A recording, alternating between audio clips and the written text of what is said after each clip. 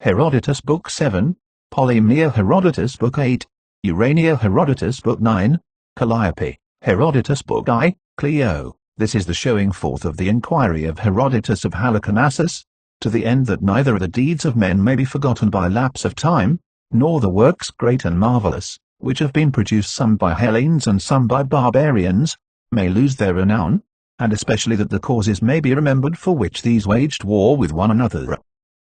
1. Those of the Persians who have knowledge of history declare that the Phoenicians first began the quarrel. These, they say, came from that which is called the Erythraean Sea to this of ours, and having settled in the land where they continue even now to dwell, set themselves forthwith to make long voyages by sea, and conveying merchandise of Egypt and of Assyria they arrived at other places and also at Argos. Now Argos was at that time in all points the first of the states within that land, which is now called Hellas. The Phoenicians arrived then at this land of Argos, and began to dispose of their ship's cargo, and on the 5th or 6th day after they had arrived, when their goods had been almost all sold, there came down to the sea a great company of women, and among them the daughter of the king, and her name, as the Hellenes also agree, was Io the daughter of Inachus. These standing near to the stern of the ship were buying of the wares such as pleased them most, when of a sudden the Phoenicians, passing the word from one to another, made a rush upon them,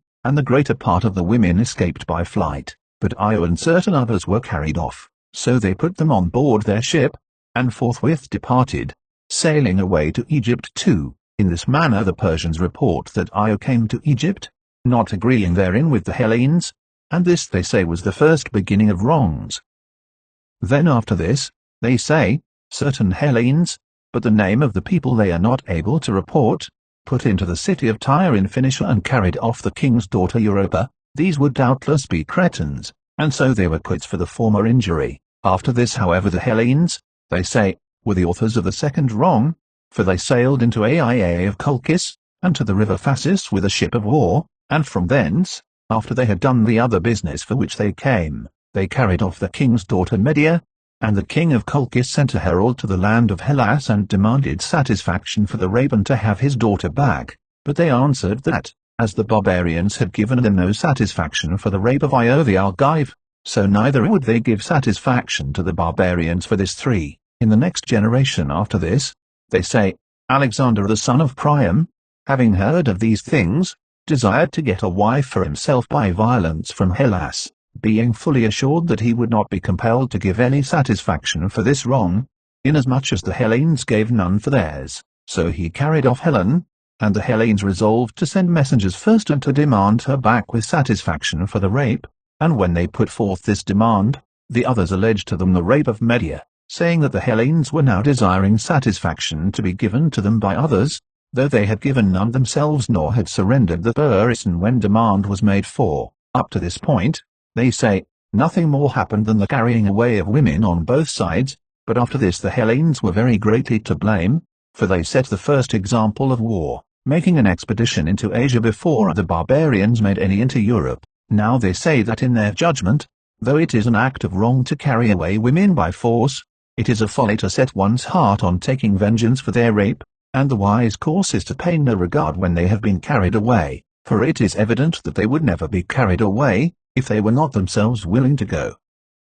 And the Persians say that they, namely the people of Asia, when their women were carried away by force, had made it a matter of no account, but the Hellenes on account of a woman of Lacedaemon gathered together a great armament, and then came to Asia and destroyed the dominion of Priam, and that from this time forward they had always considered the Hellenic race to be their enemy, for Asia and the barbarian races which dwell there the Persians claim as belonging to them, but Europe and the Hellenic race they consider to be parted off from them. 5. The Persians for their part say that things happened thus, and they conclude that the beginning of their quarrel with the Hellenes was on account of the taking of Ilion. But as regards Io the Phoenicians do not agree with the Persians in telling the tale thus, for they deny that they carried her off to Egypt by violent means, and they say on the other hand that when they were in Argos, she was intimate with the master of their ship, and perceiving that she was with child, she was ashamed to confess it to her parents, and therefore sailed away with the Phoenicians of her own will, for fear of being found out. These are the tales told by the Persians and the Phoenicians severally, and concerning these things I am not going to say that they happened thus or thus, but But when I have pointed to the man who first within my own knowledge began to commit wrong against the Hellenes, I shall go forward further with the story, giving an account of the cities of men, small as well as great, for those which in old times were great have for the most part become small, while those that were in my own time great used in former times to be small. So then, since I know that human prosperity never continues steadfast, I shall make mention of both indifferently. 6. Croesus was Lydian by race, the son of Elias and ruler of the nations which dwell on this side of the river Alice, which river, flowing from the south between the Syrians and the Paphlagonians, runs out towards the north wind into that sea which is called the Euxine. This Croesus, first of all the barbarians of whom we have knowledge, subdued certain of the Hellenes and forced them to pay tribute, while others he gained over and made them his friends. Those whom he subdued were the Ionians, the Aeolians, and the Dorians who dwell in Asia, and those whom he made his friends were the Lacedaemonians. But before the reign of Croesus all the Hellenes were free, for the expedition of the Cimmerians, which came upon Ionia before the time of Croesus, was not a conquest of the cities but a plundering incursion only. 7. Now the supremacy which had belonged to the Heraclidae came to the family of Croesus, called Myrminidae, in the following manner. Candace, whom the Hellenes call Micyllus, was ruler of Sardis and a descendant of Alcaeus, son of Heracles. Phragon, the son of Ninos, the son of Belos, the son of Alcaeus, was the first of the Heraclidae who became king of Sardis, and Candace the son of Missus was the last, but those who were kings over this land before Agrond were descendants of Lydus the son of Vates, whence this whole nation was called Lydian, having been before called Maeonian. From these the Heraclidae, descended from Heracles and the slave girl of Iablinus, obtained the government, being charged with it by reason of an oracle, and they reigned for 22 generations of men, 505 years, handing on the power from father to son, till the time of Candace the son of Missus. 8. This Candace then of whom I speak had become passionately in love with his own wife, and having become so, he deemed that his wife was fairer by far than all other women, and thus deeming, to Gyges the son of Dascylus, for he of all his spearmen was the most pleasing to him, to this Gyges, I say, he used to impart as well the more weighty of his affairs as also the beauty of his wife, praising it above measure, and after no long time, since it was destined that evil should happen to Candace, he said to Gyges as follows: Gyges, I think that thou dost not believe me when I tell thee of the beauty of my wife, for it happens that men's ears are less apt of belief than their eyes. Contrive therefore means by which thou mayest look upon her naked. But he cried aloud and said, Master, what word of unwisdom is this which thou dost utter, bidding me look upon my mistress naked? When a woman puts off her tunic she puts off her modesty also. Moreover of old time those fair sayings have been found out by men, from which we ought to learn wisdom, and of these one is this, that each man should look on his own. But I believe indeed that she is of all women the fairest, and I entreat thee not to ask of me that which it is not lawful for me to do. 9. With such words as these he resisted, fearing lest some evil might come to him from this, but the king answered him thus: Be of good courage, Gyges, and have no fear, either of me, that I am saying these words to try thee, or of my wife, lest any harm may happen to thee from her, for I will contrive it so from the first, that she shall not even perceive that she has been seen by thee. I will place thee in the room where we sleep, behind the open door, and after I have gone in, my wife also will come to lie down. Now there is a seat near the entrance of the room, and upon this she will lay her garments as she takes them off one by one, and so thou wilt be able to gaze upon her at full leisure, and when she goes from the chair to the bed and thou shalt be behind her back, then let it be thy part to take care that she sees thee not as thou goest through the door. 10. He then, since he might not avoid it, gave consent, and Candace, when he considered that it was time to rest, led Gyges to the chamber, and straightway after this the woman also appeared, and Gyges looked upon her after she came in and as she laid down her garments, and when she had her back turned towards him, as she went to the bed, then he slipped away from his hiding place and was going forth.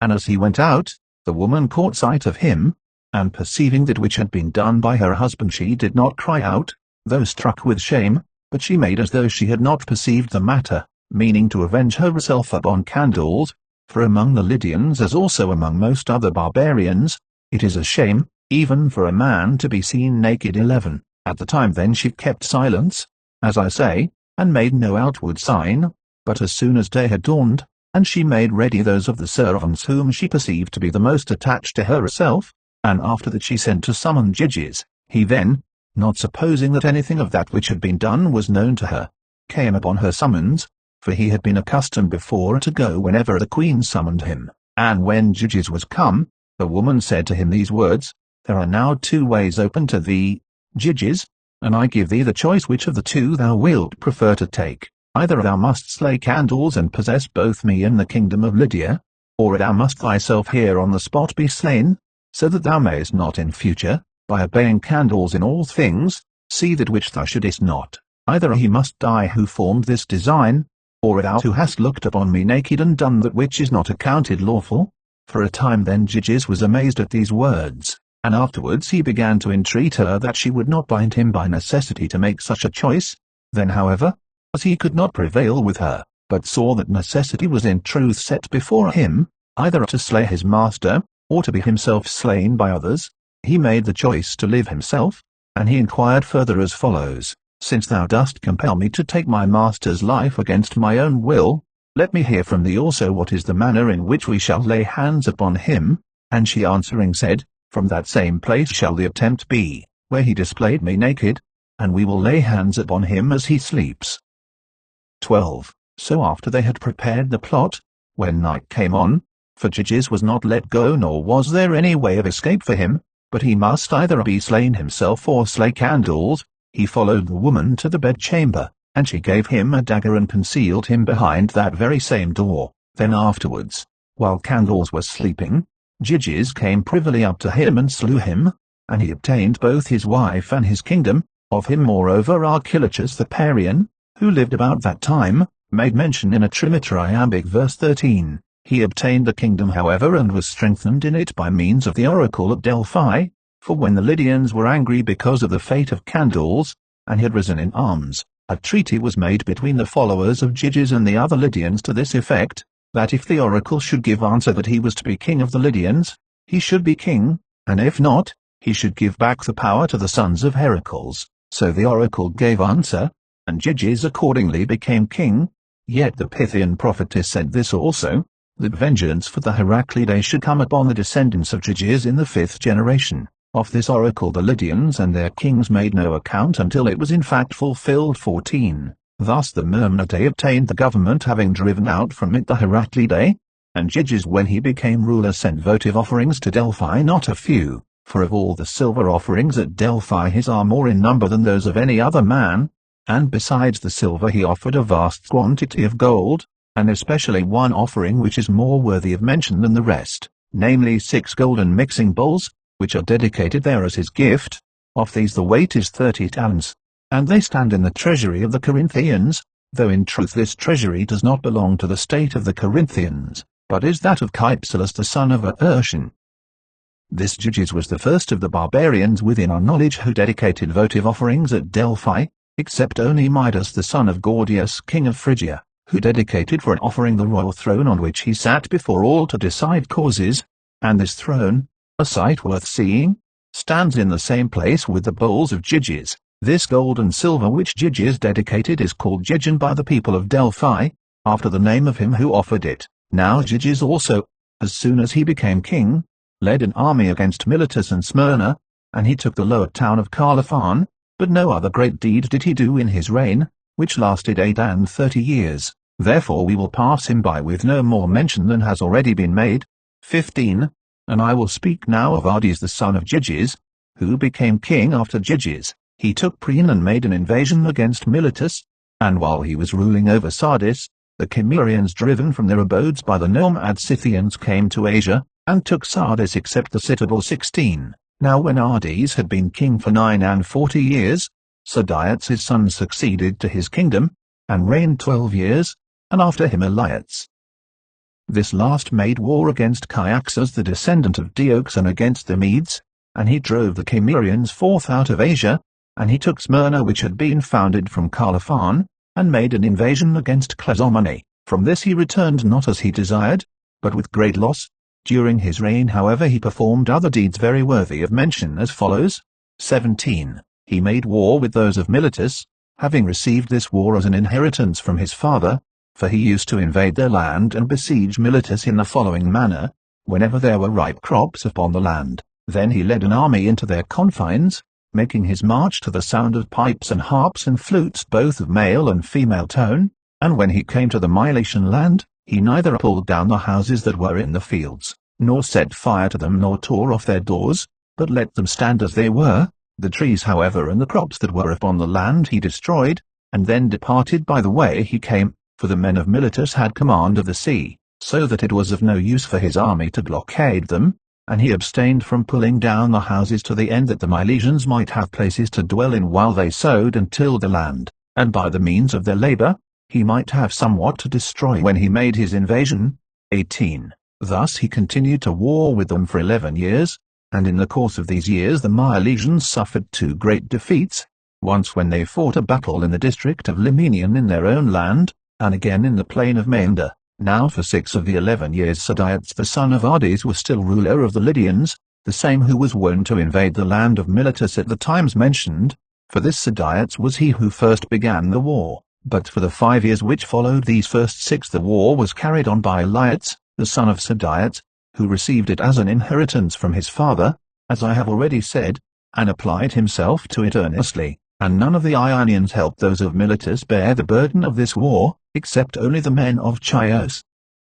These came to their aid to pay back like with like, for the Milesians had formerly assisted the Chians throughout their war with the people of Erythrae. 19. Then in the 12th year of the war, when standing corn was being burnt by the army of the Lydians, it happened as follows: as soon as the corn was kindled, it was driven by a violent wind, and set fire to the temple of Athene surnamed Ephesus, and the temple being set on fire was burnt down to the ground. Of this no account was made then, but afterwards when the army had returned to Sardis, Elias fell sick, and as his sickness lasted long, he sent messengers to inquire of the oracle at Delphi, either being advised to do so by some one, or because he himself thought it best to send an inquirer of the god concerning his sickness. But when these arrived at Delphi, the Pythian prophetess said that she would give them no answer, until they should have built up again the temple of Athene which they had burnt at Ephesus in the land of Miletus. 20. Thus much I know by the report of the people of Delphi, but the Milesians add to this that Periander the son of Cypselus,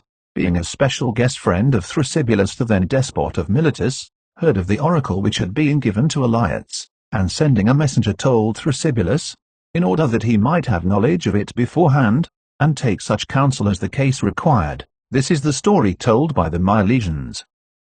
21. And Elias, when this answer was reported to him, sent a herald forthwith to Miletus, desiring to make a truce with Thrasybulus, and the Milesians for so long a time as he should be building the temple. He then was being sent as envoy to Miletus, and Thrasybulus in the meantime being informed beforehand of the whole matter, and knowing what Elias was meaning to do, contrived this device: he gathered together in the market place all the store of provisions which was found in the city, both his own and that which belonged to private persons, and he proclaimed to the Milesians that on a signal given by him, they should all begin to drink and make merry with one another. 22. This Thrasybulus did, and thus proclaimed to the end that the herald from Sardis, seeing a vast quantity of provisions carelessly piled up, and the people feasting, might report this to Elias, and so on fact it happened. For when the herald returned to Sardis after seeing this and delivering to Thrasybulus the charge which was given to him by the king of Lydia, the peace which was made came about, as I am informed, merely because of this. For Elias, who thought that there was a great famine in Miletus, and that the people had been worn down to the extreme of misery, heard from the herald, when he returned from Miletus, the opposite to that which he himself supposed, and after this the peace was made between them on condition of being guest friends and allies to one another. And Elias built 2 temples to Athene at Ephesus in place of one, and himself recovered from his sickness. With regard then to the war waged by Elias with the Milesians and Thrasybulus, things went thus.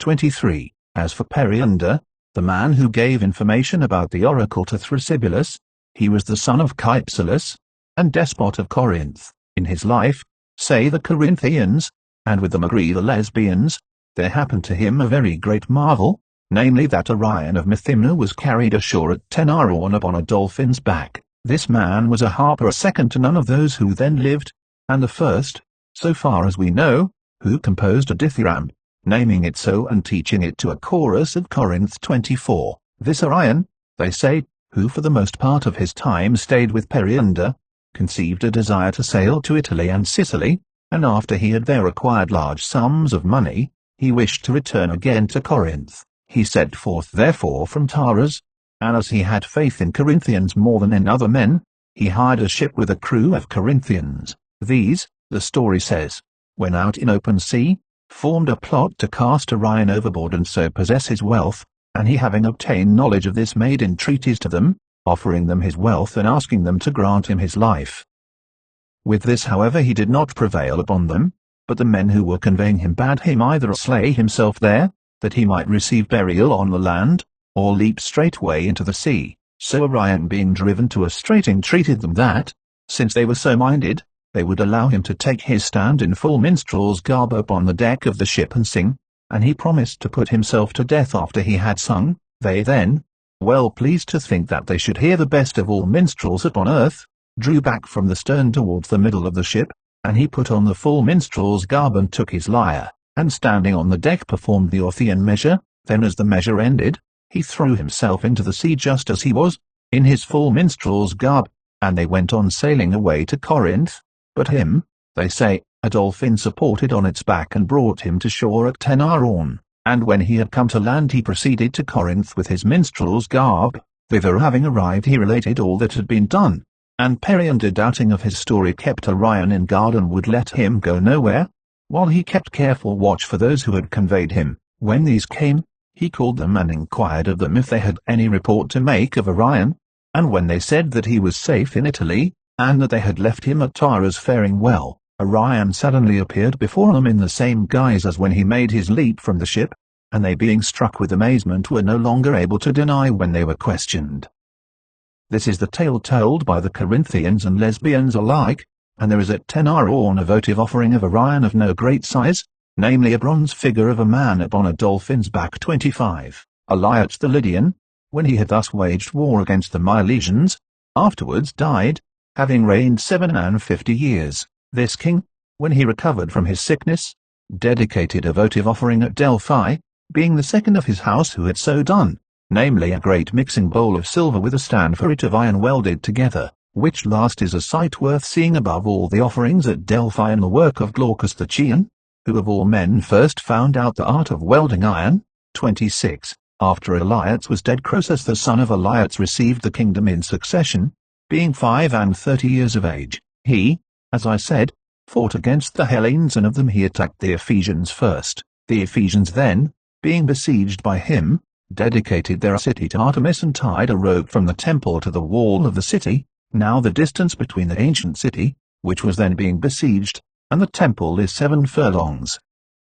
These, I say, were the first upon whom Croesus laid hands, but afterwards he did the same to the other Ionian and Aeolian cities one by one, alleging against them various causes of complaint, and making serious charges against those in whose cases he could find serious grounds, while against others of them he charged merely trifling offences. 27. Then when the Hellenes in Asia had been conquered and forced to pay tribute, he designed next to build for himself ships, and to lay hands upon those who dwelt in the islands, and when all was prepared for his building of ships, they say that Bias of Priene, or, according to another account, Pittacus of Mytilene, came to Sardis, and being asked by Croesus whether there was any new thing doing in Hellas, brought to an end his building of ships by this saying, "O king," said he, "the men of the islands are hiring a troop of 10,000 horse, and with this they mean to march to Sardis and fight against thee." And Croesus, supposing that what he reported was true, said, "May the gods put it into the minds of the dwellers of the islands to come with horses against the sons of the Lydians." And he answered and said, "O king, I perceive that thou dost earnestly desire to catch the men of the islands on the mainland riding upon horses, and it is not unreasonable that thou shouldest wish for this. What else however thinkest thou the men of the islands desire, and have been praying for ever since the time they heard that thou wert about to build ships against them, then that they might catch the Lydians upon the sea, so as to take vengeance upon thee for the Hellenes who dwell upon the mainland, whom thou dost hold enslaved?" Croesus, they say, was greatly pleased with this conclusion, and obeying his suggestion, for he judged him to speak suitably, he stopped his building of ships, and upon that he formed a friendship with the Ionians dwelling in the islands. 28. As time went on, when nearly all those dwelling on this side the river Alys had been subdued, for except the Cilicians and Lycians Croesus subdued and kept under his rule all the nations, that is to say Lydians, Phrygians, Mysians, Mariandanoi, Chalybdians, Paphlagonians, Thracians both Thynian and Bithynian, Carians, Ionians, Dorians, Aeolians, and Pamphylians. 29. When these, I say, had been subdued, and while he was still adding to his Lydian dominions, there came to Sardis, then at the height of its wealth, all the wise men of the Hellas who chanced to be alive at that time, brought thither severally by various occasions, and of them one was Solon the Athenian, who after he had made laws for the Athenians at their bidding, left his native country for 10 years and sailed away saying that he desired to visit various lands, in order that he might not be compelled to repeal any of the laws which he had proposed, for of themselves the Athenians were not competent to do this, having bound themselves by solemn oaths to submit for 10 years to the laws which Solon should propose for them 30. So Solon, having left his native country for this reason and for the sake of seeing various lands, came to Amasis in Egypt, and also to Croesus at Sardis. Having there arrived he was entertained as a guest by Croesus in the king's palace, and afterwards, on the 3rd or 4th day, at the bidding of Croesus his servants led Solon round to see his treasuries, and they showed him all things, how great and magnificent they were, and after he had looked upon them all and examined them as he had occasion, Croesus asked him as follows, Athenian guest, much report of thee has come to us, both in regard to thy wisdom and thy wanderings, how that in thy search for wisdom thou hast traversed many lands to see them. Now therefore a desire has come upon me to ask thee whether thou hast seen any whom thou deemest to be of all men the most happy. This he asked supposing that he himself was the happiest of men, but Solon, using no flattery but the truth only, said, Yes, O king, tell us the Athenian. And Croesus, marvelling at that which he said, asked him earnestly, In what respect dost thou judge tell us to be the most happy? And he said, Tell us, in the first place, living while his native state was prosperous, had sons fair and good and saw from all of them children begotten and living to grow up, and secondly he had what with us is accounted wealth, and after his life a most glorious end, for when a battle was fought by the Athenians at Eleusis against the neighbouring people, he brought up supports and routed the foe and there died by a most fair death, and the Athenians buried him publicly where he fell, and honoured him greatly. 31. So when Solon had moved Croesus to inquire further by the story of Tellus, recounting how many points of happiness he had, the king asked again whom he had seen proper to be placed next after this man, supposing that he himself would certainly obtain at least the 2nd place, but he replied, Cleobis and Biton, for these, who were of Argos by race, possessed a sufficiency of wealth and, in addition to this, strength of body such as I shall tell, both equally had won prizes in the games, and moreover the following tale is told of them. There was a feast of Hera among the Argives, and it was by all means necessary that their mother should be borne in a car to the temple, but since their oxen were not brought up in time from the field, the young men, barred from all else by lack of time, submitted themselves to the yoke and drew the wain, their mother being borne by them upon it, and so they brought it on for 45 furlongs, and came to the temple. Then after they had done this and had been seen by the assembled crowd, there came to their life a most excellent ending, and in this the deity declared that it was better for man to die than to continue to live, for the Argive men were standing round and extolling the strength of the young men, while the Argive women were extolling the mother to whose lot it had fallen to have such sons, and the mother being exceedingly rejoiced both by the deed itself, and by the report made of it, took her stand in front of the image of the goddess, and prayed that she would give to Cleobis and Biton her sons, who had honoured her greatly, the gift which is best for man to receive. And after this prayer, when they had sacrificed and feasted, the young men lay down to sleep within the temple itself, and never rose again, but were held bound in this last end. And the Argives made statues in the likeness of them and dedicated them as offerings at Delphi, thinking that they had proved themselves most excellent. 32. Thus Solon assigned the 2nd place in respect of happiness to these, and Croesus was moved to anger and said, Athenian guest, hast thou then so cast aside our prosperous state as worth nothing, that thou dost prefer to us even men of private station? And he said, Croesus, thou art inquiring about human fortunes of one who well knows that the deity is altogether envious and apt to disturb a lot, for in the course of long time, a man may see many things which he would not desire to see, and suffer also many things which he would not desire to suffer. The limit of life for a man I lay down at 70 years, and these 70 years give 25,200 days, not reckoning for any intercalated month. Then if every other one of these years shall be made longer by 1 month, that the seasons may be caused to come round at the due time of the year, the intercalated months will be in number 35 besides the 70 years, and of these months the days will be 1,050. Of all these days, being in number 26,250, which go to the 70 years, one day produces nothing at all which resembles what another brings with it. Thus then, O Croesus, man is altogether a creature of accident. As for thee, I perceive that thou art both great in wealth and king of many men, but that of which thou didst ask me I cannot call thee yet, until I learn that thou hast brought thy life to a fair ending. For the very rich man is not at all to be accounted more happy than he who has but his subsistence from day to day, unless also the fortune go with him of ending his life well in possession of all things fair. For many very wealthy men are not happy, while many who have but a moderate living are fortunate, and in truth the very rich man who is not happy has two advantages only as compared with the poor man who is fortunate, whereas this latter has many as compared with the rich man who is not happy. The rich man is able better to fulfill his desire, and also to endure a great calamity if it fall upon him, whereas the other has advantage over him in these things which follow. He is not indeed able equally with the rich man to endure a calamity, or to fulfill his desire, but these his good fortune keeps away from him,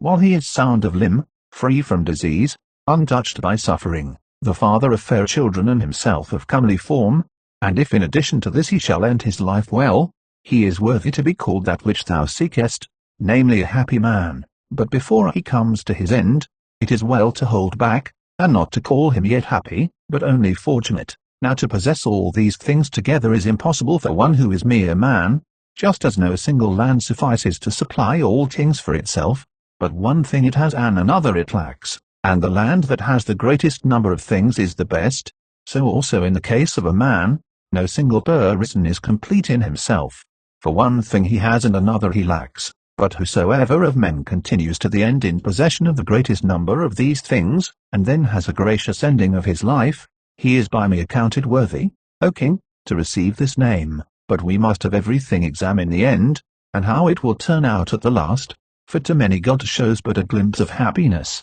and then plucks them up by the roots and overturns them.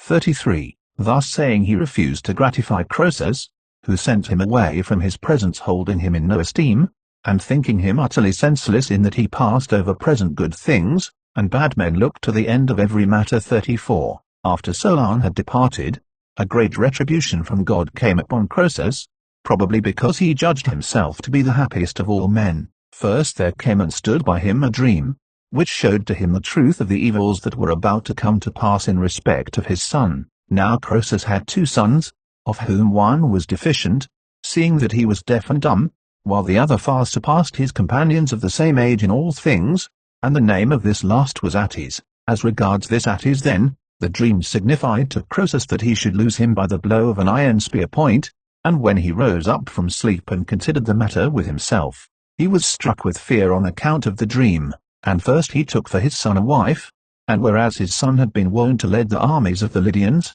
he now no longer sent him forth anywhere on any such business, and the javelins and lances, and all such things which men use for fighting he conveyed out of the men's apartments, and piled them up in the inner bedchambers, for fear lest something hanging up might fall down upon his son. 35. Then while he was engaged about the marriage of his son, there came to Sardis a man under a misfortune and with hands not clean, a Phrygian by birth and of the royal house.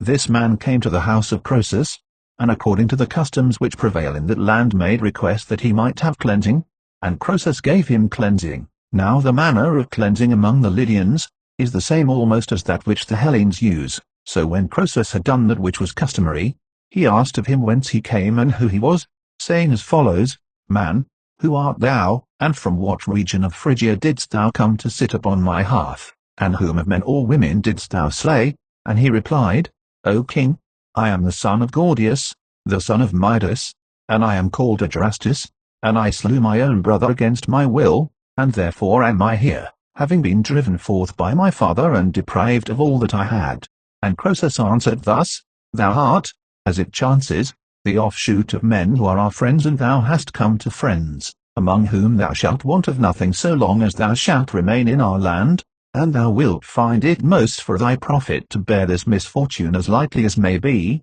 So he had his abode with Croesus 36. During this time there was produced in the Mysian Olympus a boar of monstrous size. This, coming down from the mountain aforesaid, ravaged the fields of the Mysians, and although the Mysians went out against it often, yet they could do it no hurt, but rather received hurt themselves from it. So at length messengers came from the Mysians to Croesus and said, O king, there has appeared in our land a boar of monstrous size, which lays waste our fields, and we, desiring eagerly to take it, are not able. Now therefore we ask of thee to send with us thy son, and also a chosen band of young men with dogs, that we may destroy it out of our land. Thus they made request, and Croesus, calling to mind the words of the dream, spoke to them as follows, As touching my son, make no further mention of him in this matter, for I will not send him with you, seeing that he is newly married and is concerned now with the affairs of his marriage. But I will send with you chosen men of the Lydians, and the whole number of my hunting dogs,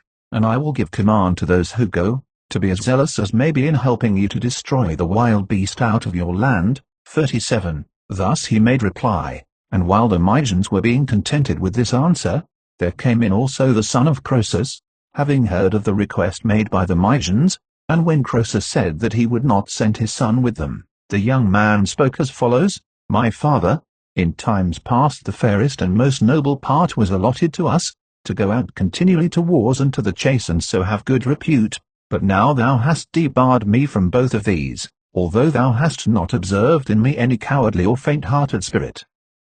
And now with what face must I appear when I go to, and from the marketplace of the city? What kind of a man shall I be esteemed by the citizens? And what kind of a man shall I be esteemed by my newly married wife? With what kind of a husband will she think that she is mated? Therefore either let me go to the hunt, or persuade me by reason that these things are better for me done as now they are. 38. And Croesus made answer thus, My son, not because I have observed in thee any spirit of cowardice or any other ungracious thing, do I act thus, but a vision of a dream came and stood by me in my sleep, and told me that thou shouldest be short-lived, and that thou shouldest perish by a spear point of iron. With thought of this vision therefore I both urged on this marriage for thee, and I refuse now to send thee upon the matter which is being taken in hand, having a care of thee that I may steal thee from thy fate at least for the period of my own life, if by any means possible for me to do so.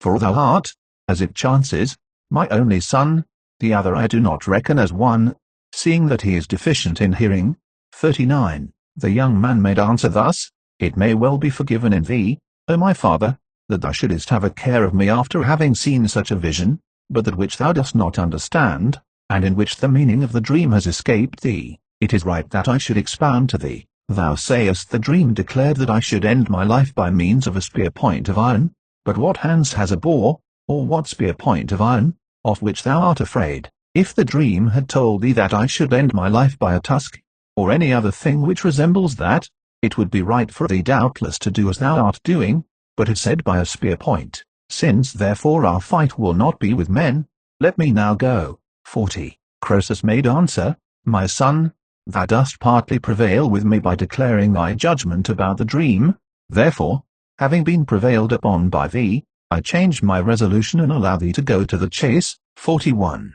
Having thus said, Croesus went to summon Adrastus the Phrygian, and when he came, he addressed him thus, Adrastus, when thou wast struck with a grievous misfortune, with which I reproach thee not, I cleansed thee, and I have received thee into my house, supplying all thy costs.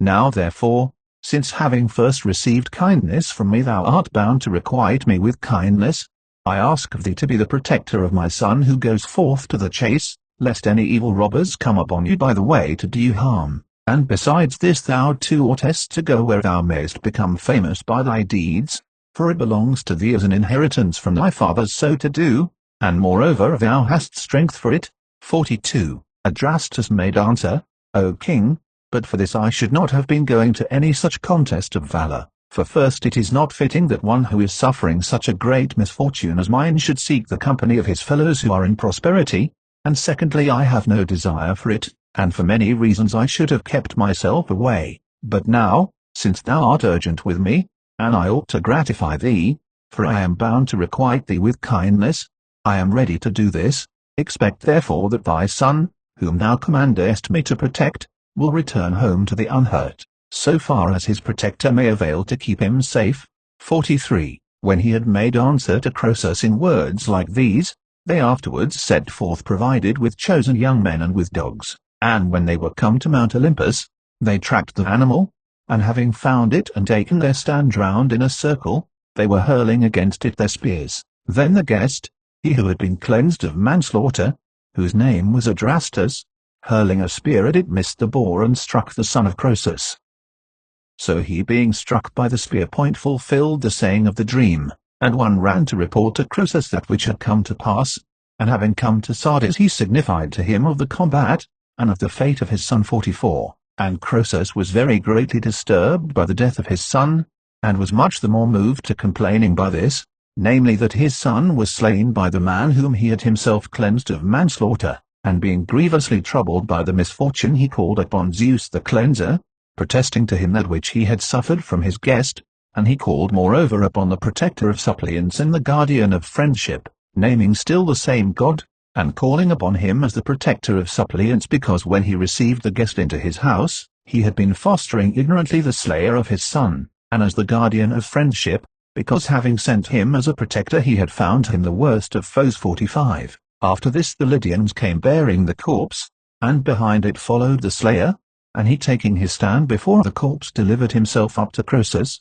holding forth his hands and bidding the king slay him over the corpse, speaking of his former misfortune, and saying that in addition to this he had now been the destroyer of the man who had cleansed him of it, and that life for him was no more worth living. But Croesus hearing this pitied Adrastus, although he was himself suffering so great an evil of his own, and said to him, Guest, I have already received from thee all the satisfaction that is due, seeing that thou dost condemn thyself to suffer death, and not thou alone art the cause of this evil, except in so far as thou wert the instrument of it against thine own will, but some one, as I suppose, of the gods, who also long ago signified to me that which was about to be. So Croesus buried his son as was fitting, but Adrastus the son of Gordius, the son of Midas, he who had been the slayer of his own brother, and the slayer also of the man who had cleansed him, when silence came of all men round about the tomb, recognizing that he was more grievously burdened by misfortune than all men of whom he knew,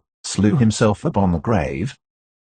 46. For 2 years then Croesus remained quiet in his mourning, because he was deprived of his son, but after this period of time the overthrowing of the rule of Astyages, the son of Cyaxares by Cyrus the son of Cambyses, and the growing greatness of the Persians caused Croesus to cease from his mourning, and led him to a care of cutting short the power of the Persians, if by any means he might, while yet it was in growth and before they should have become great. So having formed this design he began forthwith to make trial of the oracles, both those of the Hellenes and that in Libya, sending messengers some to one place and some to another, some to go to Delphi, others to a bay of the Phocians, and others to Dodona, and some were sent to the shrine of Amphiaraos and to that of Trophonius, others to Branchidae in the land of Miletus. These are the oracles of the Hellenes to which Croesus sent messengers to seek divination, and others he sent to the shrine of Ammon in Libya to inquire there. Now he was sending the messengers abroad to the end that he might try the oracles and find out what knowledge they had,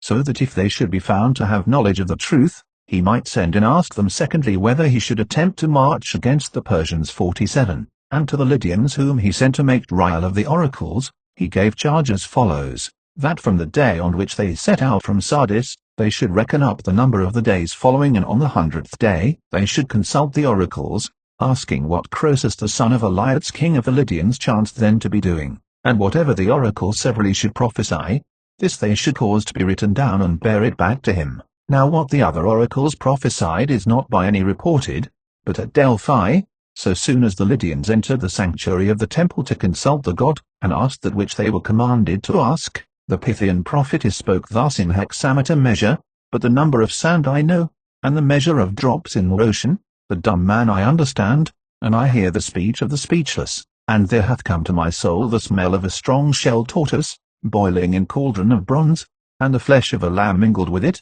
under it bronze is laid, it hath bronze as a clothing upon it. 48. When the Pythian prophetess had uttered this oracle, the Lydians caused the prophecy to be written down, and went away at once to Sardis. And when the rest also who had been sent round were there arrived with the answers of the oracles, then Croesus unfolded the writings one by one and looked upon them, and at first none of them pleased him, but when he heard that from Delphi, forthwith he did worship to the god and accepted the answer, judging that the oracle at Delphi was the only true one, because it had found out what he himself had done. For when he had sent to the several oracles his messengers to consult the gods, keeping well in mind the appointed day, he contrived the following device. He thought of something which it would be impossible to discover or to conceive of, and cutting up a tortoise and a lamb he boiled them together himself in a cauldron of bronze, laying a cover of bronze over them. 49. This then was the answer given to Croesus from Delphi, and as regards the answer of Amphiaraus, I cannot tell what he replied to the Lydians after they had done the things customary in his temple, for there is no record of this any more than of the others, except only that Croesus thought that he also possessed a true oracle. 50. After this with great sacrifices he endeavored to win the favor of the god at Delphi, for of all the animals that are fit for sacrifice he offered 3,000 of each kind, and he heaped up couches overlaid with gold and overlaid with silver, and cups of gold, and robes of purple, and tunics, making of them a great pyre, and this he burnt up, hoping by these means the more to win over the god to the side of the Lydians. And he proclaimed to all the Lydians that every one of them should make sacrifice with that which each man had, and when he had finished the sacrifice, he melted down a vast quantity of gold, and of it he wrought half plinths, making them 6 palms in length and 3 in breadth, and in height 1 palm, and their number was 117. Of these 4 were of pure gold weighing 2 talents and a half each, and others of gold alloyed with silver weighing 2 talents, and he caused to be made also an image of a lion of pure gold weighing 10 talents, which lion, when the temple of Delphi was being burnt down, fell from off the half plinths, for upon these it was set, and is placed now in the treasury of the Corinthians, weighing 6 talents and a half, for 3 talents and a half were melted away from it. 51. So Croesus, having finished all these things, sent them to Delphi, and with them these besides, 2 mixing bowls of great size, one of gold and the other of silver, of which the golden bowl was placed on the right hand as one enters the temple, and the silver on the left, but the places of these also were changed after the temple was burnt down, and the golden bowl is now placed in the treasury of the people of Clazomenae, weighing 8.5 talents and 12 pounds over, while the silver one is placed in the corner of the vestibule and holds 600 amphors, being filled with wine by the Delphians on the feast of the Theophania. This the people of Delphi say is the work of Theodoros the Samian, and, as I think, rightly, for it is evident to me that the workmanship is of no common kind. Moreover, Croesus sent 4 silver wine jars, which stand in the treasury of the Corinthians, and 2 vessels for lustral water, one of gold and the other of silver, of which the gold one is inscribed from the Lacedaemonians, who say that it is their offering. Therein however they do not speak rightly, for this also is from Croesus, but one of the Delphians wrote the inscription upon it, desiring to gratify the Lacedaemonians, and his name I know but will not make mention of it. The boy through whose hand the water flows is from the Lacedaemonians, but neither of the vessels for lustral water, and many other votive offerings Croesus sent with these, not specially distinguished, among which are certain castings of silver of a round shape, and also a golden figure of a woman 3 cubits high, which the Delphians say is a statue of the baker of Croesus. Moreover, Croesus dedicated the ornaments from his wife's neck and her girdles.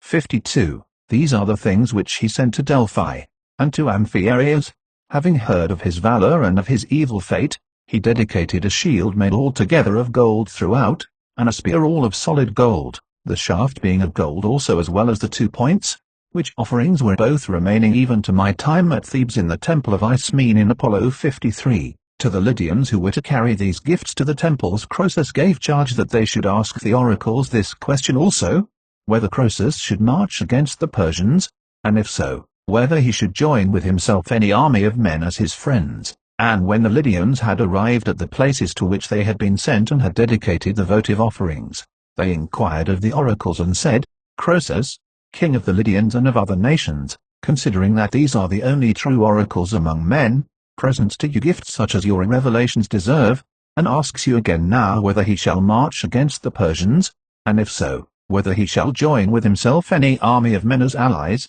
They inquired thus, and the answers of both the oracles agreed in one, declaring to Croesus that if he should march against the Persians he should destroy a great empire, and they counselled him to find out the most powerful of the Hellenes, and join these with himself as friends. 54. So when the answers were brought back and Croesus heard them, he was delighted with the oracles, and expecting that he would certainly destroy the kingdom of Cyrus, he sent again to Pytho, and presented to the men of Delphi, having ascertained the number of them, 2 staters of gold for each man, and in return for this the Delphians gave to Croesus and to the Lydians precedence in consulting the oracle and freedom from all payments, and the right to front seats at the games, with this privilege also for all time, that any one of them who wished should be allowed to become a citizen of Delphi. 55. And having made presents to the men of Delphi, Croesus consulted the oracle the 3rd time, for from the time when he learnt the truth of the oracle, he made abundant use of it,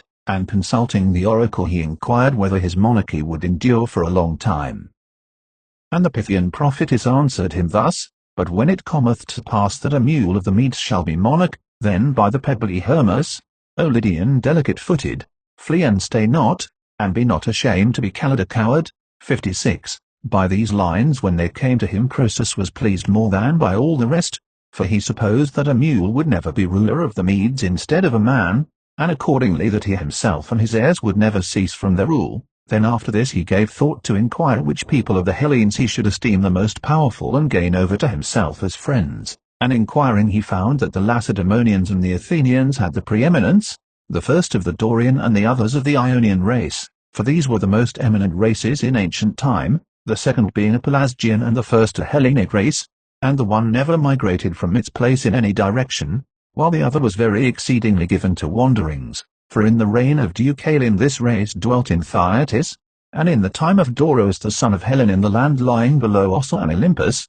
which is called Histioinitis, and when it was driven from Histioinitis by the sons of Cadmus, it dwelt in Pindus and was called Macednian, and thence it moved afterwards to Dryapis, and from Dryapis it came finally to Peloponnesus, and began to be called Dorian.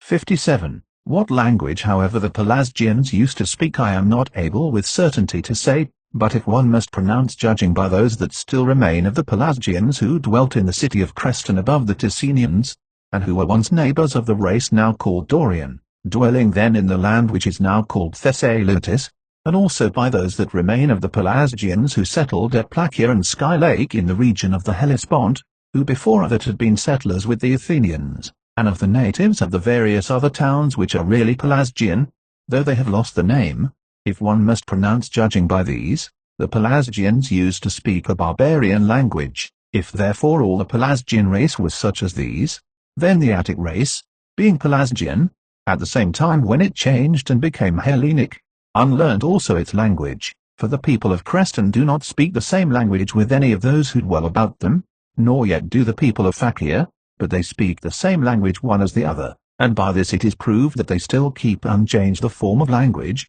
which they brought with them, when they migrated to these places. 58. As for the Hellenic race, it has used ever the same language, as I clearly perceive, since it first took its rise, but since the time when it parted off feeble at first from the Pelasgian race, setting forth from a small beginning, it has increased to that great number of races which we see, and chiefly because many barbarian races have been added to it besides. Moreover it is true, as I think, of the Pelasgian race also, that so far as it remained barbarian it never made any great increase. 59. Of these races then Croesus was informed that the Athenian was held subject, and torn with faction by Pisistratus the son of Hippocrates, who then was despot of the Athenians, for to Hippocrates, when as a private citizen he went to view the Olympic games, a great marvel had occurred, after he had offered the sacrifice, the cauldrons which were standing upon the hearth, full of pieces of flesh and of water, boiled without fire under them and ran over, and Chilon the Lacedaemonian, who chanced to have been present and to have seen the marvel, advised Hippocrates first not to bring into his house a wife to bear him children, and secondly, if he happened to have one already, to dismiss her, and if he chanced to have a son, to disown him. When Chilon had thus recommended, Hippocrates, they say, was not willing to be persuaded, and so there was born to him afterwards this Pisistratus, who, when the Athenians of the shore were at feud with those of the plain, Megacles the son of Alcmaeon being leader of the first faction, and Lycurgus the son of Aristolades of that of the plain, aimed at the despotism for himself and gathered a third party. So then, after having collected supporters and called himself leader of the men of the mountain lands, he contrived a device as follows. He inflicted wounds upon himself and upon his mules, and then drove his car into the marketplace, as if he had just escaped from his opponents, who, as he alleged, had desired to kill him when he was driving into the country, and he asked the commons that he might obtain some protection from them, for before this he had gained reputation in his command against the Megarians, during which he took Nisaea and performed other signal service.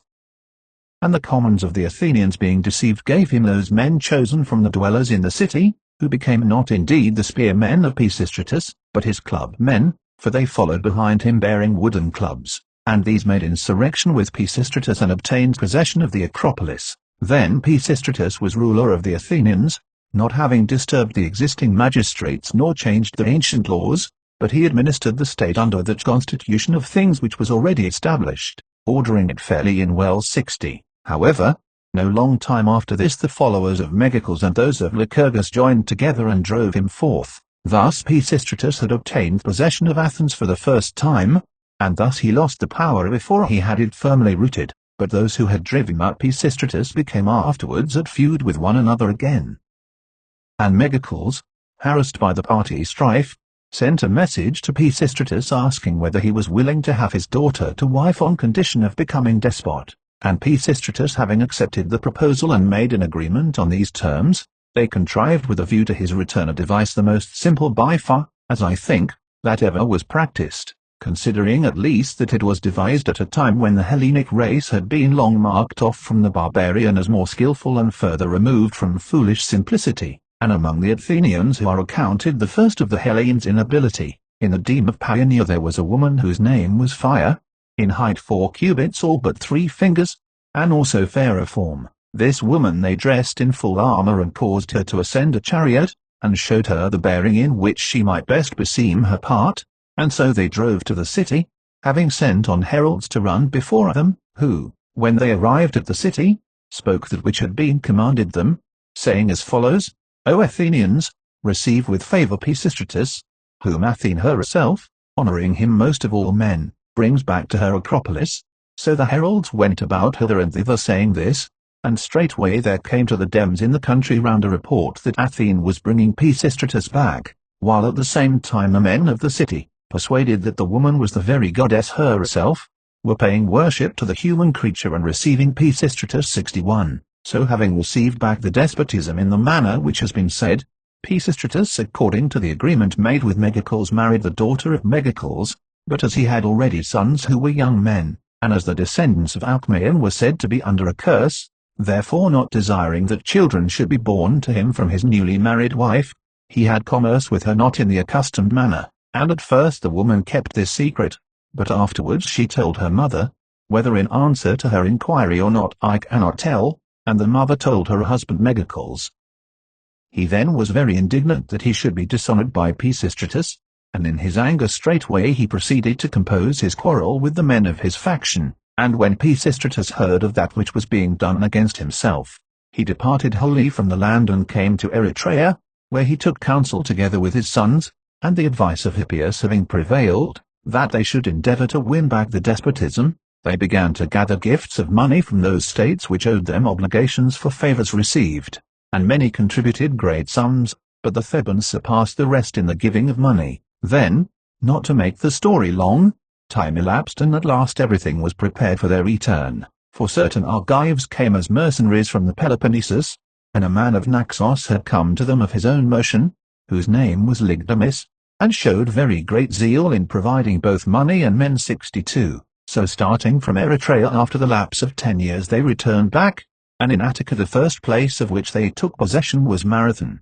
While they were encamping here, their partisans from the city came to them, and also others flowed in from the various dems, to whom despotic rule was more welcome than freedom. So these were gathering themselves together, but the Athenians in the city, so long as Pisistratus was collecting the money, and afterwards when he took possession of Marathon, made no account of it. But when they heard that he was marching from Marathon towards the city, then they went to the rescue against him. These then were going in full force to fight against the returning exiles, and the forces of Pisistratus, as they went towards the city starting from Marathon, met them just when they came to the temple of Athene Palinus, and there encamped opposite to them. Then moved by divine guidance there came into the presence of Pisistratus Amphilotus the Acarnanian, a soothsayer, who approaching him uttered an oracle in hexameter verse, saying thus, "But now the cast hath been made and the net hath been widely extended, and in the night the tunnies will dart through the moonlighted waters." 63. This oracle he uttered to him being divinely inspired, and Pisistratus, having understood the oracle and having said that he accepted the prophecy which was uttered, led his army against the enemy. Now the Athenians from the city were just at that time occupied with the morning meal, and some of them after their meal with games of dice or with sleep, and the forces of Pisistratus fell upon the Athenians and put them to flight. Then as they fled, Pisistratus devised a very skilful counsel, to the end that the Athenians might not gather again into one body, but might remain scattered abroad. He mounted his sons on horseback and sent them before him, and overtaking the fugitives they said that which was commanded them by Pisistratus, bidding them be of good cheer and that each man should depart to his own home. 64. Thus then the Athenians did, and so Pisistratus for the third time obtained possession of Athens, and he firmly rooted his despotism by many foreign mercenaries and by much revenue of money, coming partly from the land itself and partly from about the river Strymon, and also by taking as hostages the sons of those Athenians who had remained in the land and had not at once fled, and placing them in the hands of Naxios. For this also Pisistratus conquered by war and delivered into the charge of Lygdamis. Moreover besides this he cleansed the island of Delos in obedience to the oracles, and his cleansing was of the following kind. So far as the view from the temple extended he dug up all the dead bodies which were buried in this part and removed them to another part of Delos. So Pisistratus was despot of the Athenians, but of the Athenians some had fallen in the battle, and others of them with the sons of Alcmaeon were exiles from their native land. 65. Such was the condition of things which Croesus heard was prevailing among the Athenians during this time, but as to the Lacedaemonians he heard that they had escaped from great evils, and had now got the better of the Tegeans in the war. For when Leon and Hygieicles were kings of Sparta, the Lacedaemonians, who had good success in all their other wars, suffered disaster in that alone which they waged against the men of Tegea. Moreover in the times before this they had the worst laws of almost all the Hellenes, both in matters which concerned themselves alone and also in that they had no dealings with strangers, and they made their change to a good constitution of laws. Thus, Lycurgus, a man of the Spartans who was held in high repute, came to the oracle at Delphi, and as he entered the sanctuary of the temple, straightway the Pythian prophetess said as follows, "Lo, thou art come, O Lycurgus, to this rich shrine of my temple, loved thou by Zeus and by all who possess the abodes of Olympus. Whether to call thee a god, I doubt, in my voice is prophetic, god or a man, but rather a god I think, O Lycurgus." Some say in addition to this that the Pythian prophetess also set forth to him the order of things which is now established for the Spartans, but the Lacedaemonians themselves say that Lycurgus having become guardian of Leobotes his brother's son, who was king of the Spartans, brought in these things from Crete, for as soon as he became guardian, he changed all the prevailing laws, and took measures that they should not transgress his institutions, and after this Lycurgus established that which appertained to war, namely enomotes and tricads and common meals, and in addition to this the ephors and the senate. 66. Having changed thus, the Spartans had good laws, and to Lycurgus after he was dead they erected a temple, and they pay him great worship. So then, as might be supposed, with a fertile land and with no small number of men dwelling in it, they straightway shot up and became prosperous, and it was no longer sufficient for them to keep still, but presuming that they were superior in strength to the Arcadians, they consulted the oracle at Delphi respecting conquest of the whole of Arcadia, and the Pythian prophetess gave answer thus, "The land of Arcadia thou askest. Thou askest me much, I refuse it. Many there are in Arcadian land, stout men, eating acorns, these will prevent thee from this, but I am not grudging towards thee. Tegea beaten with sounding feet I will give thee to dance in. and a fair plain I will give thee to measure with line and divide it. When the Lacedaemonians heard report of this, they held off from the other Arcadians, and marched against the Tygians with fetters in their hands, trusting to a deceitful oracle and expecting that they would make slaves of the men of Tegea. But having been worsted in the encounter, those of them who were taken alive worked wearing the fetters which they themselves brought with them, and having measured with line and divided the plain of the Tygians, and these fetters with which they had been bound were preserved even to my own time at Tegea, hanging about the temple of Athena Leia. 67. In the former war then I say they struggled against the Tygians continually with ill success, but in the time of Croesus, and in the reign of Anaxandrides and Ariston at Lacedaemon, the Spartans had at length become victors in the war, and they became so in the following manner: as they continued to be always worsted in the war by the men of Tegea, they sent messengers to consult the oracle at Delphi, and inquired what god they should propitiate in order to get the better of the men of Tegea in the war. And the Pythian prophetess made answer to them, that they should bring into their land the bones of Orestes the son of Agamemnon. Then as they were not able to find the grave of Orestes, they sent men again to go to the god and to inquire about the spot where Orestes was laid, and when the messengers who were sent asked this, the prophetess said as follows: Tegea there is, in Arcadian land, in a smooth place founded, where there do blow two blasts by strong compulsion together, stroke two there is and stroke in return, and trouble on trouble, there Agamemnon's son in the life-giving earth is reposing, him if thou bring with thee home, of Tegea thou shalt be master. When the Lacedaemonians had heard this they were none the less far from finding it out, though they searched all places, until the time that Lichas, one of those Spartans who are called well-doers, discovered it. Now the well-doers are of the citizens the eldest who are passing from the ranks of the horsemen, in each year 5, and these are bound during that year in which they pass out from the horsemen, to allow themselves to be sent without ceasing to various places by the Spartan state. 68. Lichas then, being one of these, discovered it in Tegea by means both of fortune and ability. For as there were at that time dealings under truce with the men of Tegea, he had come to a forge there and was looking at iron being wrought, and he was in wonder as he saw that which was being done. The smith therefore, perceiving that he marvelled at it, ceased from his work and said, Surely, thou stranger of Lacedaemon, if thou hadst seen that which I once saw, thou wouldst have marvelled much, since now it falls out that thou dost marvel so greatly at the working of this iron. For I, desiring in this enclosure to make a well, lighted in my digging upon a coffin of 7 cubits in length, and not believing that ever there had been men larger than those of the present day, I opened it, and I saw that the dead body was equal in length to the coffin. Then after I had measured it, I filled in the earth over it again. He then thus told him of that which he had seen, and the other, having thought upon that which was told, conjectured that this was Orestes according to the saying of the oracle, forming his conjecture in the following manner: whereas he saw that the smith had 2 pairs of bellows, he concluded that these were the winds spoken of, and that the anvil and the hammer were the stroke and the stroke in return, and that the iron which was being wrought was the trouble laid upon trouble, making comparison by the thought that iron has been discovered for the evil of mankind. Having thus conjectured he came back to Sparta and declared the whole matter to the Lacedaemonians, and they brought a charge against him on a fictitious pretext and drove him out into exile. So having come to Tegea, he told the smith of his evil fortune and endeavoured to hire from him the enclosure, but at first he would not allow him to have it. At length however Lichas persuaded him and he took up his abode there, and he dug up the grave, and gathered together the bones, and went with them away to Sparta. From that time, whenever they made trial of one another, the Lacedaemonians had much the advantage in the war, and by now they had subdued to themselves the greater part of Peloponnesus besides. 69. Croesus accordingly being informed of all these things was sending messengers to Sparta with gifts in their hands to ask for an alliance,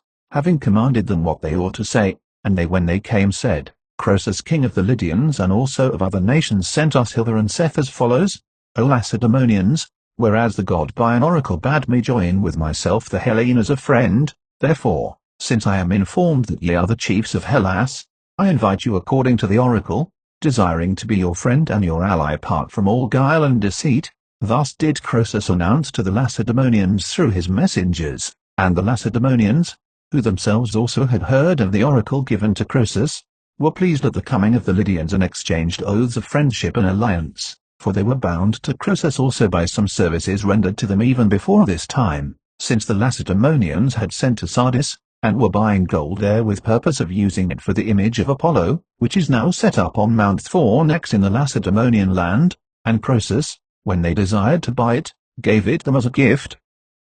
70. For this reason therefore the Lacedaemonians accepted the alliance, and also because he chose them as his friends, preferring them to all the other Hellenes. And not only were they ready themselves when he made his offer, but they caused a mixing bowl to be made of bronze, covered outside with figures round the rim, and of such a size as to hold 300 amphors, and this they conveyed, desiring to give it as a gift in return to Croesus. This bowl never came to Sardis for reasons of which two accounts are given as follows. The Lacedaemonians say that when the bowl was on its way to Sardis, and came opposite the land of Samos, the men of Samos having heard of it sailed out with ships of war and took it away. But the Samians themselves say that the Lacedaemonians who were conveying the bowl, finding that they were too late and hearing that Sardis had been taken and Croesus was a prisoner, sold the bowl in Samos, and certain private persons bought it and dedicated it as a votive offering in the temple of Hera, and probably those who had sold it would say when they returned to Sparta, that it had been taken from them by the Samians. 71. Thus then it happened about the mixing bowl, but meanwhile Croesus, mistaking the meaning of the oracle, was making a march into Cappadocia, expecting to overthrow Cyrus and the power of the Persians, and while Croesus was preparing to march against the Persians, one of the Lydians, who even before this time was thought to be a wise man but in consequence of this opinion, got a very great name for wisdom among the Lydians, had advised Croesus as follows. The name of the man was Sandonis. O king, thou art preparing to march against men who wear breeches of leather, and the rest of their clothing is of leather also, and they eat food not such as they desire but such as they can obtain, dwelling in a land which is rugged, and moreover they make no use of wine but drink water, and no figs have they for dessert, nor any other good thing. On the one hand, if thou shalt overcome them, what wilt thou take away from them, seeing they have nothing? And on the other hand, if thou shalt be overcome, consider how many good things thou wilt lose, for once having tasted our good things, they will cling to them fast and it will not be possible to drive them away.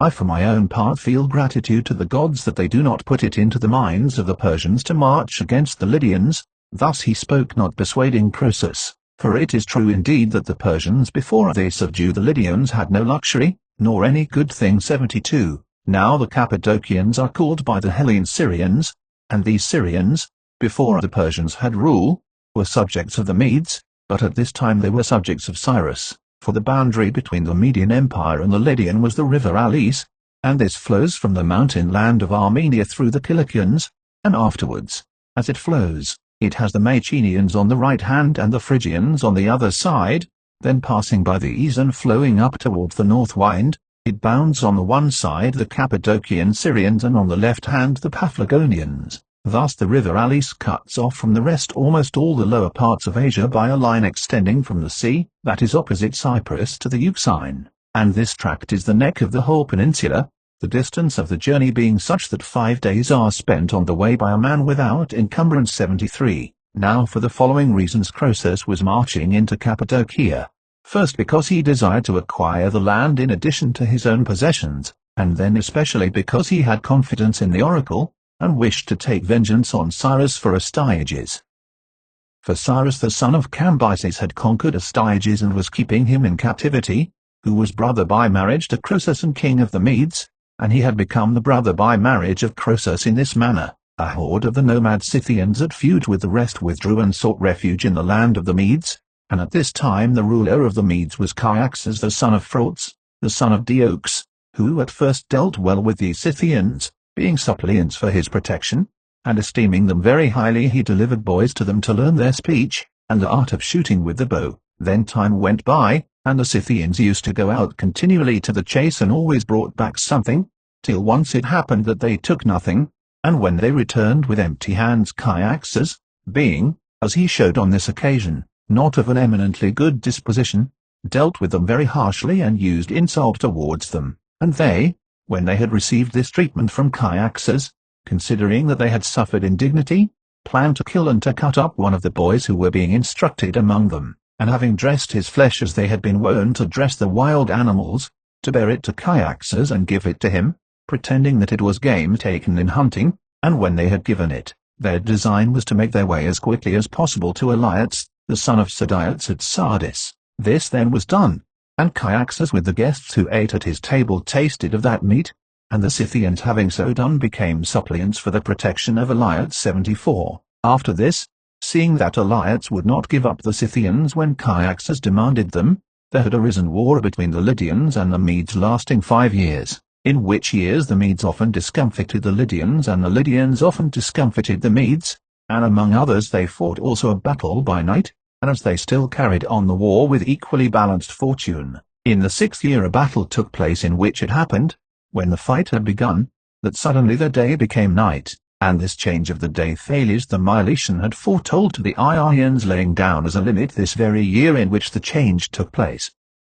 The Lydians however and the Medes, when they saw that it had become night instead of day, ceased from their fighting, and were much more eager both of them that peace should be made between them. And they who brought about the peace between them were Cyaxares the Cilician and Labynetus the Babylonian. These were they who urged also the taking of the oath by them, and they brought about an interchange of marriages, for they decided that Elias should give his daughter Erinis to Astyages the son of Cyaxares, seeing that without the compulsion of a strong tie agreements are apt not to hold strongly together. Now these nations observe the same ceremonies in taking oaths as the Hellenes, and in addition to them they make incision into the skin of their arms, and then lick up the blood each of the other 75. This Astyages then, being his mother's father, Cyrus had conquered and made prisoner for a reason which I shall declare in the history which comes after. This then was the complaint which Croesus had against Cyrus when he sent to the oracles to ask if he should march against the Persians, and when a deceitful answer had come back to him,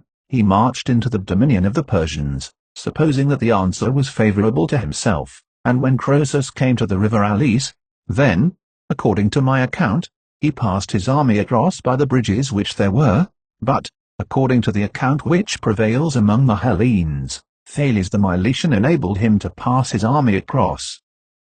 For, say they, when Croesus was at a loss how his army should pass over the river, since, they add, there were not yet at the time the bridges which now there are, Thales being present in the army caused the river, which flowed then on the left hand of the army, to flow partly also on the right, and he did it thus: beginning above the camp he proceeded to dig a deep channel, directing it in the form of a crescent moon, so that the river might take the camp there pitched in the rear, being turned aside from its ancient course by this way along the channel, and afterwards passing by the camp might fall again into its ancient course, so that as soon as the river was thus parted in two it became fordable by both branches, and some say even that the ancient course of the river was altogether dried up, but this tale I do not admit as true. For how then did they pass over the river as they went back? 76. And Croesus, when he had passed over with his army, came to that place in Cappadocia which is called Tyria. Now Tyria is the strongest place in this country, and is situated somewhere about in a line with the city of Sinope on the Euxine. Here he encamped and ravaged the fields of the Syrians. Moreover he took the city of the Tyrians, and sold the people into slavery, and he took also all the towns that lay about it, and the Syrians, who were not guilty of any wrong, he forced to remove from their homes. Meanwhile Cyrus, having gathered his own forces, and having taken up in addition to them all who dwelt in the region between, was coming to meet Croesus.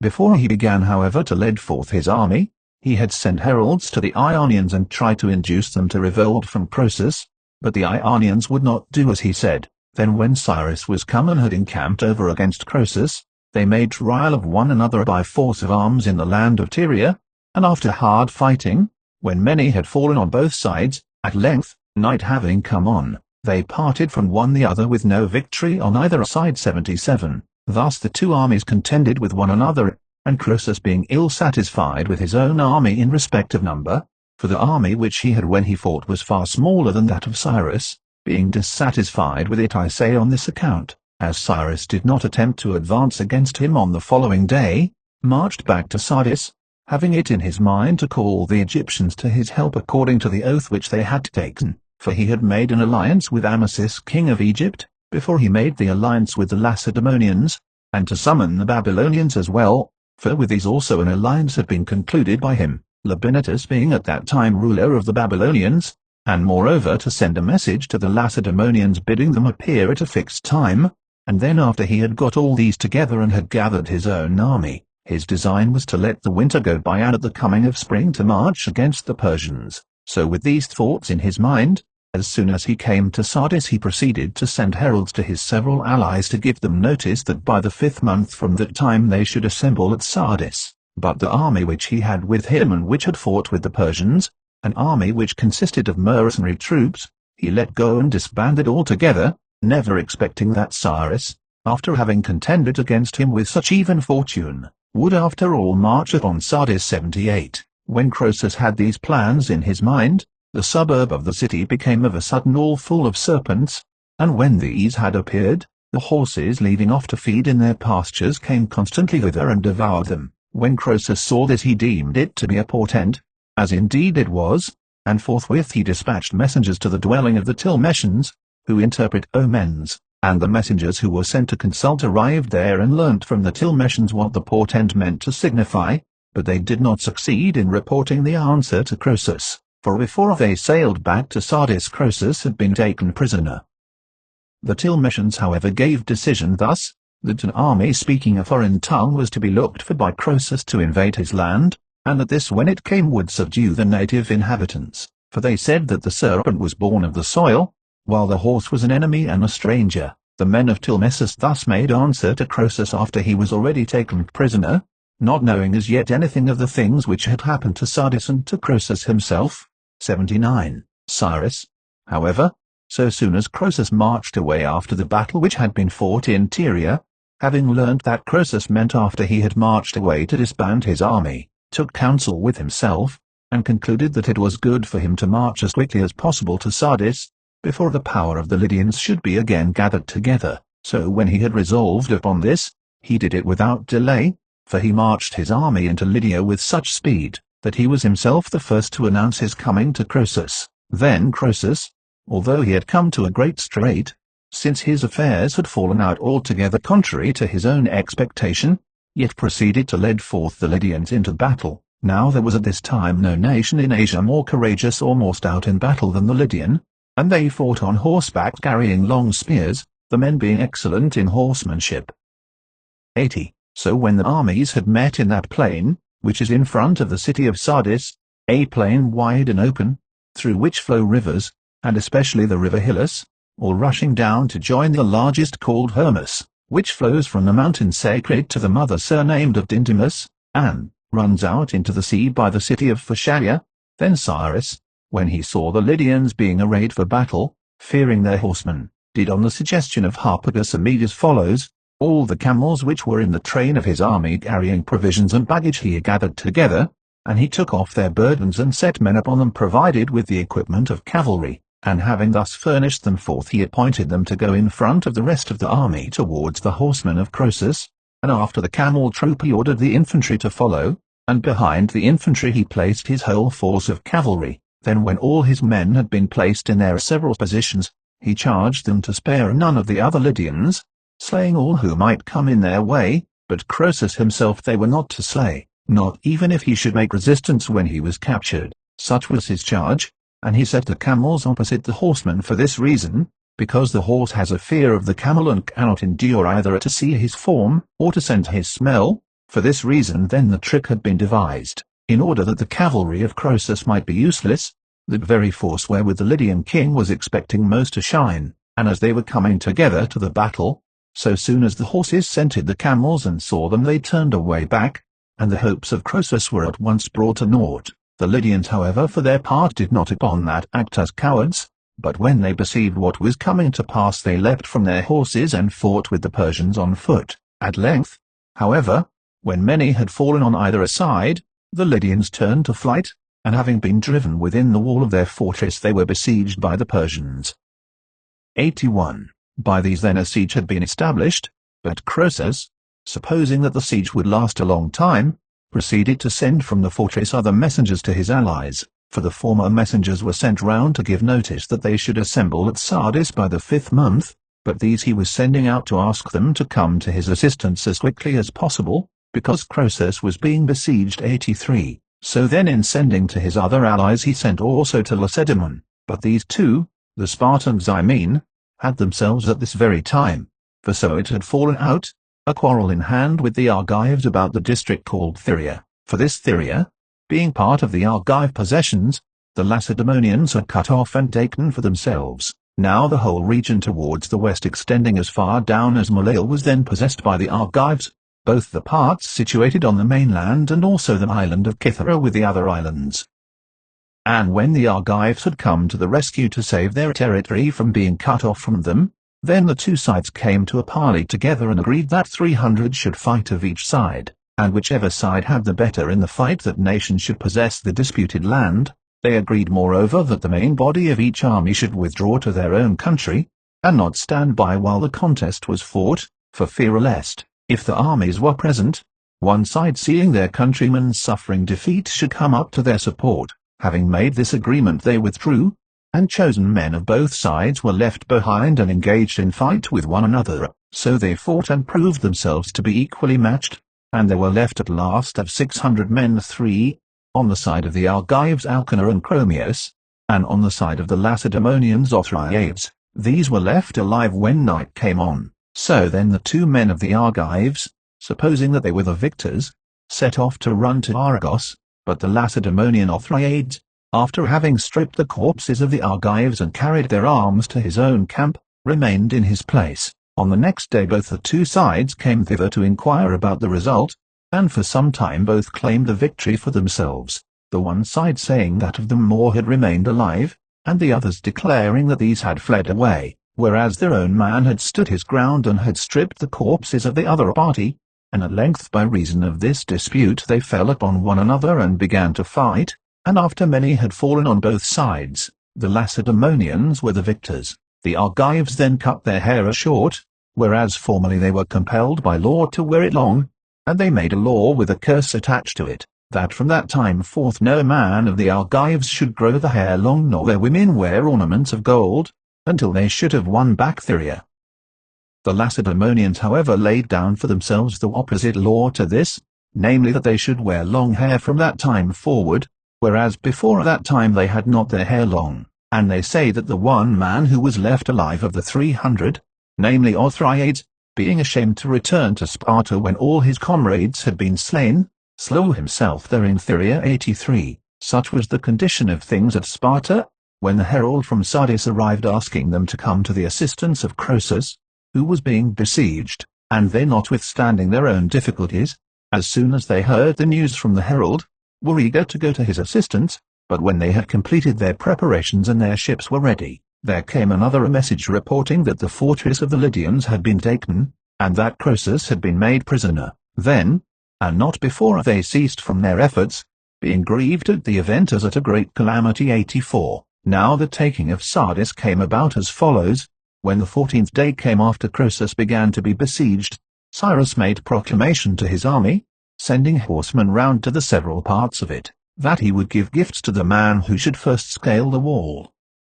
After this the army made an attempt, and when it failed, then after all the rest had ceased from the attack, a certain Mardian whose name was Herodotus made an attempt to approach on that side of the citadel, where no guard had been set, for they had no fear that it would ever be taken from that side, seeing that here the citadel is precipitous and unassailable. To this part of the wall alone Meles also, who formerly was king of Sardis, did not carry round the lion which his concubine bore to him, the Tilmetians having given decision that if the lion should be carried round the wall, Sardis should be safe from capture, and Meles having carried it round the rest of the wall, that is to say those parts of the citadel where the fortress was open to attack, passed over this part as being unassailable and precipitous. Now this is a part of the city which is turned towards Tmolus. So then this Mardian Herodotus, having seen on the day before how one of the Lydians had descended on that side of the citadel to recover his helmet, which had rolled down from above, and had picked it up, took thought and cast the matter about in his own mind.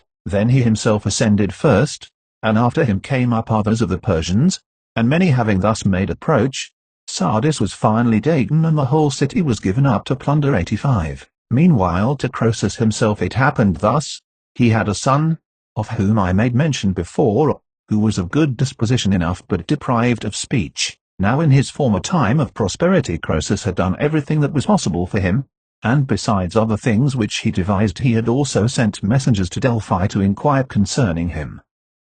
And the Pythian prophetess spoke to him thus: Lydian, master of many, much blind to destiny, Croesus, do not desire to hear in thy halls that voice which is prateful, voice of thy son, much better if this from thee were removed, since he shall first utter speech in an evil day of misfortune. Now when the fortress was being taken, one of the Persians was about to slay Croesus, taking him for another, and Croesus for his part, seeing him coming on, cared nothing for it because of the misfortune which was upon him, and to him it was indifferent that he should be slain by the stroke. But this voiceless son, when he saw the Persian coming on, by reason of terror and affliction burst the bonds of his utterance and said, Man, slay not Croesus, this son, I say, uttered voice then first of all, but after this he continued to use speech for the whole time of his life. 86. The Persians then had obtained possession of Sardis and had taken Croesus himself prisoner, after he had reigned 14 years and had been besieged 14 days,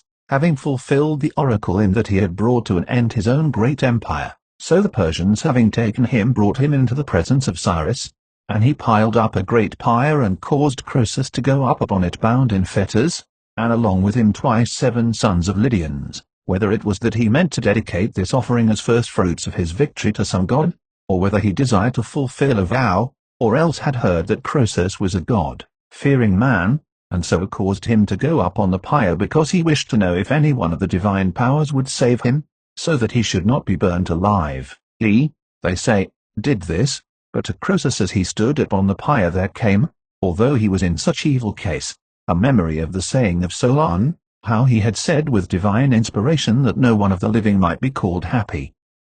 And when this thought came into his mind, they say that he sighed deeply and groaned aloud, having been for long silent, and 3 times he uttered the name of Solon. Hearing this, Cyrus bade the interpreters ask Croesus who was this person on whom he called, and they came near and asked, and Croesus for a time, it is said, kept silence when he was asked this, but afterwards being pressed he said, One who more than much wealth I should have desired to have speech with all monarchs. Then, since his words were of doubtful import, they asked again of that which he said, and as they were urgent with him and gave him no peace, he told how once Solon an Athenian had come, and having inspected all his wealth had made light of it, with such and such words, and how all had turned out for him according as Solon had said, not speaking at all especially with a view to Croesus himself, but with a view to the whole human race, and especially those who seemed to themselves to be happy men. And while Croesus related these things, already the pyre was lighted and the edges of it round about were burning.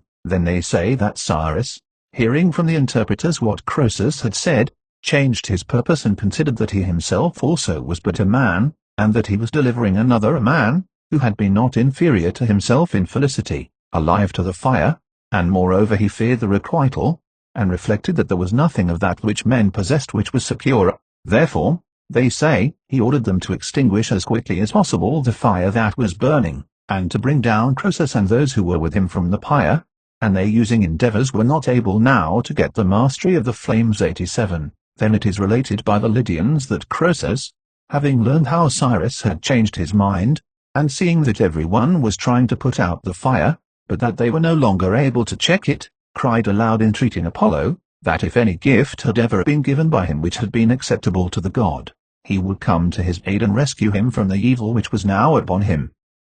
So he with tears entreated the god, and suddenly, they say, after clear sky and calm weather clouds gathered and a storm burst, and it rained with a very violent shower, and the pyre was extinguished. Then Cyrus, having perceived that Croesus was a lover of the gods and a good man, caused him to be brought down from the pyre and asked him as follows, Croesus, tell me who of all men was it who persuaded thee to march upon my land, and so to become an enemy to me instead of a friend? And he said, O king, I did this to thy felicity and to my own misfortune, and the causer of this was the god of the Hellenes, who incited me to march with my army, for no one is so senseless as to choose of his own will war rather peace, since in peace the sons bury their fathers, but in war the fathers bury their sons. But it was pleasing, I suppose, to the divine powers that these things should come to pass thus. 88. So he spoke, And Cyrus loosed his bonds and caused him to sit near himself and paid to him much regard.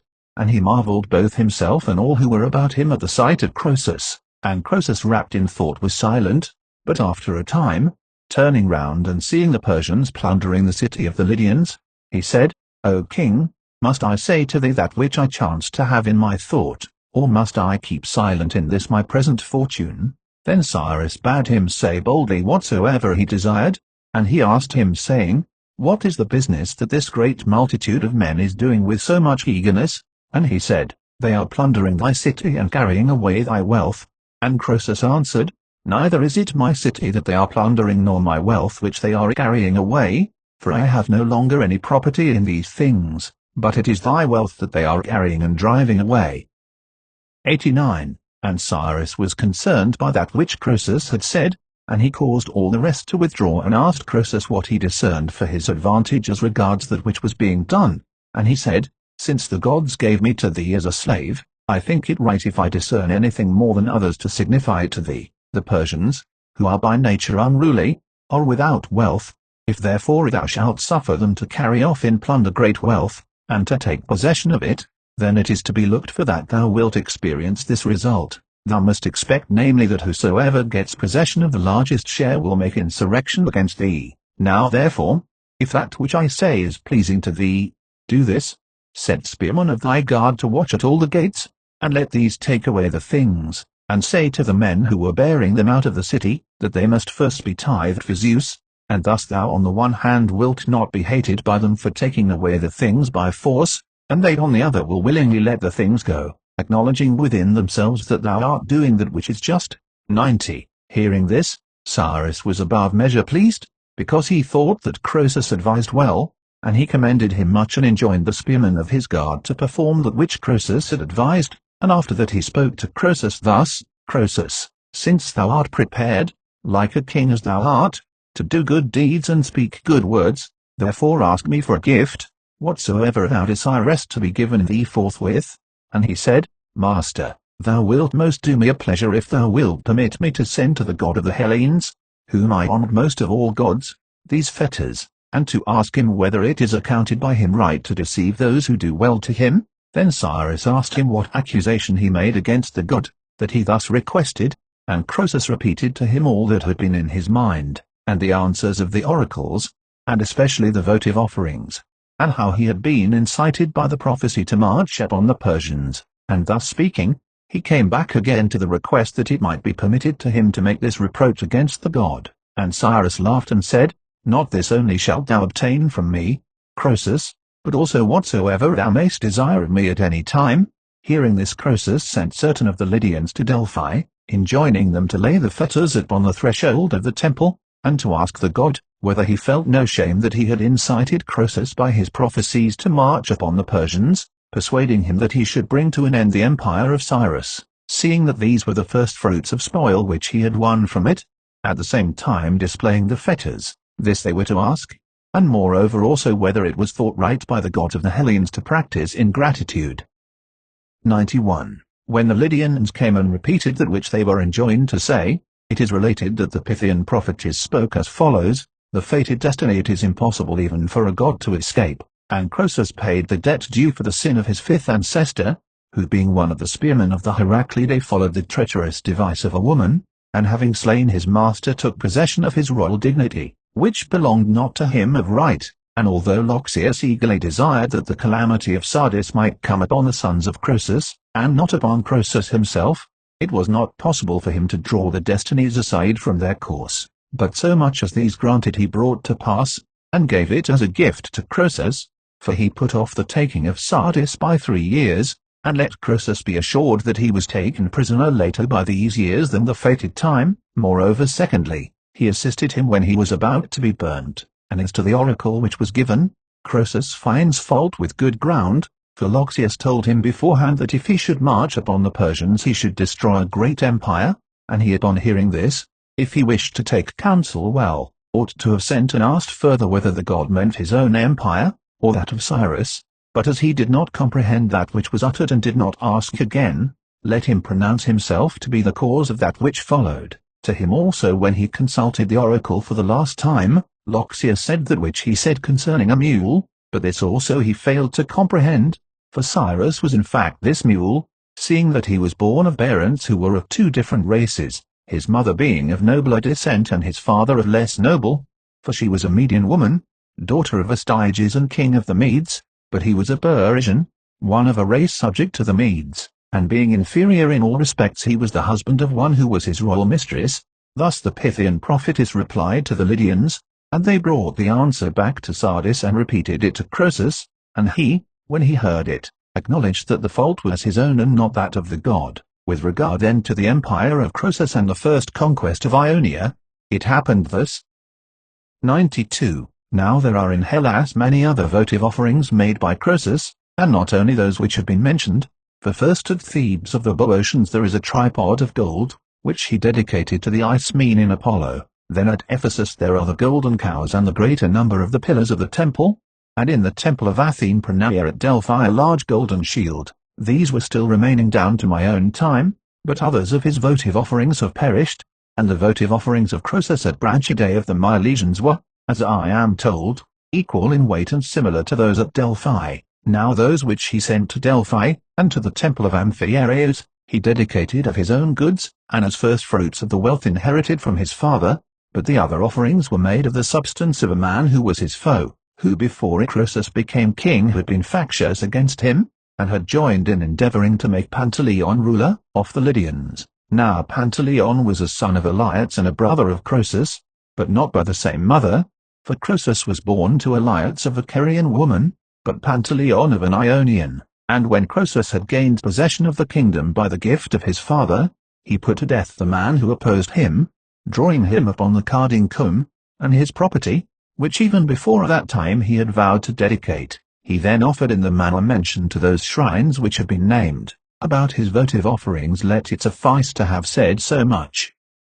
93. Of marvels to be recorded, the land of Lydia has no great store as compared with other lands, excepting the gold dust which is carried down from Tmolus, but one work it has to show which is larger far than any other, except only those in Egypt and Babylon, for there is there the sepulchral monument of Elias the father of Croesus, of which the base is made of larger stones, and the rest of the monument is of earth piled up, and this was built by contributions of those who practiced trade, and of the artisans and the girls who plied their traffic there, and still there existed to my own time boundary stones 5 in number erected upon the monument above, on which were carved inscriptions telling how much of the work was done by each class, and upon measurement it was found that the work of the girls was the greatest in amount, for the daughters of the common people in Lydia practice prostitution one and all, to gather for themselves dowries, continuing this until the time when they marry, and the girls give themselves away in marriage. Now the circuit of the monument is 6 furlongs and 200 feet, and the breadth is 1300 feet, and adjoining the monument is a great lake, which the Lydians say has a never-failing supply of water, and it is called the Lake of Gyges. Such is the nature of this monument. 94. Now the Lydians have very nearly the same customs as the Hellenes, with the exception that they prostitute their female children, and they were the first of men, so far as we know, who struck and used coin of gold or silver, and also they were the first retail traders, and the Lydians themselves say that the games which are now in use among them, and among the Hellenes were also their invention. These they say were invented among them at the same time as they colonized Ticenia, and this is the account they give of them. In the reign of Attis, the son of Manes, their king, there came to be a grievous dearth over the whole of Lydia, and the Lydians for a time continued to endure it, but afterwards, as it did not cease, they sought for remedies, and one devised one thing and another of them devised another thing, and then were discovered, they say, the ways of playing with the dice and the knuckle bones and the ball, and all the other games excepting draughts, for the discovery of this last is not claimed by the Lydians. These games they invented as a resource against the famine, and thus they used to do. On one of the days they would play games all the time in order that they might not feel the want of food, and on the next they ceased from their games and had food, and thus they went on for 18 years, as however the evil did not slacken but pressed upon them ever more and more. Therefore their king divided the whole Lydian people into 2 parts, and he appointed by lot one part to remain, and the other to go forth from the land. And the king appointed himself to be over that one of the parts which had the lot to stay in the land, and his son to be over that which was departing, and the name of his son was Ticinus.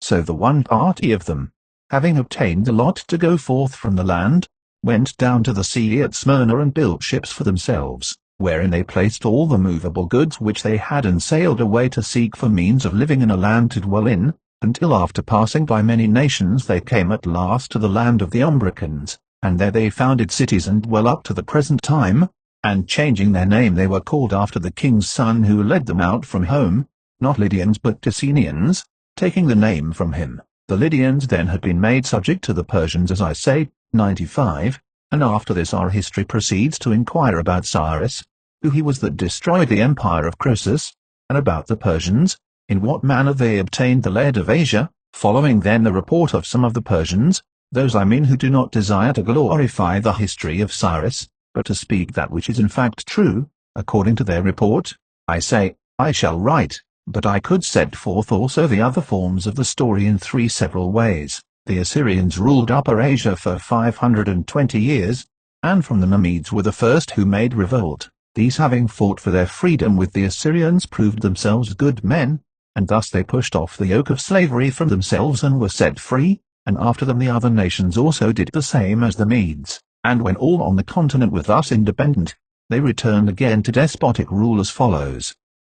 96. There appeared among the Medes a man of great ability whose name was Diox, and this man was the son of Phrautes. This Diox, having formed a desire for despotic power, did thus, whereas the Medes dwelt in separate villages, he, being even before that time of great repute in his own village, set himself to practice just dealing much more and with greater zeal than before, and this he did although there was much lawlessness throughout the whole of Media, and although he knew that injustice is ever at feud with justice, and the Medes of the same village, seeing his manners, chose him for their judge, so he, since he was aiming at power, was upright and just, and doing thus he had no little praise from his fellow citizens, insomuch that those of the other villages, learning that Diox was a man who more than all others gave decision rightly, whereas before this they had been wont to suffer from unjust judgments, themselves also when they heard it came gladly to Diox to have their causes determined, and at last they trusted the business to no one else. 97.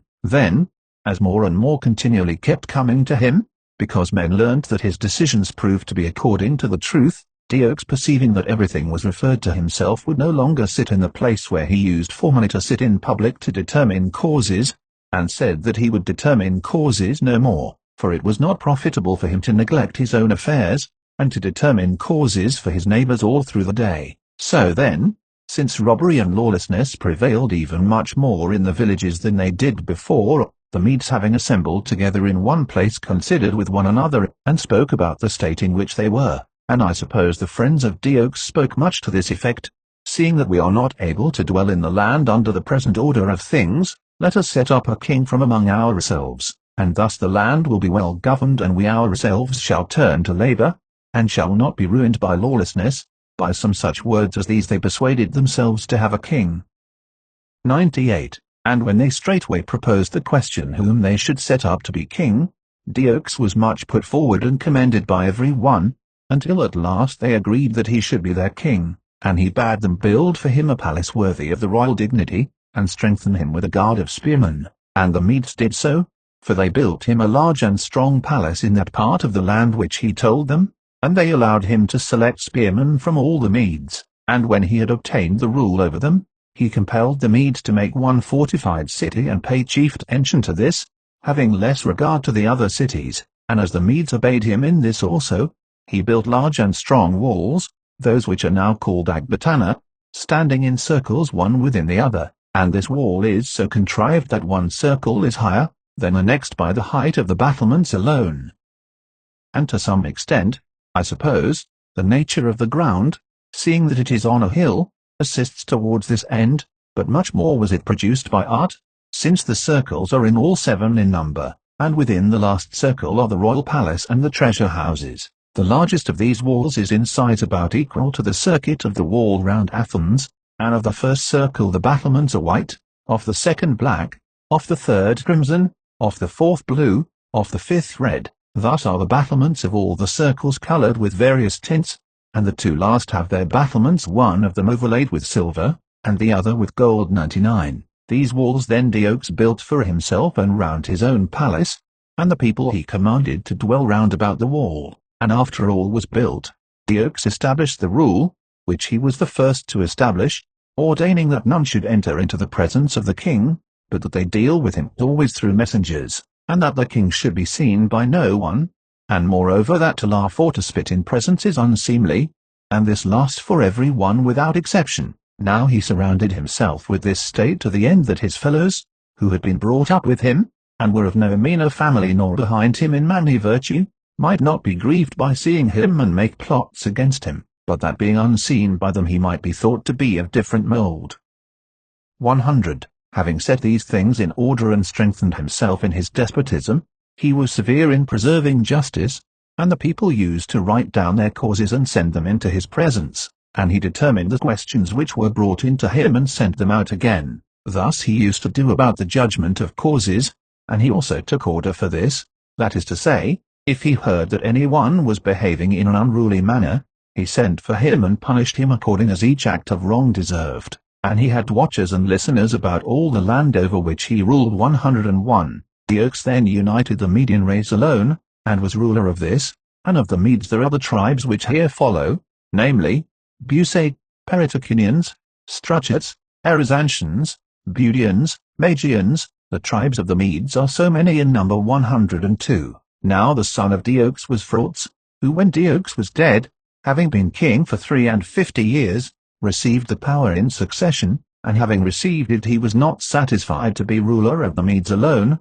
but marched upon the Persians, and attacking them first before others, he made these first subject to the Medes. After this, being ruler of these two nations and both of them strong, he proceeded to subdue Asia, going from one nation to another, until at last he marched against the Assyrians, those Assyrians I mean who dwelt at Nineveh, and who formerly had been rulers of the whole, but at that time they were left without support, their allies having revolted from them, though at home they were prosperous enough. Phrautes marched, I say, against these, and was both himself slain, after he had reigned 22 years, and the greater part of his army was destroyed.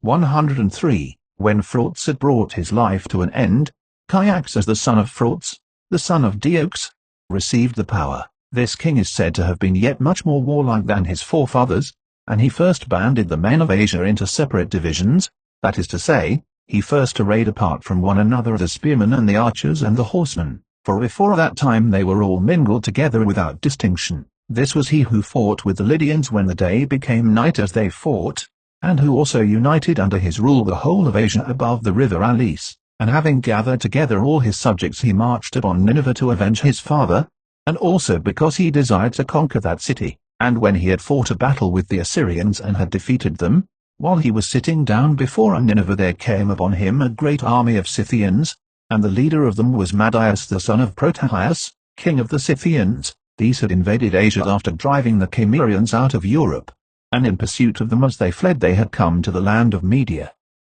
104. Now from the Maeotian lake to the river Phasis, and to the land of the Colchians is a journey of 30 days for one without encumbrance, and from Colchis it is not far to pass over to Media, for there is only one nation between them, the Sasparians, and passing by this nation you are in Media. However the Scythians did not make their invasion by this way, but turned aside from it to go by the upper road which is much longer, keeping Mount Caucasus on their right hand. Then the Medes fought with the Scythians, and having been worsted in the battle they lost their power, and the Scythians obtained rule over all Asia. 105. Thence they went on to invade Egypt, and when they were in Syria which is called Palestine, Psammetichus king of Egypt met them, and by gifts and entreaties he turned them from their purpose, so that they should not advance any further, and as they retreated, when they came to the city of Ascalon in Syria, most of the Scythians passed through without doing any damage, but a few of them who had stayed behind plundered the temple of Aphrodite Urania.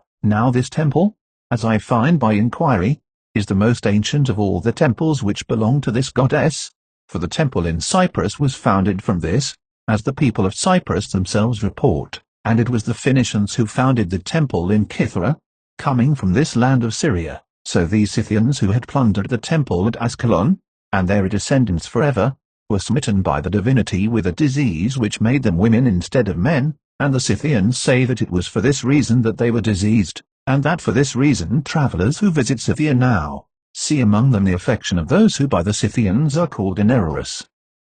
106. For 28 years then the Scythians were rulers of Asia, and by their unruliness and reckless behavior everything was ruined, for on the one hand, they exacted that in tribute from each people which they laid upon them, and apart from the tribute they rode about, and carried off by force the possessions of each tribe. Then Cyaxares with the Medes, having invited the greater number of them to a banquet, made them drunk and slew them, and thus the Medes recovered their power, and had rule over the same nations as before, and they also took Nineveh. The manner how it was taken I shall set forth in another history, and made the Assyrians subject to them excepting only the land of Babylon. 107. After this Cyaxares died, having reigned 40 years including those years during which the Scythians had rule, and Astyages son of Cyaxares received from him the kingdom. To him was born a daughter whom he named Mandane, and in his sleep it seemed to him that there passed from her so much water as to fill his city, and also to flood the whole of Asia. This dream he delivered over to the Magian interpreters of dreams, and when he heard from them the truth at each point he became afraid, and afterwards when this Mandane was of an age to have a husband, he did not give her in marriage to any one of the Medes who were his peers, because he feared the vision, but he gave her to a Persian named Cambyses, whom he found to be of a good descent and of a quiet disposition, counting him to be in station much below a Mede of middle rank.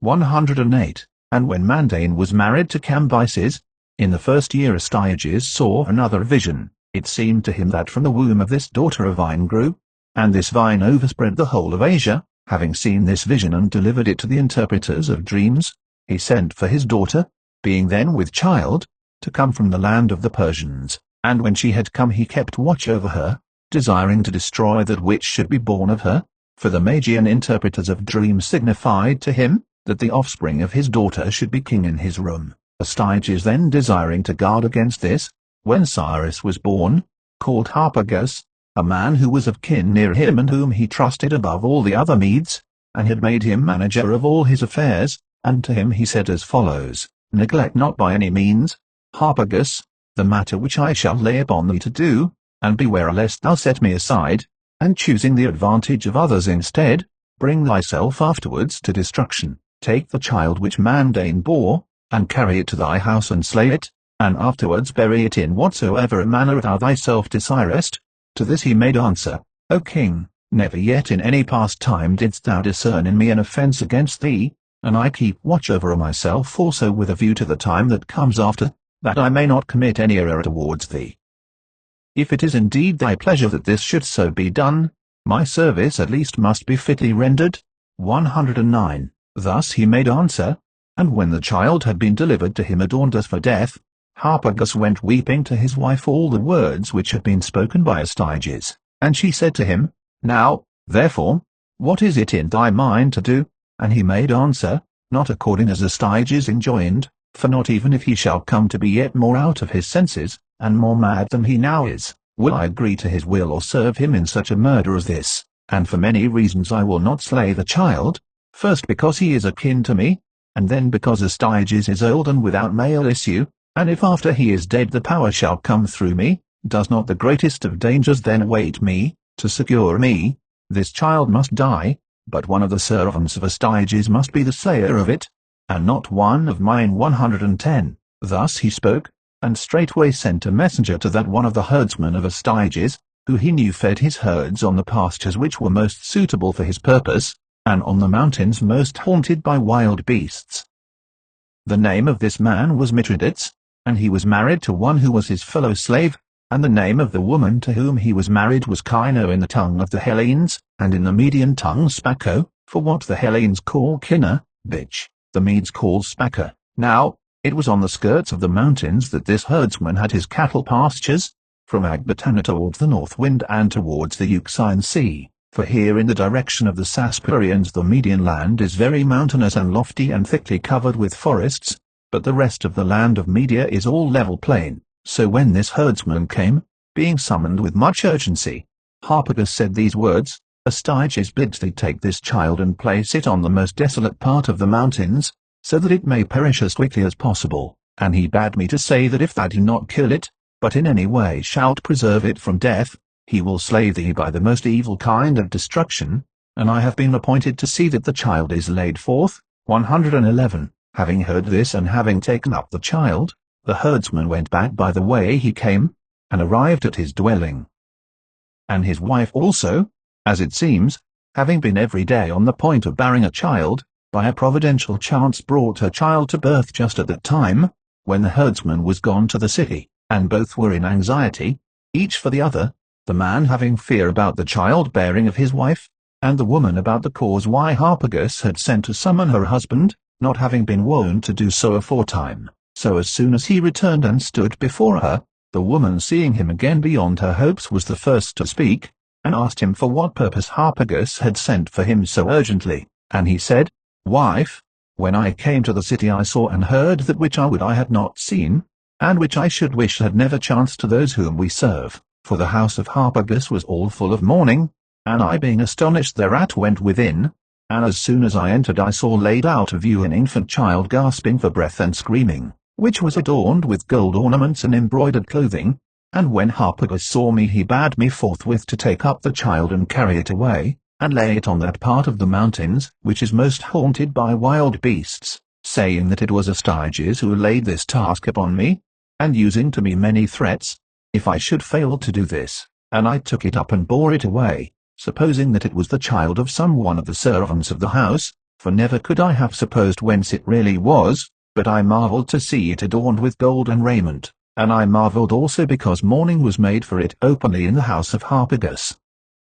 And straightway as we went by the road, I learnt the whole of the matter from the servant who went with me out of the city and placed in my hands the babe, namely that it was in truth the son of Mandane the daughter of Astyages, and of Cambyses the son of Cyrus, and that Astyages bade slay it, and now here it is. 112. And as he said this the herdsman uncovered it and showed it to her, and she, seeing that the child was large and of fair form, wept and clung to the knees of her husband, beseeching him by no means to lay it forth. But he said that he could not do otherwise than so, for watchers would come backwards and forwards sent by Harpagus to see that this was done, and he would perish by a miserable death if he should fail to do this. And as she could not after all persuade her husband, the wife next said as follows, Since then I am unable to persuade thee not to lay it forth, do thou this which I shall tell thee, if indeed it needs must be seen laid forth. I also have borne a child, but I have borne it dead. Take this and expose it, and let us rear the child of the daughter of Astyages as if it were our own. Thus thou wilt not be found out doing a wrong to those whom we serve, nor shall we have taken ill counsel for ourselves, for the dead child will obtain a royal burial, and the surviving one will not lose his life. 113. To the herdsman it seemed that, the case standing thus, his wife spoke well, and forthwith he did so. The child which he was bearing to put to death, this he delivered to his wife, and his own, which was dead, he took and placed in the chest in which he had been bearing the other, and having adorned it with all the adornment of the other child, he bore it to the most desolate part of the mountains and placed it there. And when the third day came after the child had been laid forth, the herdsman went to the city, leaving one of his under-herdsmen to watch there. And when he came to the house of Harpagus, he said that he was ready to display the dead body of the child, and Harpagus sent the most trusted of his spearmen, and through them he saw and buried the herdsman's child. This then had had burial, but him who was afterwards called Cyrus the wife of the herdsman had received, and was bringing him up, giving him no doubt some other name, not Cyrus. 114. And when the boy was 10 years old, it happened with regard to him as follows, and this made him known. He was playing in the village in which were stalls for oxen. He was playing there, I say, with other boys of his age in the road, and the boys in their play chose as their king this one, who was called the son of the herdsman, and he set some of them to build palaces and others to be spearmen of his guard, and one of them no doubt he appointed to be the eye of the king, and to one he gave the office of bearing the messages, appointing a work for each one severally. Now one of these boys who was playing with the rest, the son of Artambas, a man of repute among the Medes, did not do that which Cyrus appointed him to do. Therefore Cyrus bade the other boys seize him hand and foot, and when they obeyed his command he dealt with the boy very roughly, scourging him. But he, so soon as he was let go, being made much more angry because he considered that he had been treated with indignity, went down to the city and complained to his father of the treatment which he had met with from Cyrus, calling him not Cyrus, for this was not yet his name, but the son of the herdsman of Astyages. And Artembus in the anger of the moment went at once to Astyages, taking the boy with him, and he declared that he had suffered things that were unfitting and said, O king, by thy slave, the son of a herdsman, we have been thus outraged, showing him the shoulders of his son 115. And Astyages having heard and seen this, wishing to punish the boy to avenge the honor of Artembus, sent for both the herdsman and his son, and when both were present, Astyages looked at Cyrus and said, Didst thou dare, being the son of so mean a father as this, to treat with such unseemly insult the son of this man who is first in my favor? And he replied thus, Master, I did so to him with right, for the boys of the village, of whom he also was one, in their place set me up as king over them, for I appeared to them most fitted for this place. Now the other boys did what I commanded them, but this one disobeyed and paid no regard, until at last he received the punishment due. If therefore for this I am worthy to suffer any evil, here I stand before thee. 116. While the boy thus spoke, there came upon Astyages a sense of recognition of him, and the lineaments of his face seemed to him to resemble his own, and his answer appeared to be somewhat over-free for his station, while the time of the laying forth seemed to agree with the age of the boy. Being struck with amazement by these things, for a time he was speechless, and having at length with difficulty recovered himself, he said, desiring to dismiss Artembus, in order that he might get the herdsman by himself alone and examine him, Artembus, I will so order these things that thou and thy son shall have no cause to find fault. And so he dismissed Artembus, and the servants upon the command of Astyages led Cyrus within. And when the herdsman was left alone with the king, Astyages being alone with him asked whence he had received the boy, and who it was who had delivered the boy to him. And the herdsman said that he was his own son, and that the mother was living with him still as his wife. But Astyages said that he was not well advised in desiring to be brought to extreme necessity, and as he said this he made a sign to the spearmen of his guard to seize him. So he, as he was being led away to the torture, then declared the story as it really was, and beginning from the beginning he went through the whole, telling the truth about it, and finally ended with entreaties, asking that he would grant him pardon. 117. So when the herdsman had made known the truth, Astyages now cared less about him, but with Harpagus he was very greatly displeased and bade his spearmen summon him. And when Harpagus came, Astyages asked him thus, By what death, Harpagus, didst thou destroy the child whom I delivered to thee, born of my daughter? And Harpagus, seeing that the herdsman was in the king's palace, turned not to any false way of speech, lest he should be convicted and found out, but said as follows, O king, so soon as I received the child, I took counsel and considered how I should do according to thy mind, and how without offense to thy command, I might not be guilty of murder against thy daughter, and against thyself. I did therefore this, I called this herdsman and delivered the child to him, saying first that thou wert he who bade him slay it, and in this at least I did not lie, for thou didst so command. I delivered it, I say, to this man, commanding him to place it upon a desolate mountain, and to stay by it and watch it until it should die, threatening him with all kinds of punishment if he should fail to accomplish this. And when he had done that which was ordered and the child was dead, I sent the most trusted of my eunuchs, and through them I saw and buried the child. Thus, O king, it happened about this matter, and the child had this death which I say. 118. So Harpagus declared the truth, and Astyages concealed the anger which he kept against him for that which had come to pass, and first he related the matter over again to Harpagus according as he had been told it by the herdsman, and afterwards, when it had been thus repeated by him, he ended by saying that the child was alive, and that that which had come to pass was well. For, continued he, I was greatly troubled by that which had been done to this child, and I thought it no light thing that I had been made at variance with my daughter. Therefore consider that this is a happy change of fortune, and first send thy son to be with the boy who is newly come, and then, seeing that I intend to make a sacrifice of thanksgiving for the preservation of the boy to those gods to whom that honor belongs, be here thyself to dine with me. 119. When Harpagus heard this, he did reverence and thought it a great matter that his offense had turned out for his profit, and moreover that he had been invited to dinner with happy augury, and so he went to his house,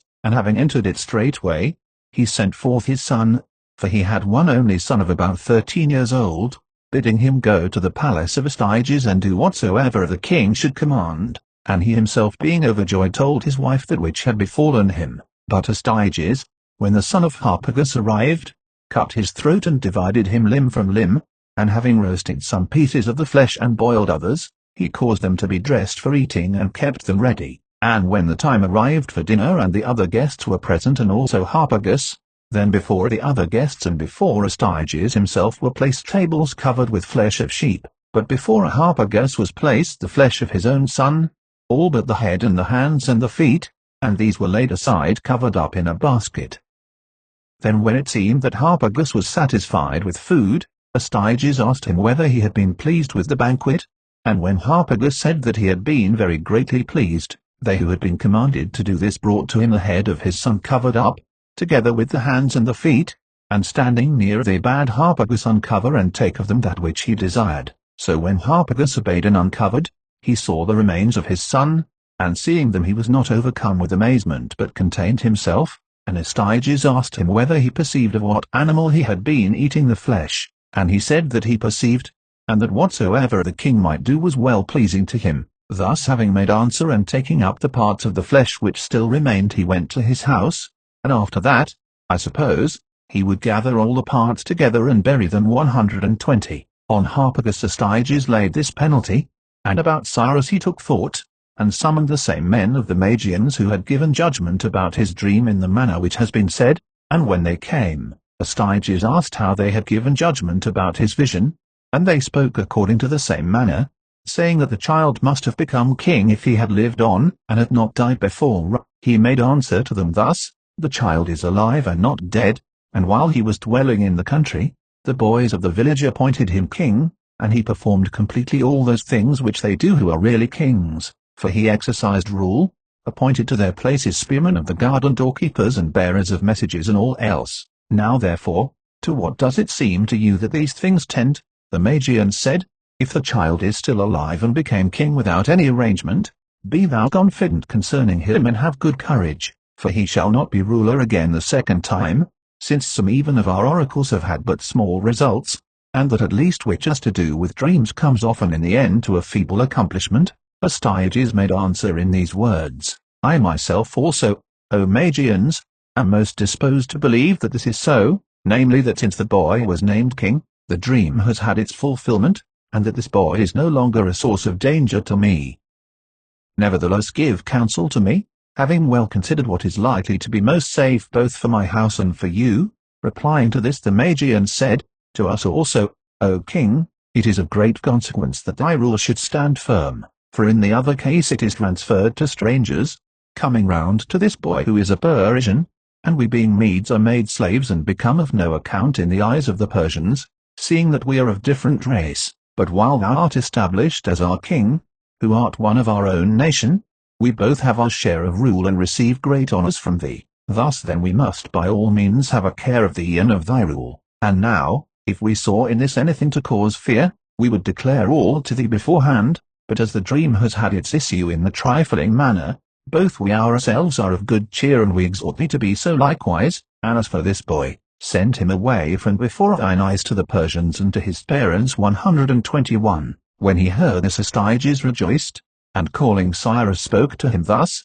My son, I did thee wrong by reason of a vision of a dream which has not come to pass, but thou art yet alive by thine own destiny. Now therefore go in peace to the land of the Persians, and I will send with thee men to conduct thee, and when thou art come thither, thou shalt find a father and a mother not after the fashion of Mithridates the herdsman and his wife. 122. Thus having spoken Astyages sent Cyrus away, and when he had returned and come to the house of Cambyses, his parents received him, and after that, when they learned who he was, they welcomed him not a little, for they had supposed without doubt that their son had perished straightway after his birth. And they inquired in what manner he had survived, and he told them, saying that before this he had not known but had been utterly in error. On the way, however, he had learned all his own fortunes, for he had supposed without doubt that he was the son of the herdsman of Astyages. But since his journey from the city began, he had learnt the whole story from those who conducted him. And he said that he had been brought up by the wife of the herdsman, and continued to praise her throughout, so that Kino was the chief person in his tale, and his parents took up this name from him, and in order that their son might be thought by the Persians to have been preserved in a more supernatural manner, they set on foot a report that Cyrus when he was exposed had been reared by a bitch, and from that source has come this report 123. Then as Cyrus grew to be a man, being of all those of his age the most courageous and the best beloved, Harpagus sought to become his friend and sent him gifts, because he desired to take vengeance on Astyages, for he saw not how from himself, who was in a private station, punishment should come upon Astyages, but when he saw Cyrus growing up, he endeavored to make him an ally, finding a likeness between the fortunes of Cyrus and his own, and even before that time he had effected something, for Astyages being harsh towards the Medes, Harpagus communicated severally with the chief men of the Medes, and persuaded them that they must make Cyrus their leader and cause Astyages to cease from being king. When he had effected this and when all was ready, then Harpagus, wishing to make known his design to Cyrus, who lived among the Persians, could do it no other way, seeing that the roads were watched, but devised a scheme as follows. He made ready a hare, and having cut open its belly but without pulling off any of the fur, he put into it, just as it was, a piece of paper, having written upon it that which he thought good, and then he sewed up again the belly of the hare, and giving nets as if he were a hunter to that one of his servants whom he trusted most, he sent him away to the land of the Persians, enjoining him by word of mouth to give the hare to Cyrus, and to tell him at the same time to open it with his own hands, and let no one else be present when he did so.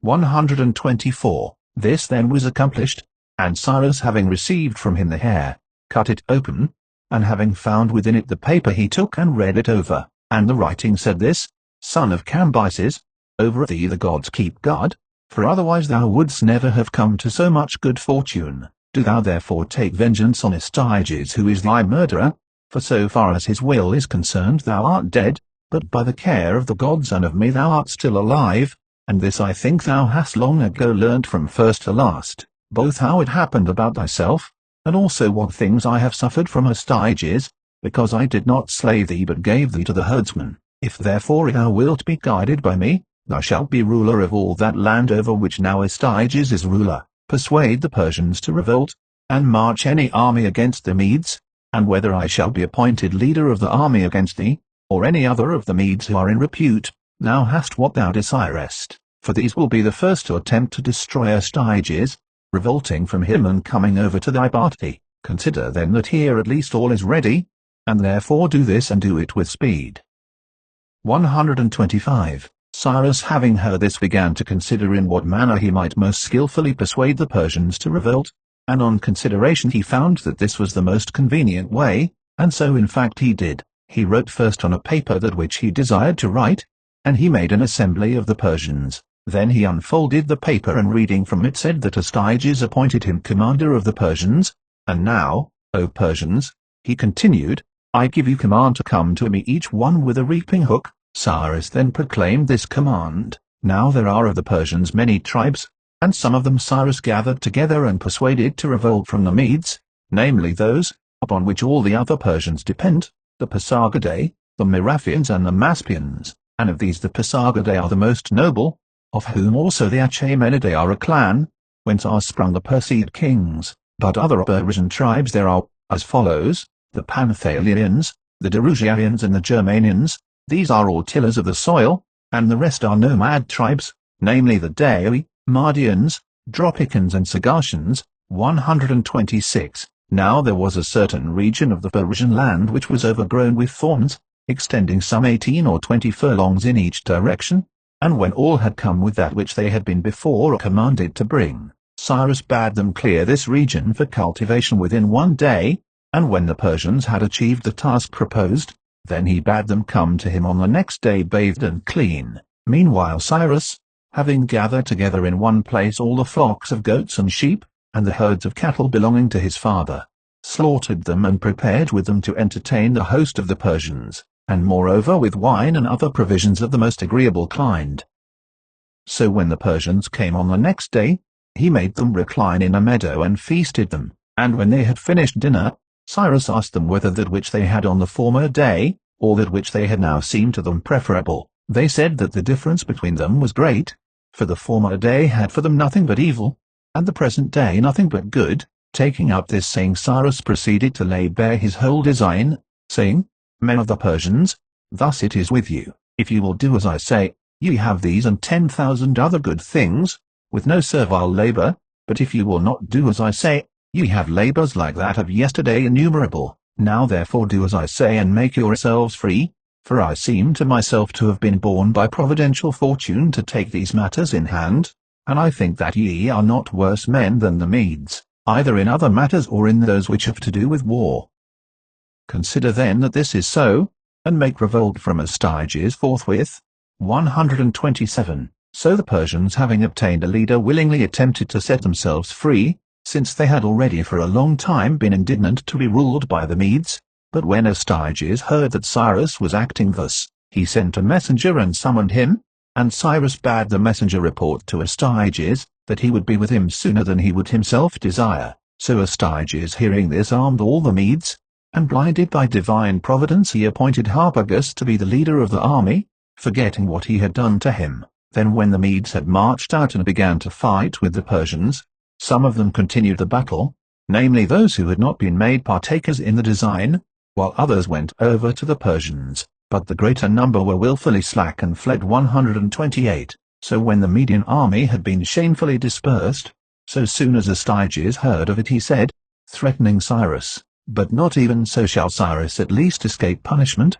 Thus having spoken he first impaled the Magian interpreters of dreams who had persuaded him to let Cyrus go, and then he armed those of the Medes, youths and old men, who had been left behind in the city. These he led out, and having engaged battle with the Persians he was roasted, and Astyages himself was taken alive, and he lost also those of the Medes whom he had led forth. 129. Then when Astyages was a prisoner, Harpagus came and stood near him and rejoiced over him and insulted him, and besides other things which he said to grieve him, he asked him especially how it pleased him to be a slave instead of a king, making reference to that dinner at which Astyages had feasted him with the flesh of his own son. He looking at him asked him in return whether he claimed the work of Cyrus as his own deed, and Harpagus said that since he had written the letter, the deed was justly his. Then Astyages declared him to be at the same time the most unskilful and the most unjust of men, the most unskilful because, when it was in his power to become king, as it was, if that which had now been done was really brought about by him, he had conferred the chief power on another, and the most unjust, because on account of that dinner he had reduced the Medes to slavery, for if he must needs confer the kingdom on some other and not keep it himself, it was more just to give this good thing to one of the Medes rather than to one of the Persians. Whereas now the Medes, who were guiltless of this, had become slaves instead of masters, and the Persians who formerly were slaves of the Medes had now become their masters. 130. Astyages then, having been king for 35 years, was thus caused to cease from being king, and the Medes stooped under the yoke of the Persians because of his cruelty, after they had ruled Asia above the river Alis for 128 years, except during that period for which the Scythians had rule. Afterwards, however, it repented them that they had done this, and they revolted from Darius, and having revolted they were subdued again, being conquered in a battle. At this time then, I say, in the reign of Astyages, the Persians with Cyrus rose up against the Medes, and from that time forth were rulers of Asia. But as for Astyages, Cyrus did no harm to him besides, but kept him with himself until he died. Thus born and bred Cyrus became king, and after this he subdued Croesus, who was the first to begin the quarrel, as I have before said, and having subdued him he then became ruler of all Asia. 131. These are the customs, so far as I know, which the Persians practice. Images and temples and altars they do not account it lawful to erect, nay they even charge with folly those who do these things, and this, as it seems to me, because they do not account the gods to be in the likeness of men, as do the Hellenes. But it is their wont to perform sacrifices to Zeus, going up to the most lofty of the mountains, and the whole circle of the heavens they call Zeus, and they sacrifice to the sun and the moon and the earth, to fire and to water and to the winds.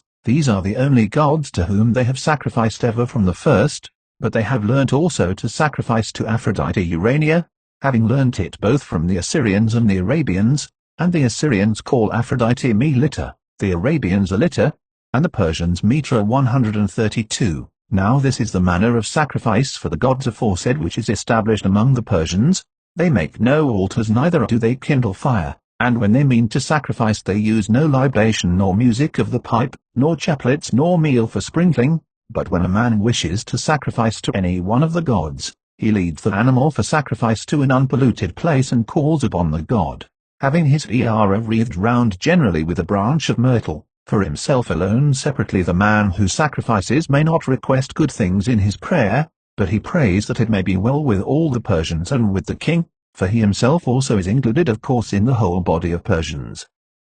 And when he has cut up the victim into pieces and boiled the flesh, he spreads a layer of the freshest grass and especially clover, upon which he places forthwith all the pieces of flesh, and when he has placed them in order, a Magian man stands by them and chants over them a theogony, for of this nature they say that their incantation is, seeing that without a Magian it is not lawful for them to make sacrifices. Then after waiting a short time the sacrificer carries away the flesh and uses it for whatever purpose he pleases. 133. And of all days their wont is to honor most that on which they were born, each one. On this they think it right to set out a feast more liberal than on other days, and in this feast, the wealthier of them set upon the table an ox or a horse or a camel or an ass, roasted whole in an oven, and the poor among them set out small animals in the same way. They have few solid dishes, but many served up after as dessert, and these not in a single course, and for this reason the Persians say that the Hellenes leave off dinner hungry,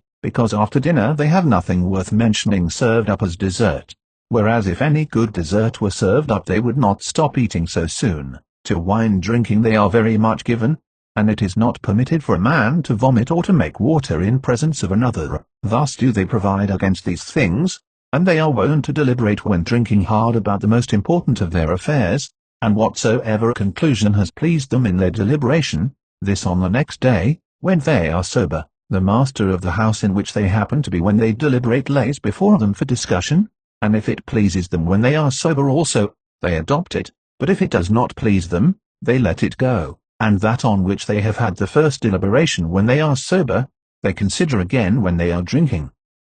134. When they meet one another in the roads, by this you may discern whether those who meet are of equal rank, for instead of greeting by words they kiss one another on the mouth, but if one of them is a little inferior to the other, they kiss one another on the cheeks, and if one is of much less noble rank than the other, he falls down before him and does worship to him, and they honor of almost after themselves those nations which dwell nearest to them, and next those which dwell next nearest, and so they go on giving honor in proportion to distance, and they hold least in honor those who dwell furthest off from themselves, esteeming themselves to be by far the best of all the human race on every point, and thinking that others possess merit according to the proportion which is here stated, and that those who dwell furthest from themselves are the worst. And under the supremacy of the Medes the various nations used also to govern one another according to the same rule as the Persians observe in giving honor, the Medes governing the whole and in particular those who dwelt nearest to themselves, and these having rule over those who bordered upon them, and those again over the nations that were next to them. For the race went forward thus ever from government by themselves to government through others. 135. The Persians more than any other men admit foreign usages, for they both wear the Median dress judging it to be more comely than their own, and also for fighting the Egyptian corslet. Moreover they adopt all kinds of luxuries when they hear of them, and in particular they have learned from the Hellenes to have commerce with boys. They marry each one several lawful wives, and they get also a much larger number of concubines. 136. It is established as a sign of manly excellence next after excellence in fight, to be able to show many sons, and to those who have most the king sends gifts every year, for they consider number to be a source of strength. And they educate their children, beginning at 5 years old and going on till 20, in 3 things only, in riding, in shooting, and in speaking the truth, but before the boy is 5 years old he does not come into the presence of his father, but lives with the women, and it is so done for this reason, that if the child should die while he is being bred up, he may not be the cause of any grief to his father. 137. I commend this custom of theirs, and also the one which is next to be mentioned, namely that neither the king himself shall put any to death for one cause alone, nor any of the other Persians for one cause alone shall do hurt that is irremediable to any of his own servants. But if after reckoning he finds that the wrongs done are more in number, and greater than the services rendered, then only he gives vent to his anger. Moreover, they say that no one ever killed his own father or mother, but whatever deeds have been done which seem to be of this nature, if examined must necessarily, they say, be found to be due either to changelings or to children of adulterous birth.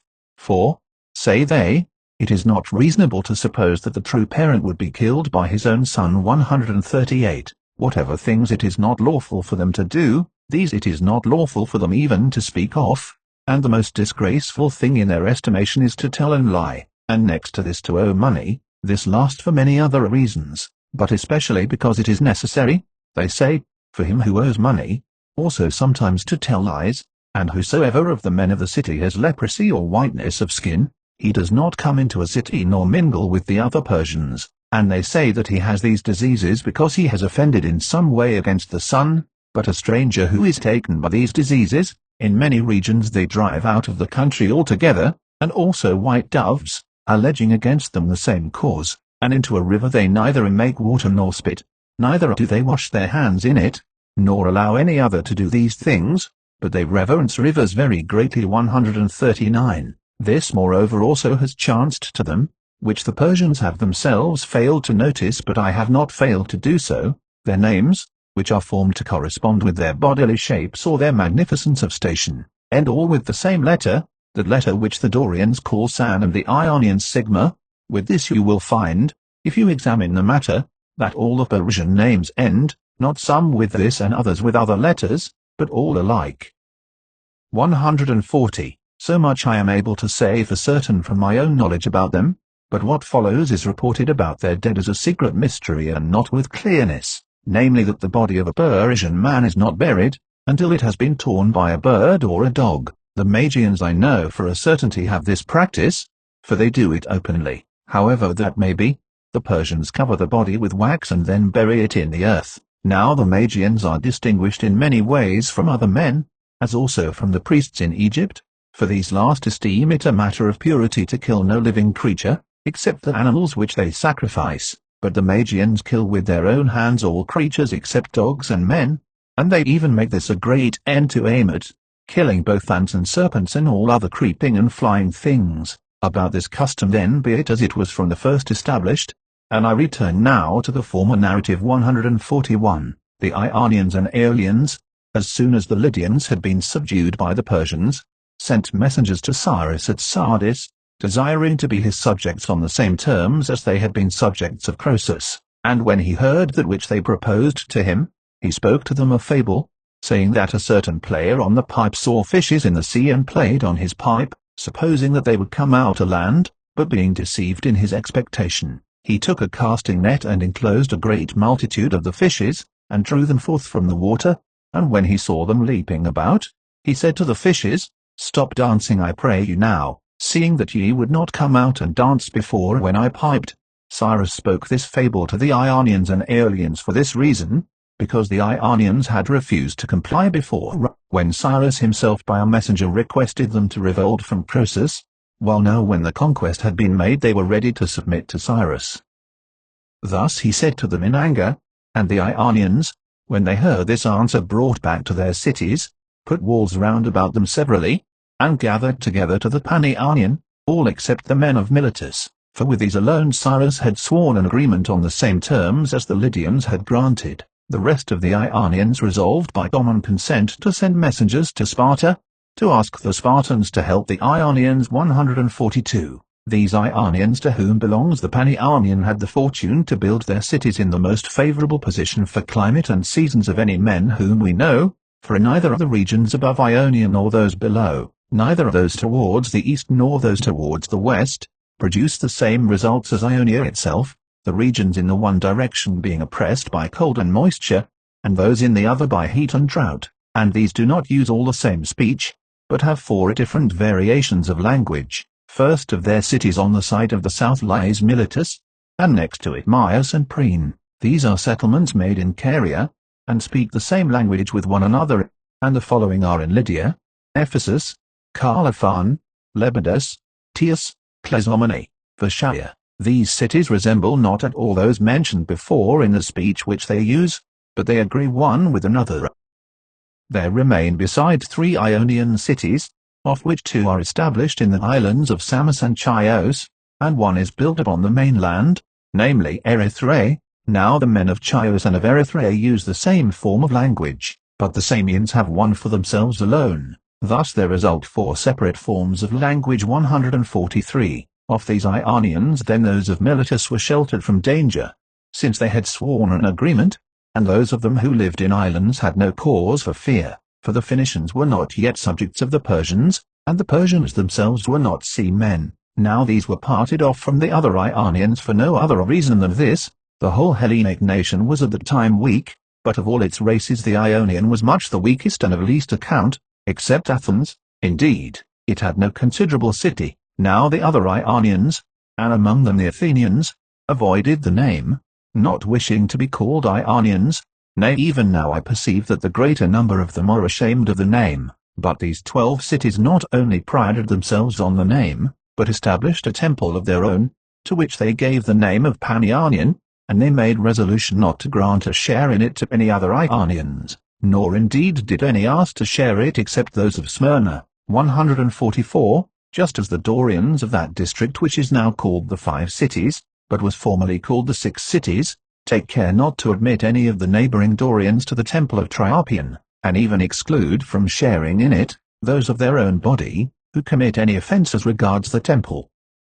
For example, in the games of the Triopian Apollo, they used formerly to set bronze tripods as prizes for the victors, and the rule was that those who received them should not carry them out of the temple, but dedicate them then and there to the god. There was a man then of Halicarnassus, whose name was Agasicles, who being a victor paid no regard to this rule, but carried away the tripod to his own house and hung it up there upon a nail. On this ground the other 5 cities, Lindos, Ialissus and Camerus, Cos and Cnidus, excluded the 6th city Halicarnassus from sharing in the temple. 145. Upon these they laid this penalty. But as for the Ionians, I think that the reason why they made of themselves 12 cities, and would not receive any more into their body, was because when they dwelt in Peloponnesus there were of them 12 divisions, just as now there are 12 divisions of the Achaians who drove the Ionians out. For first, beginning from the side of Sicyon, comes Pellene, then Aegera and Aegae, in which last is the river Crathis with a perpetual flow,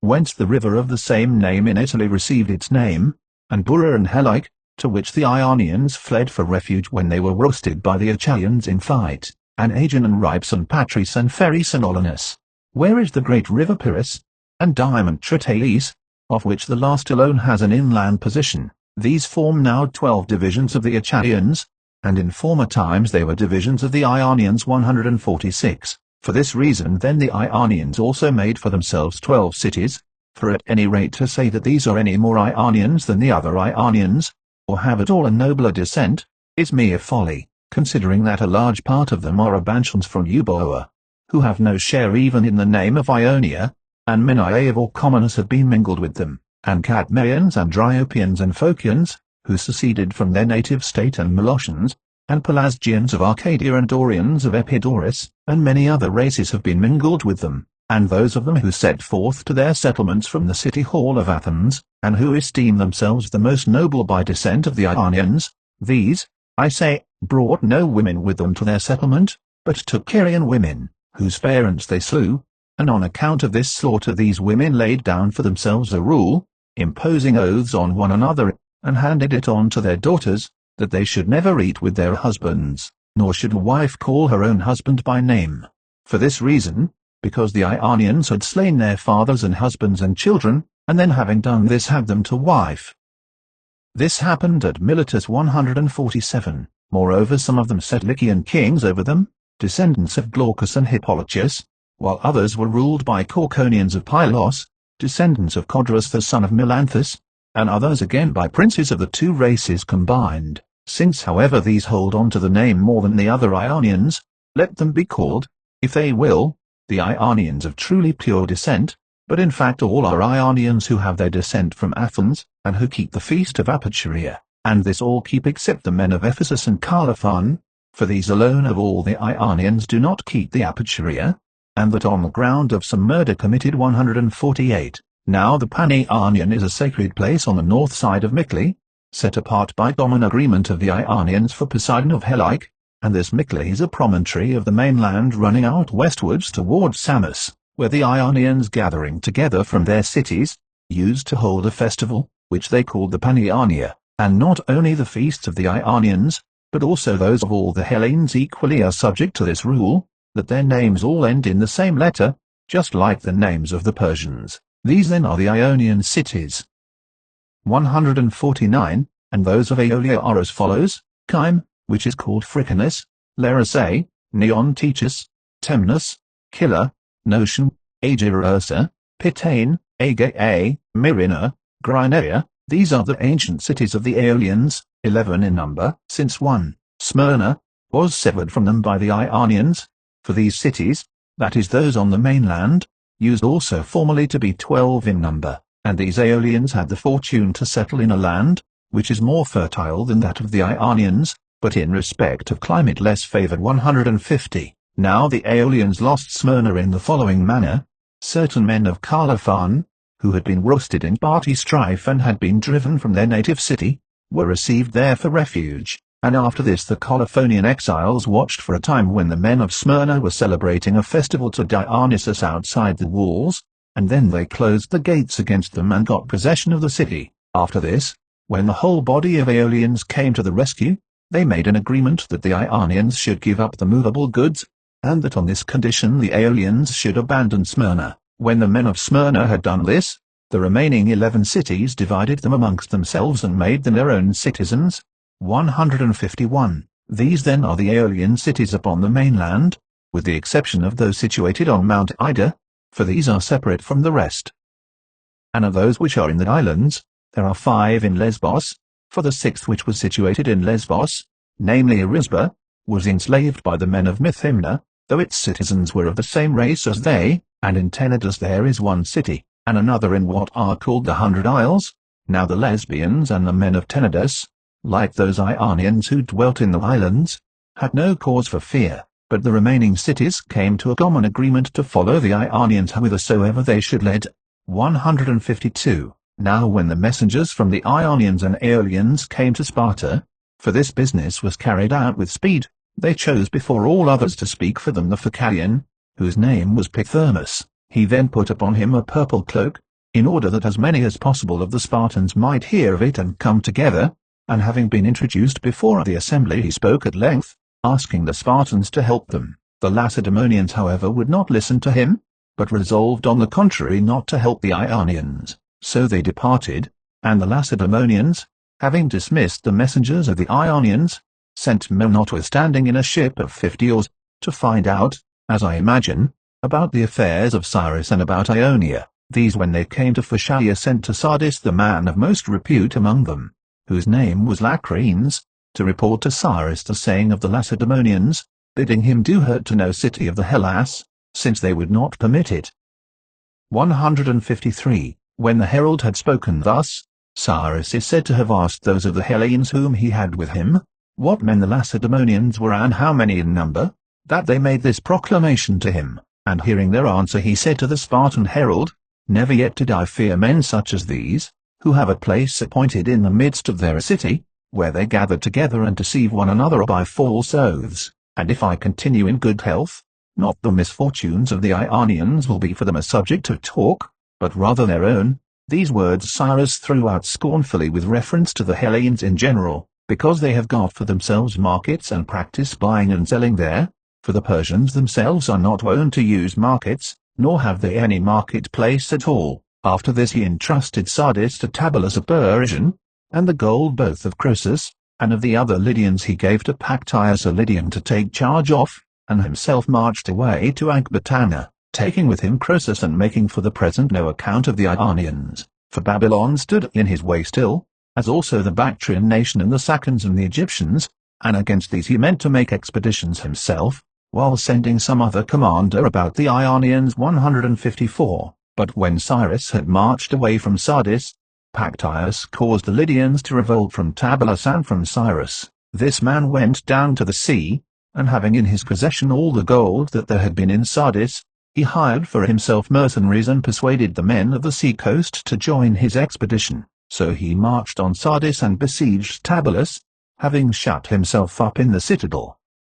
155. Hearing this on his way, Cyrus said to Croesus as follows: Croesus, what end shall I find of these things which are coming to pass? The Lydians will not cease, as it seems, from giving trouble to me and from having it themselves. I doubt me if it were not best to sell them all as slaves, for as it is, I see that I have done in like manner as if one should slay the father and then spare his sons. Just so I took prisoner and am carrying away thee, who wert much more than the father of the Lydians, while to the Lydians themselves I delivered up their city. And can I feel surprise after this that they have revolted from me? Thus he said what was in his mind, but Croesus answered him as follows: Fearing lest he should destroy Sardis, O king, that which thou hast said is not without reason, but do not thou altogether give vent to thy wrath, nor destroy an ancient city, which is guiltless both of the former things, and also of those which have come to pass now. For as to the former things it was I who did them, and I bear the consequences heaped upon my head. And as for what is now being done, since the wrongdoer is Pactyas, to whom thou didst entrust the charge of Sardis, let him pay the penalty. But the Lydians I pray thee pardon, and lay upon them commands as follows: in order that they may not revolt nor be a cause of danger to thee, send to them and forbid them to possess weapons of war, but bid them on the other hand put on tunics under their outer garments, and be shod with buskins, and proclaim to them that they train their sons to play the lyre and the harp and to be retail dealers, and soon thou shalt see, O king, that they have become women instead of men, so that there will be no fear that they will revolt from thee. 156. Croesus, I say, suggested to him this, perceiving that this was better for the Lydians than to be reduced to slavery and sold, for he knew that if he did not offer a sufficient reason, he would not persuade Cyrus to change his mind, and he feared lest at some future time, if they should escape the present danger, the Lydians might revolt from the Persians and be destroyed. And Cyrus was greatly pleased with the suggestion made and slackened from his wrath, saying that he agreed with his advice. Then he called Mazas a Mede, and laid charge upon him to proclaim to the Lydians that which Croesus suggested, and moreover to sell into slavery all the rest who had joined with the Lydians in the expedition to Sardis, and finally by all means to bring Pactyas himself alive to Cyrus. 157. Having given this charge upon the road, he continued his march to the native land of the Persians, but Pactyas, hearing that an army was approaching to fight against him, was struck with fear, and fled away forthwith to Kyme. Then Mazas the Mede marched upon Sardis with a certain portion of the army of Cyrus, and as he did not find Pactyas or his followers any longer at Sardis, he first compelled the Lydians to perform the commands of Cyrus, and by his commands the Lydians changed the whole manner of their life. After this Mazas proceeded to send messengers to Kyme bidding them give up Pactyas, and the men of Kyme resolved to refer to the god at Branchidae, the question what counsel they should follow, for there was there an oracle established of old time, which all the Ionians and Aeolians were wont to consult, and this place is in the territory of Miletus above the port of Panormus. 158. So the men of Kyme sent messengers to the Branchidae to inquire of the god, and they asked what course they should take about Pactyas so as to do that which was pleasing to the gods. When they thus inquired, the answer was given them that they should deliver up Pactyas to the Persians, and the men of Kyme, having heard this answer reported, were disposed to give him up. Then when the mass of the people were thus disposed, Aristodicus the son of Heraclides, a man of repute among the citizens, stopped the men of Kyme from doing so, having distrust of the answer and thinking that those sent to inquire were not speaking the truth, until at last other messengers were sent to the oracle to ask a second time about Pactyas, and of them Aristodicus was one. 159. When these came to Branchidae, Aristodicus stood forth from the rest and consulted the oracle, asking as follows: Lord, there came to us a suppliant for protection, Pactyas the Lydian, flying from a violent death at the hands of the Persians, and they demand him from us, bidding the men of Kyme give him up. But we, though we fear the power of the Persians, yet have not ventured up to this time to deliver to them the suppliant, until thy counsel shall be clearly manifested to us,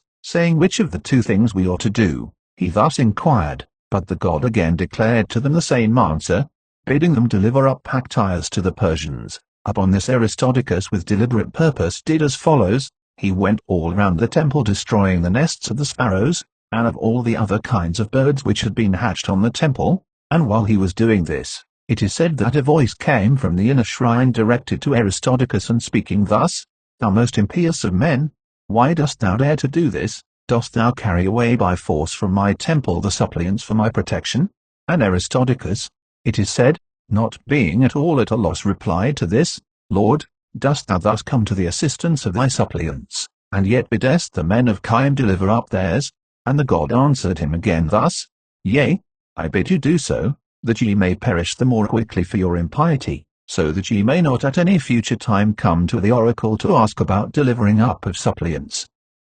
160. When the men of Kime heard this saying reported, not wishing either to be destroyed by giving him up or to be besieged by keeping him with them, they sent him away to Mytilene. Those of Mytilene, however, when Mazas sent messages to them, were preparing to deliver up Pactyas for a price, but what the price was I cannot say for certain, since the bargain was never completed. For the men of Kime, when they learnt that this was being done by the Mytileneans, sent a vessel to Lesbos and conveyed away Pactyas to Chios. After this he was dragged forcibly from the temple of Athene Polypchus by the Chians and delivered up, and the Chians delivered him up, receiving Atanias in return. Now this Atanias is a region of Mysia opposition Lesbos, so the Persians, having received Pactyas, kept him under guard, meaning to produce him before Cyrus, and a long time elapsed during which none of the Chians either used barley meal grown in this region of Atanias, for pouring out in sacrifice to any god, or baked cakes for offering of the corn which grew there, but all the produce of this land was excluded from every kind of sacred service. 161. The men of Chios had then delivered up Pactyas, and after this Mazas made expedition against those who had joined in besieging Tabulus, and first he reduced to slavery those of Priene, then he overran the whole plain of the Maeander, making spoil of it for his army, and Magnesia in the same manner, and straightway after this he fell sick and died. 162. After he was dead, Harpagus came down to take his place in command, being also a Mede by race. This was the man whom the king of the Medes Astyages feasted with the unlawful banquet, and who helped to give the kingdom to Cyrus. This man, being appointed commander then by Cyrus, came to Ionia and proceeded to take the cities by throwing up mounds against them, for when he had enclosed any people within their walls, then he threw up mounds against the walls and took the city by storm. And the first city of Ionia upon which he made an attempt was Phasalia. 163. Now these Phocians were the first of the Hellenes who made long voyages, and these are they who discovered the Adriatic and Tuscinia and Iberia and Tartessus, and they made voyages not in round ships, but in vessels of 50 oars. These came to Tartessus and became friends with the king of the Tartessians, whose name was Arganthonius. He was ruler of the Tartessians for 80 years and lived in all 120. With this man, I say, the Phocians became so exceedingly friendly, that first he bade them leave Ionia and dwell wherever they desired in his own land, and as he did not prevail upon the Phocians to do this, afterwards, hearing from them of the Mede how his power was increasing, he gave them money to build a wall about their city, and he did this without sparing, for the circuit of the wall is many furlongs in extent, and it is built all of large stones closely fitted together. 164. The wall of the Phocians was made in this manner, and Harpagus, having marched his army against them, began to besiege them, at the same time holding forth to them proposals, and saying that it was enough to satisfy him if the Phocians were willing to throw down one battlement of their wall, and dedicate one single house. But the Phocians, being very greatly grieved at the thought of subjection, said that they wished to deliberate about the matter for one day, and after that they would give their answer. And they asked him to withdraw his army from the wall while they were deliberating. Harpagus said that he knew very well what they were meaning to do, nevertheless he was willing to allow them to deliberate. So in the time that followed, when Harpagus had withdrawn his army from the wall, the Phocians drew down their 50-oared galleys to the sea, put into them their children and women and all their movable goods, and besides them the images out of the temples, and the other votive offerings, except such as were made of bronze or stone, or consisted of paintings. All the rest, I say, they put into the ships, and having embarked themselves they sailed towards Chios, and the Persians obtained possession of Phasalia, the city being deserted of the inhabitants. 165. But as for the Phocians, since the men of Chios would not sell them at their request the islands called Oinase, from the fear lest these islands might be made a seat of trade and their island might be shut out.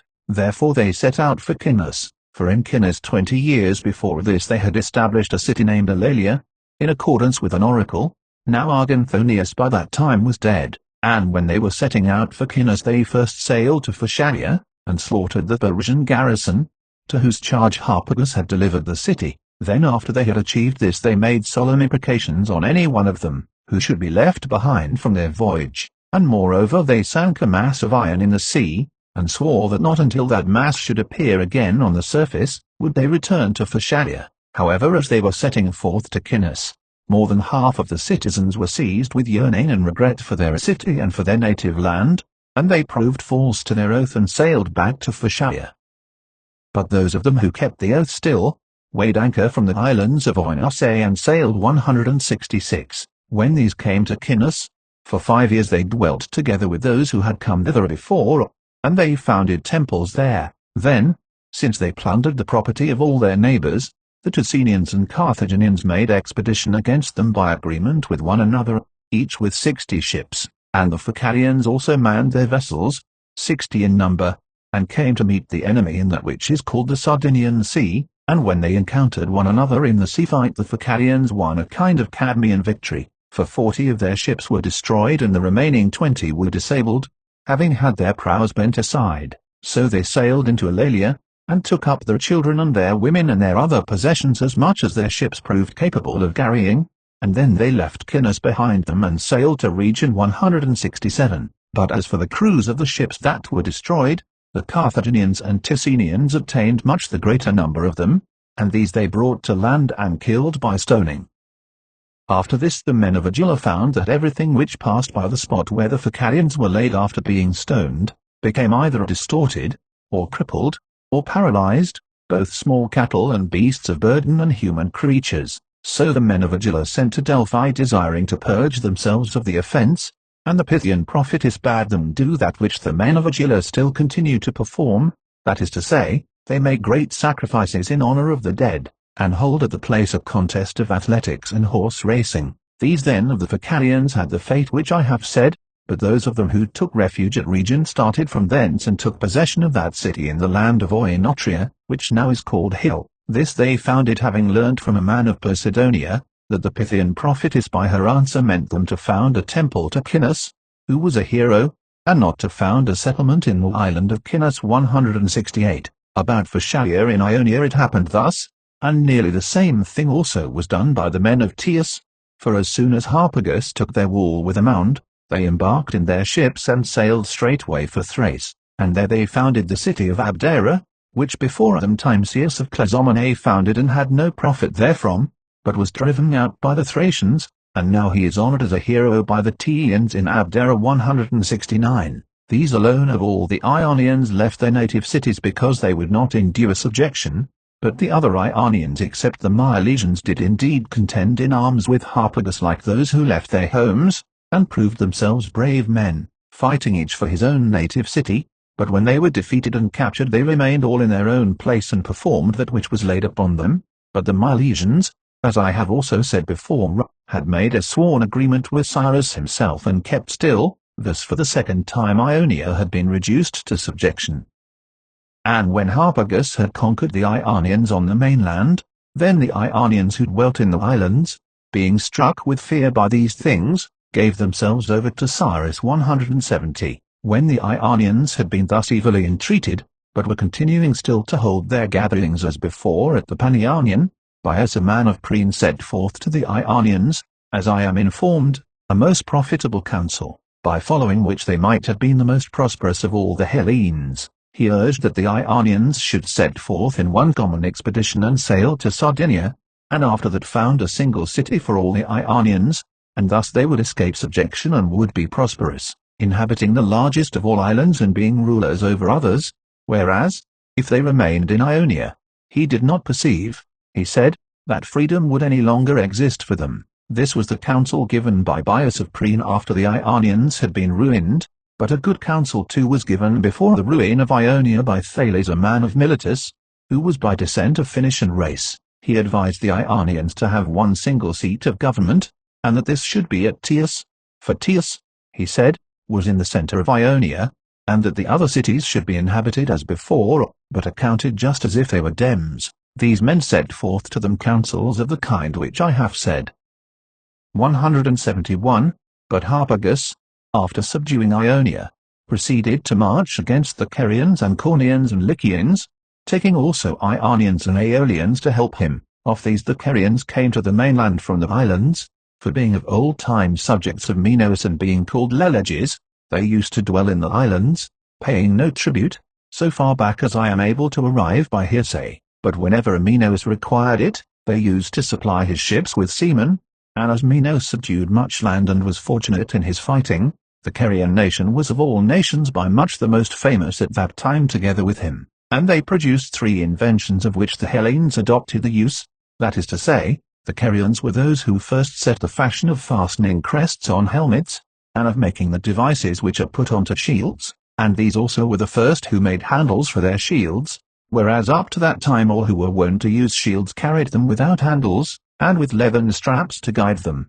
having them hung about their necks and their left shoulders. Then after the lapse of a long time the Dorians and Ionians drove the Carians out of the islands, and so they came to the mainland. With respect to the Carians the Cretans relate that it happened thus. The Carians themselves however do not agree with this account, but suppose that they are dwellers on the mainland from the beginning, and that they went always by the same name which they have now, and they point as evidence of this to an ancient temple of Carians' use at Mylasa, in which the Mysians and Lydians share as being brother races of the Carians, for they say that Lydus and Missus were brothers of Car, these share in it, but those who being of another race have come to speak the same language as the Carians, these have no share in it. 172. It seems to me however that the Cornians are dwellers there from the beginning, though they say themselves that they came from Crete, but they have been assimilated to the Carian race in language, or else the Carians to the Cornian race. I cannot with certainty determine which. They have customs however in which they differ very much from all other men as well as from the Carians. For example, the fairest thing in their estimation is to meet together in numbers for drinking, according to equality of age or friendship, both men, women, and children, and again when they had founded temples for foreign deities, afterwards they changed their purpose and resolved to worship only their own native gods, and the whole body of Cornian young men put on their armor and made pursuit as far as the borders of the Colindians, beating the air with their spears, and they said that they were casting the foreign gods out of the land. Such are the customs which these have. 173. The Lycians however have sprung originally from Crete, for in old time the whole of Crete was possessed by barbarians, and when the sons of Europa, Sarpedon and Minos, came to be at variance in Crete about the kingdom, Minos having got the better in the strife of Bartes drove out both Sarpedon himself, and those of his party, and they having been expelled came to the land of Mylias in Asia,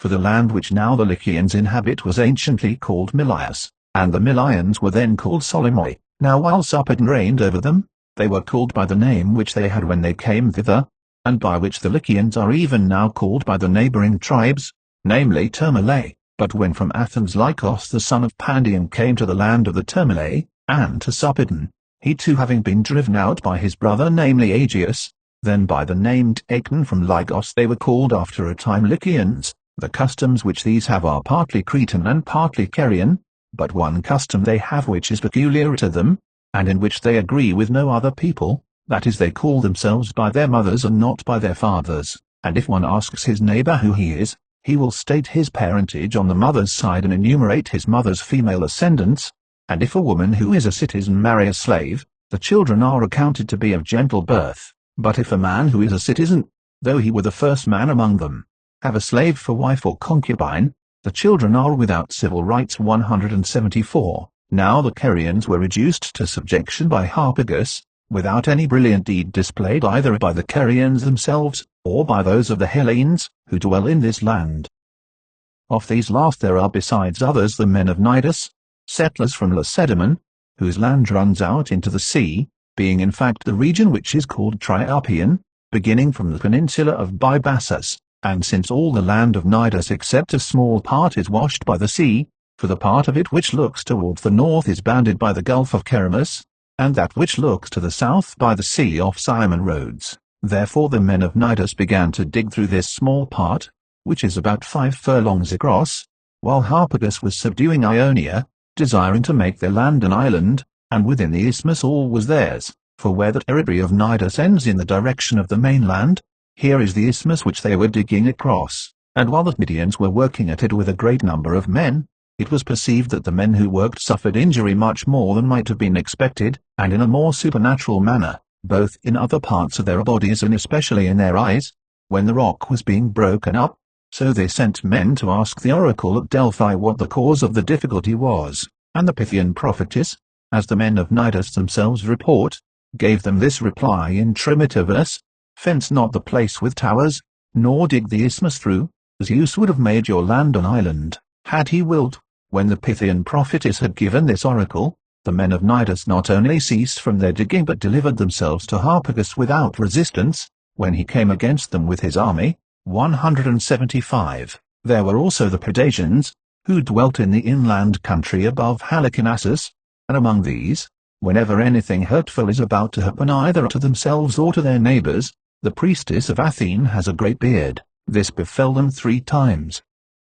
These of all about Caria were the only men who held out for any time against Harpagus, and they gave him trouble more than any other people, having fortified a mountain called Lyde 176. After a time the Pedassians were conquered, and the Lycians, when Harpagus marched his army into the plain of Xanthus, came out against him and fought, few against many, and displayed proofs of valor, but being defeated and confined within their city, they gathered together into the citadel their wives and their children, their property and their servants, and after that they set fire to this citadel, so that it was all in flames, and having done so and sworn terrible oaths with one another, they went forth against the enemy and were slain in fight, that is to say all the men of Xanthus, and of the Xanthians who now claim to be Lycians, the greater number have come in from abroad, except only 80 households, but these 80 households happened at that time to be away from their native place, and so they escaped destruction. Thus Harpagus obtained possession of Cornus,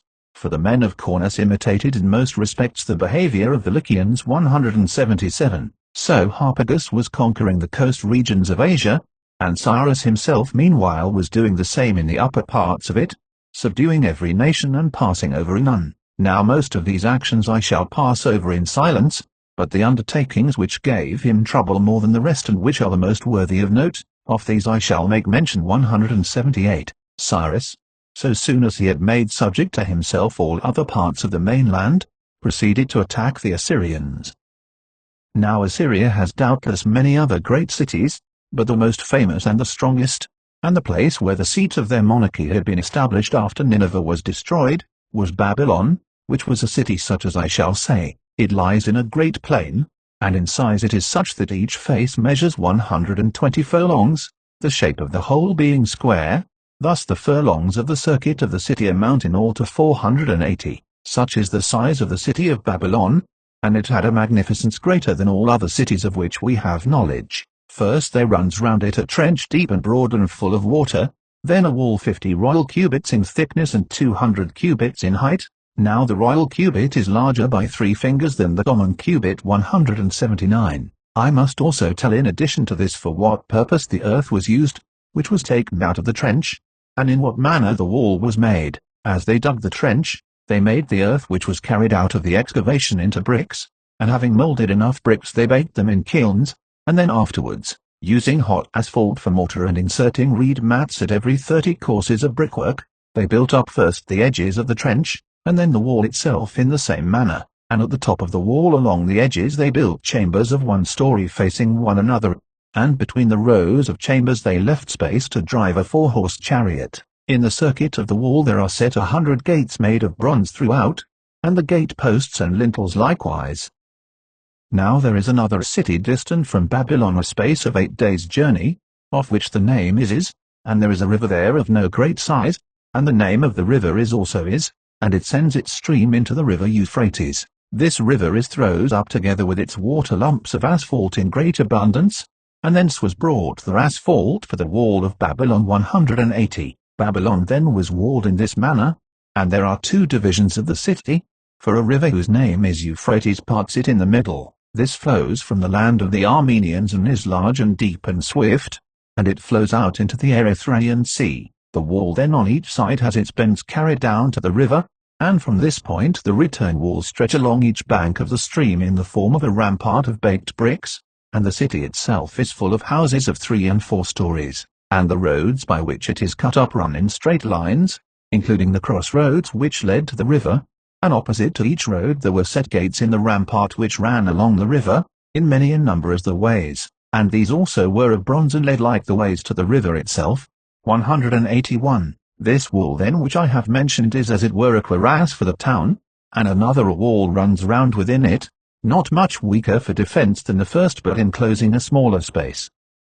And in each division of the city was a building in the midst, in the one the king's palace of great extent and strongly fortified round, and in the other the temple of Zeus Philos with bronze gates, and this exists still up to my time and measures 2 furlongs each way, being of a square shape, and in the midst of the temple is built a solid tower measuring a furlong both in length and in breadth, and on this tower another tower has been erected, and another again upon this, and so on up to the number of 8 towers, and a ascent to these has been built running outside round about all the towers, and when one reaches about the middle of the ascent one finds a stopping place and seats to rest upon which those who ascend sit down and rest, and on the top of the last tower there is a large cell, and in the cell a large couch is laid, well covered, and by it is placed a golden table, and there is no image there set up, nor does any human being spend the night there except only one woman of the natives of the place, whomsoever the god shall choose from all the women, as say the Chaldeans who are the priests of this god. 182. These same men say also, but I do not believe them, that the god himself comes often to the cell and rests upon the couch, as happens likewise in the Egyptian Thebes according to the report of the Egyptians, for there also a woman sleeps in the temple of the Theban Zeus, and both these women are said to abstain from commerce with men, and as happens also with the prophetess of the god in Patara of Lycia, whenever there is one, for there is not always an oracle there, but whenever there is one, then she is shut up during the nights in the temple within the cell. 183. There is moreover in a temple at Babylon another cell below, wherein is a great image of Zeus sitting, made of gold, and by it is placed a large table of gold, and his footstool and seat are of gold also, and, as the Chaldeans reported, the weight of the gold of which these things are made is 800 talents. Outside this cell is an altar of gold, and there is also another altar of great size, where full-grown animals are sacrificed, whereas on the golden altar it is not lawful to sacrifice any but young sucklings only, and also on the larger altar the Chaldeans offer 1,000 talents of frankincense, every year at the time when they celebrate the feast in honor of this god. There was moreover in these precincts still remaining at the time of Cyrus, a statue 12 cubits high, of gold and solid.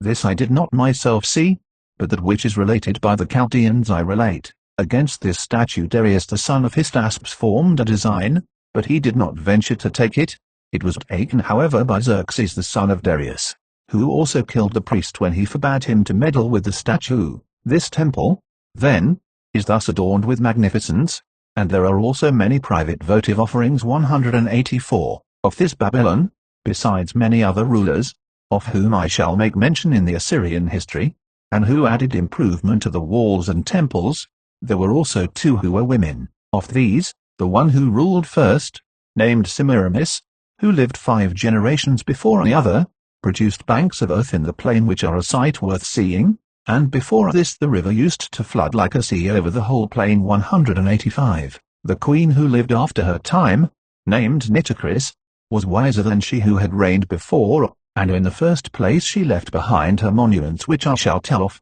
Then secondly, seeing that the monarchy of the Medes was great and not apt to remain still, but that besides other cities even Nineveh had been captured by it, she made provision against it in so far as she was able.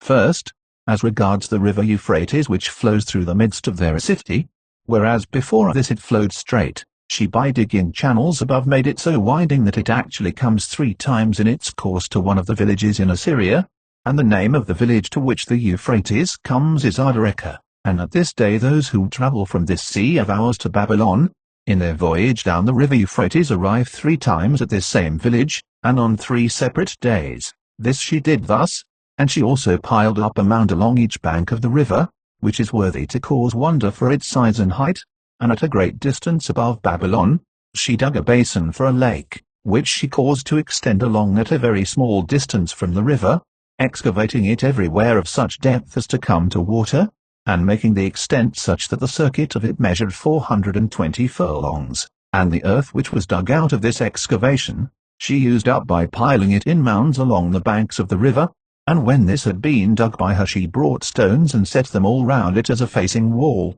Both these two things she did, that is, she made the river to have a winding course, and she made the place which was dug out all into a swamp, in order that the river might run more slowly, having its force broken by going round many bends, and that the voyages might be winding to Babylon, and after the voyages there might succeed a long circuit of the pool. These works she carried out in that part where the entrance to the country was, and the shortest way to it from Media, so that the Medes might not have dealings with her kingdom and learn of her affairs. 186. These defences she cast round her city from the depth, and she made the following addition which was dependent upon them. The city was in 2 divisions, and the river occupied the space between, and in the time of the former rulers, when any one wished to pass over from the one division to the other, he had to pass over in a boat, and that, as I imagine, was troublesome. She however made provision also for this, for when she was digging the basin for the lake, she left this other monument of herself derived from the same work,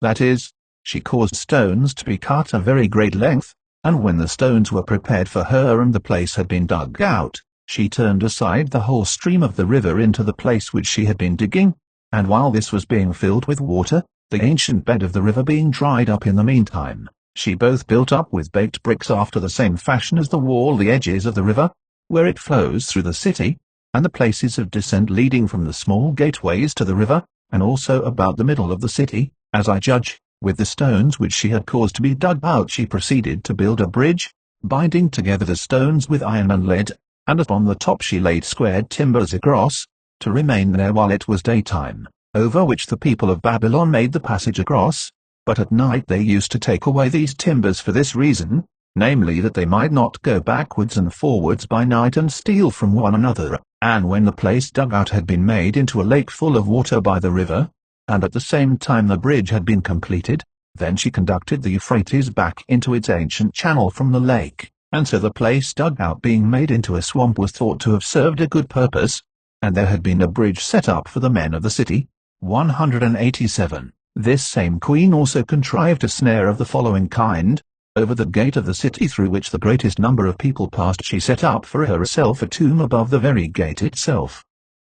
And on the tomb she engraved writing which said thus, If any of the kings of Babylon who come after me shall be in want of wealth, let him open my tomb and take as much as he desires, but let him not open it for any other cause, if he be not in want, for that will not be well. This tomb was undisturbed until the kingdom came to Darius, but to Darius it seemed that it was a monstrous thing not to make any use of this gate, and also, when there was money lying there, not to take it, considering that the money itself invited him to do so. Now the reason why he would not make any use of this gate, was because the corpse would have been above his head as he drove through. He then, I say, opened the tomb and found not indeed money but the corpse, with writing which said thus, If thou hadst not been insatiable of wealth and basely covetous, thou wouldest not have opened the resting places of the dead. 188. This queen then is reported to have been such as I have described, and it was the son of this woman, bearing the same name as his father,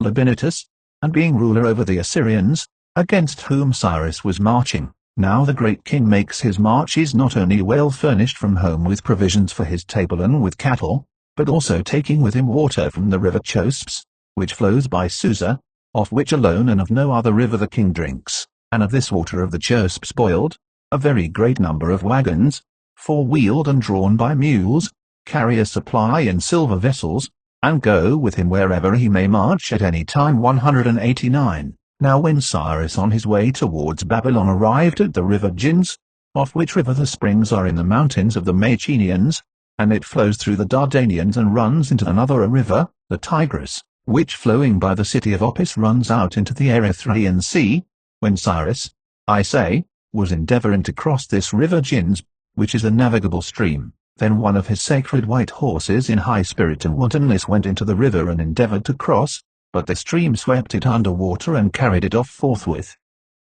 And Cyrus was greatly moved with anger against the river for having done thus insolently, and he threatened to make it so feeble that for the future even women could cross it easily without wetting the knee. So after this threat he ceased from his march against Babylon and divided his army into two parts, and having divided it he stretched lines and marked out straight channels, 180 on each bank of the Jinns, directed every way, and having disposed his army along them he commanded them to dig. So, as a great multitude was working, the work was completed indeed, but they spent the whole summer season at this spot working 190, when Cyrus had taken vengeance on the river Jinns by dividing it into 360 channels, and when the next spring was just beginning, then at length he continued his advance upon Babylon, and the men of Babylon had marched forth out of their city and were awaiting him. So when in his advance he came nearer to the city, the Babylonians joined battle with him, and having been worsted in the fight they were shut up close within their city. But knowing well even before this that Cyrus was not apt to remain still, and seeing him lay hands on every nation equally, they had brought in provisions beforehand for very many years. So while these made no account of the siege, Cyrus was in straits what to do, for much time went by and his affairs made no progress onwards.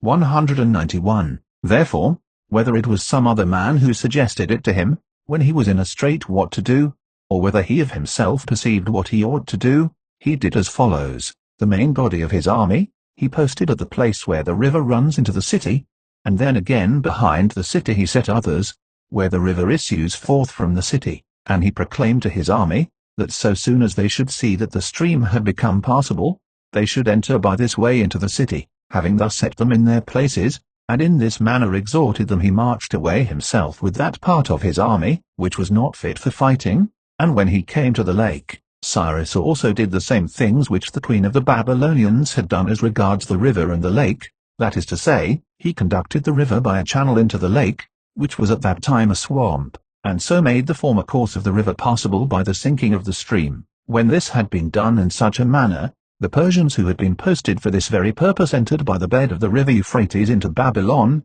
the stream having sunk so far that it reached about to the middle of a man's thigh. Now if the Babylonians had had knowledge of it beforehand, or had perceived that which was being done by Cyrus, they would have allowed the Persians to enter the city and then destroyed them miserably. For if they had closed all the gates that led to the river, and mounted themselves upon the ramparts which were carried along the banks of the stream, they would have caught them as it were in a fish wheel. But as it was, the Persians came upon them unexpectedly, and owing to the size of the city, so it is said by those who dwell there, after those about the extremities of the city had suffered capture, those Babylonians who dwelt in the middle did not know that they had been captured, but as they chanced to be holding a festival, they went on dancing and rejoicing during this time until they learned the truth only too well. Babylon then had thus been taken for the first time. 192. And as to the resources of the Babylonians how great they are, I shall show by many other proofs, and among them also by this, for the support of the great king and his army,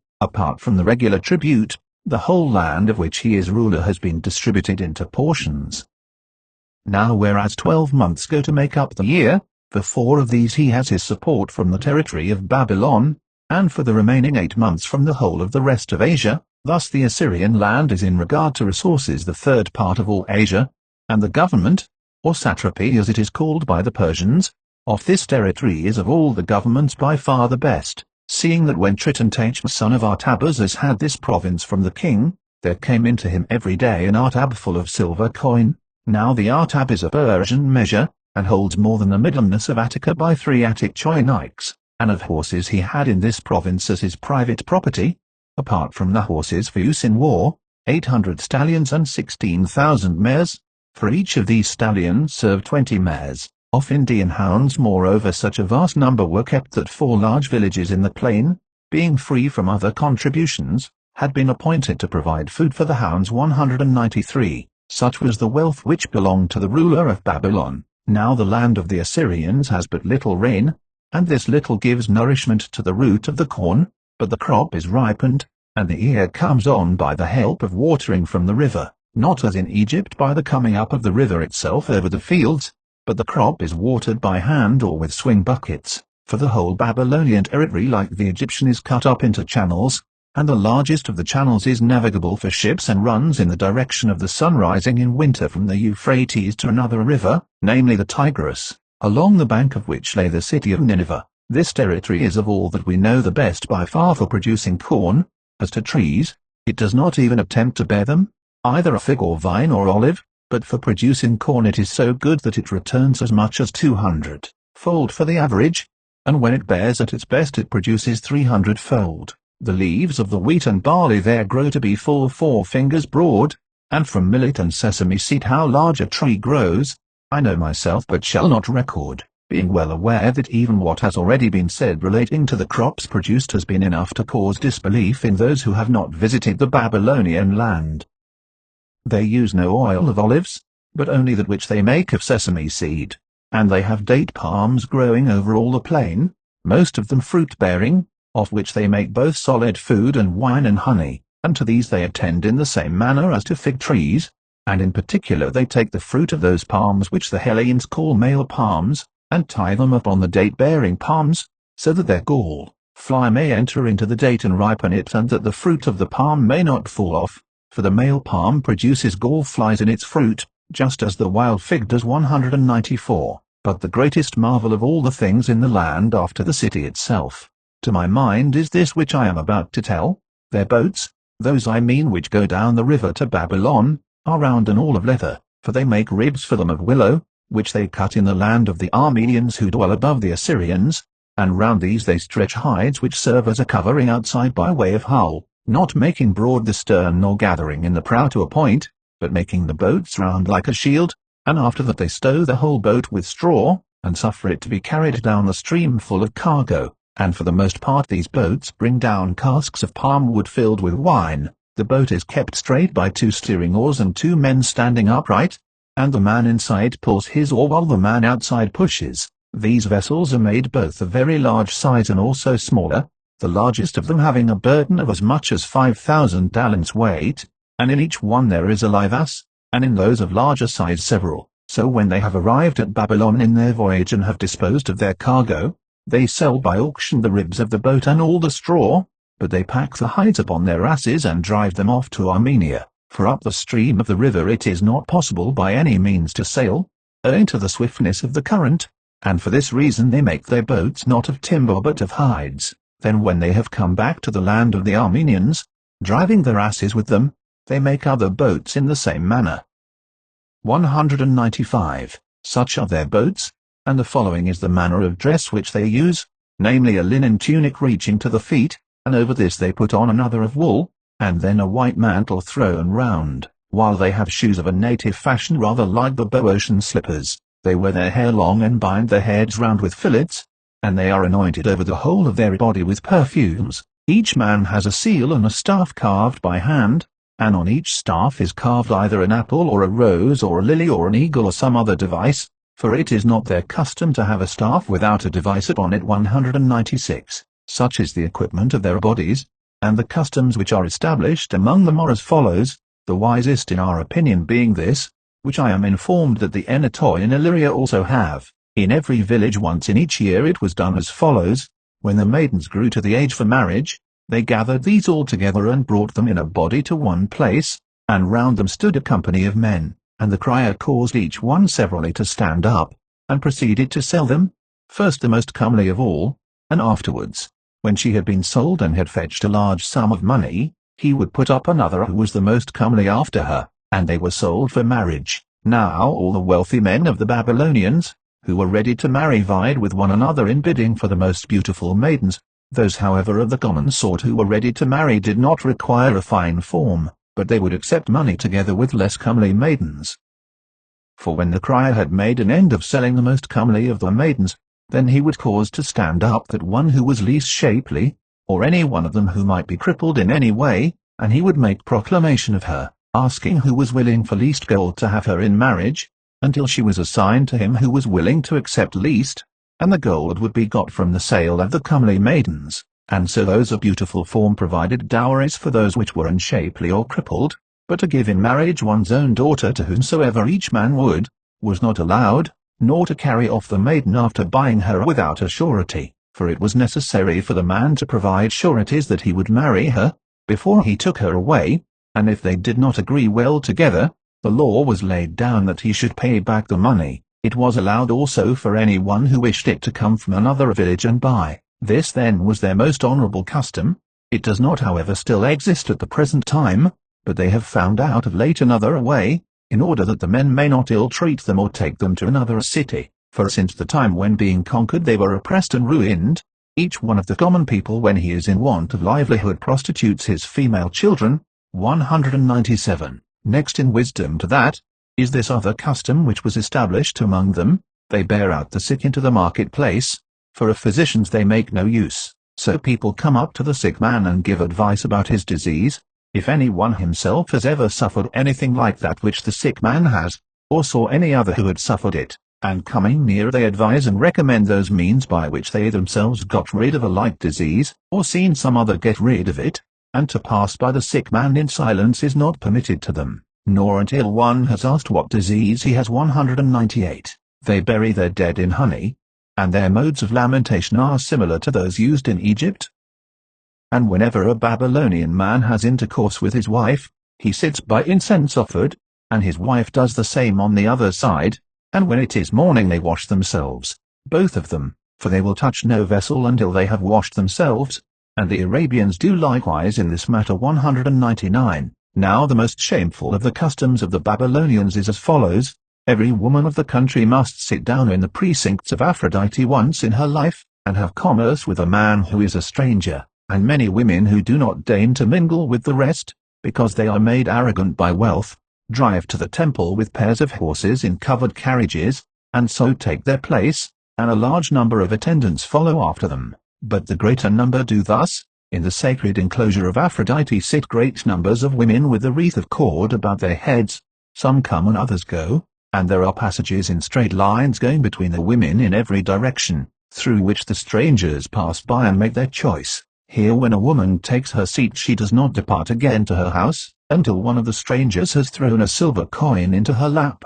and has had commerce with her outside the temple, and after throwing it he must say these words only: I demand thee in the name of the goddess Mylitta. Now Mylitta is the name given by the Assyrians to Aphrodite, and the silver coin may be of any value. Whatever it is she will not refuse it, for that is not lawful for her, seeing that this coin is made sacred by the act, and she follows the man who has first thrown and does not reject any, and after that she departs to her house, having acquitted herself of her duty to the goddess, nor will you be able thenceforth to give any gift so great as to win her. So then as many as have attained to beauty and stature are speedily released, but those of them who are unshapely remain there much time, not being able to fulfill the law, for some of them remain even as much as 3 or 4 years, and in some parts of Cyprus too there is a custom similar to this. 200. These customs then are established among the Babylonians, and there are of them 3 tribes which eat nothing but fish only, and when they have caught them and dried them in the sun they do thus: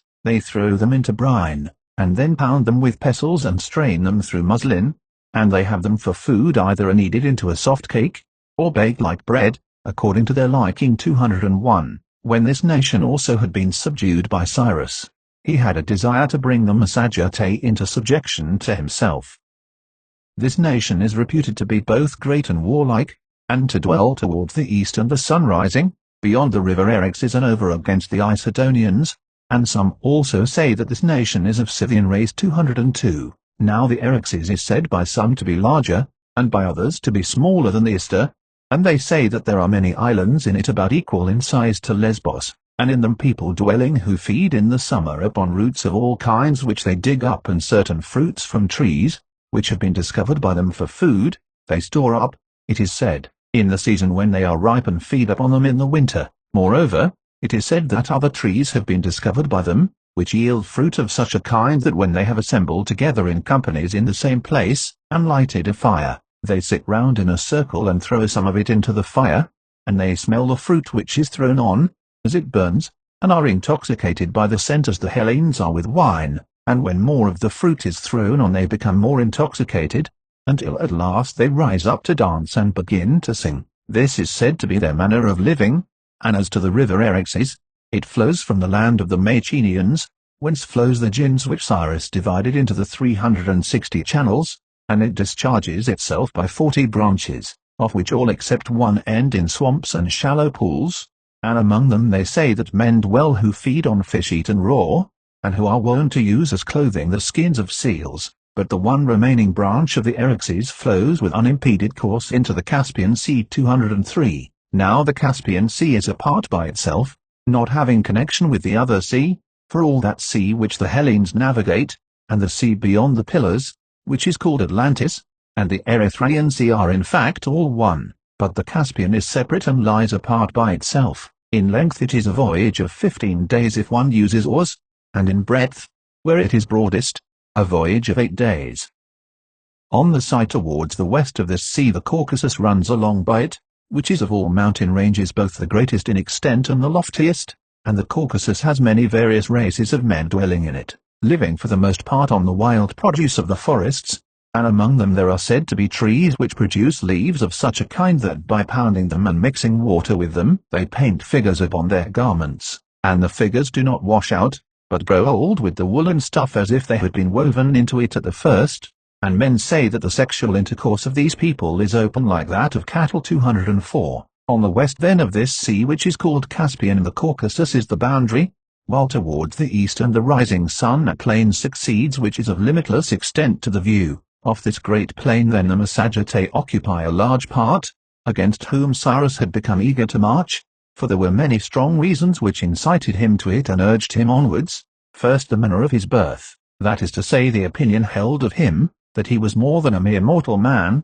and next the success which he had met with in his wars, for whithersoever Cyrus directed his march, it was impossible for that nation to escape. 205. Now the ruler of the Massagetae was a woman, who was queen after the death of her husband, and her name was Tomarus. To her Cyrus sent and wooed her, pretending that he desired to have her for his wife, but Tomarus, understanding that he was wooing not her herself but rather the kingdom of the Massagetae, rejected his approaches, and Cyrus after this, as he made no progress by craft, marched to the Eryxes, and proceeded to make an expedition openly against the Massagetae, forming bridges of boats over the river for his army to cross, and building towers upon the vessels which gave them passage across the river. 206. While he was busied about this labor, Tomarus sent a herald and said thus, O king of the Medes, cease to press forward the work which thou art now pressing forward, for thou canst not tell whether these things will be in the end for thy advantage, or no. Cease to do so, I say, and be king over thine own people, and endure to see us ruling those whom we rule.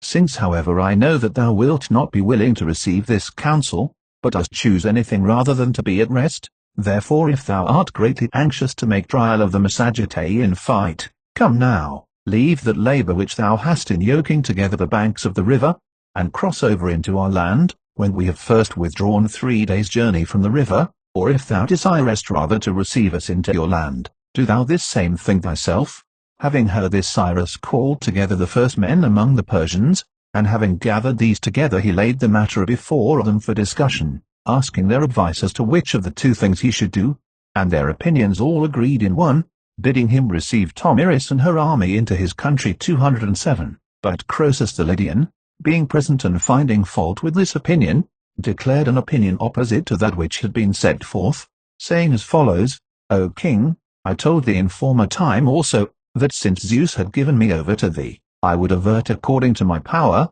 whatever occasion of falling I might see coming near thy house, and now my sufferings, which have been bitter, have proved to be lessons of wisdom to me. If thou dost suppose that thou art immortal, and that thou dost command an army which is also immortal, it will be of no use for me to declare to thee my judgment. But if thou hast perceived that thou art a mortal man thyself and dost command others who are so likewise, then learn this first, that for the affairs of men there is a revolving wheel, and that this in its revolution suffers not the same persons always to have good fortune. I therefore now have an opinion about the matter laid before us, which is opposite to that of these men, for if we shall consent to receive the enemy into our land, there is for thee this danger in so doing. If thou shalt be worsted thou wilt lose in addition all thy realm, for it is evident that if the Massagetae are victors they will not turn back and fly, but will march upon the provinces of thy realm, and on the other hand if thou shalt be the victor, thou wilt not be victor so fully as if thou shouldest overcome the Massagetae after crossing over into their land, and shouldest pursue them when they fled. For against that which I said before I will set the same again here, and say that thou, when thou hast conquered, wilt march straight against the realm of Tomarus, Moreover, besides that which has been said, it is a disgrace, and not to be endured, that Cyrus the son of Cambyses should yield to a woman, and so withdraw from her land. Now therefore it seems good to me that we should cross over and go forward from the crossing as far as they go in their retreat, and endeavor to get the better of them by doing as follows. The Massagetae, as I am informed, are without experience of Persian good things, and have never enjoyed any great luxuries. Cut up therefore cattle without stint, and dress the meat, and set out for these men a banquet in our camp. Moreover also provide without stint bowls of unmixed wine and provisions of every kind, and having so done, leave behind the most worthless part of thy army, and let the rest begin to retreat from the camp towards the river. For if I am not mistaken in my judgment, they, when they see a quantity of good things, will fall to the feast, and after that it remains for us to display great deeds. 208. These were the conflicting opinions, and Cyrus, letting go the former opinion and choosing that of Croesus, gave notice to Tomarus to retire, as he was intending to cross over to her. She then proceeded to retire, as she had at first engaged to do,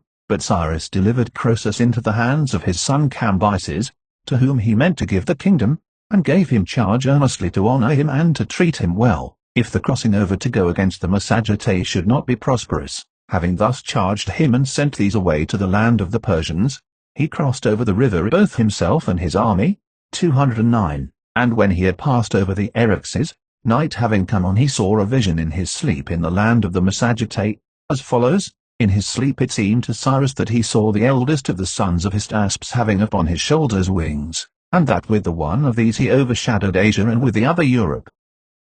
Now of Hystaspes the son of Arsames, who was a man of the Achaemenid clan, the eldest son was Darius, who was then, I suppose, a youth of about 20 years of age, and he had been left behind in the land of the Persians, for he was not yet of full age to go out to the wars. So then when Cyrus awoke, he considered with himself concerning the vision, and as the vision seemed to him to be of great import, he called Hystaspes, and having taken him apart by himself, he said, Hystaspes, thy son has been found plotting against me and against my throne, and how I know this for certain I will declare to thee. The gods have a care of me, and show me beforehand all the evils that threaten me. So in the night that is past, while sleeping, I saw the eldest of thy sons having upon his shoulders wings, and with the one of these he overshadowed Asia, and with the other Europe. To judge by this vision then, it cannot be but that he is plotting against me. Do thou therefore go by the quickest way back to Persia, and take care that, when I return thither after having subdued these regions,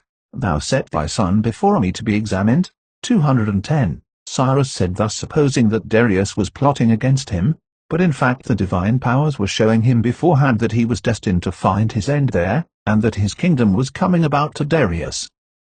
To this then Hystaspes replied as follows. O king, heaven forbid that there should be any man of Persian race who would plot against thee, and if there be any, I pray that he perish as quickly as may be, seeing that thou didst make the Persians to be free instead of slaves, and to rule all nations instead of being ruled by others. And if any vision announces to thee that my son is planning rebellion against thee, I deliver him over to thee to do with him whatsoever thou wilt. 211. Hystaspes then, having made answer with these words, and having crossed over the Eryxes, was going his way to the Persian land to keep watch over his son Darius for Cyrus. And Cyrus meanwhile went forward, and made a march of 1 day from the Eryxes according to the suggestion of Croesus. After this, when Cyrus and the best part of the army of the Persians had marched back to the Eryxes, and those who were unfit for fighting had been left behind, then a third part of the army of the Massagetae came to the attack, and proceeded to slay, not without resistance, those who were left behind of the army of Cyrus.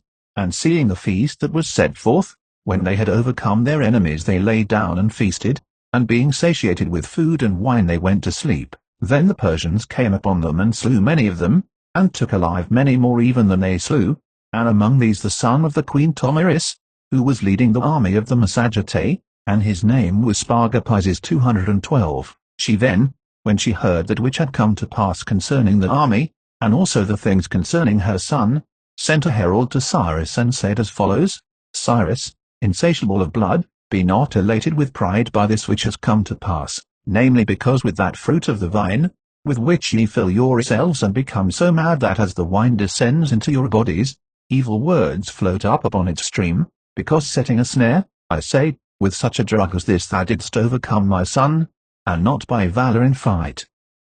Now therefore receive the word which I utter, giving thee good advice, restore to me my son and depart from this land without penalty, triumphant over a third part of the army of the Massagetae, but if thou shalt not do so, I swear to thee by the Sun, who is Lord of the Massagetae, that surely I will give thee thy fill of blood, insatiable as thou art. 213. When these words were reported to him, Cyrus made no account of them, and the son of the queen Tomiris, Spargapises, when the wine left him and he learnt in what evil case he was, entreated Cyrus that he might be loosed from his chains and gained his request, and then so soon as he was loosed and had got power over his hands he put himself to death. 214. He then ended his life in this manner, but Tomiris, as Cyrus did not listen to her, gathered together all her power and joined battle with Cyrus. This battle of all the battles fought by barbarians I judge to have been the fiercest, and I am informed that it happened thus. First, it is said,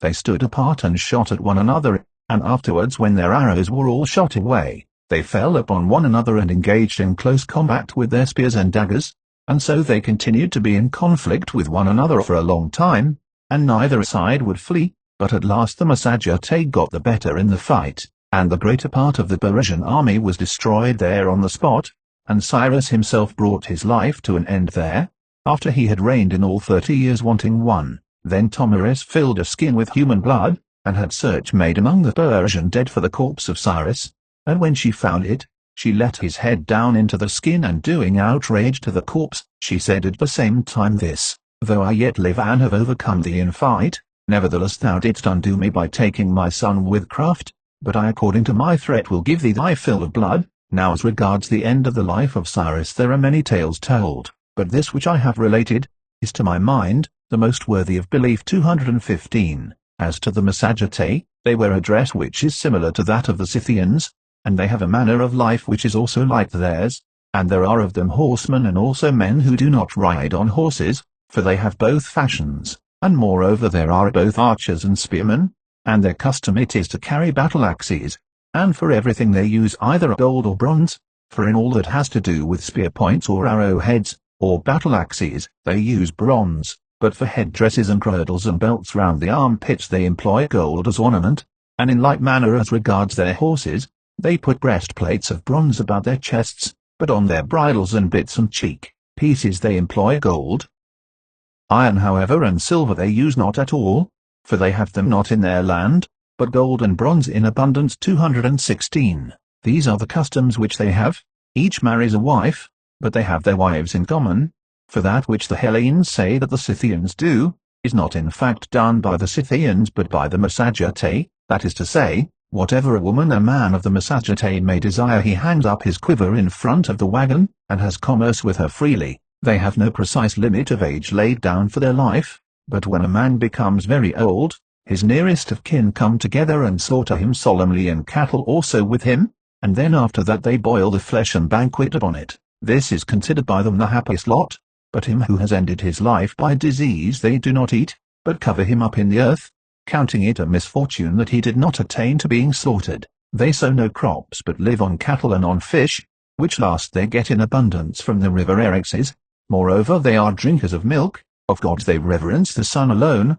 and to him they sacrifice horses, and the rule of the sacrifice is this, to the swiftest of the gods they assign the swiftest of all mortal things. Herodotus Book 2, Euterpe. 1. When Cyrus had brought his life to an end, Cambyses received the royal power in succession, being the son of Cyrus and of Cassindae the daughter of Pharnaspes, for whose death, which came about before his own, Cyrus had made great mourning himself, and also had proclaimed to all those over whom he bore rule that they should make mourning for her. Cambyses, I say, being the son of this woman and of Cyrus, regarded the Ionians and Aeolians as slaves inherited from his father, and he proceeded to march an army against Egypt, taking with him as helpers not only the other nations of which he was the ruler, but also those of the Hellenes over whom he had power besides two. Now the Egyptians, before the time when Psammetichus became king over them, were wont to suppose that they had come into being first of all men, but since the time when Psammetichus having become king desired to know what men had come into being first, they supposed that the Phrygians came into being before themselves,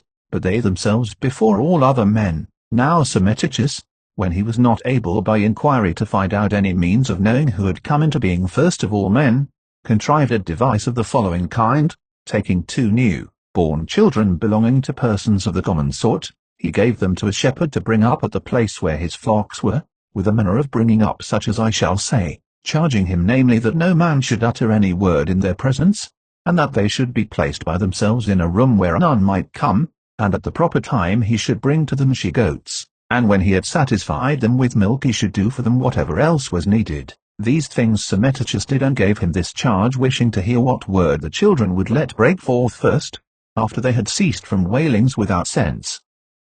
And accordingly so it came to pass, for after a space of 2 years had gone by, during which the shepherd went on acting so, at length, when he opened the door and entered, both the children fell before him in entreaty and uttered the word Bekos, stretching forth their hands. At first when he heard this the shepherd kept silence, but since this word was often repeated, as he visited them constantly and attended to them, at last he declared the matter to his master, and at his command he brought the children before his face. Then Psammetichus, having himself also heard it, began to inquire about what nation of men named anything Bekos, and inquiring he found that the Phrygians had this name for bread. In this manner, and guided by an indication such as this, the Egyptians were brought to allow that the Phrygians were a more ancient people than themselves. 3. That so it came to pass I heard from the priests of that Hephaestus who dwells at Memphis, but the Hellenes relate, besides many other idle tales, that Psammetichus cut out the tongues of certain women, and then caused the children to live with these women. With regard then to the rearing of the children they related so much as I have said, and I heard also other things at Memphis when I had speech with the priests of Hephaestus. Moreover I visited both Thebes and Heliopolis for this very cause, namely because I wished to know whether the priests at these places would agree in their accounts with those at Memphis, for the men of Heliopolis are said to be the most learned in records of the Egyptians. Those of their narrations which I heard with regard to the gods, I am not earnest to relate in full, but I shall name them only, because I consider that all men are equally ignorant of these matters, and whatever things of them I may record, I shall record only because I am compelled by the course of the story. 4. But as to those matters which concern men, the priests agreed with one another in saying that the Egyptians were the first of all men on earth to find out the course of the year, having divided the seasons into 12 parts to make up the whole, and this they said they found out from the stars, and they reckon to this extent more wisely than the Hellenes, as it seems to me, inasmuch as the Hellenes throw in an intercalated month every other year, to make the seasons right, whereas the Egyptians, reckoning the 12 months at 30 days each, bring in also every year 5 days beyond the number, and thus the circle of their seasons is completed, and comes round to the same point whence it set out. They said moreover that the Egyptians were the first who brought into use appellations for the 12 gods, and the Hellenes took up the use from them, and that they were the first who assigned altars and images and temples to the gods, and who engraved figures on stones, and with regard to the greater number of these things, they showed me by actual facts that they had happened so. They said also that the first man who became king of Egypt was Min, and that in his time all Egypt except the district of Thebes was a swamp, and none of the regions were then above water which now lie below the lake of Mweris, to which lake it is a voyage of 7 days up the river from the sea. 5. And I thought that they said well about the land, for it is manifest in truth even to a person who has not heard it beforehand, but has only seen, at least if he have understanding, that the Egypt to which the Hellenes come in ships is a land, which has been won by the Egyptians as an addition, and that it is a gift of the river. Moreover the regions which lie above this lake also for a distance of 3 days' sail, about which they did not go on to say anything of this kind, are nevertheless another instance of the same thing. For the nature of the land of Egypt is as follows. First, when you are still approaching it in a ship, and are distant a day's run from the land, if you let down a sounding line you will bring up mud, and will find yourself in 11 fathoms. This then so far shows that there is a silting forward of the land. 6. Then secondly, as to Egypt itself, the extent of it along the sea is 60 shoins, according to our definition of Egypt as extending from the Gulf of Plinthine to the Sabonian lake, along which stretches Mount Casion. From this lake then the 60 shoins are reckoned, for those of men who are poor in land have their country measured by fathoms, those who are less poor by furlongs, those who have much land by parasangs, and those who have land in very great abundance by shoins. Now the parasang is equal to 30 furlongs, and each shoin, which is an Egyptian measure, is equal to 60 furlongs, so there would be an extent of 3,600 furlongs, for the coastland of Egypt 7. From thence and as far as Heliopolis inland Egypt is broad, and the land is all flat and without springs of water and formed of mud, and the road as one goes inland from the sea to Heliopolis, is about the same in length, as that which leads from the altar of the 12 gods at Athens to Pisa, and the temple of Olympian Zeus. Reckoning up you would find the difference very small by which these roads fail of being equal in length, not more indeed than 15 furlongs, for the road from Athens to Pisa wants 15 furlongs of being 1,500, while the road to Heliopolis from the sea reaches the number completely 8. From Heliopolis, however, as you go up, Egypt is narrow, for on the one side a mountain range belonging to Arabia stretches along by the side of it, going in a direction from north towards the midday and the south wind, tending upwards without a break to that which is called the Erythraean Sea, in which range are the stone quarries which were used in cutting stone for the pyramids at Memphis. On this side then the mountain ends where I have said, and then takes a turn back, and where it is widest, as I was informed, it is a journey of 2 months across from east to west, and the borders of it which turn towards the east are said to produce frankincense. Such then is the nature of this mountain range, and on the side of Egypt towards Libya another range extends, rocky and enveloped in sand. In this are the pyramids, and it runs in the same direction as those parts of the Arabian mountains, which go towards the midday. So then, I say, from Heliopolis the land has no longer a great extent so far as it belongs to Egypt, and for about 4 days sail up the river Egypt properly so called is narrow, and the space between the mountain ranges which have been mentioned is plain land, but where it is narrowest it did not seem to me to exceed 200 furlongs from the Arabian mountains, to those which are called the Libyan. After this again Egypt is broad 9, such is the nature of this land, and from Heliopolis to Thebes is a voyage up the river of 9 days, and the distance of the journey in furlongs is 4,860, the number of the shoins being 81. If these measures of Egypt in furlongs be put together the result is as follows. I have already before this shown that the distance along the sea amounts to 3,600 furlongs,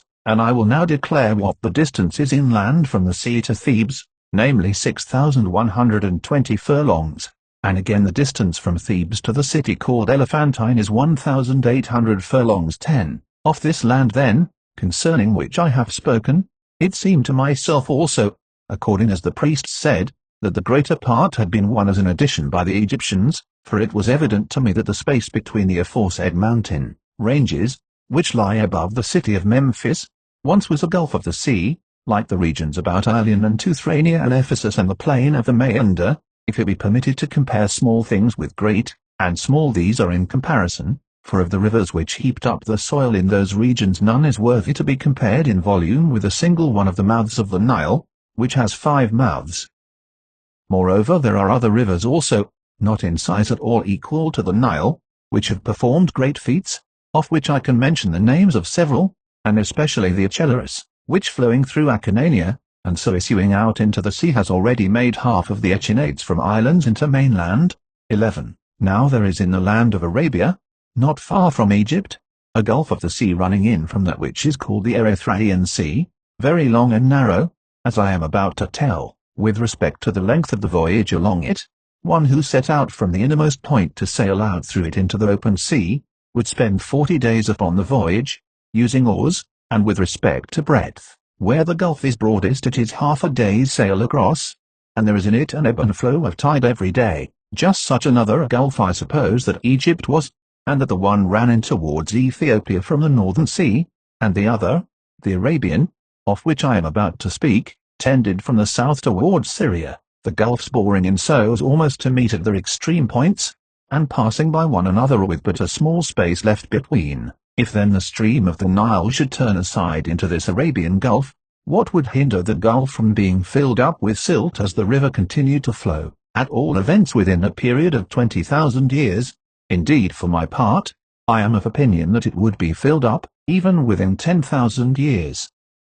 How, then, In all the time that has elapsed before I came into being, should not a gulf be filled up even of much greater size than this by a river so great and so active? 12. As regards Egypt then, I both believe those who say that things are so, and for myself also I am strongly of opinion that they are so, because I have observed that Egypt runs out into the sea further than the adjoining land, and that shells are found upon the mountains of it, and an efflorescence of salt forms upon the surface, so that even the pyramids are being eaten away by it, and moreover that of all the mountains of Egypt, the range which lies above Memphis is the only one which has sand, besides which I notice that Egypt resembles neither the land of Arabia, which borders upon it, nor Libya, nor yet Syria, for they are Syrians who dwell in the parts of Arabia lying along the sea, but that it has soil which is black and easily breaks up, seeing that it is in truth mud and silt brought down from Ethiopia by the river, but the soil of Libya,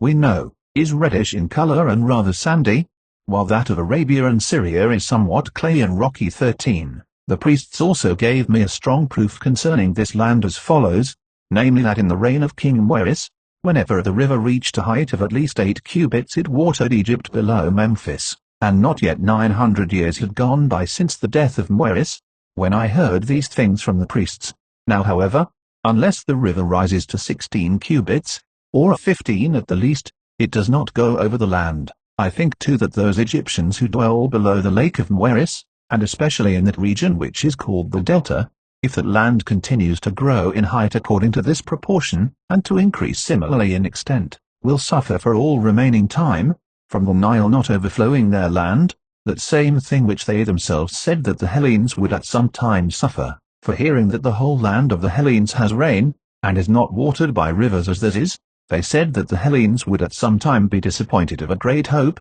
and would suffer the ills of famine. This saying means that if the god shall not send them rain, but shall allow drought to prevail for a long time, the Hellenes will be destroyed by hunger, for they have in fact no other supply of water to save them except from Zeus alone. 14. This has been rightly said by the Egyptians with reference to the Hellenes, but now let me tell how matters are with the Egyptians themselves in their turn. If, in accordance with what I before said, the land below Memphis, for this is that which is increasing, shall continue to increase in height according to the same proportion as in past time, assuredly those Egyptians who dwell here will suffer famine, if their land shall not have rain nor the river be able to go over their fields. It is certain however that now they gather in fruit from the earth with less labor than any other men, and also with less than the other Egyptians, for they have no labor in breaking up furrows with a plough, nor in hoeing nor in any other of those labors which other men have about a crop. But when the river has come up of itself and watered their fields, and after watering has left them again, then each man sows his own field and turns into it swine, and when he has trodden a seed into the ground by means of the swine, after that he waits for the harvest, and when he has threshed the corn by means of the swine, then he gathers it in. 15. If we desire to follow the opinions of the Ionians as regards Egypt, who say that the delta alone is Egypt, reckoning its sea coast to be from the watchtower called of Perseus to the fish-curing houses of Pelusium, a distance of 40 shoins, and counting it to extend inland as far as the city of Kirkosaurus, where the Nile divides and runs to Pelusium and Canopus, while as for the rest of Egypt, they assign it partly to Libya and partly to Arabia. If, I say, we should follow this account, we should thereby declare that in former times the Egyptians had no land to live in, for, as we have seen, their delta at any rate is alluvial, and has appeared, so to speak, lately, as the Egyptians themselves say and as my opinion is. If then at the first there was no land for them to live in, why did they waste their labor to prove that they had come into being before all other men? They needed not to have made trial of the children to see what language they would first utter. However, I am not of opinion that the Egyptians came into being at the same time as that which is called by the Ionians the Delta, but that they existed always ever since the human race came into being, and that as the land advanced forwards, many of them were left in their first abodes, and many came down gradually to the lower parts. At least it is certain that in old times Thebes had the name of Egypt, and of this the circumference measures 6,120 furlongs. 16. If then we judge aright of these matters, the opinion of the Ionians about Egypt is not sound, but if the judgment of the Ionians is right, I declare that neither the Hellenes nor the Ionians themselves know how to reckon, since they say that the whole earth is made up of 3 divisions, Europe, Asia, and Libya, for they ought to count in addition to these the delta of Egypt, since it belongs neither to Asia nor to Libya, for at least it cannot be the river Nile by this reckoning which divides Asia from Libya, but the Nile is cleft at the point of this delta so as to flow round it, and the result is that this land would come between Asia and Libya. 17. We dismiss then the opinion of the Ionians, and express a judgment of our own in this matter also, that Egypt is all that land which is inhabited by Egyptians, just as Cilicia is that which is inhabited by Cilicians, and Assyria, that which is inhabited by Assyrians,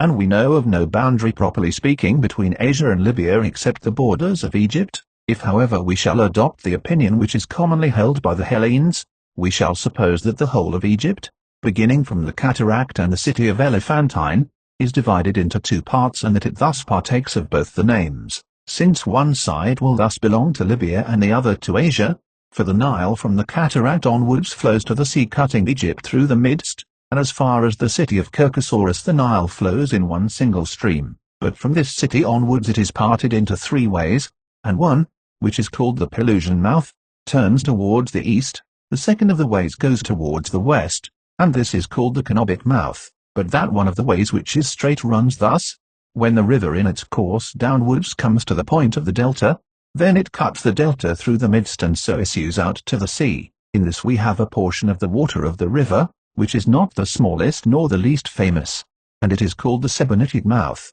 There are also two other mouths which part off from the Sebennytic and go to the sea, and these are called, one the Saetic, the other the Mindesian mouth. The Bolbitinitic and Bucolic mouths, on the other hand, are not natural but made by digging. 18. Moreover also the answer given by the oracle of Ammon bears witness in support of my opinion that Egypt is of the extent which I declare it to be in my account, and of this answer I heard after I had formed my own opinion about Egypt, for those of the city of Maria and of Apis, dwelling in the parts of Egypt which border on Libya, being of opinion themselves that they were Libyans and not Egyptians, and also being burdened by the rules of religious service, because they desired not to be debarred from the use of cow's flesh, sent to Ammon saying that they had naught in common with the Egyptians, for they dwelt outside the delta and agreed with them in nothing, and they said they desired that it might be lawful for them to eat everything without distinction. The god however did not permit them to do so, but said that that land which was Egypt which the Nile came over and watered, and that those were Egyptians who dwelling below the city of Elephantine drank of that river. Thus it was answered to them by the oracle about this. 19. And the Nile, when it is in flood, goes over not only the delta but also of the land which is called Libyan, and of that which is called Arabian, sometimes as much as 2 days' journey on each side, and at times even more than this or of times less.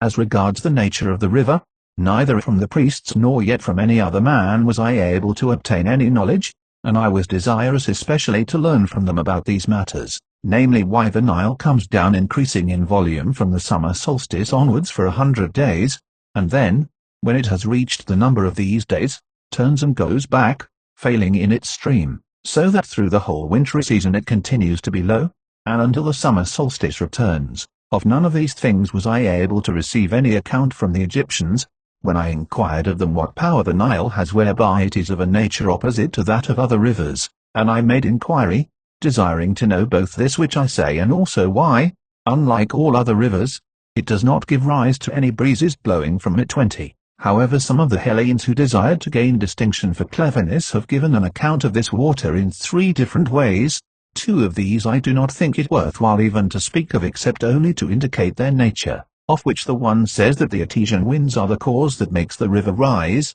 by preventing the Nile from flowing out into the sea, but often the Etesian winds fail and yet the Nile does the same work as it is wont to do, and moreover, if these were the cause, all the other rivers also which flow in a direction opposed to the Etesian winds ought to have been affected in the same way as the Nile, and even more, inasmuch as they are smaller and present to them a feebler flow of stream. But there are many of these rivers in Syria and many also in Libya, and they are affected in no such manner as the Nile. 21. The second way shows more ignorance than that which has been mentioned, and it is more marvelous to tell, for it says that the river produces these effects because it flows from the ocean, and that the ocean flows round the whole earth.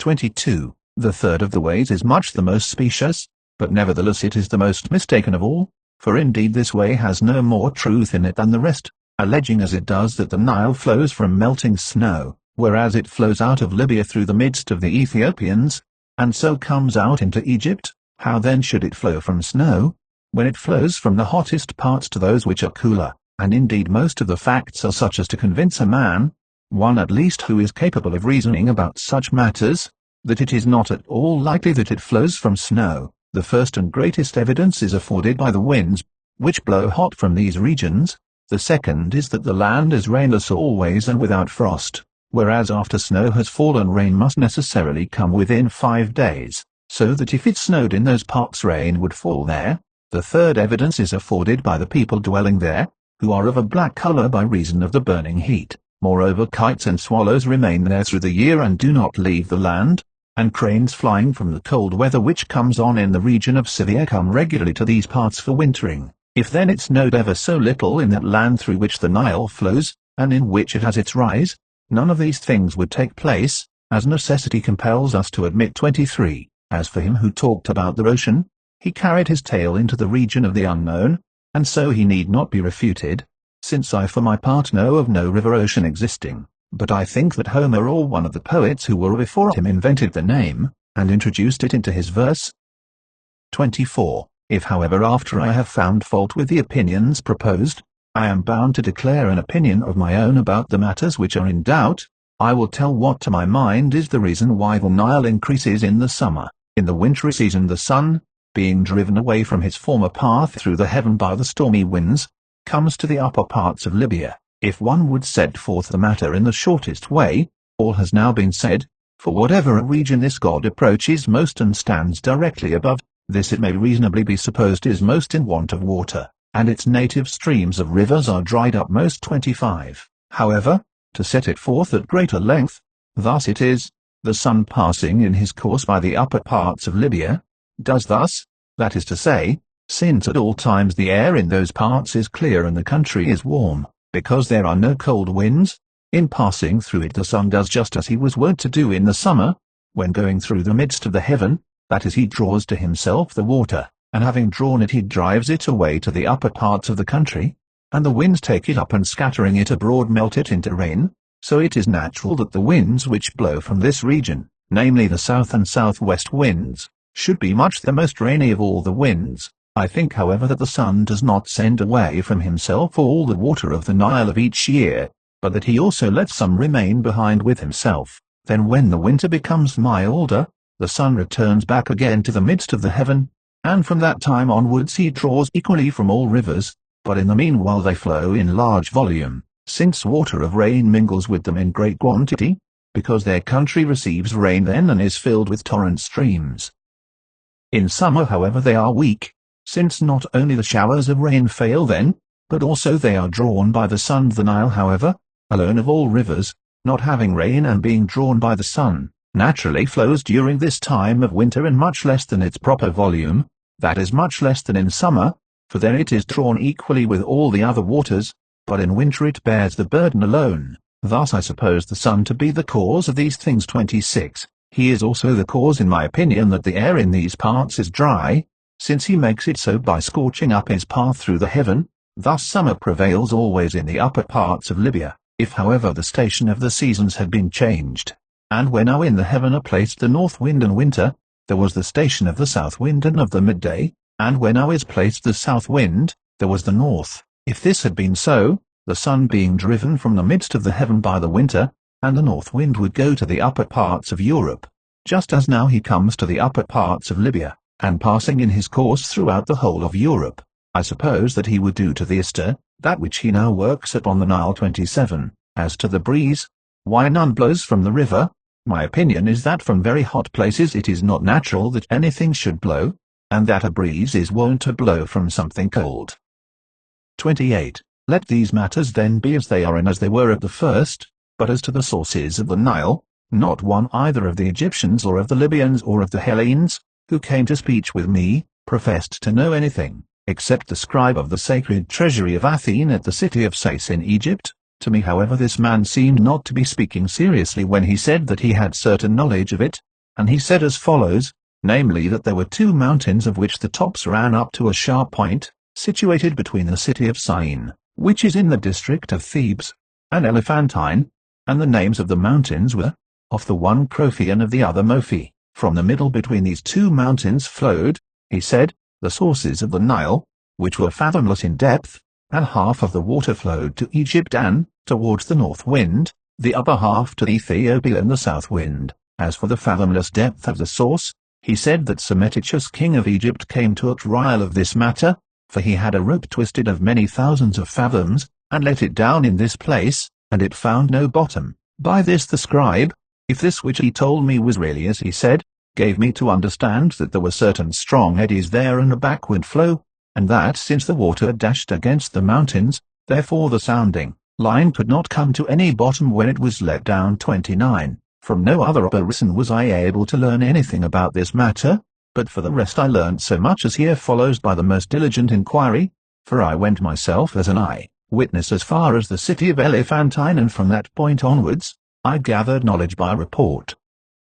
From the city of Elephantine as one goes up the river there is country which slopes steeply, so that here one must attach ropes to the vessel on both sides, as one fastens an ox, and so make one's way onward, and if the rope break, the vessel is gone at once, carried away by the violence of the stream. Through this country it is a voyage of about 4 days in length, and in this part the Nile is winding like the river Meander, and the distance amounts to 12 shoines, which one must traverse in this manner. Then you will come to a level plain, in which the Nile flows round an island named Tachompso. Now in the regions above Elephantine there dwell Ethiopians at once succeeding, who also occupy half of the island, and Egyptians the other half. Adjoining this island there is a great lake, round which dwell Ethiopian nomad tribes, and when you have sailed through this you will come to the stream of the Nile again, which flows into this lake. After this you will disembark and make a journey by land of 40 days, for in the Nile sharp rocks stand forth out of the water, and there are many reefs, by which it is not possible for a vessel to pass. Then after having passed through this country in the 40 days which I have said, you will embark again in another vessel and sail for 12 days, and after this you will come to a great city called Meroe. This city is said to be the mother city of all the other Ethiopians, and they who dwell in it reverence of the gods Zeus and Dionysus alone, and these they greatly honor, and they have an oracle of Zeus established, and make warlike marches whensoever this god commands them by prophesyings, and to whatsoever place he commands. 30. Sailing from this city, you will come to the deserters in another period of time equal to that in which you came from Elephantine to the mother city of the Ethiopians. Now the name of these deserters is Asmach, and this word signifies, when translated into the tongue of the Hellenes, those who stand on the left hand of the king. These were 240,000 Egyptians of the warrior class, who revolted and went over to the Ethiopians for the following cause. In the reign of Psammetichus garrisons were set, one towards the Ethiopians at the city of Elephantine, another towards the Arabians and Assyrians at Daphne of Pelusium, and another towards Libya at Maria, and even in my own time the garrisons of the Persians too are ordered in the same manner as these were in the reign of Psammetichus. For both at Elephantine and at Daphne the Persians have outposts. The Egyptians then of whom I speak had served as outposts for 3 years and no one relieved them from their guard. Accordingly they took counsel together, and adopting a common plan, they all in a body revolted from Psammetichus, and set out for Ethiopia. Hearing this Psammetichus set forth in pursuit, and when he came up with them, he entreated them much and endeavored to persuade them not to desert the god of their country, and their children and wives. Upon which it is said that one of them pointed to his privy member and said that wherever this was, there would they have both children and wives. When these came to Ethiopia they gave themselves over to the king of the Ethiopians, and he rewarded them as follows. There were certain of the Ethiopians who had come to be at variance with him, and he bade them drive these out and dwell in their land. So since these men settled in the land of the Ethiopians have come to be of milder manners, from having learned the customs of the Egyptians. 31. The Nile then, besides that part of its course which is in Egypt, is known as far as a 4 months' journey by river and land, for that is the number of months which are found by reckoning to be spent in going from Elephantine to these deserters, and the river runs from the west in the setting of the sun. But what comes after that no one can clearly say, for this land is desert by reason of the burning heat. 32. Thus much however I heard from men of Cyrene, who told me that they had been to the oracle of Ammon, and had come to speech with Antiochus king of the Ammonians. And it happened that after speaking of other matters they fell to discourse about the Nile, and how no one knew the sources of it. And Antiochus said that once there had come to him men of the Nasamonians. This is a Libyan race which dwells in the cities, and also in the land to the east of the cities reaching to no great distance. And when the Nasamonians came and were asked by him, whether they were able to tell him anything more than he knew about the desert parts of Libya, they said that there had been among them certain sons of chief men, who were of unruly disposition, and these when they grew up to be men had devised various other extravagant things, and also they had told off by lot 5 of themselves to go to see the desert parts of Libya, and to try whether they could discover more than those who had previously explored furthest, for in those parts of Libya which are by the northern sea, beginning from Egypt and going as far as the headland of Solois, which is the extreme point of Libya, Libyans, and of them many races, extend along the whole coast, except so much as the Hellenes and Phoenicians hold, but in the upper parts, which lie above the sea coast and above those people whose land comes down to the sea, Libya is full of wild beasts, and in the parts above the land of wild beasts it is full of sand, terribly waterless and utterly desert. These young men then, said they, being sent out by their companions well furnished with supplies of water and provisions, went first through the inhabited country, and after they had passed through this they came to the country of wild beasts, and after this they passed through the desert, making their journey towards the west wind, and having passed through a great tract of sand in many days, they saw at last trees growing in a level place, and having come up to them, they were beginning to pluck the fruit which was upon the trees, but as they began to pluck it, there came upon them small men, of less stature than men of the common size, and these seized them and carried them away, and neither could the Nasamonians understand anything of their speech, nor could those who were carrying them off understand anything of the speech of the Nasamonians, and they led them, so it was said, through very great swamps, and after passing through these they came to a city in which all the men were in size like those who carried them off and in colour of skin black, and by the city ran a great river, which ran from the west towards the sun rising, and in it were seen crocodiles 33. Of the account given by Antiochus the Ammonian let so much suffice as is here said, except that, as the men of Cyrene told me, he alleged that the Nasamonians returned safe home, and that the people to whom they had come were all wizards.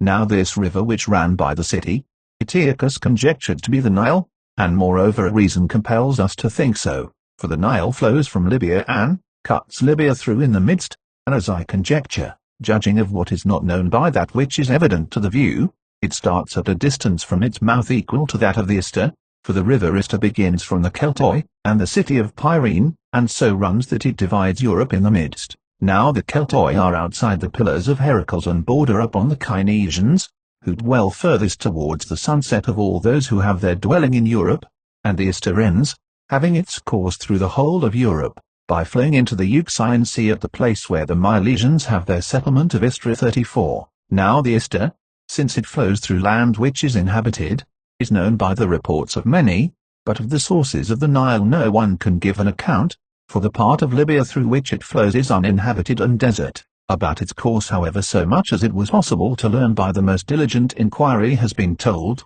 and it runs out into Egypt. Now Egypt lies nearly opposite to the mountain districts of Cilicia, and from thence to Sinope, which lies upon the Euxine Sea, is a journey in the same straight line of 5 days for a man without encumbrance, and Sinope lies opposite to the place where the Ister runs out into the sea. Thus I think that the Nile passes through the whole of Libya, and is of equal measure with the Ister. Of the Nile then let so much suffice as has been said. 35. Of Egypt however I shall make my report at length, because it has wonders more in number than any other land, and works to it as to show as much as any land, which are beyond expression great. For this reason then more shall be said concerning it.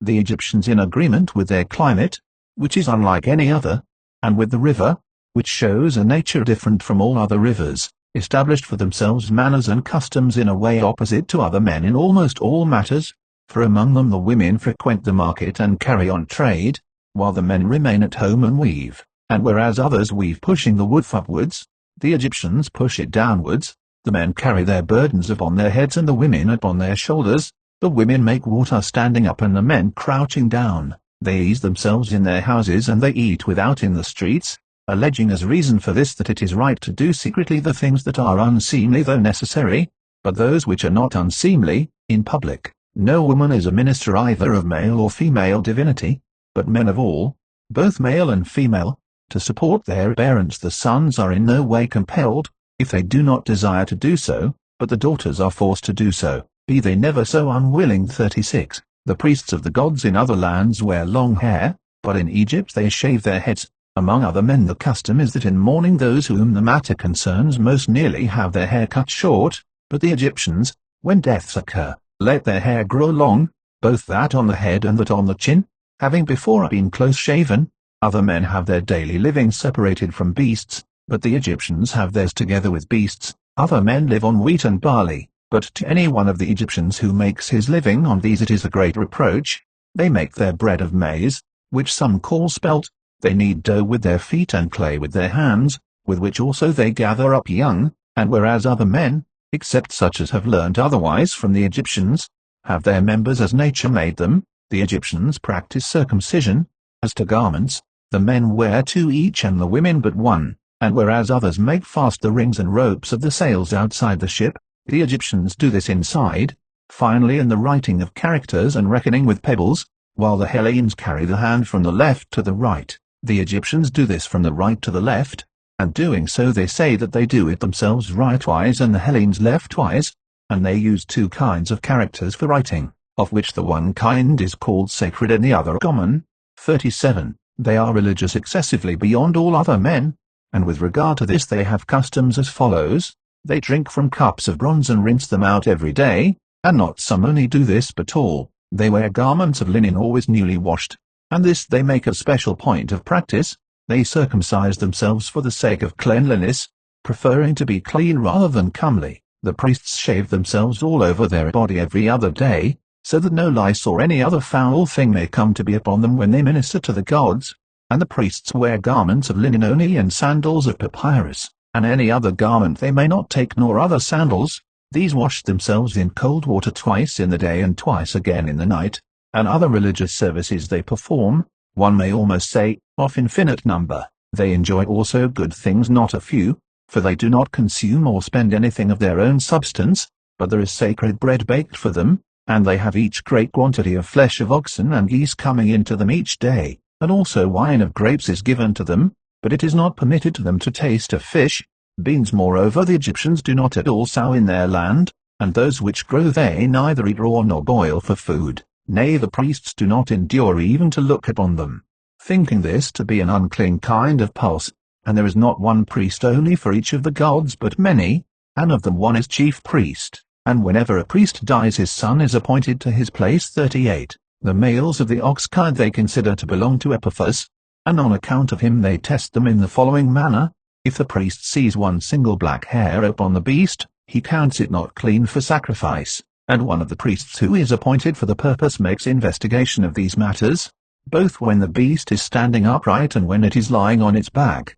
drawing out its tongue moreover, to see if it is clean in respect of the appointed signs, which I shall tell of in another part of the history. He looks also at the hairs of the tail to see if it has them growing in the natural manner, and if it be clean in respect of all these things, he marks it with a piece of papyrus, rolling this round the horns, and then when he has plastered sealing earth over it he sets upon it the seal of his signet ring, and after that they take the animal away. But for one who sacrifices a beast not sealed the penalty appointed is death. 39. In this way then the beast is tested, and their appointed manner of sacrifice is as follows. They led the sealed beast to the altar where they happened to be sacrificing, and then kindle a fire. After that, having poured libations of wine over the altar so that it runs down upon the victim, and having called upon the god, they cut its throat, and having cut its throat they sever the head from the body. The body then of the beast they flay, but upon the head they make many imprecations first, and then they who have a market and Hellenes sojourning among them for trade, these carry it to the marketplace and sell it, while they who have no Hellenes among them cast it away into the river. And this is the form of imprecation which they utter upon the heads, praying that if any evil be about to befall either of themselves who are offering sacrifice or the land of Egypt in general, it may come rather upon this head. Now as regards the heads of the beasts which are sacrificed and the pouring over them of the wine, all the Egyptians have the same customs equally for all their sacrifices.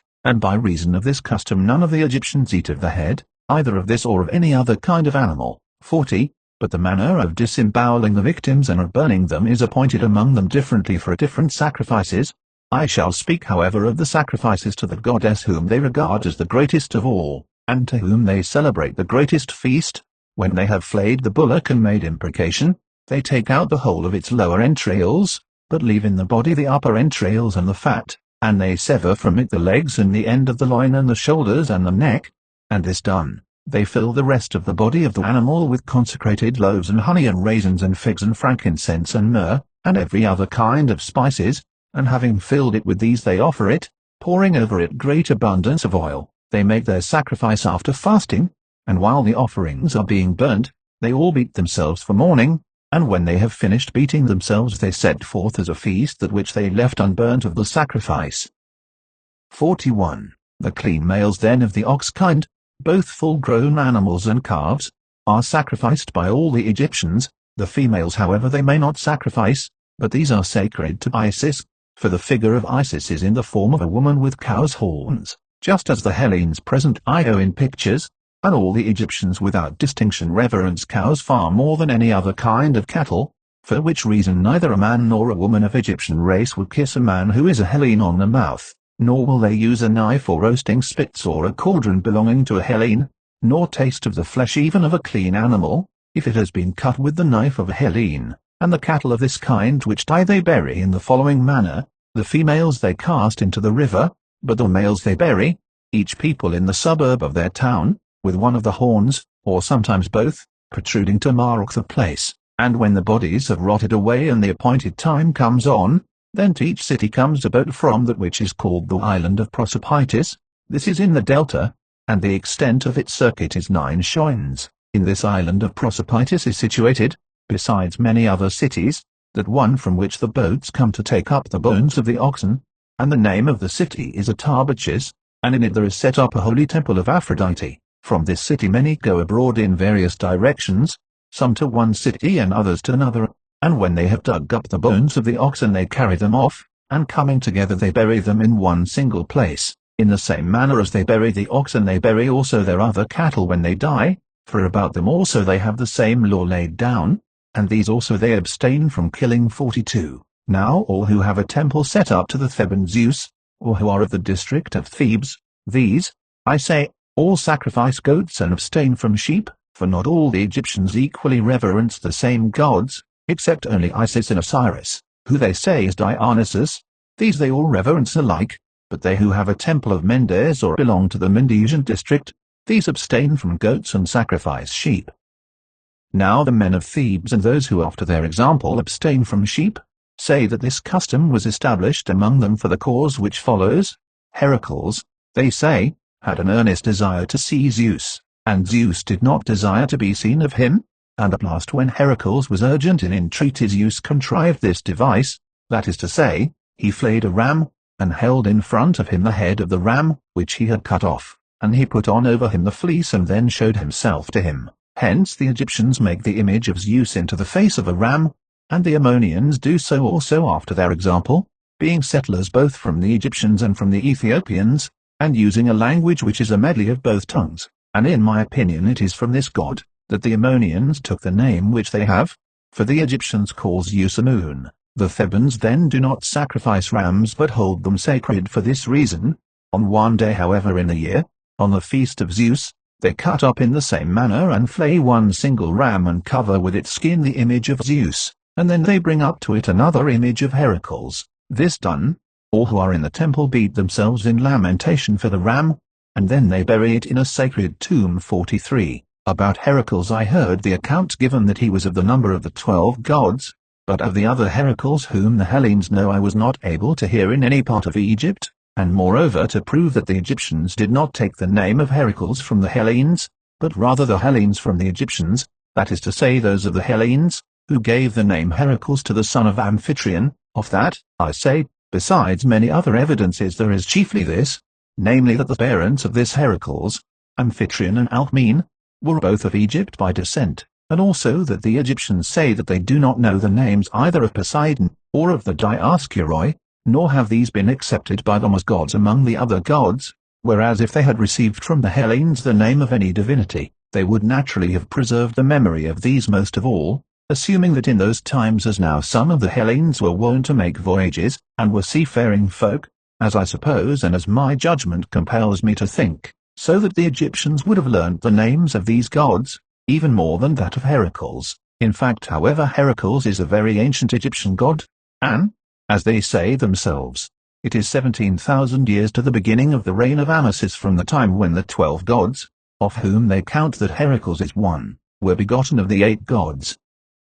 44. I moreover, desiring to know something certain of these matters so far as might be, made a voyage also to Tyre of Phoenicia, hearing that in that place there was a holy temple of Heracles, and I saw that it was richly furnished with many votive offerings besides, and especially there were in it 2 pillars, the one of pure gold, and the other of an emerald stone of such size as to shine by night. And having come to speech with the priests of the god, I asked them how long time it was since their temple had been set up, and these also I found to be at variance with the Hellenes, for they said that at the same time when Tyre was founded, the temple of the god also had been set up, and that it was a period of 2,300 years, since their people began to dwell at Tyre. I saw also at Tyre another temple of Heracles, with the surname Phasian, and I came to Tharsos also, and there I found a temple of Heracles set up by the Phoenicians, who had sailed out to seek for Europa and had colonized Tharsos, and these things happened full 5 generations of men before Heracles,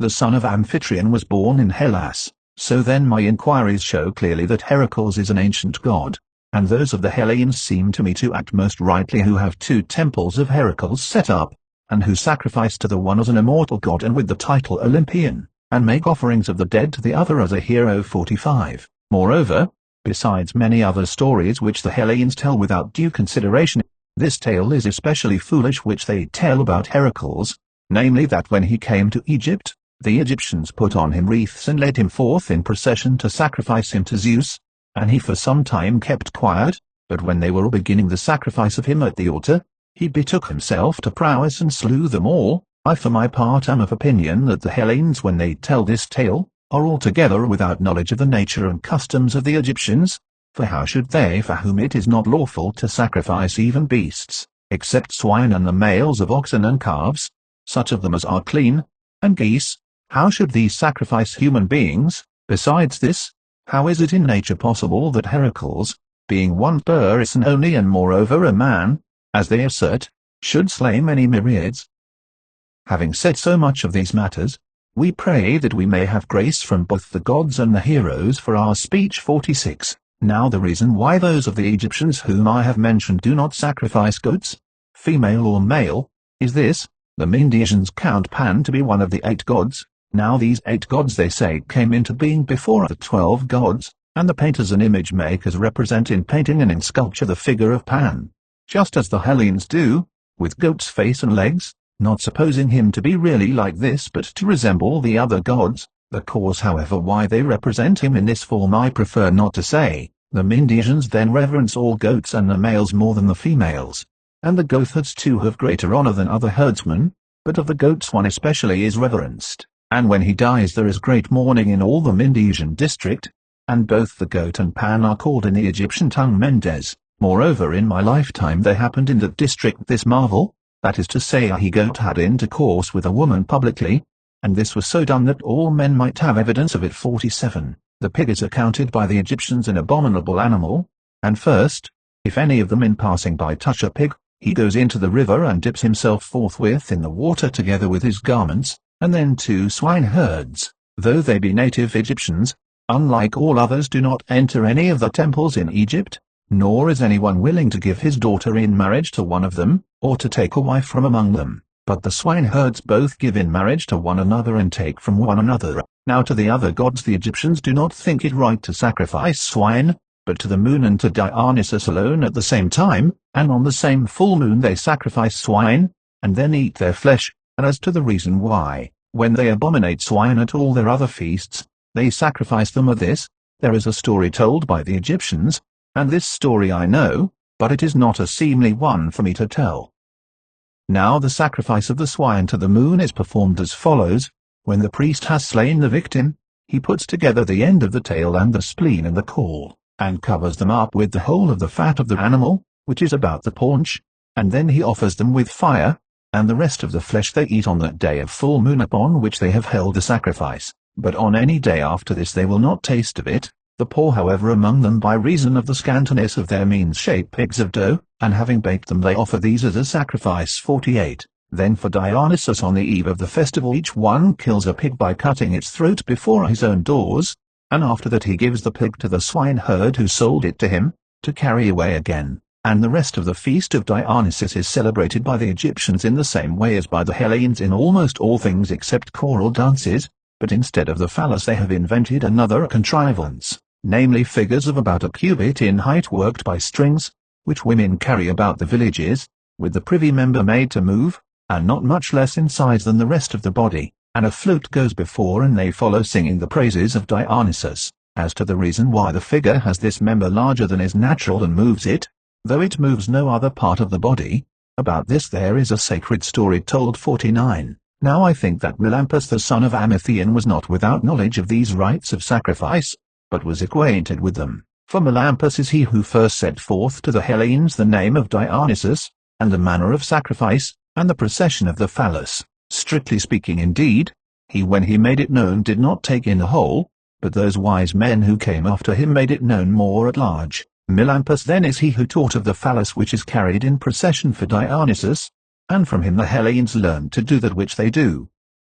I say then that Melampus being a man of ability contrived for himself an art of divination, and having learned from Egypt he taught the Hellenes many things, and among them those that concern Dionysus, making changes in some few points of them, for I shall not say that that which is done in worship of the god in Egypt came accidentally to be the same with that which is done among the Hellenes, for then these rites would have been in character with the Hellenic worship, and not lately brought in, nor certainly shall I say that the Egyptians took from the Hellenes either this or any other customary observance, but I think it most probable that Melampus learned the matters concerning Dionysus from Cadmus the Tyrian, and from those who came with him from Phoenicia to the land which we now call Boeotia. 50. Moreover the naming of almost all the gods has come to Hellas from Egypt, for that it has come from the barbarians I find by inquiry is true, and I am of opinion that most probably it has come from Egypt, because, except in the case of Poseidon and the Dioscuroi, in accordance with that which I have said before,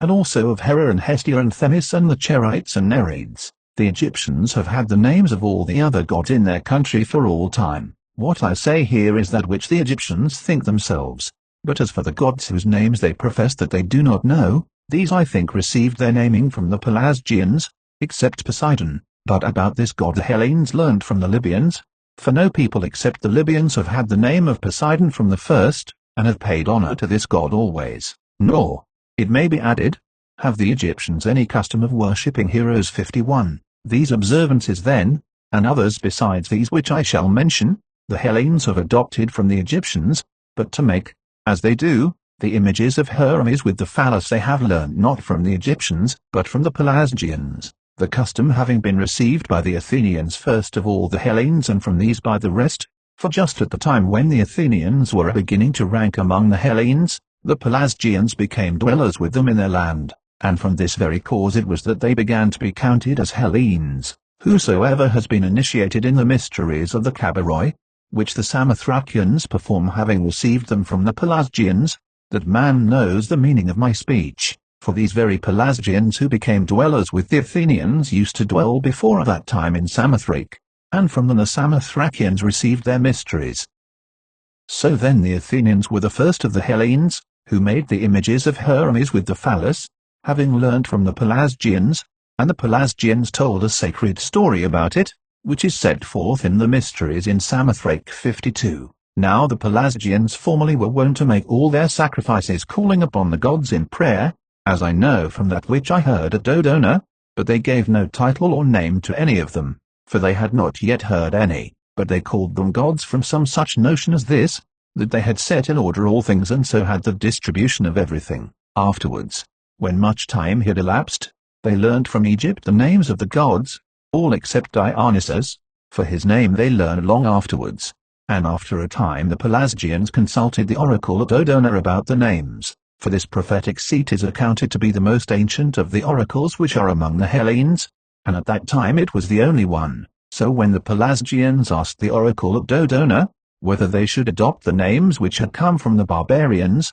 the oracle in reply bade them make use of the names. From this time they sacrificed using the names of the gods, and from the Pelasgians the Hellenes afterwards received them. 53. But whence the several gods had their birth, or whether they all were from the beginning, and of what form they are, they did not learn till yesterday, as it were, or the day before, for Hesiod and Homer I suppose were 400 years before my time and not more, and these are they who made a theogony for the Hellenes and gave the titles to the gods and distributed to them honors and arts, and set forth their forms. But the poets who are said to have been before these men, were really in my opinion after them.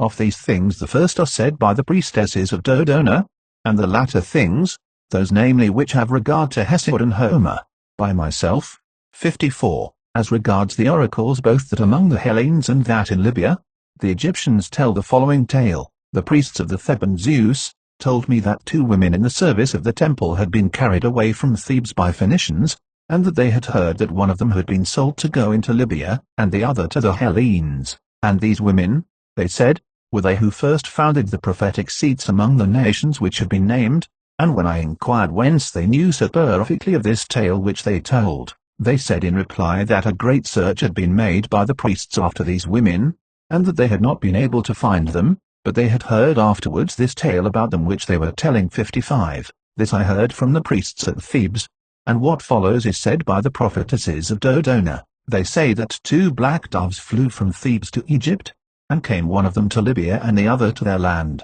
and this latter settled upon an oak tree and spoke with human voice, saying that it was necessary that a prophetic seat of Zeus should be established in that place, and they supposed that that was of the gods which was announced to them, and made one accordingly. And the dove which went away to the Libyans, they say, bade the Libyans to make an oracle of Ammon, and this also is of Zeus. The priestesses of Dodona told me these things, of whom the eldest was named Promeneia, the next after her Timarete, and the youngest Nicandra, and the other people of Dodona, who were engaged about the temple gave accounts agreeing with theirs. 56. I however have an opinion about the matter as follows. If the Phoenicians did in truth carry away the consecrated women and sold one of them into Libya, and the other into Hellas, I suppose that in the country now called Hellas, which was formerly called Pelasgia, this woman was sold into the land of the Thesprotians, and then being a slave there she set up a sanctuary of Zeus under a real oak tree, as indeed it was natural that being an attendant of the sanctuary of Zeus at Thebes, she should there, in the place to which she had come, have a memory of him, and after this, when she got understanding of the Hellenic tongue, she established an oracle, and she reported, I suppose, that her sister had been sold in Libya by the same Phoenicians by whom she herself had been sold. 57.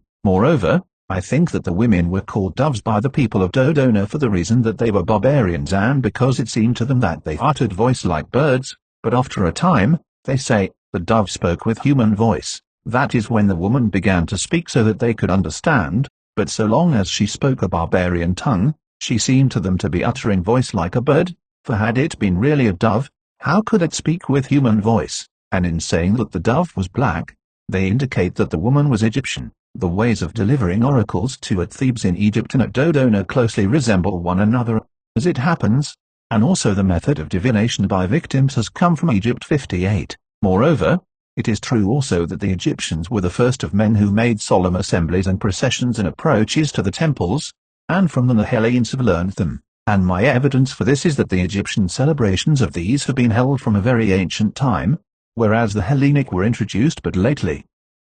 59. The Egyptians hold their solemn assemblies not once in the year but often, especially and with the greatest zeal and devotion at the city of Bubastis for Artemis, and next at Busiris for Isis, for in this last named city there is a very great temple of Isis, and this city stands in the middle of the delta of Egypt. Now Isis is in the tongue of the Hellenes Demeter. Thirdly, they have a solemn assembly at the city of Sais for Athene. Fourthly at Heliopolis for the sun Helios. Fifthly at the city of Buto in honor of Leto. And sixthly at the city of Papermis for Ares. 60. Now, when they are coming to the city of Bubastis they do as follows, they sail men and women together, and a great multitude of each sex in every boat, and some of the women have rattles and rattle with them, while some of the men play the flute during the whole time of the voyage, and the rest, both women and men, sing and clap their hands, and when as they sail they come opposite to any city on the way they bring the boat to land, and some of the women continue to do as I have said,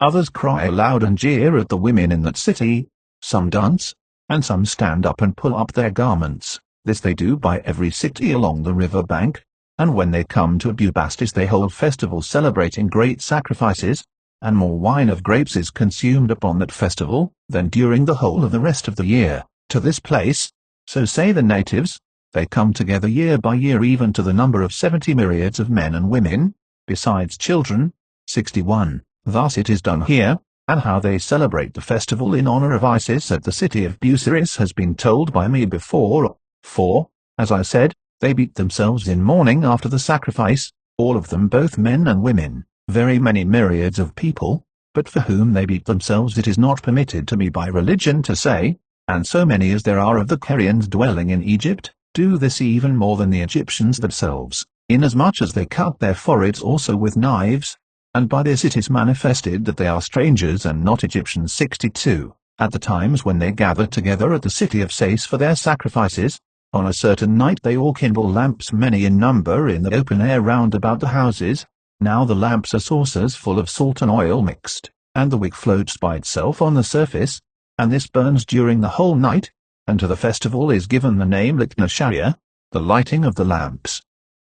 Moreover, those of the Egyptians who have not come to this solemn assembly observe the night of the festival, and themselves also light lamps all of them, and thus not in Sais alone are they lighted, but over all Egypt. And as to the reason why light and honor are allotted to this night, about this there is a sacred story told. 63. To Heliopolis and Buto they go year by year and do sacrifice only, but at Papramis they do sacrifice and worship as elsewhere, and besides that, when the sun begins to go down, while some few of the priests are occupied with the image of the god, the greater number of them stand in the entrance of the temple with wooden clubs, and other persons to the number of more than 1,000 men with purpose to perform a vow, these also having all of them staves of wood, stand in a body opposite to those, and the image, which is in a small shrine of wood covered over with gold, they take out on the day before to another sacred building. The few then who have been left about the image, draw a wain with 4 wheels, which bears the shrine and the image that is within the shrine,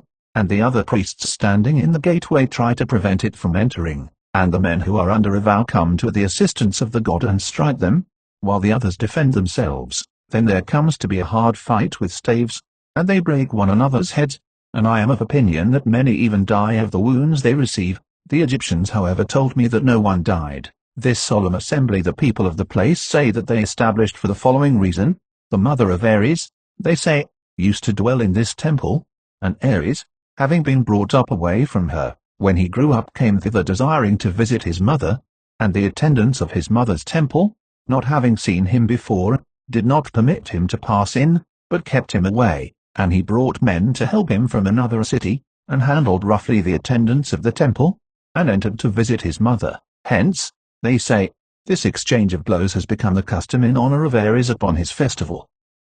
64. The Egyptians were the first who made it a point of religion not to lie with women in temples, nor to enter into temples after going away from women without first bathing, for almost all other men except the Egyptians and the Hellenes lie with women in temples and enter into a temple after going away from women without bathing, since they hold that there is no difference in this respect between men and beasts, for they say that they see beasts and the various kinds of birds coupling together both in the temples and in the sacred enclosures of the gods. If then this were not pleasing to the god, the beasts would not do so. 65. Thus do these defend that which they do, which by me is disallowed, but the Egyptians are excessively careful in their observances, both in other matters which concern the sacred rites and also in those which follow. Egypt, though it borders upon Libya, does not very much abound in wild animals, but such as they have are one and all accounted by them sacred, some of them living with men and others not. But if I should say for what reasons the sacred animals have been thus dedicated, I should fall into discourse of matters pertaining to the gods, of which I most desire not to speak, and what I have actually said touching slightly upon them, I said because I was constrained by necessity. About these animals there is a custom of this kind, persons have been appointed of the Egyptians, both men and women, to provide the food for each kind of beast separately, and their office goes down from father to son, and those who dwell in the various cities perform vows to them thus, that is, when they make a vow to the god to whom the animal belongs, they shave the head of their children, either the whole or the half or the third part of it, and then set the hair in the balance against silver, and whatever it weighs, this the man gives to the person who provides for the animals, and she cuts up fish of equal value and gives it for food to the animals. Thus food for their support has been appointed, and if any one kill any of these animals, the penalty, if he do it with his own will, is death, and if against his will, such penalty as the priests may appoint. But whosoever shall kill an ibis or a hawk, whether it be with his will or against his will, must die. 66. Of the animals that live with men there are great numbers, and would be many more but for the accidents which befall the cats.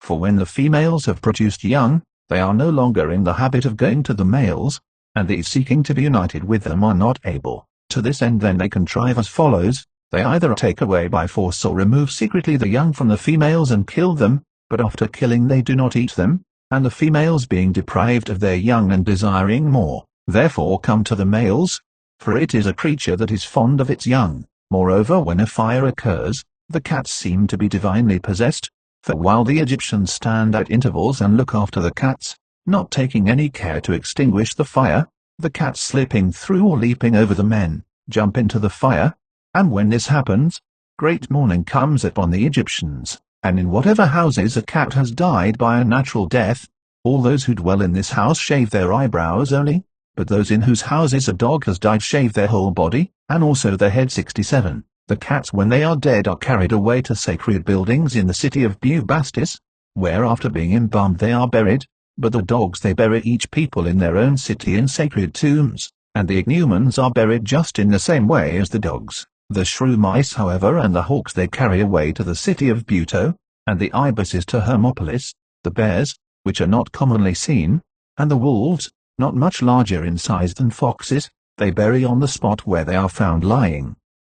68. Of the crocodile the nature is as follows: during the foremost wintry months this creature eats nothing. She has 4 feet and is an animal belonging to the land and the water both, for she produces and hatches eggs on the land, and the most part of the day she remains upon dry land, but the whole of the night in the river, for the water in truth is warmer than the unclouded open air and the dew. Of all the mortal creatures of which we have knowledge this grows to the greatest bulk from the smallest beginning, for the eggs which she produces are not much larger than those of geese, and the newly hatched young one is in proportion to the egg, but as he grows he becomes as much as 17 cubits long and sometimes yet larger. He has eyes like those of a pig and teeth large and tusky, in proportion to the size of his body, but unlike all other beasts he grows no tongue, neither does he move his lower jaw, but brings the upper jaw towards the lower. Being in this too unlike all other beasts, he has moreover strong claws and a scaly hide upon his back which cannot be pierced, and he is blind in the water, but in the air he is of very keen sight. Since he has his living in the water he keeps his mouth all full within of leeches, and whereas all other birds and beasts fly from him, the Trochilus is a creature which is at peace with him, seeing that from her he receives benefit. For the crocodile having come out of the water to the land, and then having opened his mouth, this he is wont to do generally towards the west wind, the Trochilus upon that enters into his mouth and swallows down the leeches, and he being benefited is pleased and does no harm to the Trochilus. 69. Now for some of the Egyptians the crocodiles are sacred animals, and for others not so, but they treat them on the contrary as enemies. Those however who dwell about Thebes, and about the lake of Moeris hold them to be most sacred, and each of these 2 peoples keeps 1 crocodile selected from the whole number, which has been trained to tameness, and they put hanging ornaments of molten stone, and of gold into the ears of these and anklets round the front feet, and they give them food appointed and victims of sacrifices, and treat them as well as possible while they live, and after they are dead they bury them in sacred tombs, embalming them, but those who dwell about the city of Elephantine even eat them, not holding them to be sacred. They are called not crocodiles but champsae, and the Ionians gave them the name of crocodile, comparing their form to that of the crocodiles, lizards, which appear in their country in the stone walls. 70. There are many ways in use of catching them and of various kinds. I shall describe that which to me seems the most worthy of being told. A man puts the back of a pig upon a hook as bait, and lets it go into the middle of the river, while he himself upon the bank of the river has a young live pig, which he beats, and the crocodile hearing its cries makes for the direction of the sound, and when he finds the pig's back he swallows it down. Then they pull, and when he is drawn out to land, first of all the hunter forthwith plasters up his eyes with mud, and having so done he very easily gets the mastery of him, but if he does not do so he has much trouble. 71. The river horse is sacred in the district of Papramis, but for the other Egyptians he is not sacred, and this is the appearance which he presents. He is four-footed, cloven-hoofed like an ox, flat-nosed, with a mane like a horse and showing teeth like tusks, with a tail and voice like a horse, and in size as large as the largest ox, and his hide is so exceedingly thick, that when it has been dried shafts of javelins are made of it. 72. There are moreover otters in the river, which they consider to be sacred, and a fish also they esteem that which is called the Herodotus to be sacred, and also the eel, and these they say are sacred to the Nile, and of birds the fox-goose. 73. There is also another sacred bird called the phoenix which I did not myself see except in painting, for in truth he comes to them very rarely, at intervals, as the people of Heliopolis say, of 500 years, and these say that he comes regularly when his father dies, and if he be like the painting, he is of this size and nature, that is to say, some of his feathers are of gold color and others red, and in outline and size he is as nearly as possible like an eagle. This bird they say, but I cannot believe the story, contrives as follows: setting forth from Arabia he conveys his father, they say, to the temple of the sun Helios plastered up in myrrh, and buries him in the temple of the sun, and he conveys him thus: he forms first an egg of myrrh as large as he is able to carry, and then he makes trial of carrying it, and when he has made trial sufficiently, then he hollows out the egg and places his father within it and plasters over with other myrrh that part of the egg where he hollowed it out to put his father in, and when his father is laid in it, it proves, they say, to be of the same weight as it was, and after he has plastered it up, he conveys the whole to Egypt to the temple of the sun. Thus they say that this bird does. 74. There are also about Thebes sacred serpents, not at all harmful to men, which are small in size and have two horns growing from the top of the head. These they bury when they die in the temple of Zeus, for to this god they say that they are sacred. 75. There is a region moreover in Arabia, situated nearly over against the city of Buto, to which place I came to inquire about the winged serpents, and when I came thither, I saw bones of serpents and spines in quantity so great that it is impossible to make report of the number, and there were heaps of spines, some heaps large and others less large and others smaller still than these, and these heaps were many in number. This region in which the spines are scattered upon the ground is of the nature of an entrance from a narrow mountain pass to a great plain, which plain adjoins the plain of Egypt, and the story goes that at the beginning of spring winged serpents from Arabia fly towards Egypt, and the birds called ibises meet them at the entrance to this country and do not suffer the serpents to go by but kill them. On account of this deed it is, say the Arabians, that the ibis has come to be greatly honored by the Egyptians, and the Egyptians also agree that it is for this reason that they honor these birds. 76. The outward form of the ibis is this: it is a deep black all over, and has legs like those of a crane and a very curved beak, and in size it is about equal to a rail. This is the appearance of the black kind which fight with the serpents, but of those which most crowd around men's feet, for there are two several kinds of ibises. The head is bare and also the whole of the throat, and it is white in feathering except the head and neck, and the extremities of the wings and the rump. In all these parts of which I have spoken it is a deep black, while in legs and in the form of the head it resembles the other. As for the serpent its form is like that of the water snake, and it has wings not feathered but most nearly resembling the wings of the bat. Let so much suffice as has been said now concerning sacred animals. 77. Of the Egyptians themselves, those who dwell in the part of Egypt, which is sown for crops, practice memory more than any other men, and are the most learned in history by far of all those of whom I have had experience, and their manner of life is as follows: for 3 successive days in each month they purge, hunting after health with emetics and clysters, and they think that all the diseases which exist are produced in men by the food on which they live, for the Egyptians are from other causes also the most healthy of all men next after the Libyans, in my opinion on account of the seasons, because the seasons do not change, for by the changes of things generally, and especially of the seasons, diseases are most apt to be produced in men, And as to their diet, it is as follows: they eat bread, making loaves of maize, which they call chylestis, and they use habitually a wine made out of barley, for vines they have not in their land. Of their fish some they dry in the sun and then eat them without cooking, others they eat cured in brine. Of birds they eat quails and ducks and small birds without cooking, after first curing them, and everything else which they have belonging to the class of birds or fishes, except such as have been set apart by them as sacred, they eat roasted or boiled.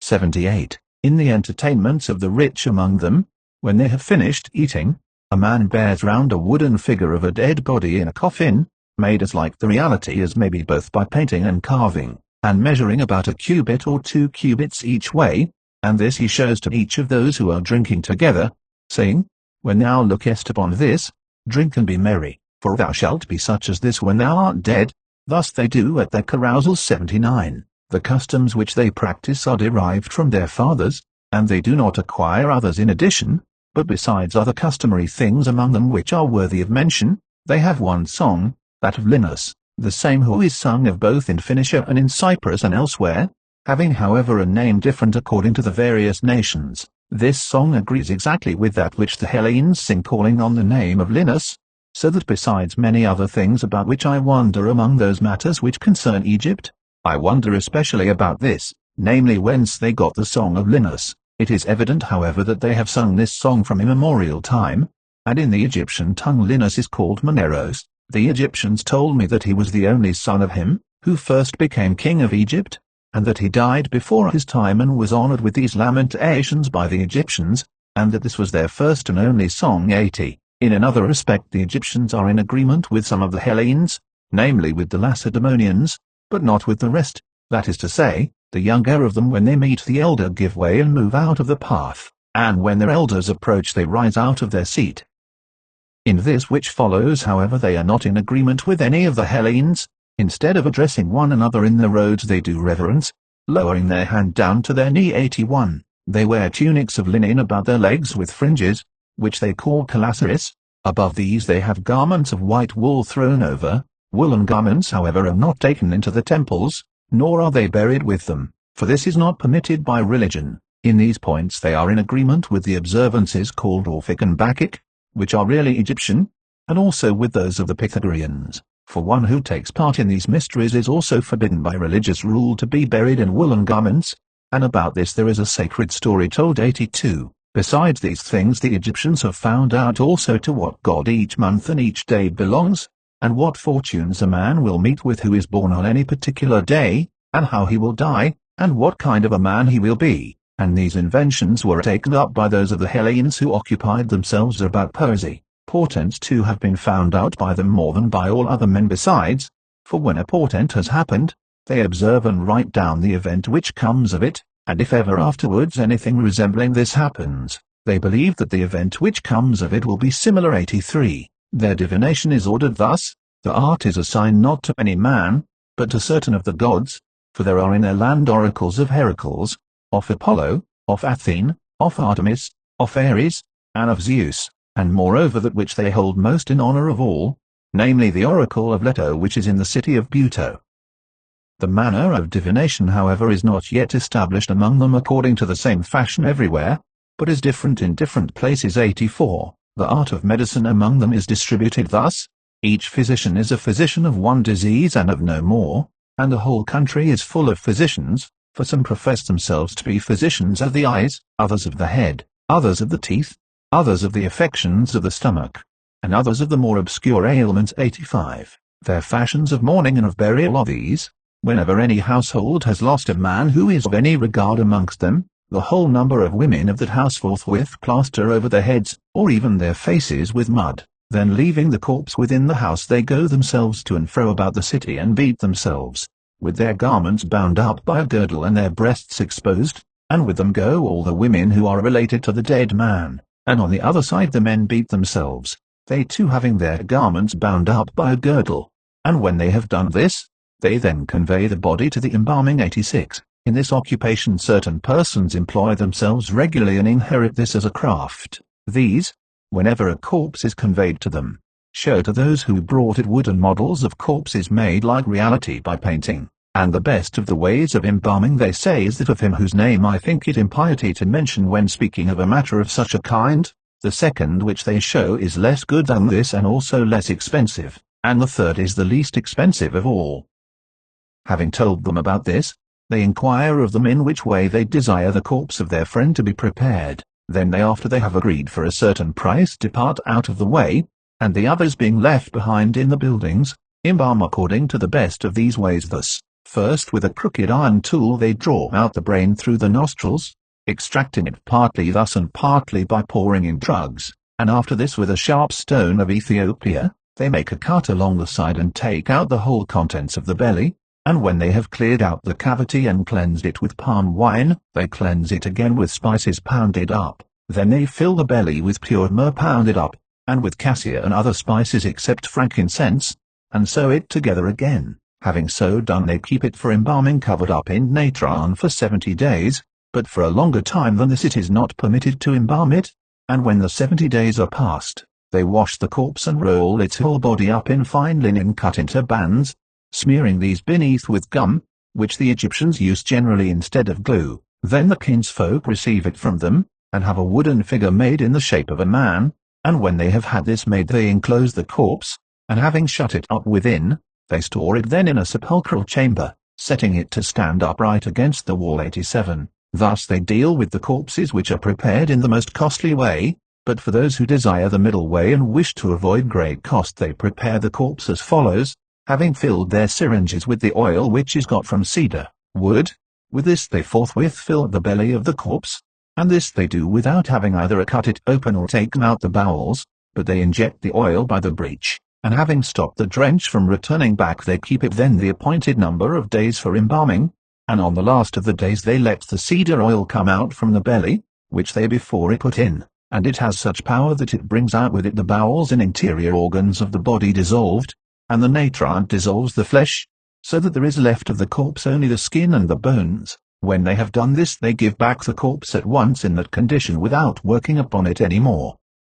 88. The third kind of embalming, by which are prepared the bodies of those who have less means, is as follows. They cleanse out the belly with a purge and then keep the body for embalming during the 70 days, and at once after that they give it back to the bringers to carry away. 89. The wives of men of rank when they die are not given at once to be embalmed, nor such women as are very beautiful or of greater regard than others, but on the 3rd or 4th day after their death, and not before they are delivered to the embalmers. They do so about this matter in order that the embalmers may not abuse their women, for they say that one of them was taken once doing so to the corpse of a woman lately dead, and his fellow craftsman gave information. 90. Whenever any one, either of the Egyptians themselves or of strangers, is found to have been carried off by a crocodile, or brought to his death by the river itself, the people of any city by which he may have been cast up on land must embalm him and lay him out in the fairest way they can and bury him in a sacred burial place,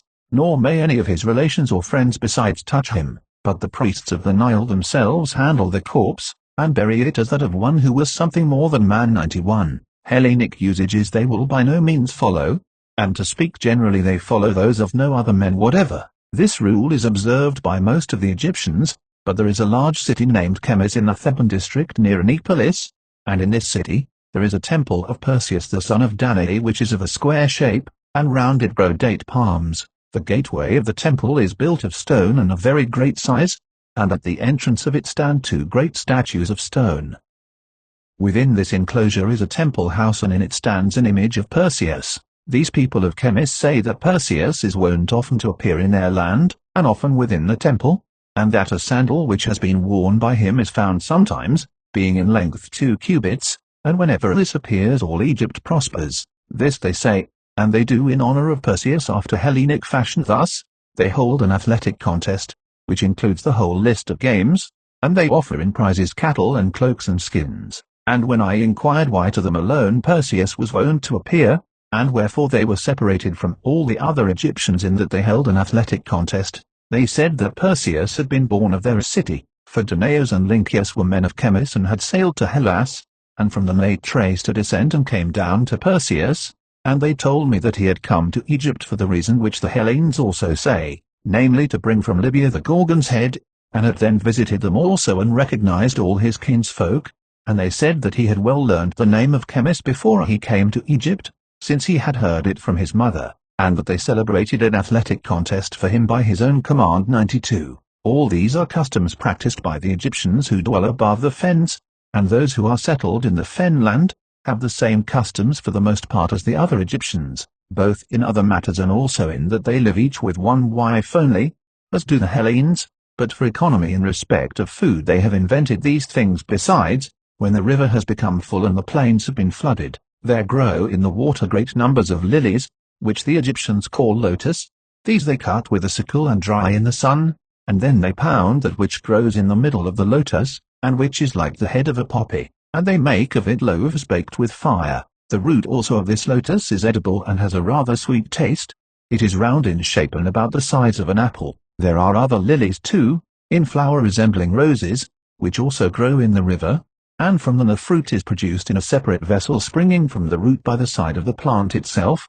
and very nearly resembles a wasp's comb. In this there grow edible seeds in great numbers of the size of an olive stone, and they are eaten either fresh or dried. Besides this they pull up from the fens the papyrus which grows every year, and the upper parts of it they cut off and turn to other uses, but that which is left below for about a cubit in length they eat or sell. And those who desire to have the papyrus at its very best bake it in an oven heated red hot, and then eat it. Some too of these people live on fish alone, which they dry in the sun after having caught them and take out the entrails, and then when they are dry, they use them for food. 93. Fish which swim in shoals are not much produced in the rivers, but are bred in the lakes, and they do as follows: when there comes upon them the desire to breed, they swim out in shoals towards the sea, and the males lead the way shedding forth their milk as they go, while the females, coming after and swallowing it up, from it become impregnated, and when they have become full of young in the sea they swim up back again, each shoal to its own haunts. The same however no longer led the way as before, but the lead comes now to the females, and they leading the way in shoals do just as the males did, that is to say they shed forth their eggs by a few grains at a time, and the males coming after swallow them up. Now these grains are fish, and from the grains which survive and are not swallowed, the fish grow which afterwards are bred up. Now those of the fish which are caught as they swim out to sea are found to be rubbed on the left side of the head, but those which are caught as they swim up again are rubbed on the right side.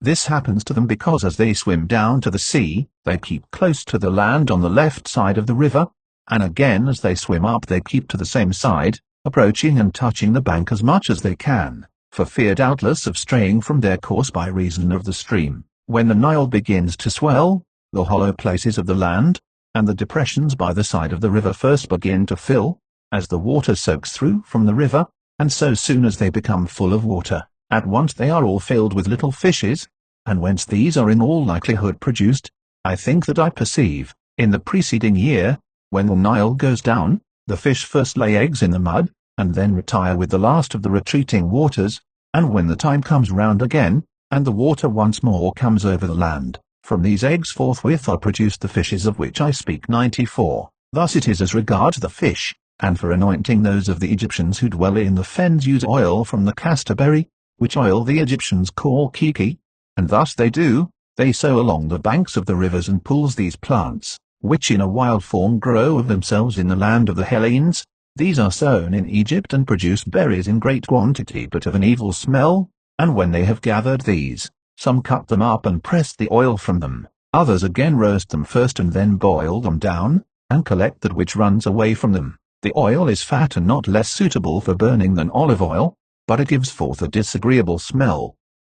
95. Against the gnats, which are very abundant, they have contrived as follows: those who dwell above the fen land are helped by the towers, to which they ascend when they go to rest, for the gnats by reason of the winds are not able to fly up high, but those who dwell in the fen land have contrived another way instead of the towers, and this is it: every man of them has got a casting net, with which by day he catches fish, but in the night he uses it for this purpose, that is to say he puts the casting net round about the bed in which he sleeps, and then creeps in under it and goes to sleep, and the gnats, if he sleeps rolled up in a garment or a linen sheet, bite through these, but through the net they do not even attempt to bite. 96. Their boats with which they carry cargoes are made of the thorny acacia, of which the form is very like that of the Kyrenian lotus, and that which exudes from it is gum. From this tree they cut pieces of wood about 2 cubits in length and arrange them like bricks, fastening the boat together by running a great number of long bolts through the 2-cubit pieces,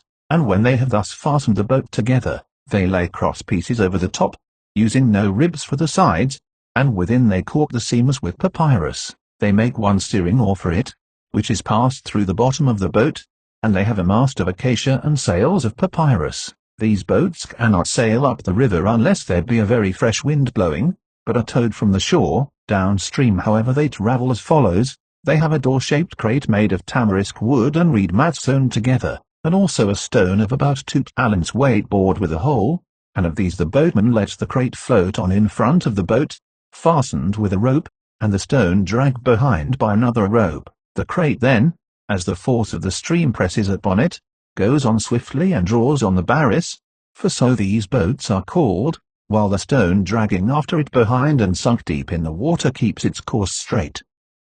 These boats they have in great numbers, and some of them carry many thousands of talents. Bird 97. When the Nile comes over the land, the cities alone are seen rising above the water, resembling more nearly than anything else the islands in the Aegean Sea, for the rest of Egypt becomes a sea and the cities alone rise above water. Accordingly, whenever this happens, they pass by water not now by the channels of the river, but over the midst of the plain. For example, as one sails up from Naucratis to Memphis, the passage is then close by the pyramids, whereas the usual passage is not the same even here, but goes by the point of the delta and the city of Kirkosaurus, while if you sail over the plain to Naucratis from the sea and from Canopus, you will go by Anthilla and the city called after Arcanda. 98. Of these Anthilla is a city of note, and is especially assigned to the wife of him who reigns over Egypt, to supply her with sandals. This is the case since the time when Egypt came to be under the Persians. The other city seems to me to have its name from Arcanda, the son-in-law of Danaus,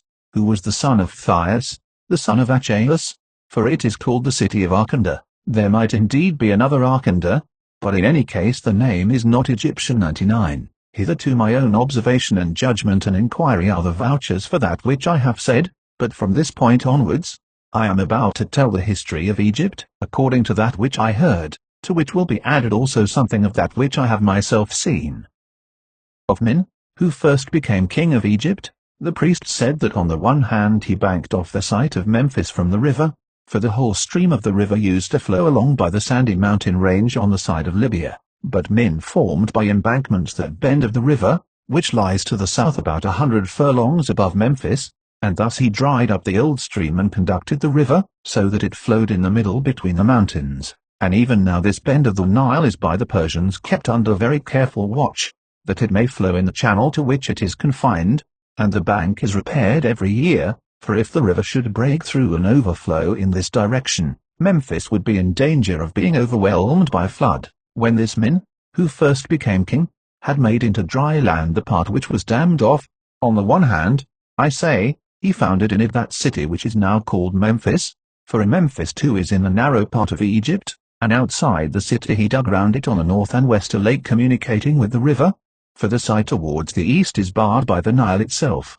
Then secondly he established in the city, the temple of Hephaestus, a great work, and most worthy of mention. 100. After this man the priests enumerated to me from a papyrus roll the names of other kings, 330 in number, and in all these generations of men 18 were Ethiopians, one was a woman, a native Egyptian, and the rest were men and of Egyptian race. And the name of the woman who reigned was the same as that of the Babylonian queen, namely Nitocris. Of her they said that desiring to take vengeance for her brother, whom the Egyptians had slain when he was their king, and then, after having slain him, had given his kingdom to her, desiring, I say, to take vengeance for him, she destroyed by craft many of the Egyptians, for she caused to be constructed a very large chamber underground, and making as though she would handle it but in her mind devising other things, she invited those of the Egyptians whom she knew to have had most part in the murder, and gave a great banquet. Then while they were feasting, she let in the river upon them by a secret conduit of large size. Of her they told no more than this, except that, when this had been accomplished, she threw herself into a room full of embers, in order that she might escape vengeance. 101. As for the other kings, they could tell me of no great works which had been produced by them, and they said that they had no renown except only the last of them, Morish. He, they said, produced as a memorial of himself the gateway of the temple of Hephaestus, which is turned towards the north wind, and dug a lake, about which I shall set forth afterwards how many furlongs of circuit it has, and in it built pyramids of the size which I shall mention at the same time when I speak of the lake itself. He, they said, produced these works, but of the rest none produced any. 102. Therefore passing these by I shall make mention of the king who came after these, whose name was Sesostris. He, the priest said, first of all set out with ships of war from the Arabian Gulf and subdued those who dwelt by the shores of the Erythraean Sea, until as he sailed he came to a sea, which could no further be navigated by reason of shoals. Then secondly, after he had returned to Egypt, according to the report of the priests he took a great army and marched over the continent, subduing every nation which stood in his way, and those of them whom he found valiant and fighting desperately for their freedom. In their lands he set up pillars which told by inscriptions his own name, and the name of his country, and how he had subdued them by his power. But as to those of whose cities he obtained possession without fighting or with ease, on their pillars he inscribed words after the same tenor, as he did for the nations which had shown themselves courageous, and in addition he drew upon them the hidden parts of a woman, desiring to signify by this that the people were cowards and effeminate.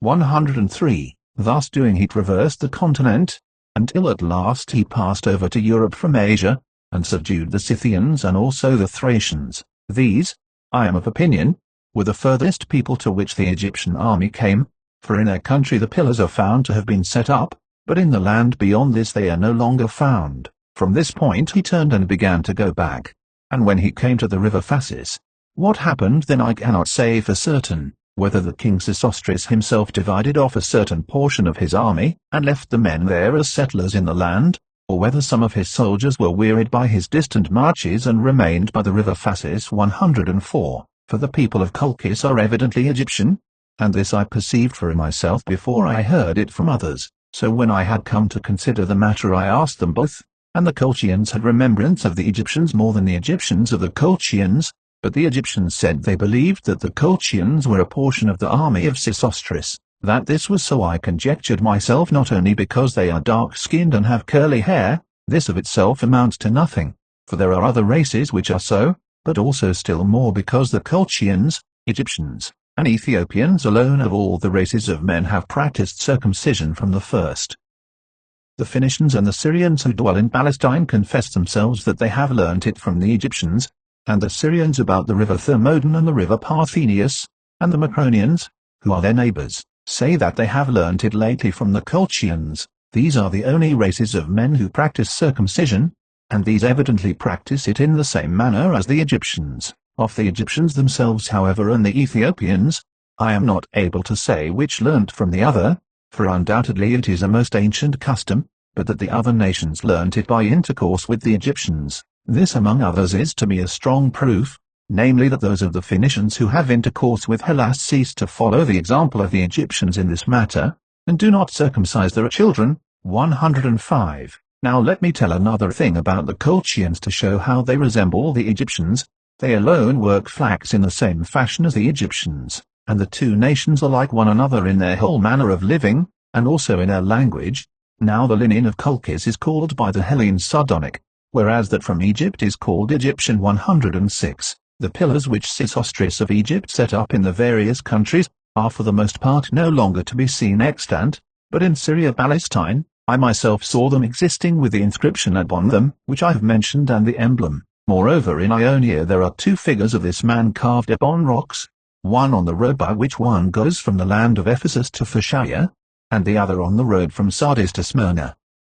In each place there is a figure of a man cut in the rock, of 4 cubits and a span in height, holding in his right hand a spear and in his left a bow and arrows, and the other equipment which he has is similar to this, for it is both Egyptian and Ethiopian, and from the one shoulder to the other across the breast runs an inscription carved in sacred Egyptian characters, saying thus, "This land with my shoulders I won for myself," but who he is and from whence, he does not declare in these places, though in other places he has declared this. Some of those who have seen these carvings conjecture that the figure is that of Memnon, but herein they are very far from the truth. 107. As this Egyptian Sesostris was returning and bringing back many men of the nations whose lands he had subdued, when he came, said the priests, to Daphne in the district of Pelusium on his journey home, his brother to whom Sesostris had entrusted the charge of Egypt invited him and with him his sons to a feast, and then he piled the house round with brushwood and set it on fire. And Sesostris, when he discovered this, forthwith took counsel with his wife,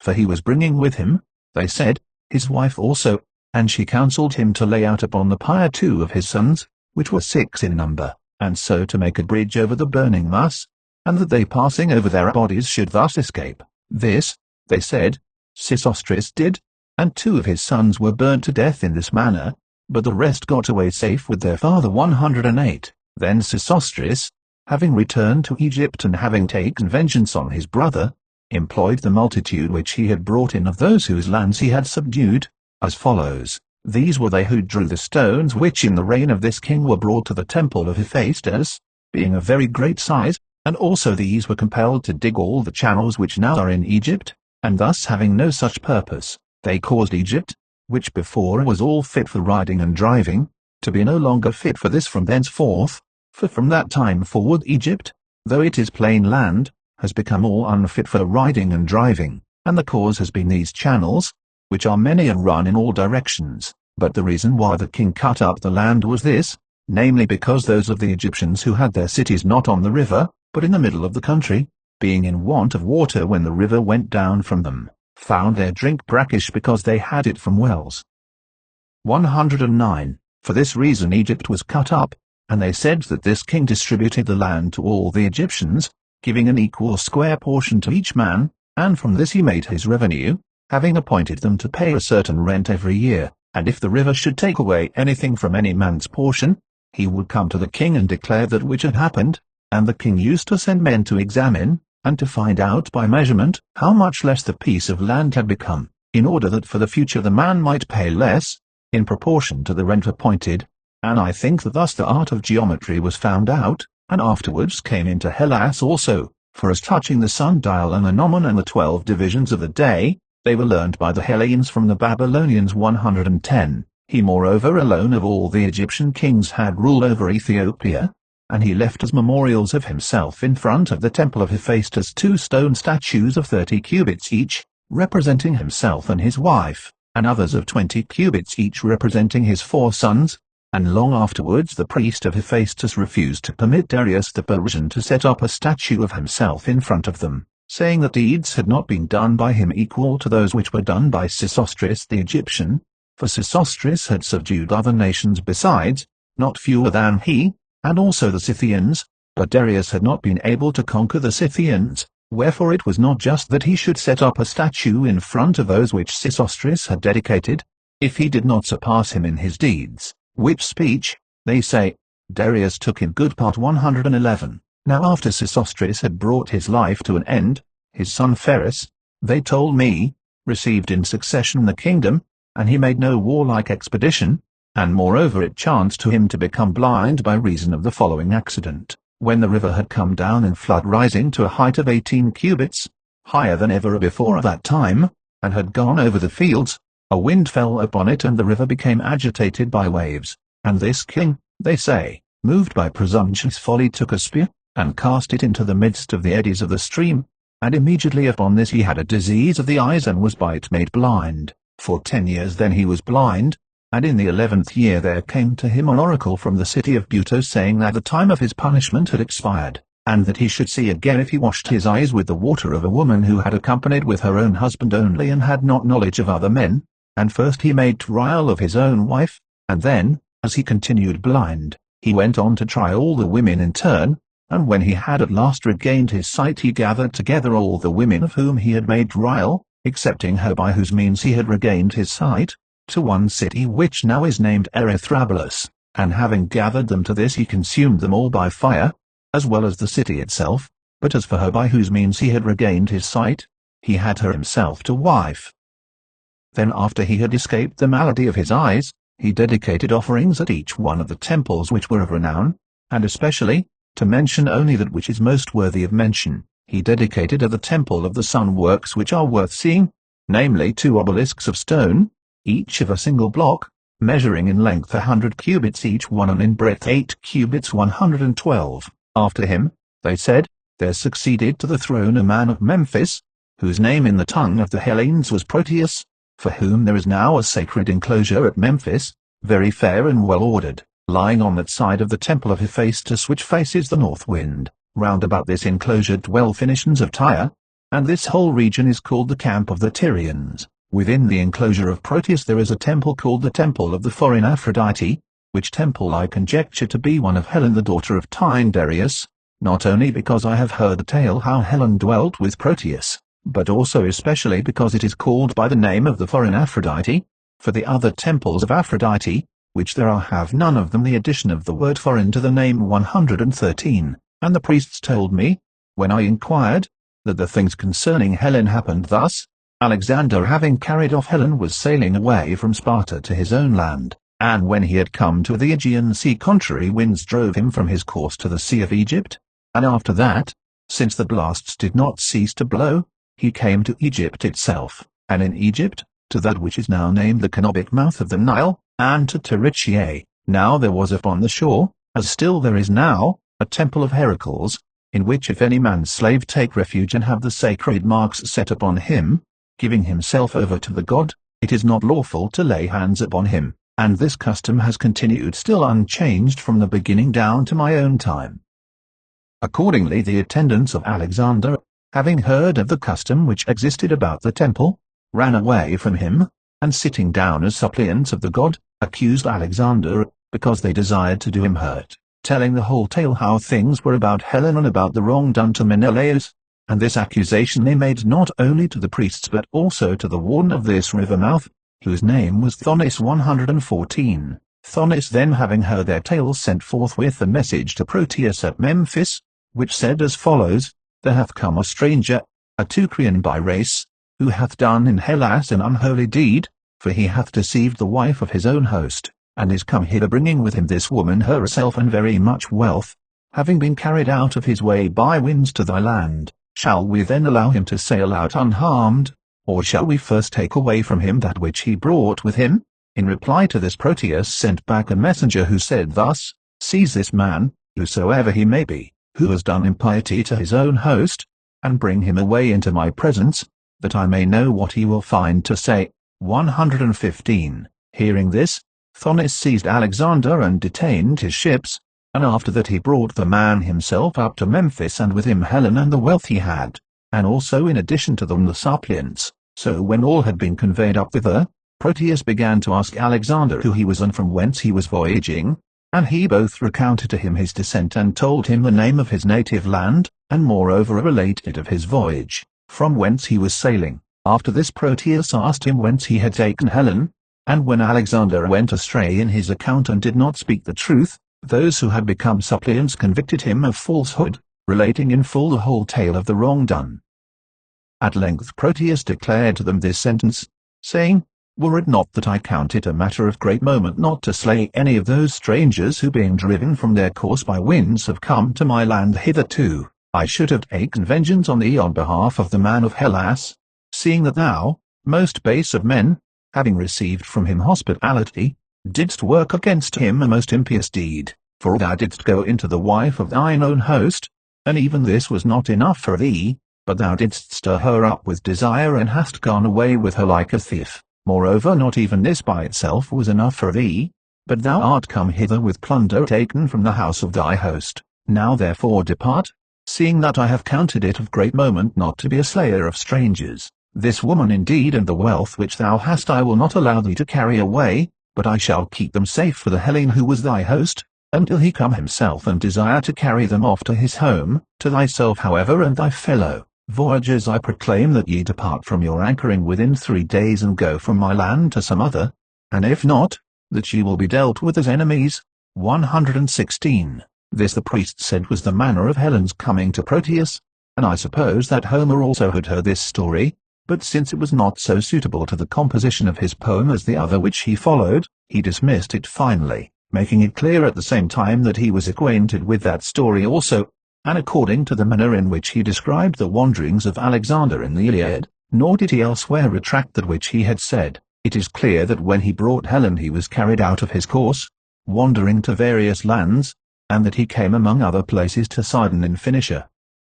Of this the poet has made mention in the prowess of Diomed, and the verses run this: there she had robes many-coloured, the works of women of Sidon, those whom her son himself the godlike of form Alexander carried from Sidon, what time the broad sea path he sailed over bringing back Helen home, of a noble father begotten, and in the Odyssey also he has made mention of it in these verses, such had the daughter of Zeus, such drugs of exquisite cunning, good, which to her the wife of Thon, Polydamna, had given, dwelling in Egypt, the land where the bountiful meadow produces drugs more than all lands else, many good being mixed, many evil. And thus too Menelaus says to Telemachus, still the god stayed me in Egypt, to come back hither desiring, stayed me from voyaging home, since sacrifice was due I performed not. In these lines he makes it clear that he knew of the wandering of Alexander to Egypt, for Syria borders upon Egypt, and the Phoenicians, of whom is Sidon, dwell in Syria 117. By these lines, and by this passage, it is also most clearly shown that the Cyprian epic was not written by Homer, but by some other man, for in this it is said that on the third day after leaving Sparta Alexander came to Ilion bringing with him Helen, having had a gently blowing wind and a smooth sea, whereas in the Iliad it says that he wandered from his course when he brought her 118. Let us now leave Homer and the Cyprian epic, but this I will say, namely that I asked the priests whether it is but an idle tale which the Hellenes tell of that which they say happened about Ilion, and they answered me thus, saying that they had their knowledge by inquiries from Menelaus himself. After the rape of Helen there came indeed, they said, to the Teucrian land a large army of Hellenes to help Menelaus, and when the army had come out of the ships to land and had pitched its camp there, they sent messengers to Ilion, with whom went also Menelaus himself, and when these entered within the wall they demanded back Helen and the wealth which Alexander had stolen from Menelaus, and had taken away, and moreover they demanded satisfaction for the wrongs done, and the Teucrians told the same tale then and afterwards, both with oath and without oath, namely that indeed and in truth they had not Helen nor the wealth for which demand was made, but that both were in Egypt, and that they could not justly be compelled to give satisfaction for that which Proteus the king of Egypt had. The Hellenes however thought that they were being mocked by them and besieged the city, and ill at last they took it, and when they had taken the wall and did not find Helen, but heard the same tale as before, then they believed the former tale and sent Menelaus himself to Proteus 119, and Menelaus having come to Egypt and having sailed up to Memphis, told the truth of these matters, and not only found great entertainment, but also received Helen unhurt, and all his own wealth besides.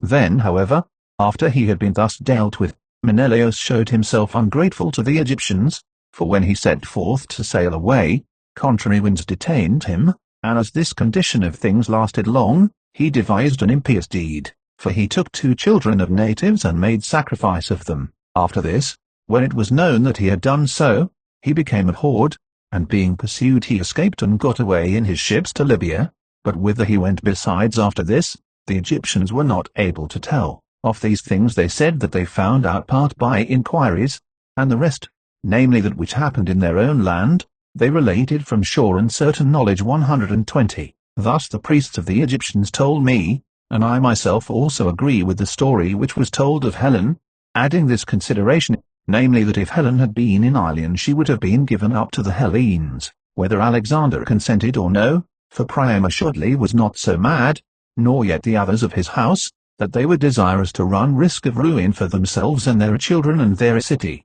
in order that Alexander might have Helen as his wife, and even supposing that during the first part of the time they had been so inclined, yet when many others of the Trojans besides were losing their lives as often as they fought with the Hellenes, and of the sons of Priam himself, always 2 or 3 or even more were slain when a battle took place, if one may trust at all to the epic poets. When, I say, things were coming thus to pass, I consider that even if Priam himself had had Helen as his wife, he would have given her back to the Achaians, if at least by so doing he might be freed from the evils which oppressed him. Nor even was the kingdom coming to Alexander next, so that when Priam was old the government was in his hands, but Hector, who was both bolder and more of a man than he, would have received it after the death of Priam, and him it behoved not to allow his brother to go on with his wrongdoing, considering that great evils were coming to pass on his account both to himself privately, and in general to the other Trojans. In truth however they lacked the power to give Helen back,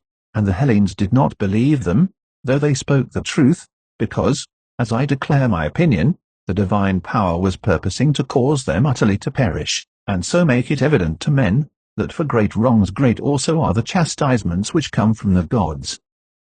And thus have I delivered my opinion concerning these matters. 121. After Proteus, they told me, Rhampsinitus received in succession the kingdom, who left as a memorial of himself the gateway to the temple of Hephaestus which is turned towards the west, and in front of the gateway he set up 2 statues, in height 25 cubits, of which the one which stands on the north side is called by the Egyptians Summer, and the one on the south side Winter, and to that one which they call Summer they do reverence and make offerings, while to the other which is called Winter, they do the opposite of these things. 121. This king, they said, got great wealth of silver, which none of the kings born after him could surpass or even come near to, and wishing to store his wealth in safety he caused to be built a chamber of stone, one of the walls whereof was towards the outside of his palace, and the builder of this, having a design against it, contrived as follows, that is, he disposed one of the stones in such a manner, that it could be taken out easily from the wall, either by 2 men or even by 1. So when the chamber was finished, the king stored his money in it, and after some time the builder, being near the end of his life, called to him his sons, for he had 2, and to them he related how he had contrived in building the treasury of the king, and all in forethought for them, that they might have ample means of living. And when he had clearly set forth to them everything concerning the taking out of the stone, he gave them the measurements, saying that if they paid heed to this matter they would be stewards of the king's treasury. So he ended his life, and his sons made no long delay in setting to work, but went to the palace by night, and having found the stone in the wall of the chamber, they dealt with it easily, and carried forth for themselves great quantity of the wealth within. 121. B. And the king happening to open the chamber, he marveled when he saw the vessels falling short of the full amount, and he did not know on whom he should lay the blame, since the seals were unbroken and the chamber had been close shut. But when upon his opening the chamber a second, and a third time, the money was each time seen to be diminished, for the thieves did not slacken in their assaults upon it, he did as follows. Having ordered traps to be made he set these round about the vessels in which the money was, and when the thieves had come as at former times and one of them had entered, then so soon as he came nearer to one of the vessels he was straightway caught in the trap, and when he perceived in what evil case he was, straightway calling his brother he showed him what the matter was, and bade him enter as quickly as possible and cut off his head, for fear lest being seen and known he might bring about the destruction of his brother also. And to the other it seemed that he spoke well, and he was persuaded and did so, and fitting the stone into its place he departed home bearing with him the head of his brother. 121. C. Now when it became day, the king entered into the chamber and was very greatly amazed, seeing the body of the thief held in the trap without his head, and the chamber unbroken, with no way to come in or go out, and being at a loss he hung up the dead body of the thief upon the wall and set guards there, with charge if they saw anyone weeping or bewailing himself to seize him, and bring him before the king. And when the dead body had been hung up, the mother was greatly grieved, and speaking with the son who survived she enjoined him, in whatever way he could, to contrive means by which he might take down and bring home the body of his dead brother, and if he should neglect to do this, she earnestly threatened that she would go and give information to the king that he had the money. 121. D. So as the mother dealt hardly with the surviving son, and he though saying many things to her did not persuade her, he contrived for his purpose a device as follows. Providing himself with asses he filled some skins with wine and laid them upon the asses, and after that he drove them along, and when he came opposite to those who were guarding the corpse hung up, he drew towards him 2 or 3 of the necks of the skins, and loosened the cords with which they were tied. Then when the wine was running out, he began to beat his head and cry out loudly, as if he did not know to which of the asses he should first turn, and when the guards saw the wine flowing out in streams, they ran together to the road with drinking vessels in their hands and collected the wine that was poured out, counting it so much gain, and he abused them all violently, making as if he were angry, But when the guards tried to appease him, after a time he feigned to be pacified and to abate his anger, and at length he drove his asses out of the road, and began to set their loads right.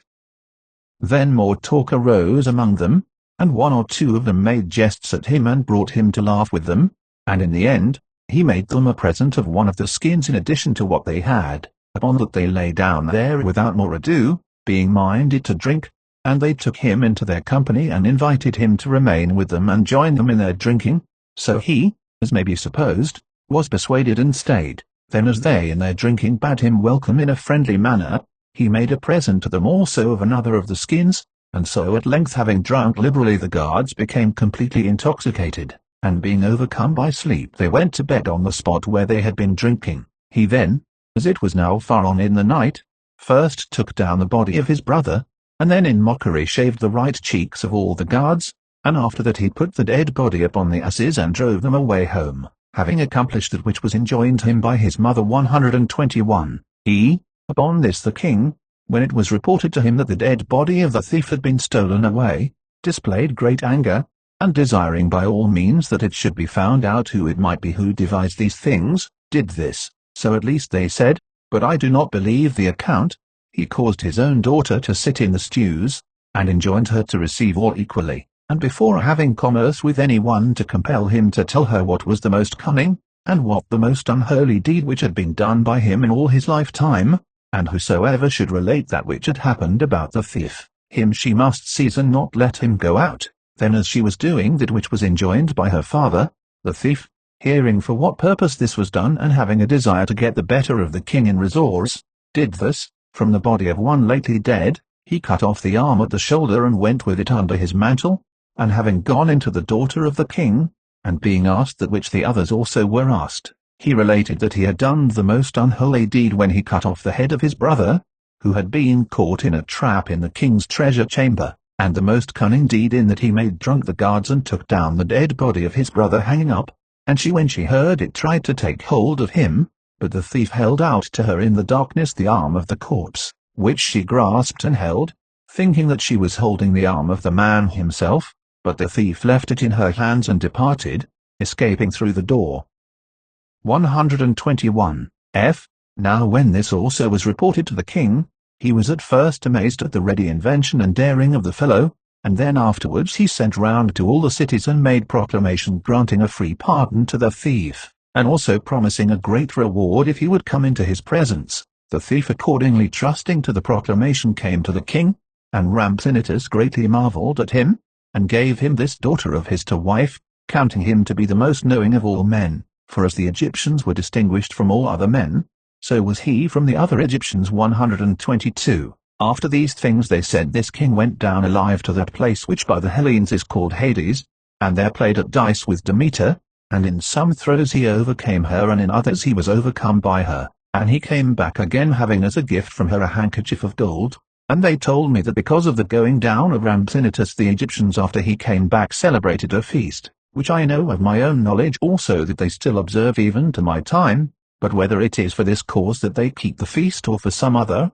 I am not able to say. However, the priests weave a robe completely on the very day of the feast, and forthwith they bind up the eyes of one of them with a fillet, and having led him with the robe to the way by which one goes to the temple of Demeter, they depart back again themselves. This priest, they say, with his eyes bound up is led by 2 wolves to the temple of Demeter, which is distant from the city 20 furlongs, and then afterwards the wolves led him back again from the temple to the same spot. 123. Now as to the tales told by the Egyptians, any man may accept them to whom such things appear credible. As for me, it is to be understood throughout the whole of the history that I write by hearsay, that which is reported by the people in each place.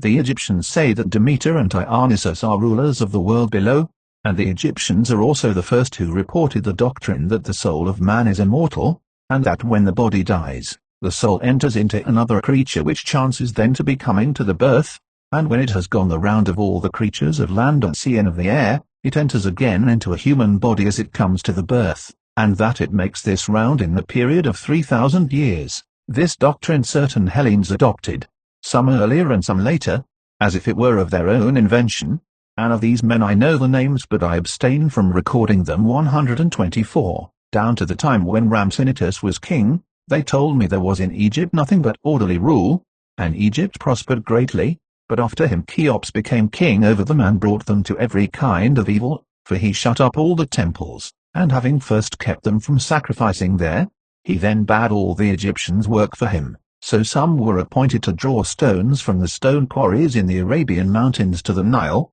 and others he ordered to receive the stones after they had been carried over the river in boats, and to draw them to those which are called the Libyan mountains, and they worked by 100,000 men at a time, for each 3 months continually. Of this oppression there passed 10 years while the causeway was made by which they drew the stones, which causeway they built, and it is a work not much less, as it appears to me, than the pyramid, for the length of it is 5 furlongs and the breadth 10 fathoms and the height, where it is highest, 8 fathoms, and it is made of stone smoothed and with figures carved upon it. For this, they said, the 10 years were spent, and for the underground chambers on the hill upon which the pyramids stand, which he caused to be made as sepulchral chambers for himself in an island, having conducted thither a channel from the Nile.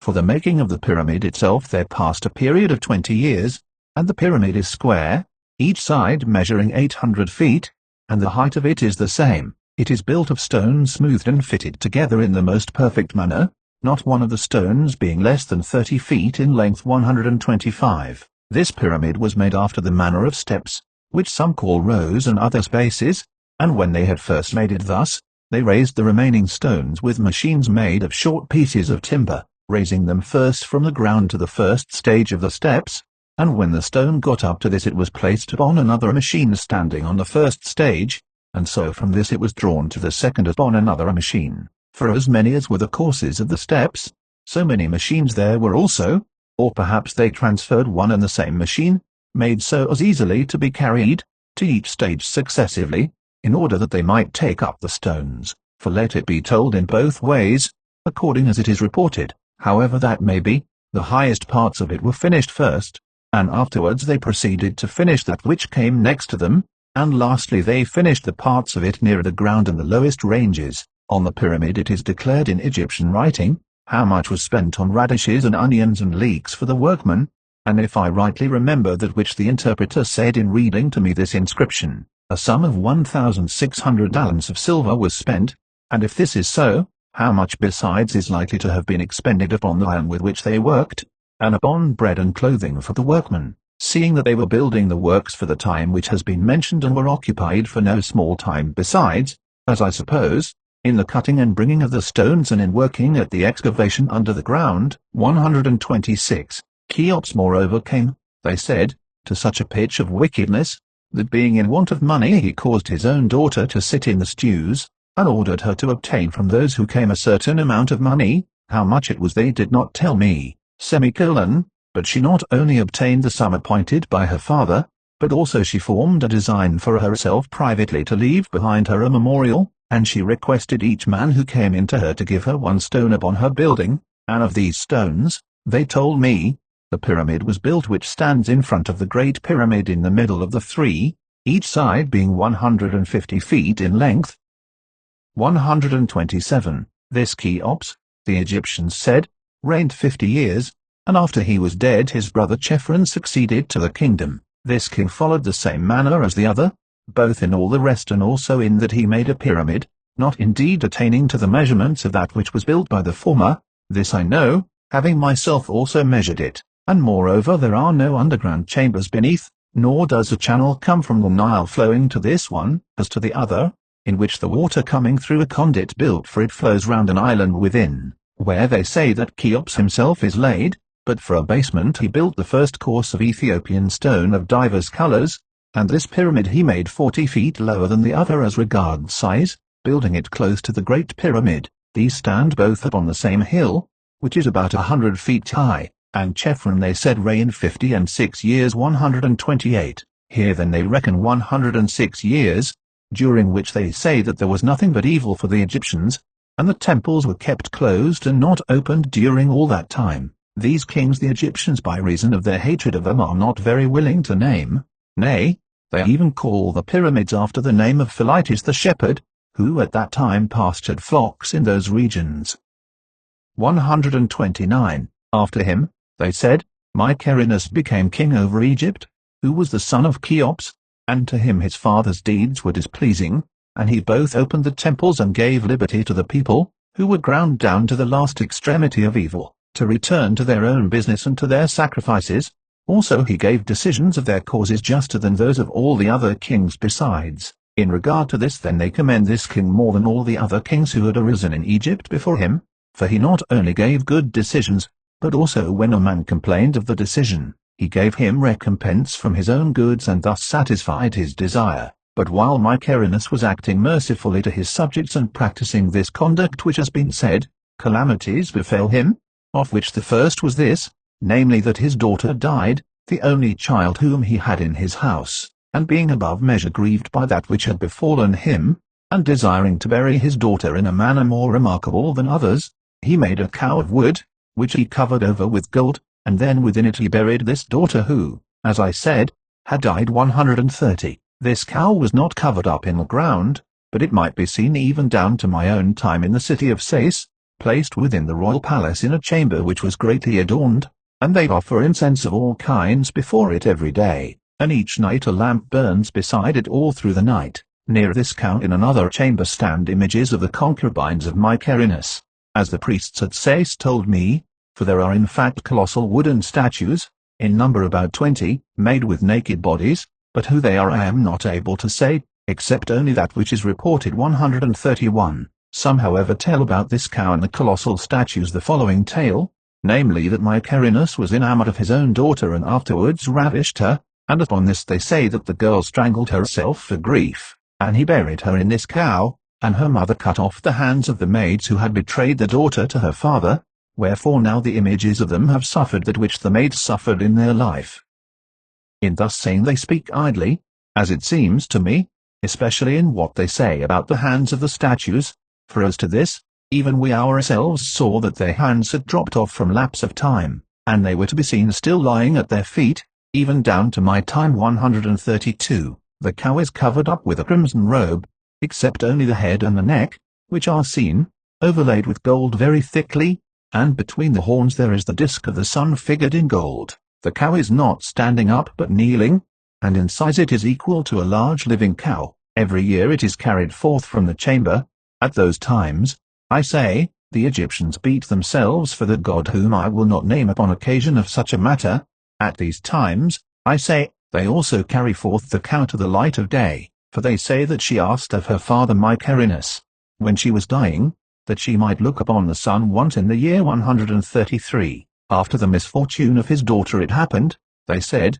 secondly to this king as follows, an oracle came to him from the city of Buto, saying that he was destined to live but 6 years more, in the 7th year to end his life, and he being indignant at it sent to the oracle a reproach against the god, making complaint in reply that whereas his father and uncle, who had shut up the temples and had not only not remembered the gods, but also had been destroyers of men, had lived for a long time, he himself, who practiced piety, was destined to end his life so soon, and from the oracle there came a second message, which said that it was for this very cause that he was bringing his life to a swift close, for he had not done that which it was appointed for him to do, since it was destined that Egypt should suffer evils for 150 years, and the 2 kings who had risen before him had perceived this, but he had not. Mycerinus having heard this, and considering that this sentence had been passed upon him beyond recall, procured many lamps, and whenever night came on he lighted these and began to drink and take his pleasure,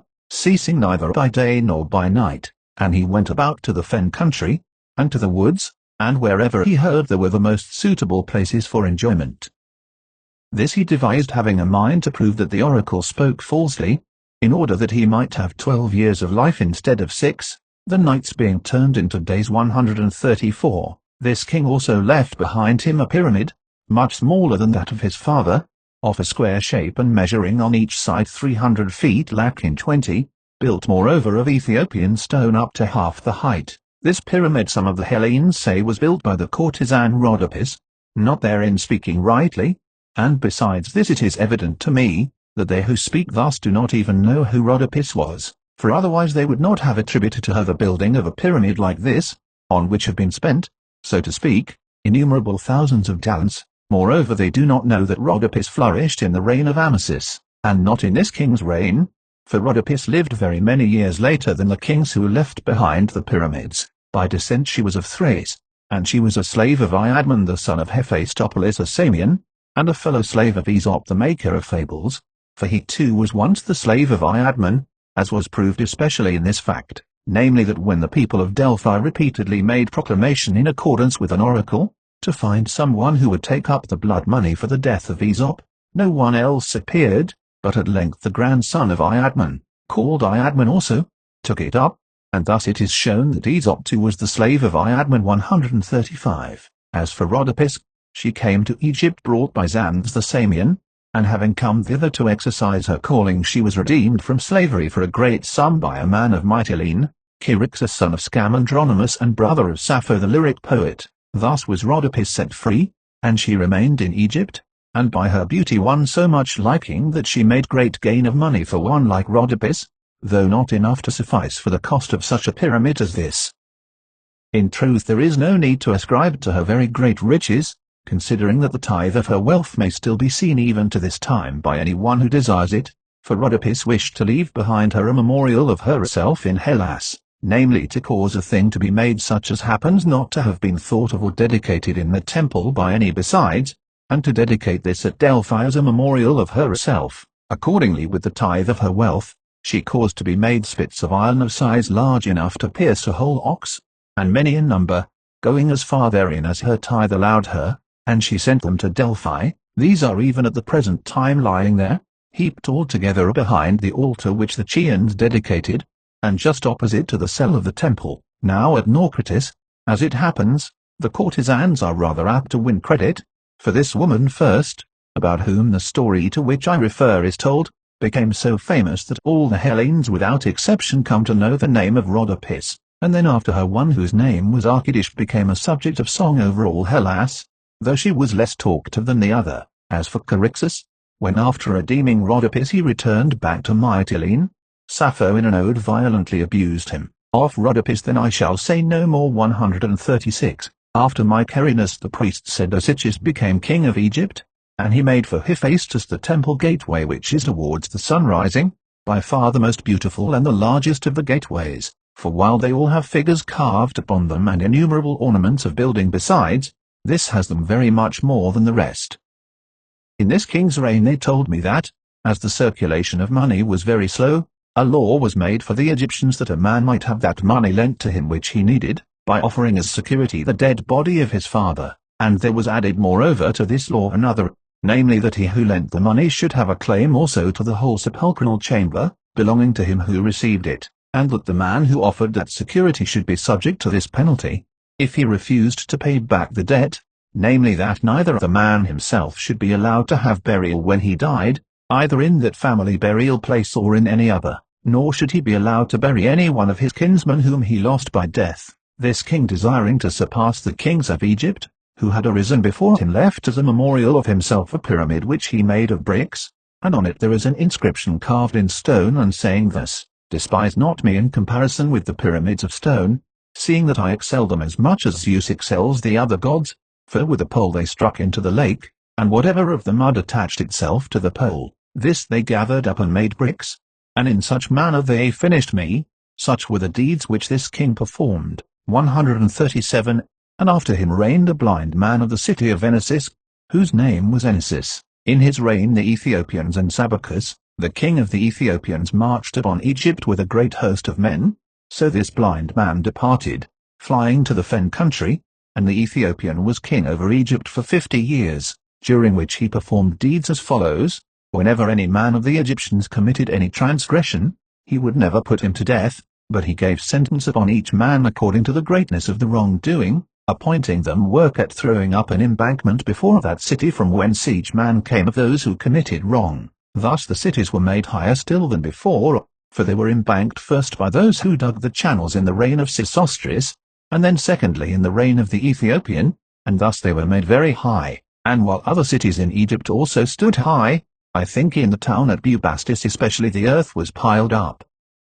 In this city there is a temple very well worthy of mention, For though there are other temples which are larger and built with more cost, none more than this is a pleasure to the eyes. Now Bubastis in the Hellenic tongue is Artemis, 138, and her temple is ordered thus: except the entrance it is completely surrounded by water, for channels come in from the Nile, not joining one another, but each extending as far as the entrance of the temple, one flowing round on the one side and the other on the other side, each 100 feet broad and shaded over with trees, and the gateway has a height of 10 fathoms, and it is adorned with figures 6 cubits high, very noteworthy. This temple is in the middle of the city and is looked down upon from all sides as one goes round, for since the city has been banked up to a height, while the temple has not been moved from the place where it was at the first built, it is possible to look down into it, and round it runs a stone wall with figures carved upon it, while within it there is a grove of very large trees planted round a large temple house, within which is the image of the goddess, and the breadth and length of the temple is a furlong every way. Opposite the entrance there is a road paved with stone for about 3 furlongs, which leads through the marketplace towards the east, with a breadth of about 400 feet, and on this side and on the grow trees of height reaching to heaven, and the road leads to the temple of Hermes. This temple then is thus ordered. 139. The final deliverance from the Ethiopian came about, they said, as follows: he fled away because he had seen in his sleep a vision, in which it seemed to him that a man came and stood by him, and counselled him to gather together all the priests of Egypt, and cut them asunder in the midst. Having seen this dream, he said that it seemed to him that the gods were foreshowing him this to furnish an occasion against him, in order that he might do an impious deed with respect to religion, and so receive some evil either from the gods or from men. He would not however do so, but in truth, he said, the time had expired, during which it had been prophesied to him that he should rule Egypt before he departed thence. For when he was in Ethiopia the oracles which the Ethiopians consult had told him that it was fated for him to rule Egypt 50 years. Since then this time was now expiring, and the vision of the dream also disturbed him. Sabacus departed out of Egypt of his own free will. 140. Then when the Ethiopian had gone away out of Egypt, the blind man came back from the fen country and began to rule again, having lived there during 50 years upon an island, which he had made by heaping up ashes and earth. For whenever any of the Egyptians visited him bringing food, according as it had been appointed to them severally to do without the knowledge of the Ethiopian, he bade them bring also some ashes for their gift. This island none was able to find before Amytaeus, that is, for more than 700 years the kings who arose before Amytaeus were not able to find it. Now the name of this island is Elbow, and its size is 10 furlongs each way. 141. After him there came to the throne the priest of Hephaestus, whose name was Sethus. This man, they said, neglected and held in no regard the warrior class of the Egyptians, considering that he would have no need of them, and besides other slights which he put upon them, he also took from them the yokes of corn, land which had been given to them as a special gift in the reigns of the former kings, 12 yokes to each man. After this, Sennacherib king of the Arabians and of the Assyrians marched a great host against Egypt. Then the warriors of the Egyptians refused to come to the rescue, and the priest, being driven into a strait, entered into the sanctuary of the temple, and bewailed to the image of the god the danger which was impending over him. And as he was thus lamenting, sleep came upon him, and it seemed to him in his vision that the god came and stood by him and encouraged him, saying that he should suffer no evil, if he went forth to meet the army of the Arabians, for he himself would send him helpers. Trusting in these things seen in sleep, he took with him, they said, those of the Egyptians who were willing to follow him, and encamped in Pelusium, for by this way the invasion came, and not one of the warrior class followed him, but shop keepers and artisans and men of the market. Then after they came, there swarmed by night upon their enemies mice of the fields, and ate up their quivers and their bows, and moreover the handles of their shields, so that on the next day they fled, and being without defence of arms great numbers fell. And at the present time this king stands in the temple of Hephaestus in stone, holding upon his hand a mouse, and by letters inscribed he says these words, "Let him who looks upon me learn to fear the gods." 142. So far in the story the Egyptians and the priests were they who made the report, declaring that from the first king down to this priest of Hephaestus who reigned last, there had been 341 generations of men, and that in them there had been the same number of chief priests and of kings, But 300 generations of men are equal to 10,000 years, for 100 years is 3 generations of men, and in the 140 generations which remain, those I mean which were added to the 300, there are 1,340 years. Thus in the period of 11,340 years they said that there had arisen no god in human form, nor even before that time or afterwards among the remaining kings who arose in Egypt, did they report that anything of that kind had come to pass. In this time they said that the sun had moved 4 times from his accustomed place of rising, and where he now sets he had thence twice had his rising, and in the place from whence he now rises he had twice had his setting, and in the meantime nothing in Egypt had been changed from its usual state, neither of that which comes from the earth, nor that which comes to them from the river, nor that which concerns diseases or deaths. 143. And formerly when Herodotus the historian was in Thebes, and had traced his descent and connected his family with a god in the 16th generation before, the priests of Zeus did for him much the same as they did for me, though I had not traced my descent. They led me into the sanctuary of the temple, which is of great size, and they counted up the number, showing colossal wooden statues in number the same as they said, for each chief priest there set up in his lifetime an image of himself. Accordingly the priests, counting and showing me these, declared to me that each one of them was a son succeeding his own father, and they went up through the series of images from the image of the one who had died last, until they had declared this of the whole number. And when Herodotus had traced his descent, and connected his family with a god in the 16th generation, they traced a descent in opposition to this, besides their numbering, not accepting it from him that a man had been born from a god, and they traced their counter-descent thus, saying that each one of the statues had been Pyramus son of Pyramus, until they had declared this of the whole 345 statues, each one being surnamed Pyramus, and neither with a god nor a hero did they connect their descent. Now Pyramus means in the tongue of Hellas honorable and good man. 144. From their declaration then it followed, that they of whom the images were had been of form like this, and far removed from being gods, but in the time before these men they said that gods were the rulers in Egypt, not mingling with men, and that of these always one had power at a time, and the last of them who was king over Egypt was Oros the son of Osiris, whom the Hellenes call Apollo. He was king over Egypt last, having deposed Typhon.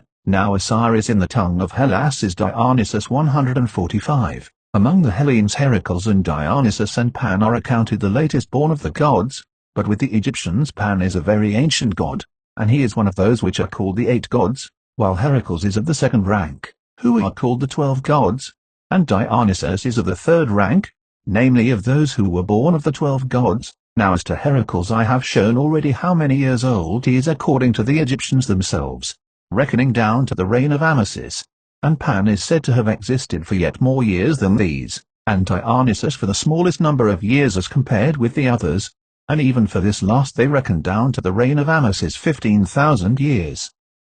This the Egyptians say that they know for a certainty, since they always kept a reckoning and wrote down the years as they came. Now that Dionysus, who is said to have been born of Semele the daughter of Cadmus, was born about 1600 years before my time, and Heracles who was the son of Alcmene, about 900 years, and that Pan who was born of Penelope, for of her and of Hermes Pan is said by the Hellenes to have been born, came into being later than the wars of Troy, about 800 years before my time. 146. Of these 2 accounts every man may adopt that one which he shall find the more credible when he hears it. I however, for my part, have already declared my opinion about them, for if these also, like Heracles the son of Amphitryon, had appeared before all men's eyes and had lived their lives to old age in Hellas, I mean Dionysus the son of Semele and Pan the son of Penelope, then one would have said that these also had been born mere men, having the names of those gods who had come into being long before, but as it is, with regard to Dionysus the Hellenes say that as soon as he was born Zeus sewed him up in his thigh, and carried him to Nysa, which is above Egypt in the land of Ethiopia, and as to Pan, they cannot say whither he went after he was born. Hence it has become clear to me that the Hellenes learned the names of these gods later than those of the other gods, and traced their descent as if their birth occurred at the time when they first learned their names. Thus far then the history is told by the Egyptians themselves. 147. But I will now recount that which other nations also tell, and the Egyptians in agreement with the others, of that which happened in this land, and there will be added to this also something of that which I have myself seen, being set free after the reign of the priest of Hephaestus. The Egyptians, since they could not live any time without a king, set up over them 12 kings, having divided all Egypt into 12 parts. These made intermarriages with one another and reigned, making agreement that they would not put down one another by force, nor seek to get an advantage over one another, but would live in perfect friendship. And the reason why they made these agreements, guarding them very strongly from violation, was this, namely that an oracle had been given to them at first when they began to exercise their rule, that he of them who should pour a libation with a bronze cup in the temple of Hephaestus, should be king of all Egypt, for they used to assemble together in all the temples 148. Moreover they resolved to join all together and leave a memorial of themselves, and having so resolved they caused to be made a labyrinth, situated a little above the lake of Moeris, and nearly opposite to that which is called the City of Crocodiles. This I saw myself, and I found it greater than words can say.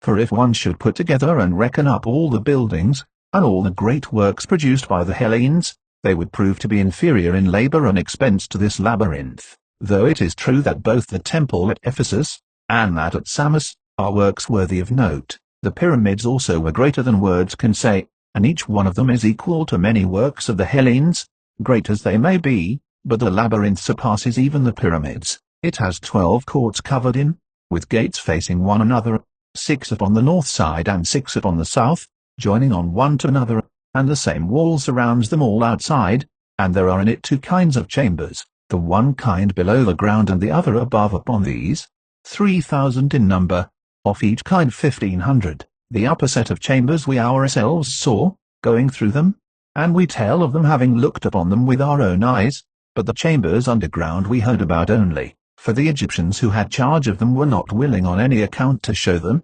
saying that here were the sepulchres of the kings who had first built this labyrinth, and of the sacred crocodiles. Accordingly we speak of the chambers below by what we received from hearsay, while those above we saw ourselves and found them to be works of more than human greatness, for the passages through the chambers, and the goings this way and that way through the courts, which were admirably adorned, afforded endless matter for a marvel, as we went through from a court to the chambers beyond it, and from the chambers to colonnades, and from the colonnades to other rooms, and then from the chambers again to other courts. Over the whole of these is a roof made of stone like the walls, and the walls are covered with figures carved upon them, each court being surrounded with pillars of white stone fitted together most perfectly, and at the end of the labyrinth, by the corner of it, there is a pyramid of 40 fathoms, upon which large figures are carved, and to this there is a way made underground 149. Such is this labyrinth, but a cause for a marvel even greater than this is afforded by the lake, which is called the Lake of Moeris, along the side of which this labyrinth is built. The measure of its circuit is 3,600 furlongs, being 60 shoins, and this is the same number of furlongs as the extent of Egypt itself along the sea. The lake lies extended lengthwise from north to south, and in depth where it is deepest it is 50 fathoms. That this lake is artificial and formed by digging is self-evident, for about in the middle of the lake stand 2 pyramids, each rising above the water to a height of 50 fathoms, the part which is built below the water being of just the same height, and upon each is placed a colossal statue of stone sitting upon a chair. Thus the pyramids are 100 fathoms high, and these 100 fathoms are equal to a furlong of 600 feet, the fathom being measured as 6 feet or 4 cubits, the feet being 4 palms each, and the cubits 6.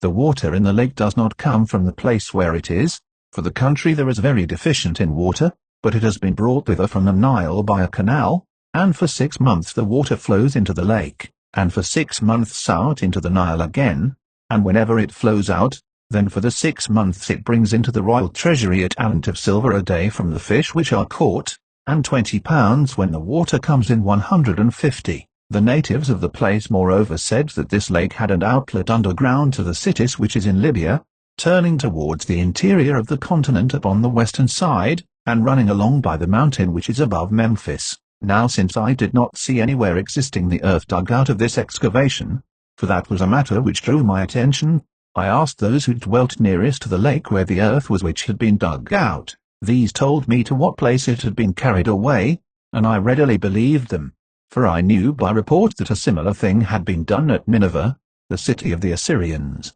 There certain thieves formed a design once to carry away the wealth of Sardanapalus son of Ninos, the king, which wealth was very great and was kept in treasure houses under the earth. Accordingly they began from their own dwelling, and making estimate of their direction they dug underground towards the king's palace, and the earth which was brought out of the excavation they used to carry away, when night came on, to the river Tigris which flows by the city of Nineveh, until at last they accomplished that which they desired.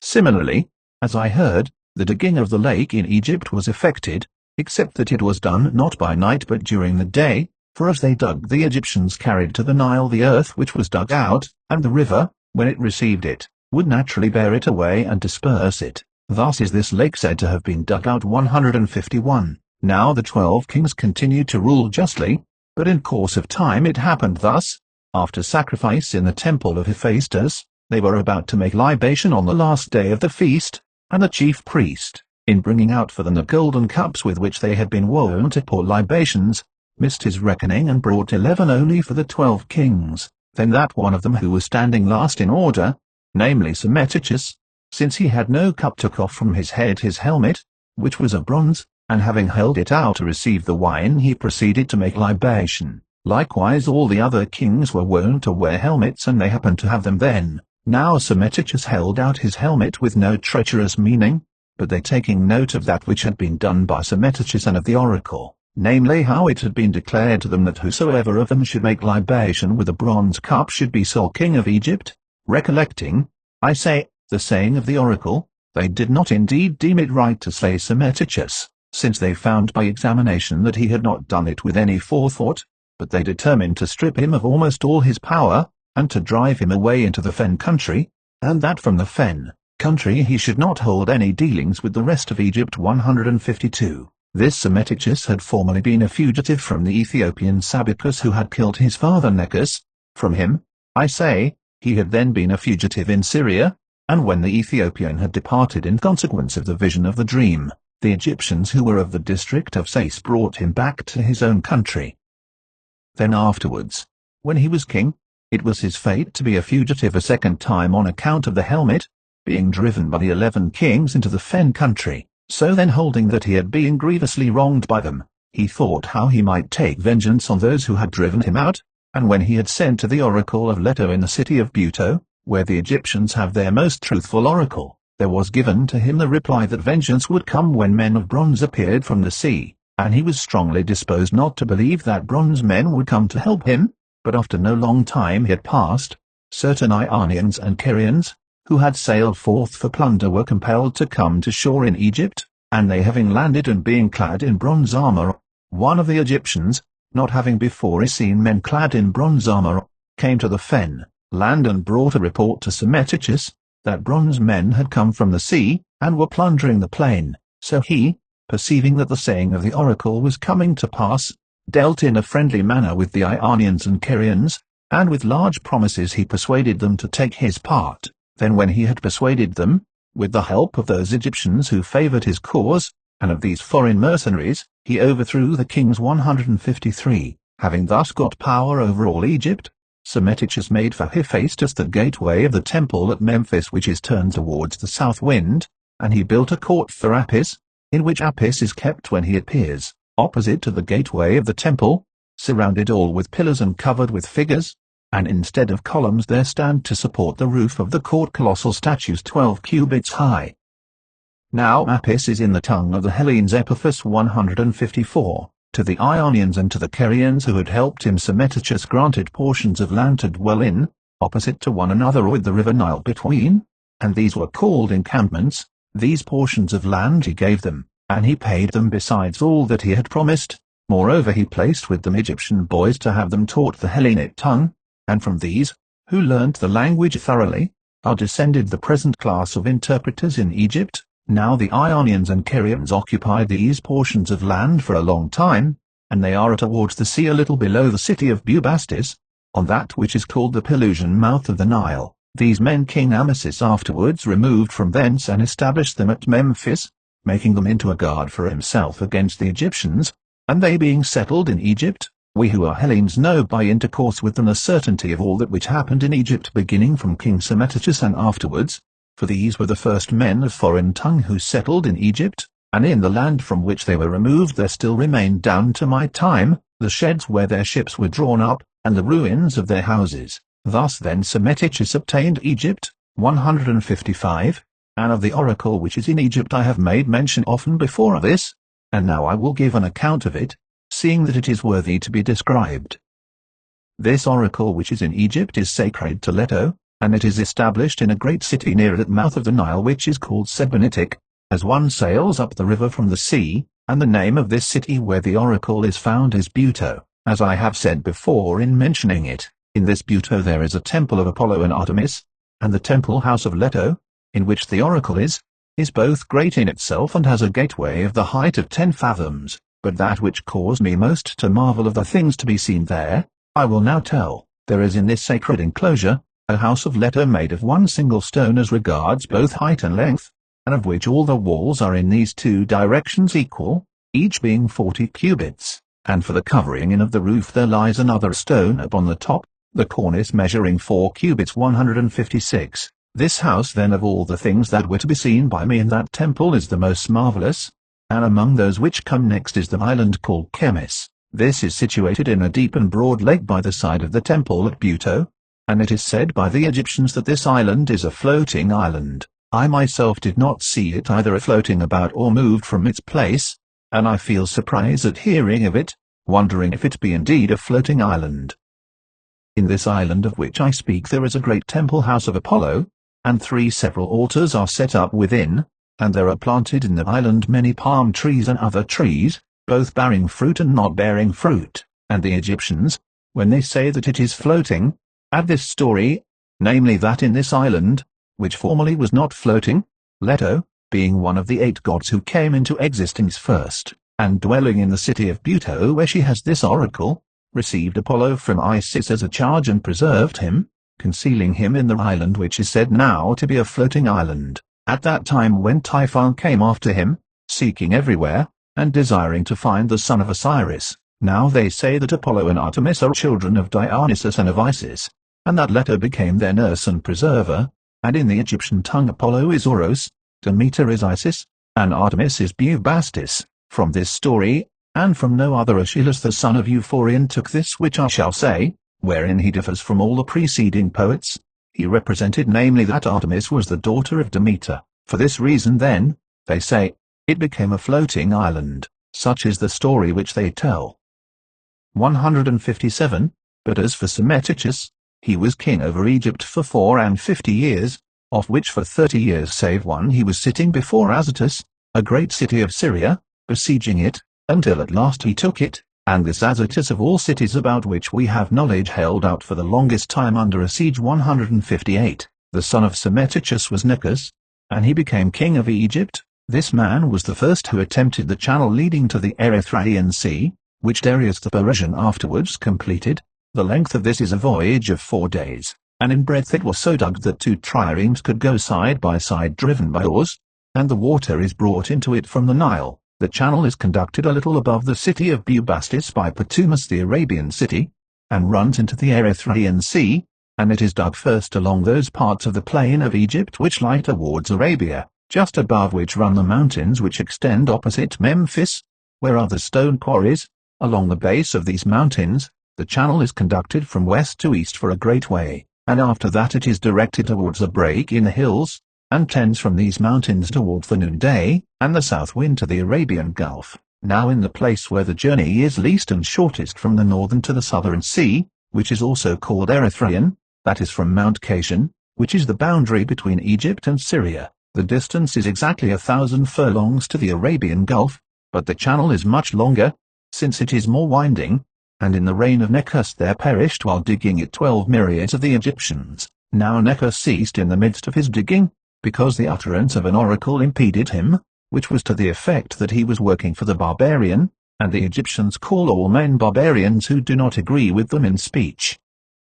159. Thus having ceased from the work of the channel, Necus betook himself to waging wars, and triremes were built by him, some for the Northern Sea and others in the Arabian Gulf for the Erythraean Sea, and of these the sheds are still to be seen. These ships he used when he needed them, and also on land Necos engaged battle at Magdalus with the Syrians, and conquered them, and after this he took Caditis, which is a great city of Syria, and the dress which he wore when he made these conquests he dedicated to Apollo, sending it to Branchidae of the Milesians. After this, having reigned in all 16 years, he brought his life to an end, and handed on the kingdom to Samis his son 160. While this Samis was king of Egypt, there came to him men sent by the Eleans, who boasted that they ordered the contest at Olympia in the most just and honorable manner possible, and thought that not even the Egyptians, the wisest of men, could find out anything besides, to be added to their rules. Now when the Eleans came to Egypt and said that for which they had come, then this king called together those of the Egyptians who were reputed the wisest, and when the Egyptians had come together, they heard the Eleans tell of all that which it was their part to do in regard to the contest, and when they had related everything, they said that they had come to learn in addition anything which the Egyptians might be able to find out besides, which was juster than this. They then having consulted together asked the Eleans whether their own citizens took part in the contest, and they said that it was permitted to any one who desired it, both of their own people and of the other Hellenes equally, to take part in the contest, upon which the Egyptians said that in so ordering the games they had wholly missed the mark of justice, for it could not be but that they would take part with the man of their own state, if he was contending, and so act unfairly to the stranger, but if they really desired, as they said, to order the games justly, and if this was the cause for which they had come to Egypt, they advised them to order the contest so as to be for strangers alone to contend in, and that no Elean should be permitted to contend.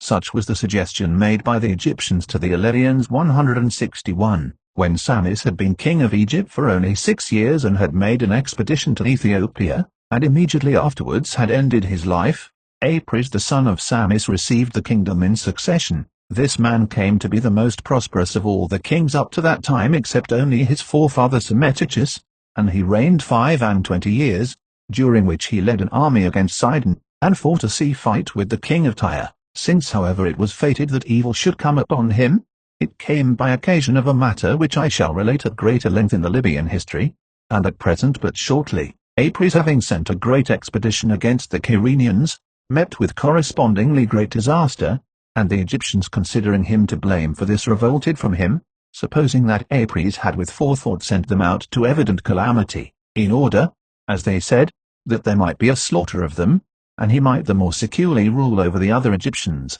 Being indignant at this, both these men who had returned from the expedition, and also the friends of those who had perished made revolt openly. 162. Hearing this Apries sent to them Amasis, to cause them to cease by persuasion, and when he had come and was seeking to restrain the Egyptians, as he was speaking and telling them not to do so, one of the Egyptians stood up behind him and put a helmet upon his head, saying as he did so that he put it on to crown him king, and to him this that was done was in some degree not unwelcome, as he proved by his behavior, for as soon as the revolted Egyptians had set him up as king, he prepared to march against Apries, and Apries hearing this sent to Amasis one of the Egyptians who were about his own person, a man of reputation, whose name was Ptolemy, enjoining him to bring Amasis alive into his presence. When this Ptolemy came and summoned Amasis, the latter, who happened to be sitting on horseback, lifted up his leg and behaved in an unseemly manner, bidding him take that back to Apries. Nevertheless, they say, Ptolemy made demand of him that he should go to the king, seeing that the king had sent to summon him, and he answered him that he had for some time past been preparing to do so, and that Apries would have no occasion to find fault with him. Then Ptolemy, both perceiving his intention from that which he said, and also seeing his preparations, departed in haste, desiring to make known as quickly as possible to the king the things which were being done. And when he came back to Apries not bringing Amasis, the king paying no regard to that which he said, but being moved by violent anger, ordered his ears and his nose to be cut off, and the rest of the Egyptians who still remained on his side, when they saw the man of most repute among them thus suffering shameful outrage, waited no longer but joined the others in revolt, and delivered themselves over to Amasis. 163. Then Apries having heard this also, armed his foreign mercenaries and marched against the Egyptians, Now he had about him Carian and Ionian mercenaries to the number of 30,000, and his royal palace was in the city of Sais, of great size and worthy to be seen. So Apries and his army were going against the Egyptians, and Amasis and those with him were going against the mercenaries, and both sides came to the city of Memphis, and were about to make trial of one another in fight. 164. Now of the Egyptians there are 7 classes, and of these one class is called that of the priests, and another that of the warriors, while the others are the cowherds, swineherds, shopkeepers, interpreters, and boatmen. This is the number of the classes of the Egyptians, and their names are given them from the occupations which they follow. Of them the warriors are called Chalazirians and Hermotybians, and they are of the following districts, for all Egypt is divided into districts 165. The districts of the Hermotybians are those of Busiris, Sais, Chemis, Papramis, the island called Prosopitis, and the half of Natho. Of these districts are the Hermotybians, who reached when most numerous the number of 16 myriads. Of these not one has learnt anything of handicraft, but they are given up to war entirely. 166. Again the districts of the Chalazirians are those of Thebes, Bubastis, Aphthis, Tanis, Mendes, Sebennytus, Athribis, Pharbaethus, Thmusonophis, Enitis, Myakphoris. This last is on an island opposite to the city of Bubastis. These are the districts of the Chalazirians, and they reached, when most numerous, to the number of 25 myriads of men, nor is it lawful for these, any more than for the others, to practice any craft, but they practice that which has to do with war only, handing down the tradition from father to son. 167. Now whether the Hellenes have learnt this also from the Egyptians, I am not able to say for certain, since I see that the Thracians also and Scythians and Persians, and Lydians and almost all the barbarians esteem those of their citizens who learn the arts, and the descendants of them, as less honourable than the rest, while those who have got free from all practice of manual arts are accounted noble, and especially those who are devoted to war. However that may be, the Hellenes have all learnt this, and especially the Lacedaemonians, but the Corinthians least of all cast slight upon those who practice handicrafts. 168. The following privilege was specially granted to this class, and to none others of the Egyptians except the priests, that is to say, each man had 12 yokes of land specially granted to him free from imposts. Now the yoke of land measures 100 Egyptian cubits every way, and the Egyptian cubit is, as it happens, equal to that of Samos. This, I say, was a special privilege granted to all, and they also had certain advantages in turn, and not the same men twice, that is to say, 1,000 of the Chalazirians and 1,000 of the Hermotybians acted as body guard to the king during each year, and these had besides their yokes of land an allowance given them for each day of 5 pounds weight of bread to each man, and 2 pounds of beef, and 4 half pints of wine.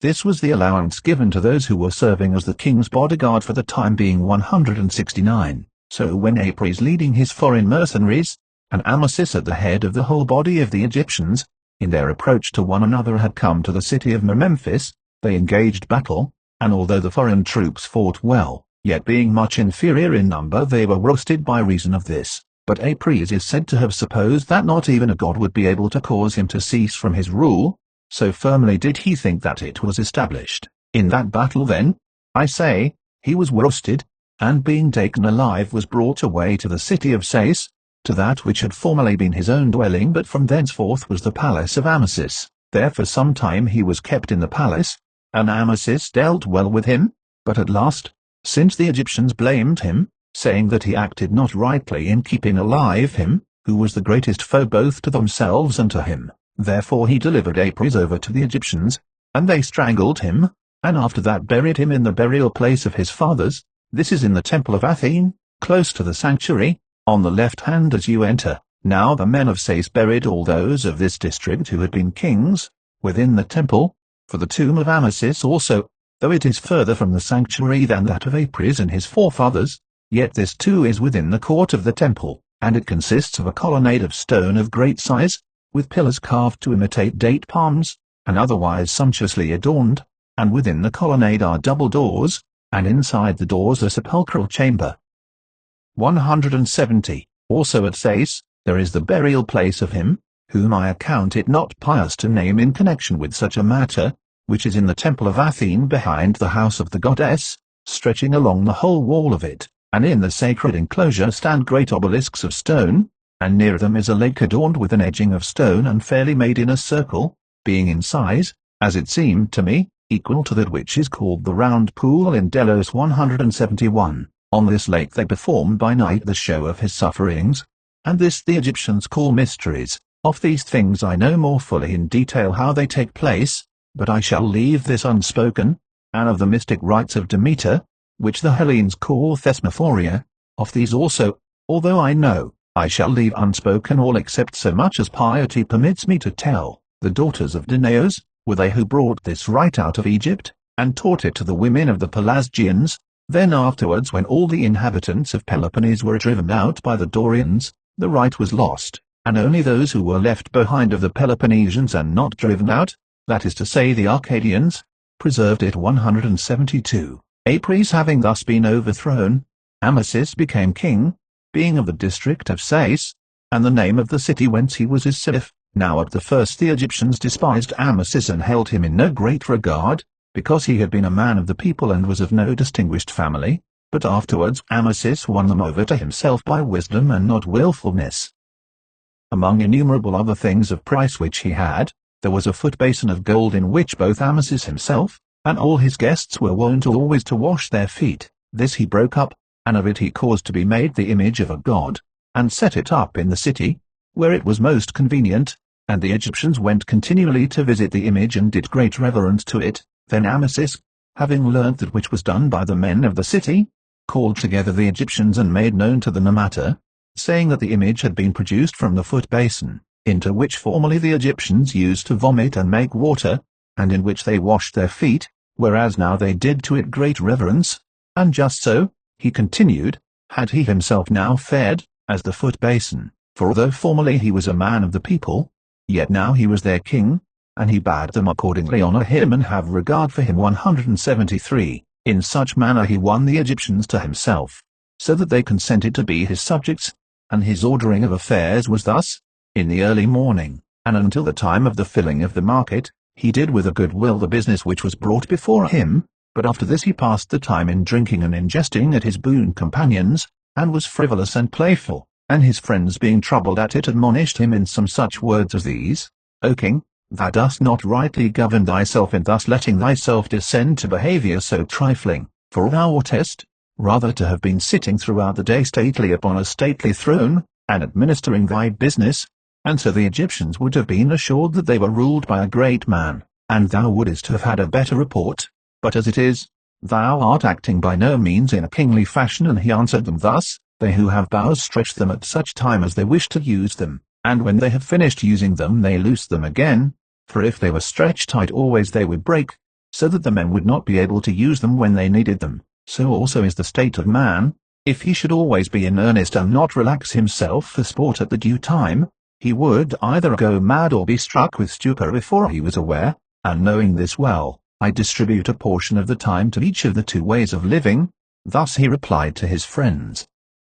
174. It is said, however, that Amasis, even when he was in a private station, was a lover of drinking and of jesting, and not at all seriously disposed, and whenever his means of livelihood failed him through his drinking and luxurious living, he would go about and steal, and they from whom he stole would charge him with having their property, and when he denied it would bring him before the judgment of an oracle, whenever there was one in their place, and many times he was convicted by the oracles and many times he was absolved, and then when finally he became king he did as follows: as many of the gods as had absolved him and pronounced him not to be a thief, to their temples he paid no regard, nor gave anything for the further adornment of them, nor even visited them to offer sacrifice, considering them to be worth nothing and to possess lying oracles. But as many as had convicted him of being a thief, to these he paid very great regard, considering them to be truly gods, and to present oracles which did not lie. 175. First in Sais he built and completed for Athene a temple gateway which is a great marvel, and he far surpassed herein all who had done the like before, both in regard to height and greatness, so large are the stones and of such quality. Then secondly he dedicated great colossal statues and man-headed sphinxes very large, and for restoration he brought other stones of monstrous size, Some of these he caused to be brought from the stone quarries which are opposite Memphis, others of very great size from the city of Elephantine, distant a voyage of not less than 20 days from Sais, and of them all I marvel most at this, namely a monolith chamber which he brought from the city of Elephantine, and they were 3 years engaged in bringing this, and 2,000 men were appointed to convey it, who all were of the class of boatmen. Of this house the length outside is 120 cubits, the breadth is 14 cubits, and the height 8. These are the measures of the monolith house outside, but the length inside is 18 cubits and 5/6 of a cubit, the breadth 12 cubits, and the height 5 cubits. This lies by the side of the entrance to the temple, for within the temple they did not draw it, because, as it said, while the house was being drawn along, the chief artificer of it groaned aloud, seeing that much time had been spent and he was wearied by the work, and Amasis took it to heart as a warning, and did not allow them to draw it further onwards. Some say on the other hand that a man was killed by it, of those who were heaving it with levers, and that it was not drawn in for that reason. 176. Amasis also dedicated in all the other temples which were of repute, works which are worth seeing for their size, and among them also at Memphis the colossal statue, which lies on its back in front of the temple of Hephaestus, whose length is 570 feet, and on the same base made of the same stone are set 2 colossal statues, each of 20 feet in length, one on this side and the other on that side of the large statue. There is also another of stone of the same size in Sais, lying in the same manner as that at Memphis. Moreover Amasis was he who built and finished for Isis her temple at Memphis, which is of great size and very worthy to be seen. 177. In the reign of Amasis, it is said that Egypt became more prosperous than at any other time before, both in regard to that which comes to the land from the river, and in regard to that which comes from the land to its inhabitants, and that at this time the inhabited towns in it numbered in all 20,000. It was Amasis too who established the law that every year each one of the Egyptians should declare to the ruler of his district, from what source he got his livelihood, and if any man did not do this or did not make declaration of an honest way of living, he should be punished with death. Now Solon the Athenian received from Egypt this law and had it enacted for the Athenians, and they have continued to observe it, since it is a law with which none can find fault. 178. Moreover Amasis became a lover of the Hellenes, and besides other proofs of friendship which he gave to several among them, he also granted the city of Naucratis for those of them who came to Egypt to dwell in, and to those who did not desire to stay, but who made voyages thither, he granted portions of land to set up altars and make sacred enclosures for their gods. Their greatest enclosure, and that one which has most name, and is most frequented, is called the Hellenian, and this was established by the following cities in common: of the Ionians Chios, Teos, Phasalia, Clazomene; of the Dorians Rhodes, Cnidus, Halicarnassus, Phasalis; and of the Aeolians Mytilene alone. To these belongs this enclosure, and these are the cities which appoint superintendents of the port, and all other cities which claim a share in it, are making a claim without any right. Besides this the Egnatans established on their own account a sacred enclosure dedicated to Zeus, the Samians one to Hera, and the Milesians one to Apollo. 179. Now in old times Naucratis alone was an open trading place, and no other place in Egypt, and if any one came to any other of the Nile mouths, he was compelled to swear that he came not thither of his own will, and when he had thus sworn his innocence, he had to sail with his ship to the Canobic mouth, or if it were not possible to sail by reason of contrary winds, then he had to carry his cargo round the head of the delta in boats to Naucratis. Thus highly was Naucratis privileged. 180. Moreover, when the Amphictyons had let out the contract for building the temple which now exists at Delphi, agreeing to pay the sum of 300 talents, for the temple which formerly stood there had been burned down of itself, it fell to the share of the people of Delphi to provide the fourth part of the payment, and accordingly the Delphians went about to various cities and collected contributions, and when they did this they got from Egypt as much as from any place, for Amasis gave them 1,000 talents weight of alum, while the Hellenes who dwelt in Egypt gave them 20 pounds of silver. 181.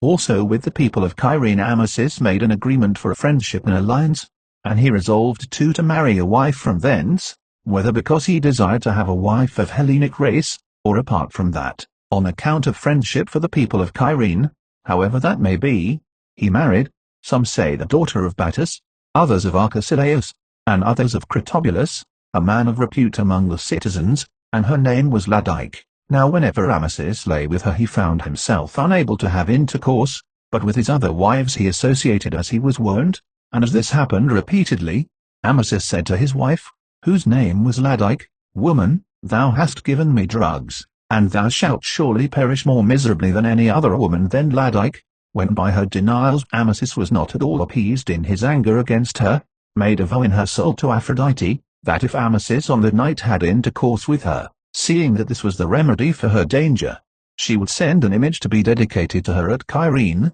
and after the vow immediately Amasis had intercourse, and from thenceforth whenever Amasis came in to her he had intercourse with her, and after this he became very greatly attached to her, and Laodice paid the vow that she had made to the goddess, for she had an image made and sent it to Cyrene, and it was still preserved even to my own time, standing with its face turned away from the city of the Cyrenians. This Laodice Cambyses, having conquered Egypt and heard from her who she was, sent back unharmed to Cyrene 182. Amasis also dedicated offerings in Hellas, first at Cyrene an image of Athene covered over with gold, and a figure of himself made like by painting, then in the temple of Athene at Lynson 2 images of stone, and a crosslet of linen worthy to be seen, and also at Samos 2 wooden figures of himself dedicated to Hera, which were standing even to my own time in the great temple, behind the doors. Now at Samos, he dedicated offerings because of the guest friendship between himself and Polycrates the son of Aix, at Lindos for no guest friendship but because the temple of Athene at Lindos is said to have been founded by the daughters of Danaus, who had touched land there at the time when they were fleeing from the sons of Aegyptus. These offerings were dedicated by Amasis, and he was the first of men who conquered Cyprus, and subdued it so that it paid him tribute. Herodotus Book 3, Philipia. 1. Against this Amasis then Cambyses the son of Cyrus was making his march, taking with him not only other nations of which he was ruler, but also Hellenes, both Ionians and Aeolians, and the cause of the expedition was as follows. Cambyses sent an envoy to Egypt and asked Amasis to give him his daughter, and he made the request by counsel of an Egyptian, who brought this upon Amasis having a quarrel with him for the following reason. At the time when Cyrus sent to Amasis and asked him for a physician of the eyes, whosoever was the best of those in Egypt, Amasis had selected him from all the physicians in Egypt, and had torn him away from his wife and children and delivered him up to Persia. Having, I say, this cause of quarrel, the Egyptian urged Cambyses on by his counsel bidding him ask Amasis for his daughter, in order that he might either be grieved if he gave her, or if he refused to give her, might offend Cambyses. So Amasis, who was vexed by the power of the Persians and afraid of it, knew neither how to give nor how to refuse, for he was well assured that Cambyses did not intend to have her as his wife but as a concubine. So making account of the matter thus, he did as follows. There was a daughter of Apries the former king, very tall and comely of form and the only person left of his house, and her name was Nitocris. This girl Amasis adorned with raiment and with gold, and sent her away to Persia as his own daughter. But after a time, when Cambyses saluted her calling her by the name of her father, the girl said to him, O king, thou dost not perceive how thou hast been deceived by Amasis, for he adorned me with ornaments and sent me away giving me to thee as his own daughter, whereas in truth, I am the daughter of Apries against whom Amasis rose up with the Egyptians and murdered him, who was his lord and master. These words uttered and this occasion having arisen, led Cambyses the son of Cyrus against Egypt, moved to very great anger too. Such is the report made by the Persians, but as for the Egyptians they claim Cambyses as one of themselves, saying that he was born of this very daughter of Apries, for they say that Cyrus was he who sent to Amasis for his daughter, and not Cambyses. In saying this however they say not rightly, nor can they have failed to observe, for the Egyptians fully as well as any other people are acquainted with the laws and customs of the Persians. First, that it is not customary among them for a bastard to become king, when there is a son born of a true marriage, and secondly that Cambyses was the son of Cassandane the daughter of Pharnaspes, a man of the Achaemenid family, and not the son of the Egyptian woman, but they pervert the truth of history, claiming to be kindred with the house of Cyrus. Thus it is with these matters. 3. And the following story is also told, which for my part I do not believe, namely that one of the Persian women came into the wives of Cyrus, And when she saw standing by the side of Cassandain children comely of form and tall, she was loud in her praises of them, expressing great admiration. And Cassandain, who was the wife of Cyrus, spoke as follows: Nevertheless, though I am the mother of such children of these, Cyrus treats me with dishonor and holds in honor her whom he has brought in from Egypt. Thus she spoke, they say, being vexed by Nitocris, and upon that Cambyses the elder of her sons said, For this cause, mother, when I am grown to be a man, I will make that which is above in Egypt to be below, and that which is below above. This he is reported to have said when he was perhaps about 10 years old, and the women were astonished by it, and he, they say, kept it ever in mind. And so at last when he had become a man and had obtained the royal power, he made the expedition against Egypt. 4. Another thing also contributed to this expedition, which was as follows: There was among the foreign mercenaries of Amasis a man who was by race of Halicarnassus, and his name was Phanes, one who was both capable in judgment and valiant in that which pertained to war. This Phanes, having, as we may suppose, some quarrel with Amasis, fled away from Egypt in a ship, desiring to come to speech with Cambyses, and as he was of no small repute among the mercenaries, and was very closely acquainted with all the affairs of Egypt, Amasis pursued him and considered it a matter of some moment to capture him, and he pursued by sending after him the most trusted of his eunuchs with a trireme, who captured him in Lycia, but having captured him he did not bring him back to Egypt, since Phanes got the better of him by cunning, for he made his guards drunk and escaped to Persia. So when Cambyses had made his resolve to march upon Egypt, and was in difficulty about the march, as to how he should get safely through the waterless region, this man came to him, and besides informing of the other matters of Amasis, he instructed him also as to the march, advising him to send to the king of the Arabians, and ask that he would give him safety of passage through this region.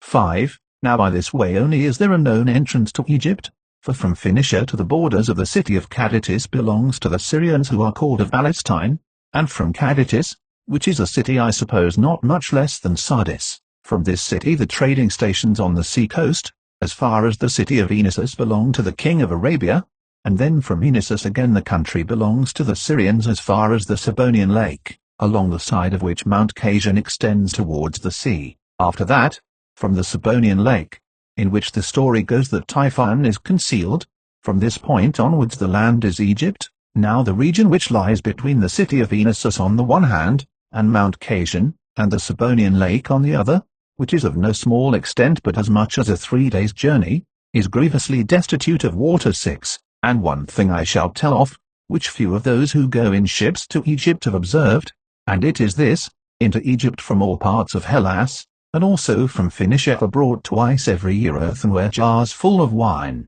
and yet it may almost be said that you cannot see there one single empty wine jar. In what manner, then, it will be asked, are they used up? This also I will tell.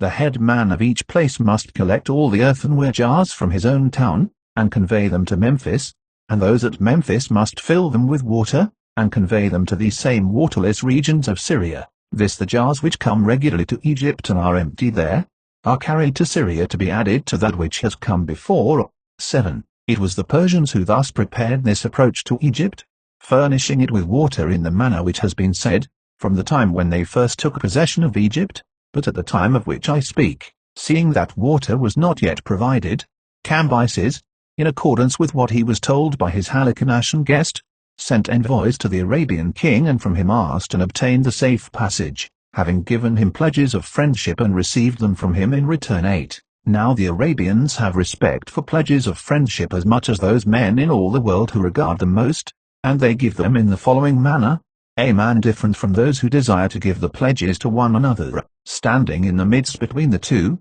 cuts with a sharp stone the inner parts of the hands, along by the thumbs, of those who are giving the pledges to one another, and then he takes a thread from the cloak of each one and smears with the blood 7 stones laid in the midst between them, and as he does this he calls upon Dionysus and Urania. When the man has completed these ceremonies, he who has given the pledges commends to the care of his friends the stranger, or the fellow tribesman, if he is giving the pledges to one who is a member of his tribe, and the friends think it right that they also should have regard for the pledges given. Of gods they believe in Dionysus and Urania alone, Moreover, they say that the cutting of their hair is done after the same fashion as that of Dionysus himself, and they cut their hair in a circle round, shaving away the hair of the temples. Now they call Dionysus Oratot, and Urania they call Alalot. 9. So then when the Arabian king had given the pledge of friendship to the men who had come to him from Cambyses, he contrived as follows. He took skins of camels and filled them with water and loaded them upon the backs of all the living camels that he had, and having so done he drove them to the waterless region, and there awaited the army of Cambyses. This which has been related is the more credible of the accounts given, but the less credible must also be related, since it is a current account. There is a great river in Arabia called Chorus, and this runs out into the sea which is called Erythraean. From this river then it is said that the king of the Arabians, having got a conduit pipe made by sewing together raw ox hides and other skins, of such a length as to reach to the waterless region, conducted the water through these forsooth, and had great cisterns dug in the waterless region, that they might receive the water and preserve it. Now it is a journey of 12 days from the river to this waterless region, and moreover the story says that he conducted the water by 3 conduit pipes, to 3 different parts of it. 10. Meanwhile Semenitus the son of Amasis was encamped at the Pelusian mouth of the Nile waiting for the coming of Cambyses, for Cambyses did not find Amasis yet living when he marched upon Egypt, but Amasis had died after having reigned 44 years, during which no great misfortune had befallen him, and when he had died, and had been embalmed, he was buried in the burial place in a temple, which he had built for himself. Now when Semenitus son of Amasis was reigning as king, there happened to the Egyptians a prodigy, the greatest that had ever happened, for rain fell at Thebes in Egypt, where never before had rain fallen nor afterwards down to my time, as the Thebans themselves say, for in the upper parts of Egypt no rain falls at all, but at the time of which I speak rain fell at Thebes in a drizzling shower. 11. Now when the Persians had marched quite through the waterless region, and were encamped near the Egyptians with design to engage battle, then the foreign mercenaries of the Egyptian king, who were Hellenes and Carians, having a quarrel with Phanes because he had brought against Egypt an army of foreign speech, contrived against him as follows. Phanes had children whom he had left behind in Egypt. These they brought to their camp and into the sight of their father, and they set up a mixing bowl between the 2 camps, and after that they brought up the children one by one and cut their throats, so that the blood ran into the bowl. Then when they had gone through the whole number of the children, they brought and poured into the bowl both wine and water, and not until the mercenaries had all drunk of the blood, did they engage battle. Then after a battle had been fought with great stubbornness, and very many had fallen of both the armies, the Egyptians at length turned to flight. 12. I was witness moreover of a great marvel, being informed of it by the natives of the place, for of the bones scattered about of those who fell in this fight, each side separately, since the bones of the Persians were lying apart on one side according as they were divided at first, and those of the Egyptians on the other. The skulls of the Persians are so weak, that if you shall hit them only with a pebble, you will make a hole in them, while those of the Egyptians are so exceedingly strong, that you would hardly break them if you struck them with a large stone. The cause of it, they say, was this, and I for my part readily believe them, namely that the Egyptians beginning from their early childhood shave their heads, and the bone is thickened by exposure to the sun, and this is also the cause of their not becoming bald-headed, for among the Egyptians you see fewer bald-headed men than among any other race.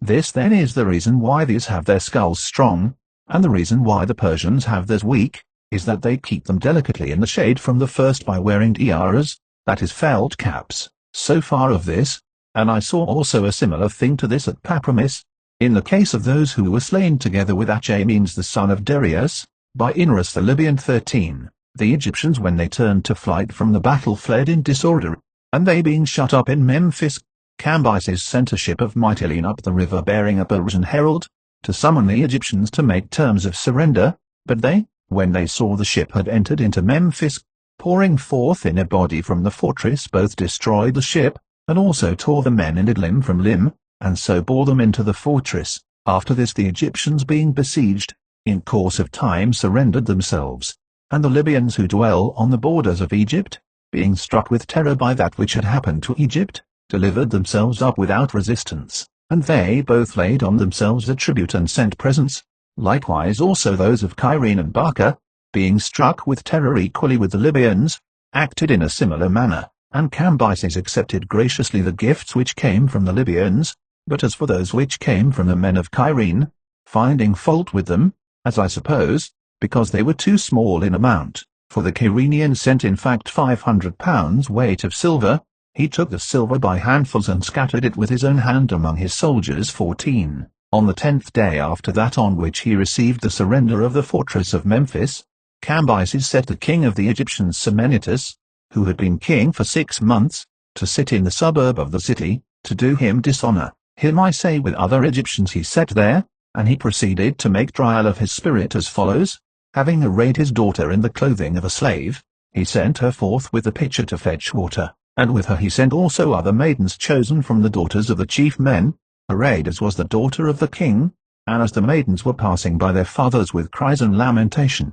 the other men all began to cry out and lament aloud, seeing that their children had been evilly entreated. But Semenitus, when he saw it before his eyes and perceived it, bent himself down to the earth. Then when the water-bearers had passed by, next Cambyses sent his son with 2,000 Egyptians besides who were of the same age, with ropes bound round their necks and bits placed in their mouths, and these were being led away to execution to avenge the death of the Mytileneans, who had been destroyed at Memphis with their ship, for the royal judges had decided that for each man 10 of the noblest Egyptians should lose their lives in retaliation.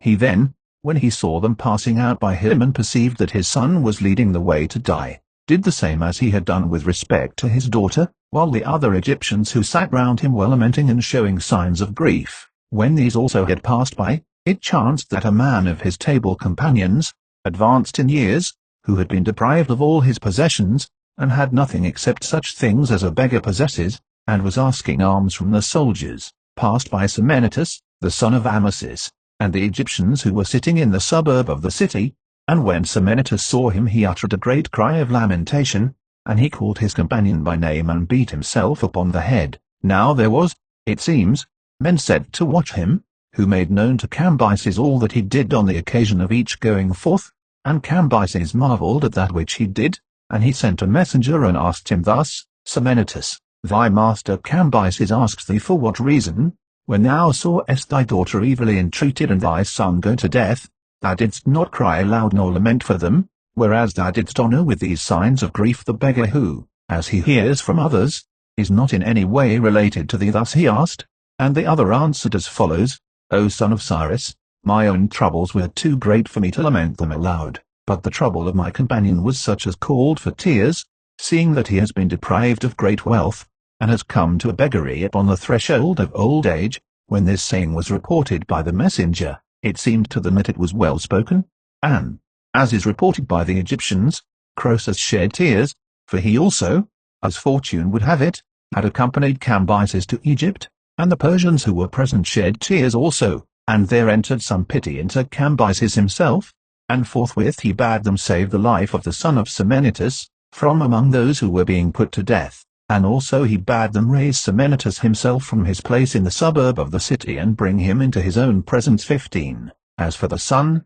those who went for him found that he was no longer alive, but had been cut down first of all, but Semenitus himself they raised from his place and brought him into the presence of Cambyses, with whom he continued to live for the rest of his time without suffering any violence, and if he had known how to keep himself from meddling with mischief, he would have received Egypt so as to be ruler of it. Since the Persians are wont to honor the sons of kings, and even if the kings have revolted from them, they give back the power into the hands of their sons. Of this, namely that it is their established rule to act so, one may judge by many instances besides and especially by the case of Thanarus the son of Inrus, who received back the power which his father had, and by that of Porcyrus the son of Amytaeus, for he too received back the power of his father. Yet it is certain that no men ever up to this time did more evil to the Persians than Inrus and Amytaeus. As it was, however, Semenitus devised evil and received the due reward, for he was found to be inciting the Egyptians to revolt, and when this became known to Cambyses, Semenitus drank bull's blood and died forthwith.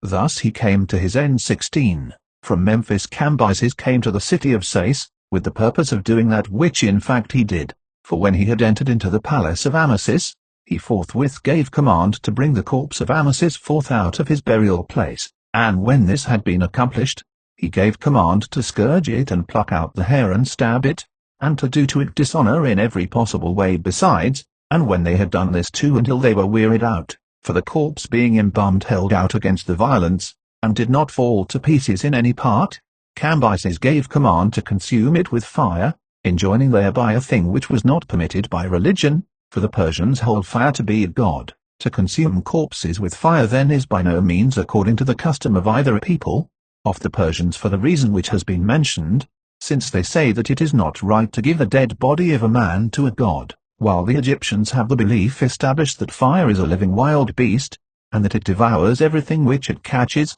and when it is satiated with the food it dies itself together with that which it devours. But it is by no means their custom to give the corpse of a man to wild beasts, for which reason they embalm it, that it may not be eaten by worms as it lies in a tomb. Thus then Cambyses was enjoining them to do that which is not permitted by the customs of either people. However, the Egyptians say that it was not Amasis who suffered this outrage, but another of the Egyptians who was of the same stature of body as Amasis, and that to him the Persians did outrage, thinking that they were doing it to Amasis, for they say that Amasis learned from an oracle that which was about to happen with regard to himself after his death, and accordingly, to avert the evil which threatened to come upon him, he buried the dead body of this man, who was scourged within his own sepulchral chamber near the doors, and enjoined his son to lay his own body as much as possible in the inner recess of the chamber. These injunctions, said to have been given by Amasis with regard to his burial, and with regard to the man mentioned, were not in my opinion really given at all, but I think that the Egyptians make pretense of it from pride and with no good ground. 17. After this Cambyses planned 3 several expeditions, one against the Carthaginians, another against the Ammonians, and a third against the long-lived Ethiopians, who dwell in that part of Libya which is by the southern sea. And in forming these designs he resolved to send his naval force against the Carthaginians, and a body chosen from his land army against the Ammonians, and to the Ethiopians to send spies first, both to see whether the table of the sun existed really, which is said to exist among these Ethiopians, and in addition to this to spy out all else, but pretending to be bearers of gifts for their king. 18. Now the table of the sun is said to be as follows: there is a meadow in the suburb of their city full of flesh meat boiled of all 4-footed creatures, and in this, it is said, those of the citizens who are in authority at the time place the flesh by night, managing the matter carefully, and by day any man who wishes comes there and feasts himself, and the natives, it is reported, say that the earth of herself produces these things continually. 19. Of such nature is the so-called table of the sun said to be. So when Cambyses had resolved to send the spies, forthwith he sent for those men of the Ethiophagoi who understood the Ethiopian tongue, to come from the city of Elephantine, and while they were going to fetch these men, he gave command to the fleet to sail against Carthage, but the Phoenicians said that they would not do so, for they were bound not to do so by solemn vows, and they would not be acting piously if they made expedition against their own sons, and as the Phoenicians were not willing, the rest were rendered unequal to the attempt. Thus then the Carthaginians escaped being enslaved by the Persians, for Cambyses did not think it right to apply force to compel the Phoenicians, both because they had delivered themselves over to the Persians of their own accord, and because the whole naval force was dependent upon the Phoenicians. Now the men of Cyprus also had delivered themselves over to the Persians, and were joining in the expedition against Egypt. 20. Then as soon as the Ethiophagoi came to Cambyses from Elephantine, he sent them to the Ethiopians, enjoining them what they should say and giving them gifts to bear with them, that is to say a purple garment, and a collar of twisted gold with bracelets, and an alabaster box of perfumed ointment, and a jar of palm wine. Now these Ethiopians to whom Cambyses was sending are said to be the tallest and the most beautiful of all men, and besides other customs which they are reported to have different from other men, there is especially this, it is said, with regard to their regal power, whomsoever of the men of their nation they judge to be the tallest and to have strength in proportion to his stature, this man they appoint to reign over them. 21. So when the Ethiophagoi had come to this people they presented their gifts to the king who ruled over them, and at the same time they said as follows: the king of the Persians Cambyses, desiring to become a friend and guest to thee, sent us with command to come to speech with thee, and he gives thee for gifts these things which he himself most delights to use. The Ethiopian however, perceiving that they had come as spies, spoke to them as follows: "Neither did the king of the Persians send you bearing gifts because he thought it a matter of great moment to become my guest friend, nor do ye speak true things, for ye have come as spies of my kingdom, nor again is he a righteous man, for if he had been righteous he would not have coveted a land other than his own, nor would he be leading away into slavery men at whose hands he has received no wrong. Now however give him this bow and speak to him these words. The king of the Ethiopians gives this counsel to the king of the Persians, that when the Persians draw their bows, of equal size to mine as easily as I do this, then he should march against the long-lived Ethiopians, provided that he be superior in numbers, but until that time he should feel gratitude to the gods, that they do not put it into the mind of the sons of the Ethiopians to acquire another land in addition to their own." 22. Having thus said and having unbent the bow, he delivered it to those who had come. Then he took the garment of purple, and asked what it was and how it had been made, and when the Ethiophagoi had told him the truth about the purple fish, and the dyeing of the tissue, he said that the men were deceitful, and deceitful also were their garments.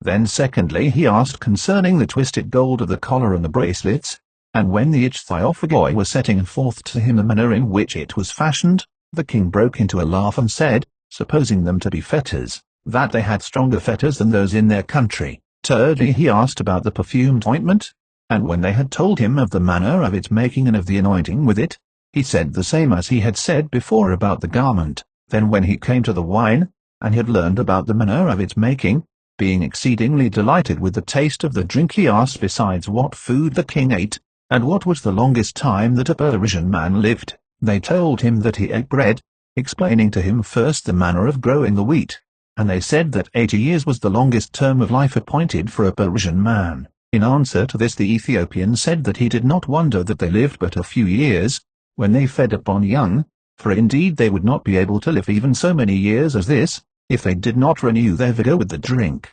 indicating to the Ethiophagoi the wine, for in regard to this, he said, his people were much behind the Persians. 23. Then when the Ethiophagoi asked the king in return about the length of days, and the manner of life of his people, he answered that the greater number of them reached the age of 120 years, and some surpassed even this, and their food was boiled flesh and their drink was milk.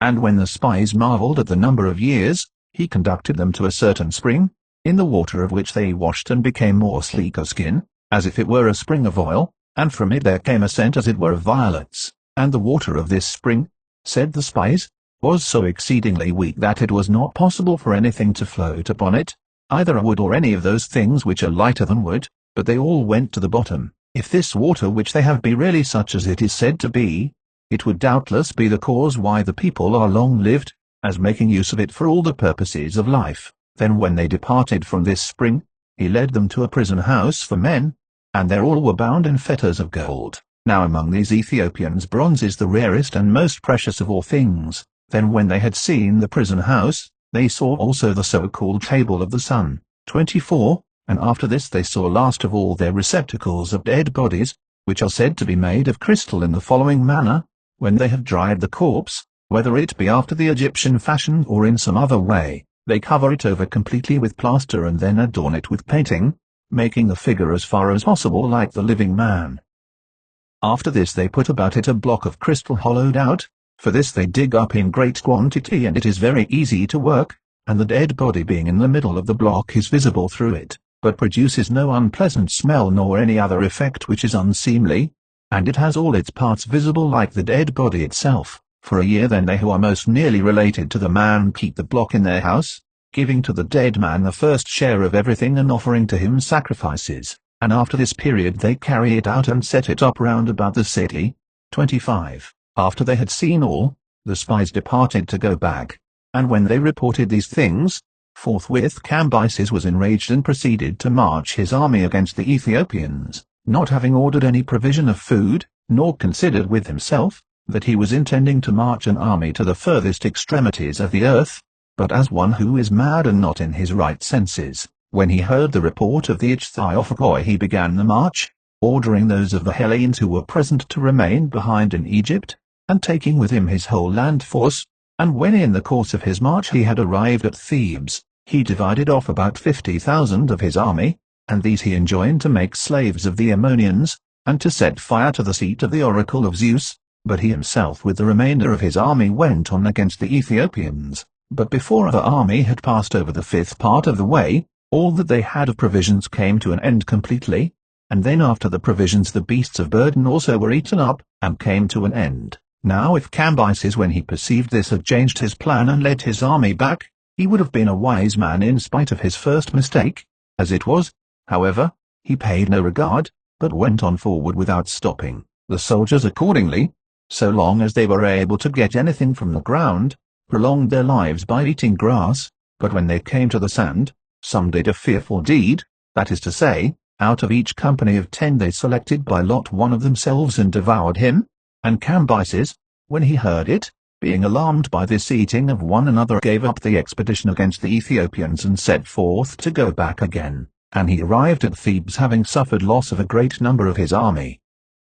Then from Thebes he came down to Memphis and allowed the Hellenes to sail away home. 26. Thus fared the expedition against the Ethiopians, and those of the Persians who had been sent to march against the Ammonians set forth from Thebes and went on their way with guides, and it is known that they arrived at the city of Oasis, which is inhabited by Samians said to be of the Ascreanian tribe, and is distant 7 days' journey from Thebes over sandy desert. Now this place is called in the speech of the Hellenes the Isle of the Blessed. It is said that the army reached this place, but from that point onwards, except the Ammonians themselves and those who have heard the account from them, no man is able to say anything about them, for they neither reached the Ammonians nor returned back. This however is added to the story by the Ammonians themselves. They say that as the army was going from this oasis through the sandy desert to attack them, and had got to a point about midway between them and the oasis, while they were taking their morning meal a violent south wind blew upon them, and bearing with it heaps of the desert sand it buried them under it, and so they disappeared and were seen no more. Thus the Ammonians say that it came to pass with regard to this army. 27. When Cambyses arrived at Memphis, Apis appeared to the Egyptians, whom the Hellenes call Epiphas, and when he had appeared, forthwith the Egyptians began to wear their fairest garments and to have festivities. Cambyses accordingly seeing the Egyptians doing thus, and supposing that they were certainly acting so by way of rejoicing because he had fared ill, called for the officers who had charge of Memphis, and when they had come into his presence, he asked them why when he was at Memphis on the former occasion, the Egyptians were doing nothing of this kind, but only now, when he came there after losing a large part of his army.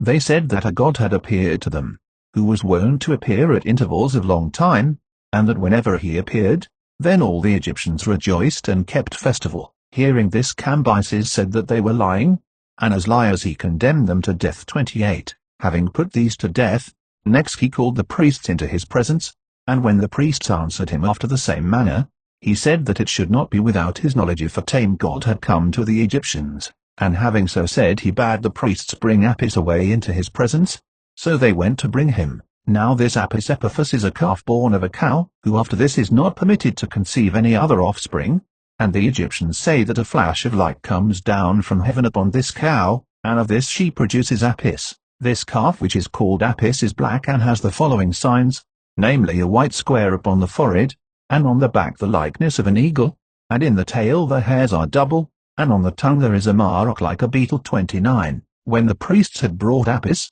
Cambyses being somewhat affected with madness drew his dagger, and aiming at the belly of Apis, struck his thigh. Then he laughed and said to the priests, O ye wretched creatures, are gods born such as this, with blood and flesh, and sensible of the stroke of iron weapons? Worthy indeed of Egyptians is such a god as this. Ye however at least shall not escape without punishment for making a mock of me. Having thus spoken he ordered those whose duty it was to do such things, to scourge the priests without mercy, and to put to death any one of the other Egyptians, whom they should find keeping the festival. Thus the festival of the Egyptians had been brought to an end, and the priests were being chastised, and Apis wounded by the stroke in his thigh lay dying in the temple. 30. Him, when he had brought his life to an end by reason of the wound, the priests buried without the knowledge of Cambyses, but Cambyses, as the Egyptians say, immediately after this evil deed became absolutely mad, not having been really in his right senses even before that time, and the first of his evil deeds was that he put to death his brother Smerdis, who was of the same father and the same mother as himself. This brother he had sent away from Egypt to Persia in envy, because alone of all the Persians he had been able to draw the bow which the Ichthyophagoi brought from the Ethiopian king, to an extent of about 2 finger breadths, while of the other Persians not one had proved able to do this. Then when Smerdis had gone away to Persia, Cambyses saw a vision in his sleep of this kind. It seemed to him that a messenger came from Persia, and reported that Smerdis sitting upon the royal throne had touched the heaven with his head. Fearing therefore with regard to this lest his brother might slay him and reign in his stead, he sent Prixaspes to Persia, the man whom of all the Persians he trusted most, with command to slay him. He accordingly went up to Susa and slew Smerdis, and some say that he took him out of the chase and so slew him, others that he brought him to the Erythraean Sea and drowned him. 31. This they say was the first beginning of the evil deeds of Cambyses, and next after this he put to death his sister, who had accompanied him to Egypt, to whom also he was married, she being his sister by both parents. Now he took her to wife in the following manner, for before this the Persians had not been wont at all to marry their sisters. Cambyses fell in love with one of his sisters, and desired to take her to wife, so since he had it in mind to do that which was not customary, he called the royal judges, and asked them whether there existed any law which permitted him who desired it to marry his sister. Now the royal judges are men chosen out from among the Persians, and hold their office until they die or until some injustice is found in them. So long and no longer, these pronounce decisions for the Persians and are the expounders of the ordinances of their fathers, and all matters are referred to them. So when Cambyses asked them, they gave him an answer which was both upright and safe, saying that they found no law which permitted a brother to marry his sister, but apart from that they had found a law to the effect that the king of the Persians might do whatsoever he desired. Thus on the one hand they did not tamper with the law for fear of Cambyses, and at the same time, that they might not perish themselves in maintaining the law, they found another law beside that which was asked for, which was in favor of him who wished to marry his sisters. So Cambyses at the time took to wife her with whom he was in love, but after no long time he took another sister. Of these it was the younger whom he put to death, she having accompanied him to Egypt. 32. About her death, as about the death of Smerdis, 2 different stories are told. The Hellenes say that Cambyses had matched a lion's cub in fight with a dog's whelp, and this wife of his was also a spectator of it, and when the whelp was being overcome, another whelp, its brother, broke its chain and came to help it, and having become 2 instead of 1, the whelps then got the better of the cub, and Cambyses was pleased at the sight, but she sitting by him began to weep, and Cambyses perceived it and asked wherefore she wept. And she said that she had wept when she saw that the whelp had come to the assistance of its brother, because she remembered Smerdis and perceived that there was no one who would come to his assistance.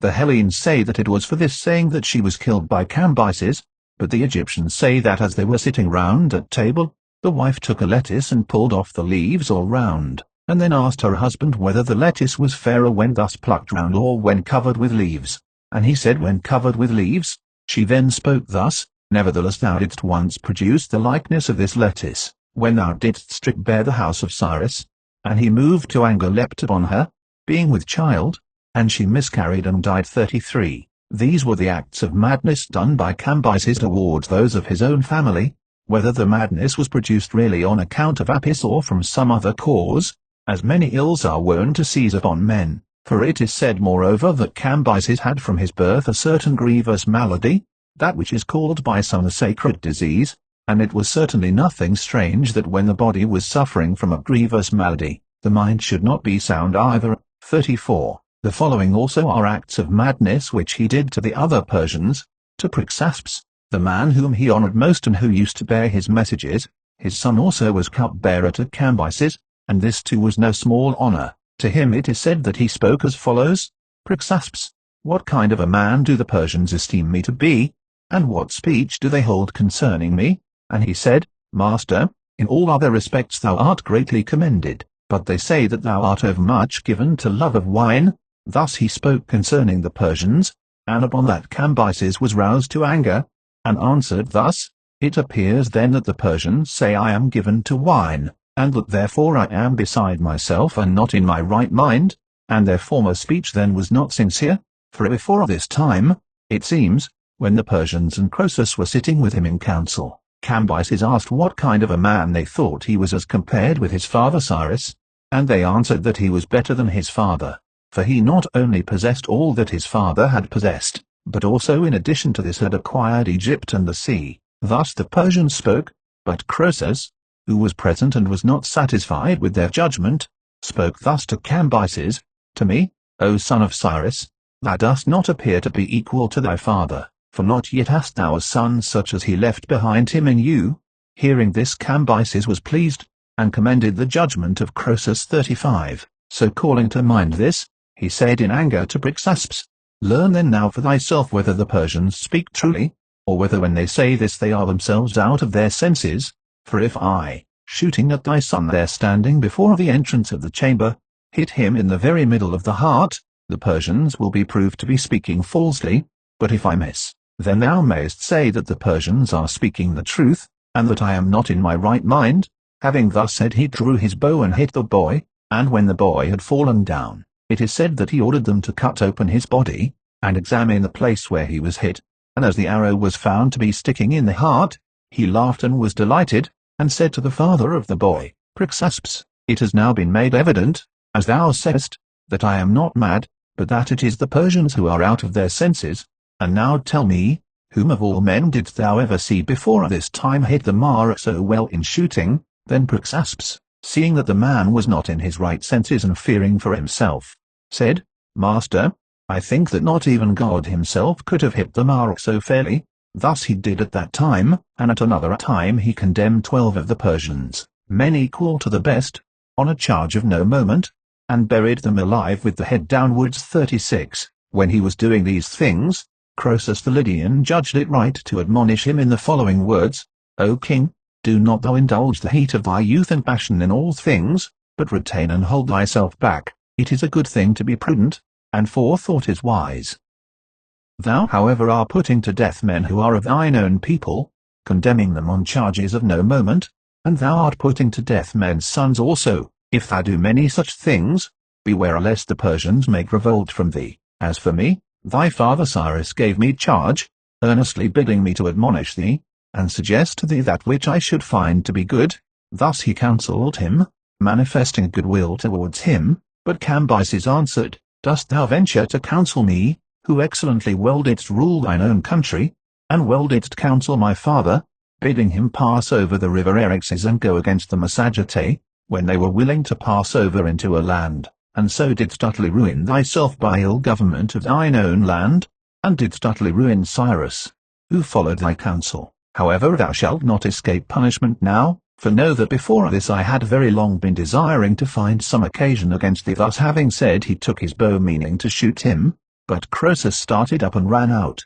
and so since he could not shoot him, he gave orders to his attendants to take and slay him. The attendants, however, knowing his moods, concealed Croesus, with the intention that if Cambyses should change his mind and seek to have Croesus again, they might produce him and receive gifts as the price of saving his life. But if he did not change his mind nor feel desire to have him back, then they might kill him. Not long afterwards Cambyses did in fact desire to have Croesus again, and the attendants perceiving this reported to him that he was still alive, and Cambyses said that he rejoiced with Croesus that he was still alive, but that they who had preserved him should not get off free, but he would put them to death, and thus he did.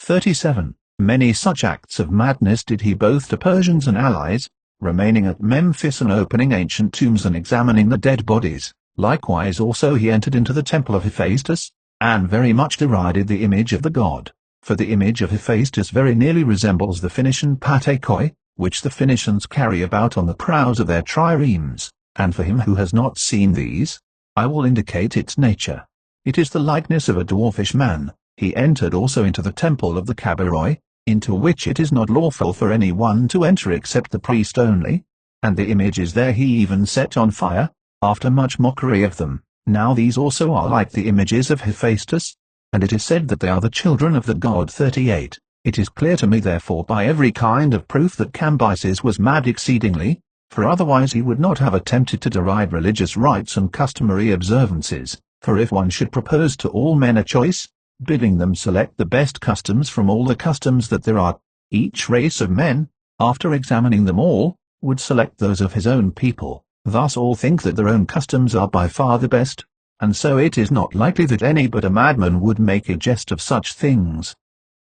Now the fact that all men are thus wont to think about their customs, we may judge by many other proofs, and more specially by this which follows. Darius in the course of his reign summoned those of the Hellenes who were present in his land, and asked them for what price they would consent to eat up their fathers when they died, and they answered that for no price would they do so. After this Darius summoned those Indians who are called Calations, who eat their parents, and asked them in presence of the Hellenes, who understood what they said by help of an interpreter, for what payment they would consent to consume with fire the bodies of their fathers when they died, and they cried out aloud and bade him keep silence from such words. Thus then these things are established by usage, and I think that Pindar spoke rightly in his verse, when he said that of all things law is king. 39. Now while Cambyses was marching upon Egypt, the Lacedaemonians also had made an expedition against Samos and against Polycrates the son of Aix, who had risen against the government and obtained rule over Samos.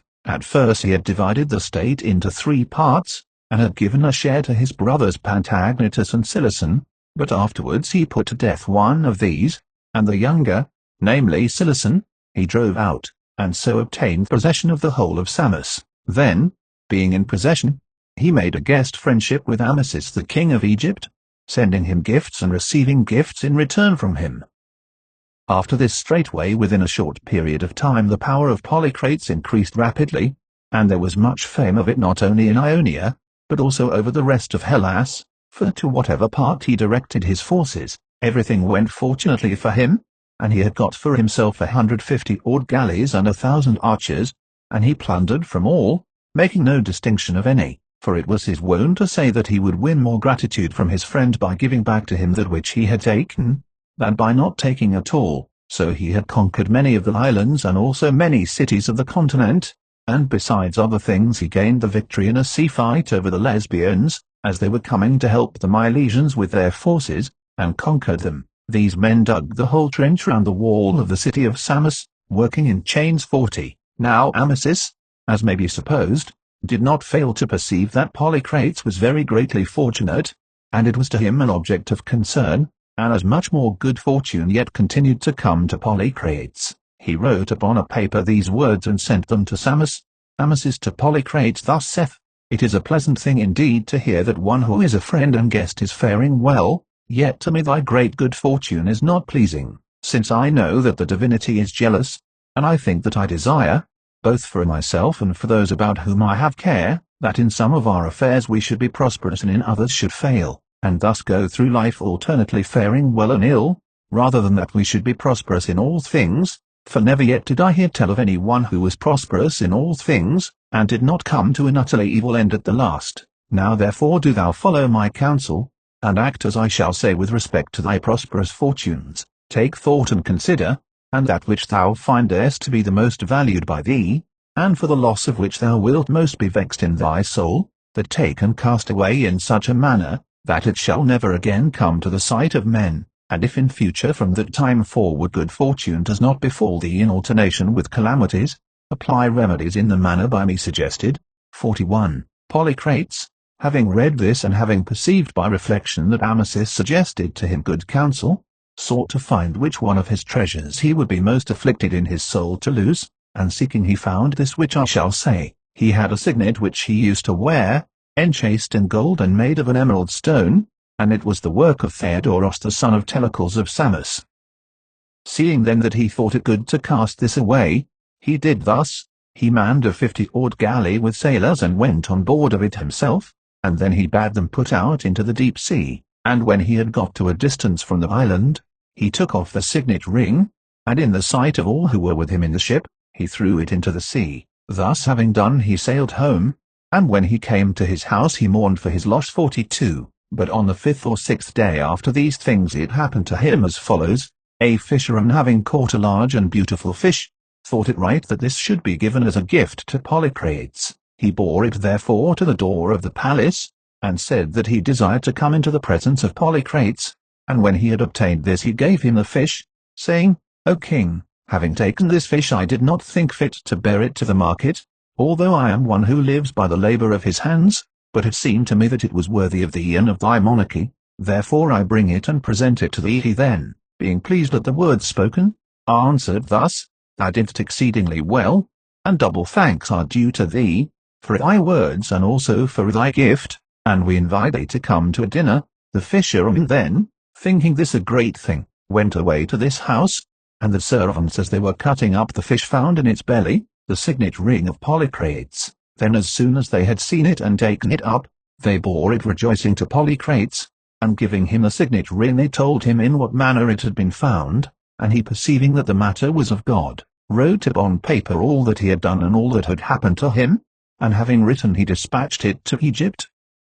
43. Then Amasis, when he had read the paper which had come from Polycrates, perceived that it was impossible for man to rescue man from the event which was to come to pass, and that Polycrates was destined not to have a good end, being prosperous in all things, seeing that he found again even that which he cast away. Therefore he sent an envoy to him in Samos, and said that he broke off the guest friendship, and this he did lest when a fearful and great mishap befell Polycrates, he might himself be grieved in his soul as for a man who was his guest. 44. It was this Polycrates then, prosperous in all things, against whom the Lacedaemonians were making an expedition, being invited by those Samians who afterwards settled at Kydonia in Crete, to come to their assistance. Now Polycrates had sent an envoy to Cambyses, the son of Cyrus, without the knowledge of the Samians, as he was gathering an army to go against Egypt, and had asked him to send to him in Samos and to ask for an armed force. So Cambyses, hearing this, very readily sent to Samos to ask Polycrates to send a naval force with him against Egypt, and Polycrates selected of the citizens those whom he most suspected of desiring to rise against him, and sent them away in 40 triremes, charging Cambyses not to send them back. 45. Now some say that those of the Samians who were sent away by Polycrates never reached Egypt, but when they arrived on their voyage at Carpathos, they considered with themselves, and resolved not to sail on any further. Others say that they reached Egypt, and being kept under guard there, they made their escape from thence. Then, as they were sailing into Samos, Polycrates encountered them with ships and engaged battle with them, and those who were returning home had the better and landed in the island, but having fought a land battle in the island, they were worsted, and so sailed to Lacedaemon. Some however say that those from Egypt defeated Polycrates in the battle, but this in my opinion is not correct, for there would have been no need for them to invite the assistance of the Lacedaemonians, if they had been able by themselves to bring Polycrates to terms. Moreover, it is not reasonable either, seeing that he had foreign mercenaries and native archers very many in number, to suppose that he was worsted by the returning Samians, who were but few. Then Polycrates gathered together the children and wives of his subjects, and confined them in the ship sheds, keeping them ready so that, if it should prove that his subjects deserted to the side of the returning exiles, he might burn them with the sheds. 46. When those of the Samians who had been driven out by Polycrates reached Sparta, they were introduced before the magistrates and spoke at length, being urgent in their request. The magistrates, however, at the first introduction, replied that they had forgotten the things which had been spoken at the beginning, and did not understand those which were spoken at the end. After this they were introduced a second time, and bringing with them a bag they said nothing else but this, namely that the bag was in want of meal, to which the others replied that they had overdone it with the bag. However, they resolved to help them. 47. Then the Lacedaemonians prepared a force and made expedition to Samos, in repayment of former services, as the Samians say, because the Samians had first helped them with ships against the Messenians, but the Lacedaemonians say that they made the expedition not so much from desire to help the Samians at their request, as to take vengeance on their own behalf for the robbery of the mixing bowl, which they had been bearing as a gift to Croesus, and of the crosslet which Amasis the king of Egypt had sent as a gift to them. For the Samians had carried off the crosslet also in the year before they took the bowl, and it was of linen with many figures woven into it, and embroidered with gold and with cotton, and each thread of this crosslet is worthy of admiration, for the being itself fine it has in it 360 fibers, all plain to view.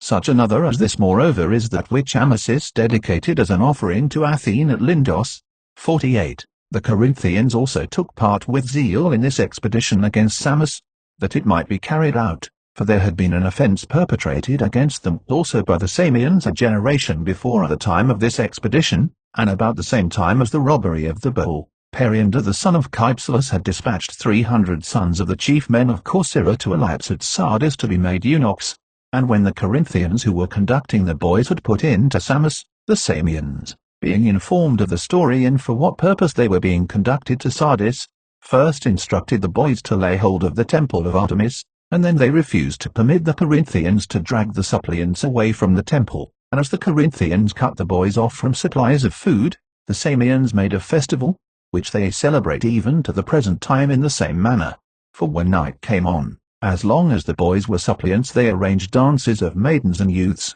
and in arranging the dances they made it a rule of the festival, that sweet cakes of sesame and honey should be carried, in order that the Corcyrian boys might snatch them and so have support, and this went on so long that at last the Corinthians who had charge of the boys departed and went away, and as for the boys, the Samians carried them back to Corcyra.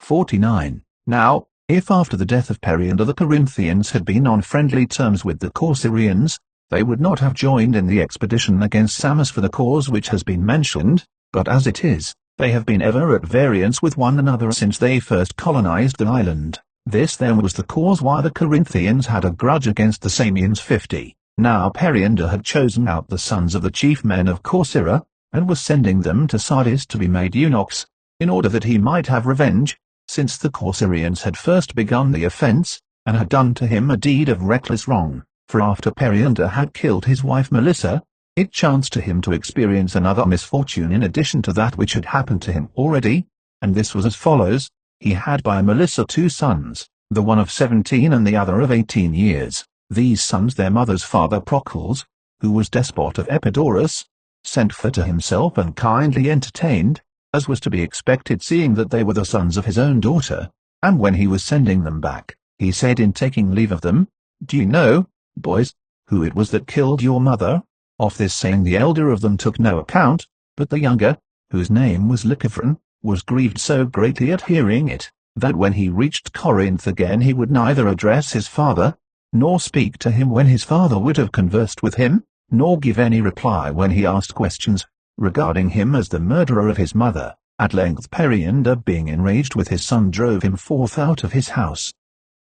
51. And having driven him forth, he asked of the elder son what his mother's father had said to them in his conversation. He then related how Procles had received them in a kindly manner, but of the saying which he had uttered when he parted from them he had no remembrance, since he had taken no note of it. So Periander said that it could not be but that he had suggested to them something, and urged him further with questions, and he after that remembered, and told of this also. Then Periander taking note of it and not desiring to show any indulgence, sent a messenger to those with whom the son who had been driven forth was living at that time, and forbade them to receive him into their houses, and whenever having been driven away from one house he came to another, he was driven away also from this, since Periander threatened those who received him, and commanded them to exclude him. And so being driven away again he would go to another house, where persons lived who were his friends, and they perhaps received him because he was the son of Periander, notwithstanding that they feared. 52.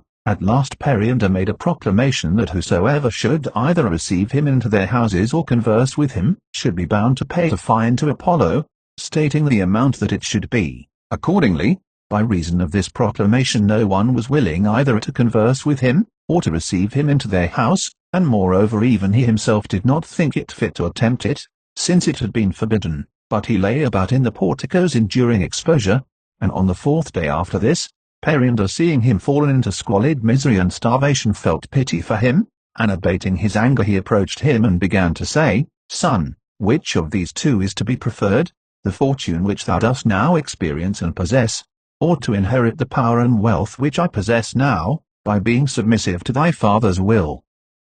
Thou however, being my son and the prince of wealthy Corinth, didst choose nevertheless the life of a vagabond by making opposition and displaying anger against him, with whom it behoved thee least to deal so, for if any misfortune happened in those matters, for which cause thou hast suspicion against me, this has happened to me first, and I am sharer in the misfortune more than others, inasmuch as I did the deed myself. Do thou however, having learnt by how much to be envied is better than to be pitied, and at the same time what a grievous thing it is to be angry against thy parents, and against those who are stronger than thou, come back now to the house, Periander with these words endeavored to restrain him, but he answered nothing else to his father, but said only that he ought to pay a fine to the god for having come to speech with him. Then Periander, perceiving that the malady of his son was hopeless and could not be overcome, dispatched a ship to Corcyra, and so sent him away out of his sight, for he was ruler also of that island, and having sent him away,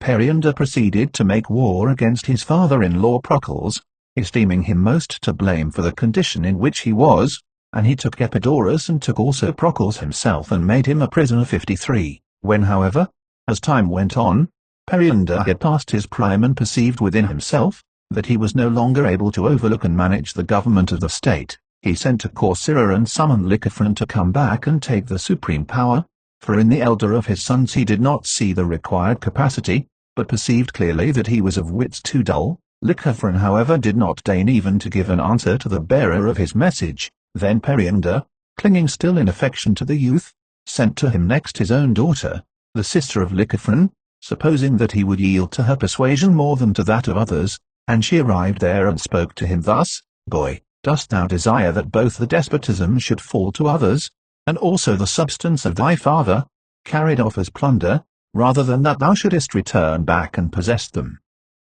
Come back to thy home, cease to torment thyself. Pride is a mischievous possession. Heal not evil with evil. Many prefer that which is reasonable to that which is strictly just, and many ere now in seeking the things of their mother have lost the things of their father. Despotism is an insecure thing, and many desire it. Moreover, he is now an old man and past his prime. Give not thy good things unto others. She thus said to him a most persuasive things, having been before instructed by her father, but he in answer said that he would never come to Corinth so long as he heard that his father was yet alive. When she had reported this, Periander the third time sent an envoy, and said that he desired himself to come to Corcyra, exhorting Lycophron at the same time to come back to Corinth, and to be his successor on the throne. The son having agreed to return on these terms, Periander was preparing to sail to Corcyra and his son to Corinth, but the Corcyrians, having learned all that had taken place, put the young man to death, in order that Periander might not come to their land. For this cause it was that Periander took vengeance on those of Corcyra 54. The Lacedaemonians then had come with a great armament and were besieging Samos, and having made an attack upon the wall, they occupied the tower which stands by the sea in the suburb of the city. But afterwards, when Polycrates came up to the rescue with a large body, they were driven away from it. Meanwhile by the upper tower, which is upon the ridge of the mountain, there had come out to the fight the foreign mercenaries, and many of the Samians themselves, and these stood their ground against the Lacedaemonians for a short while, and then began to fly backwards, and the Lacedaemonians followed and were slaying them 55. Now if the Lacedaemonians there present had all been equal on that day to Archias and Lycopus, Samos would have been captured, for Archias and Lycopus alone rushed within the wall together with the flying Samians, and being shut off from retreat were slain within the city of the Samians. I myself moreover had converse in Pitane, for to that deme he belonged, with the third in descent from this Archias, another Archias the son of Samius the son of Alcaeus, who honoured the Samians of all strangers most, and not only so, but he said that his own father had been called Samius because his father Archias had died by a glorious death in Samos, and he said that he honoured Samians because his grandfather had been granted a public funeral by the Samians 56. The Lacedaemonians then, when they had been besieging Samos for 40 days and their affairs made no progress, set forth to return to Peloponnesus. But according to the less credible account which has been put abroad of these matters, Polycrates struck in lead a quantity of a certain native coin, and having gilded the coins over, gave them to the Lacedaemonians, and they received them and upon that set forth to depart. This was the first expedition which the Lacedaemonians, being Dorians, made into Asia 57. Those of the Samians who had made the expedition against Polycrates themselves also sailed away,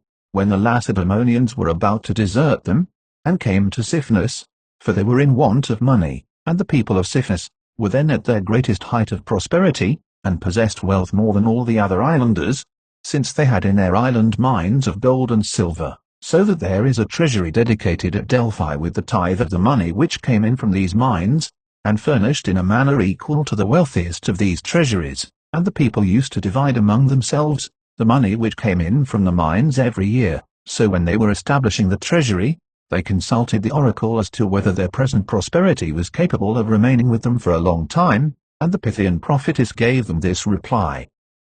But when with white shall be shining the hall of the city in Siphnus, and when the market is white of brow, one wary is needed then, to beware of an army of wood and a red-coloured herald. Now just at the time the market, place and city hall of the Siphnians had been decorated with Parian marble 58. This oracle they were not able to understand either then at first or when the Samians had arrived, for as soon as the Samians were putting into Siphnus, they sent one of their ships to bear envoys to the city. Now in old times all ships were painted with red, and this was that which the Pythian prophetess was declaring beforehand to the Siphnians, bidding them guard against the army of wood and the red-coloured herald. The messengers accordingly came and asked the Siphnians to lend them 10 talents, and as they refused to lend to them, the Samians began to lay waste their lands. So when they were informed of it, forthwith the Siphnians came to the rescue, and having engaged battle with them were defeated, and many of them were cut off by the Samians and shut out of the city, and the Samians after this imposed upon them a payment of 100 talents,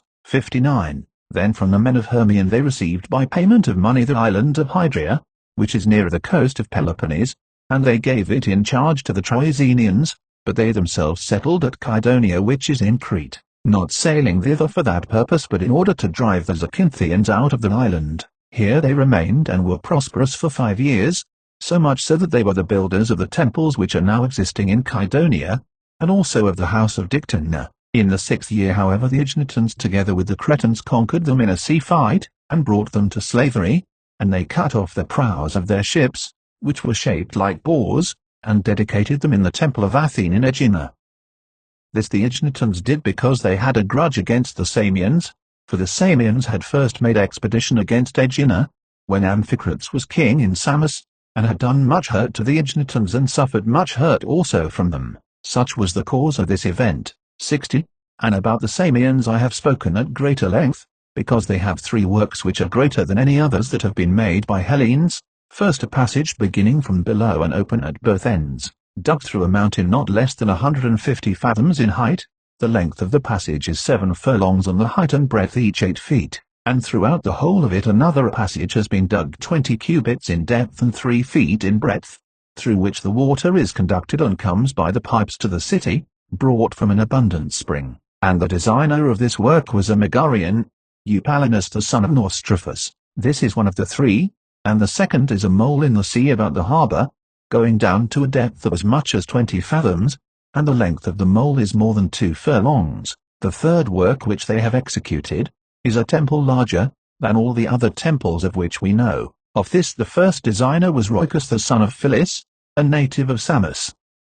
For this reason I have spoken at greater length of the Samians. 61. Now while Cambyses the son of Cyrus was spending a long time in Egypt, and had gone out of his right mind, there rose up against him 2 brothers, Magians, of whom the one had been left behind by Cambyses as caretaker of his household. This man, I say, rose up against him perceiving that the occurrence of the death of Smerdis was being kept secret, and that there were but few of the Persians who were aware of it, while the greater number believed without doubt that he was still alive. Therefore he endeavored to obtain the kingdom, and he formed his plan as follows. He had a brother, that one who, as I said, rose up with him against Cambyses, and this man in form very closely resembled Smerdis the son of Cyrus, whom Cambyses had slain, being his own brother. He was like Smerdis, I say, in form, and not only so but he had the same name, Smerdis. Having persuaded this man that he would manage everything for him, the Magian Patazes brought him and seated him upon the royal throne, and having so done he sent heralds about to the various provinces, and among others one to the army in Egypt, to proclaim to them that they must obey Smerdis the son of Cyrus for the future, instead of Cambyses.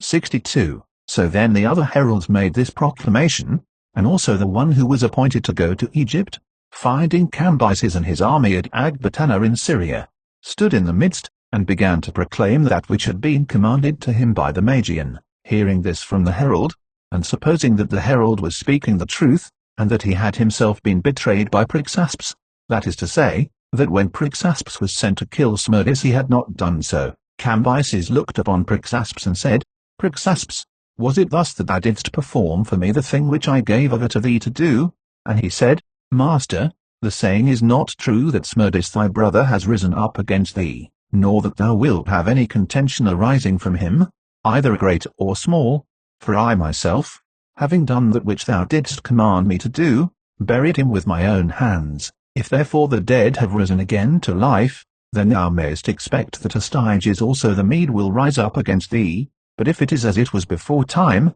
there is no fear now that any trouble shall spring up for you, at least from him. Now therefore I think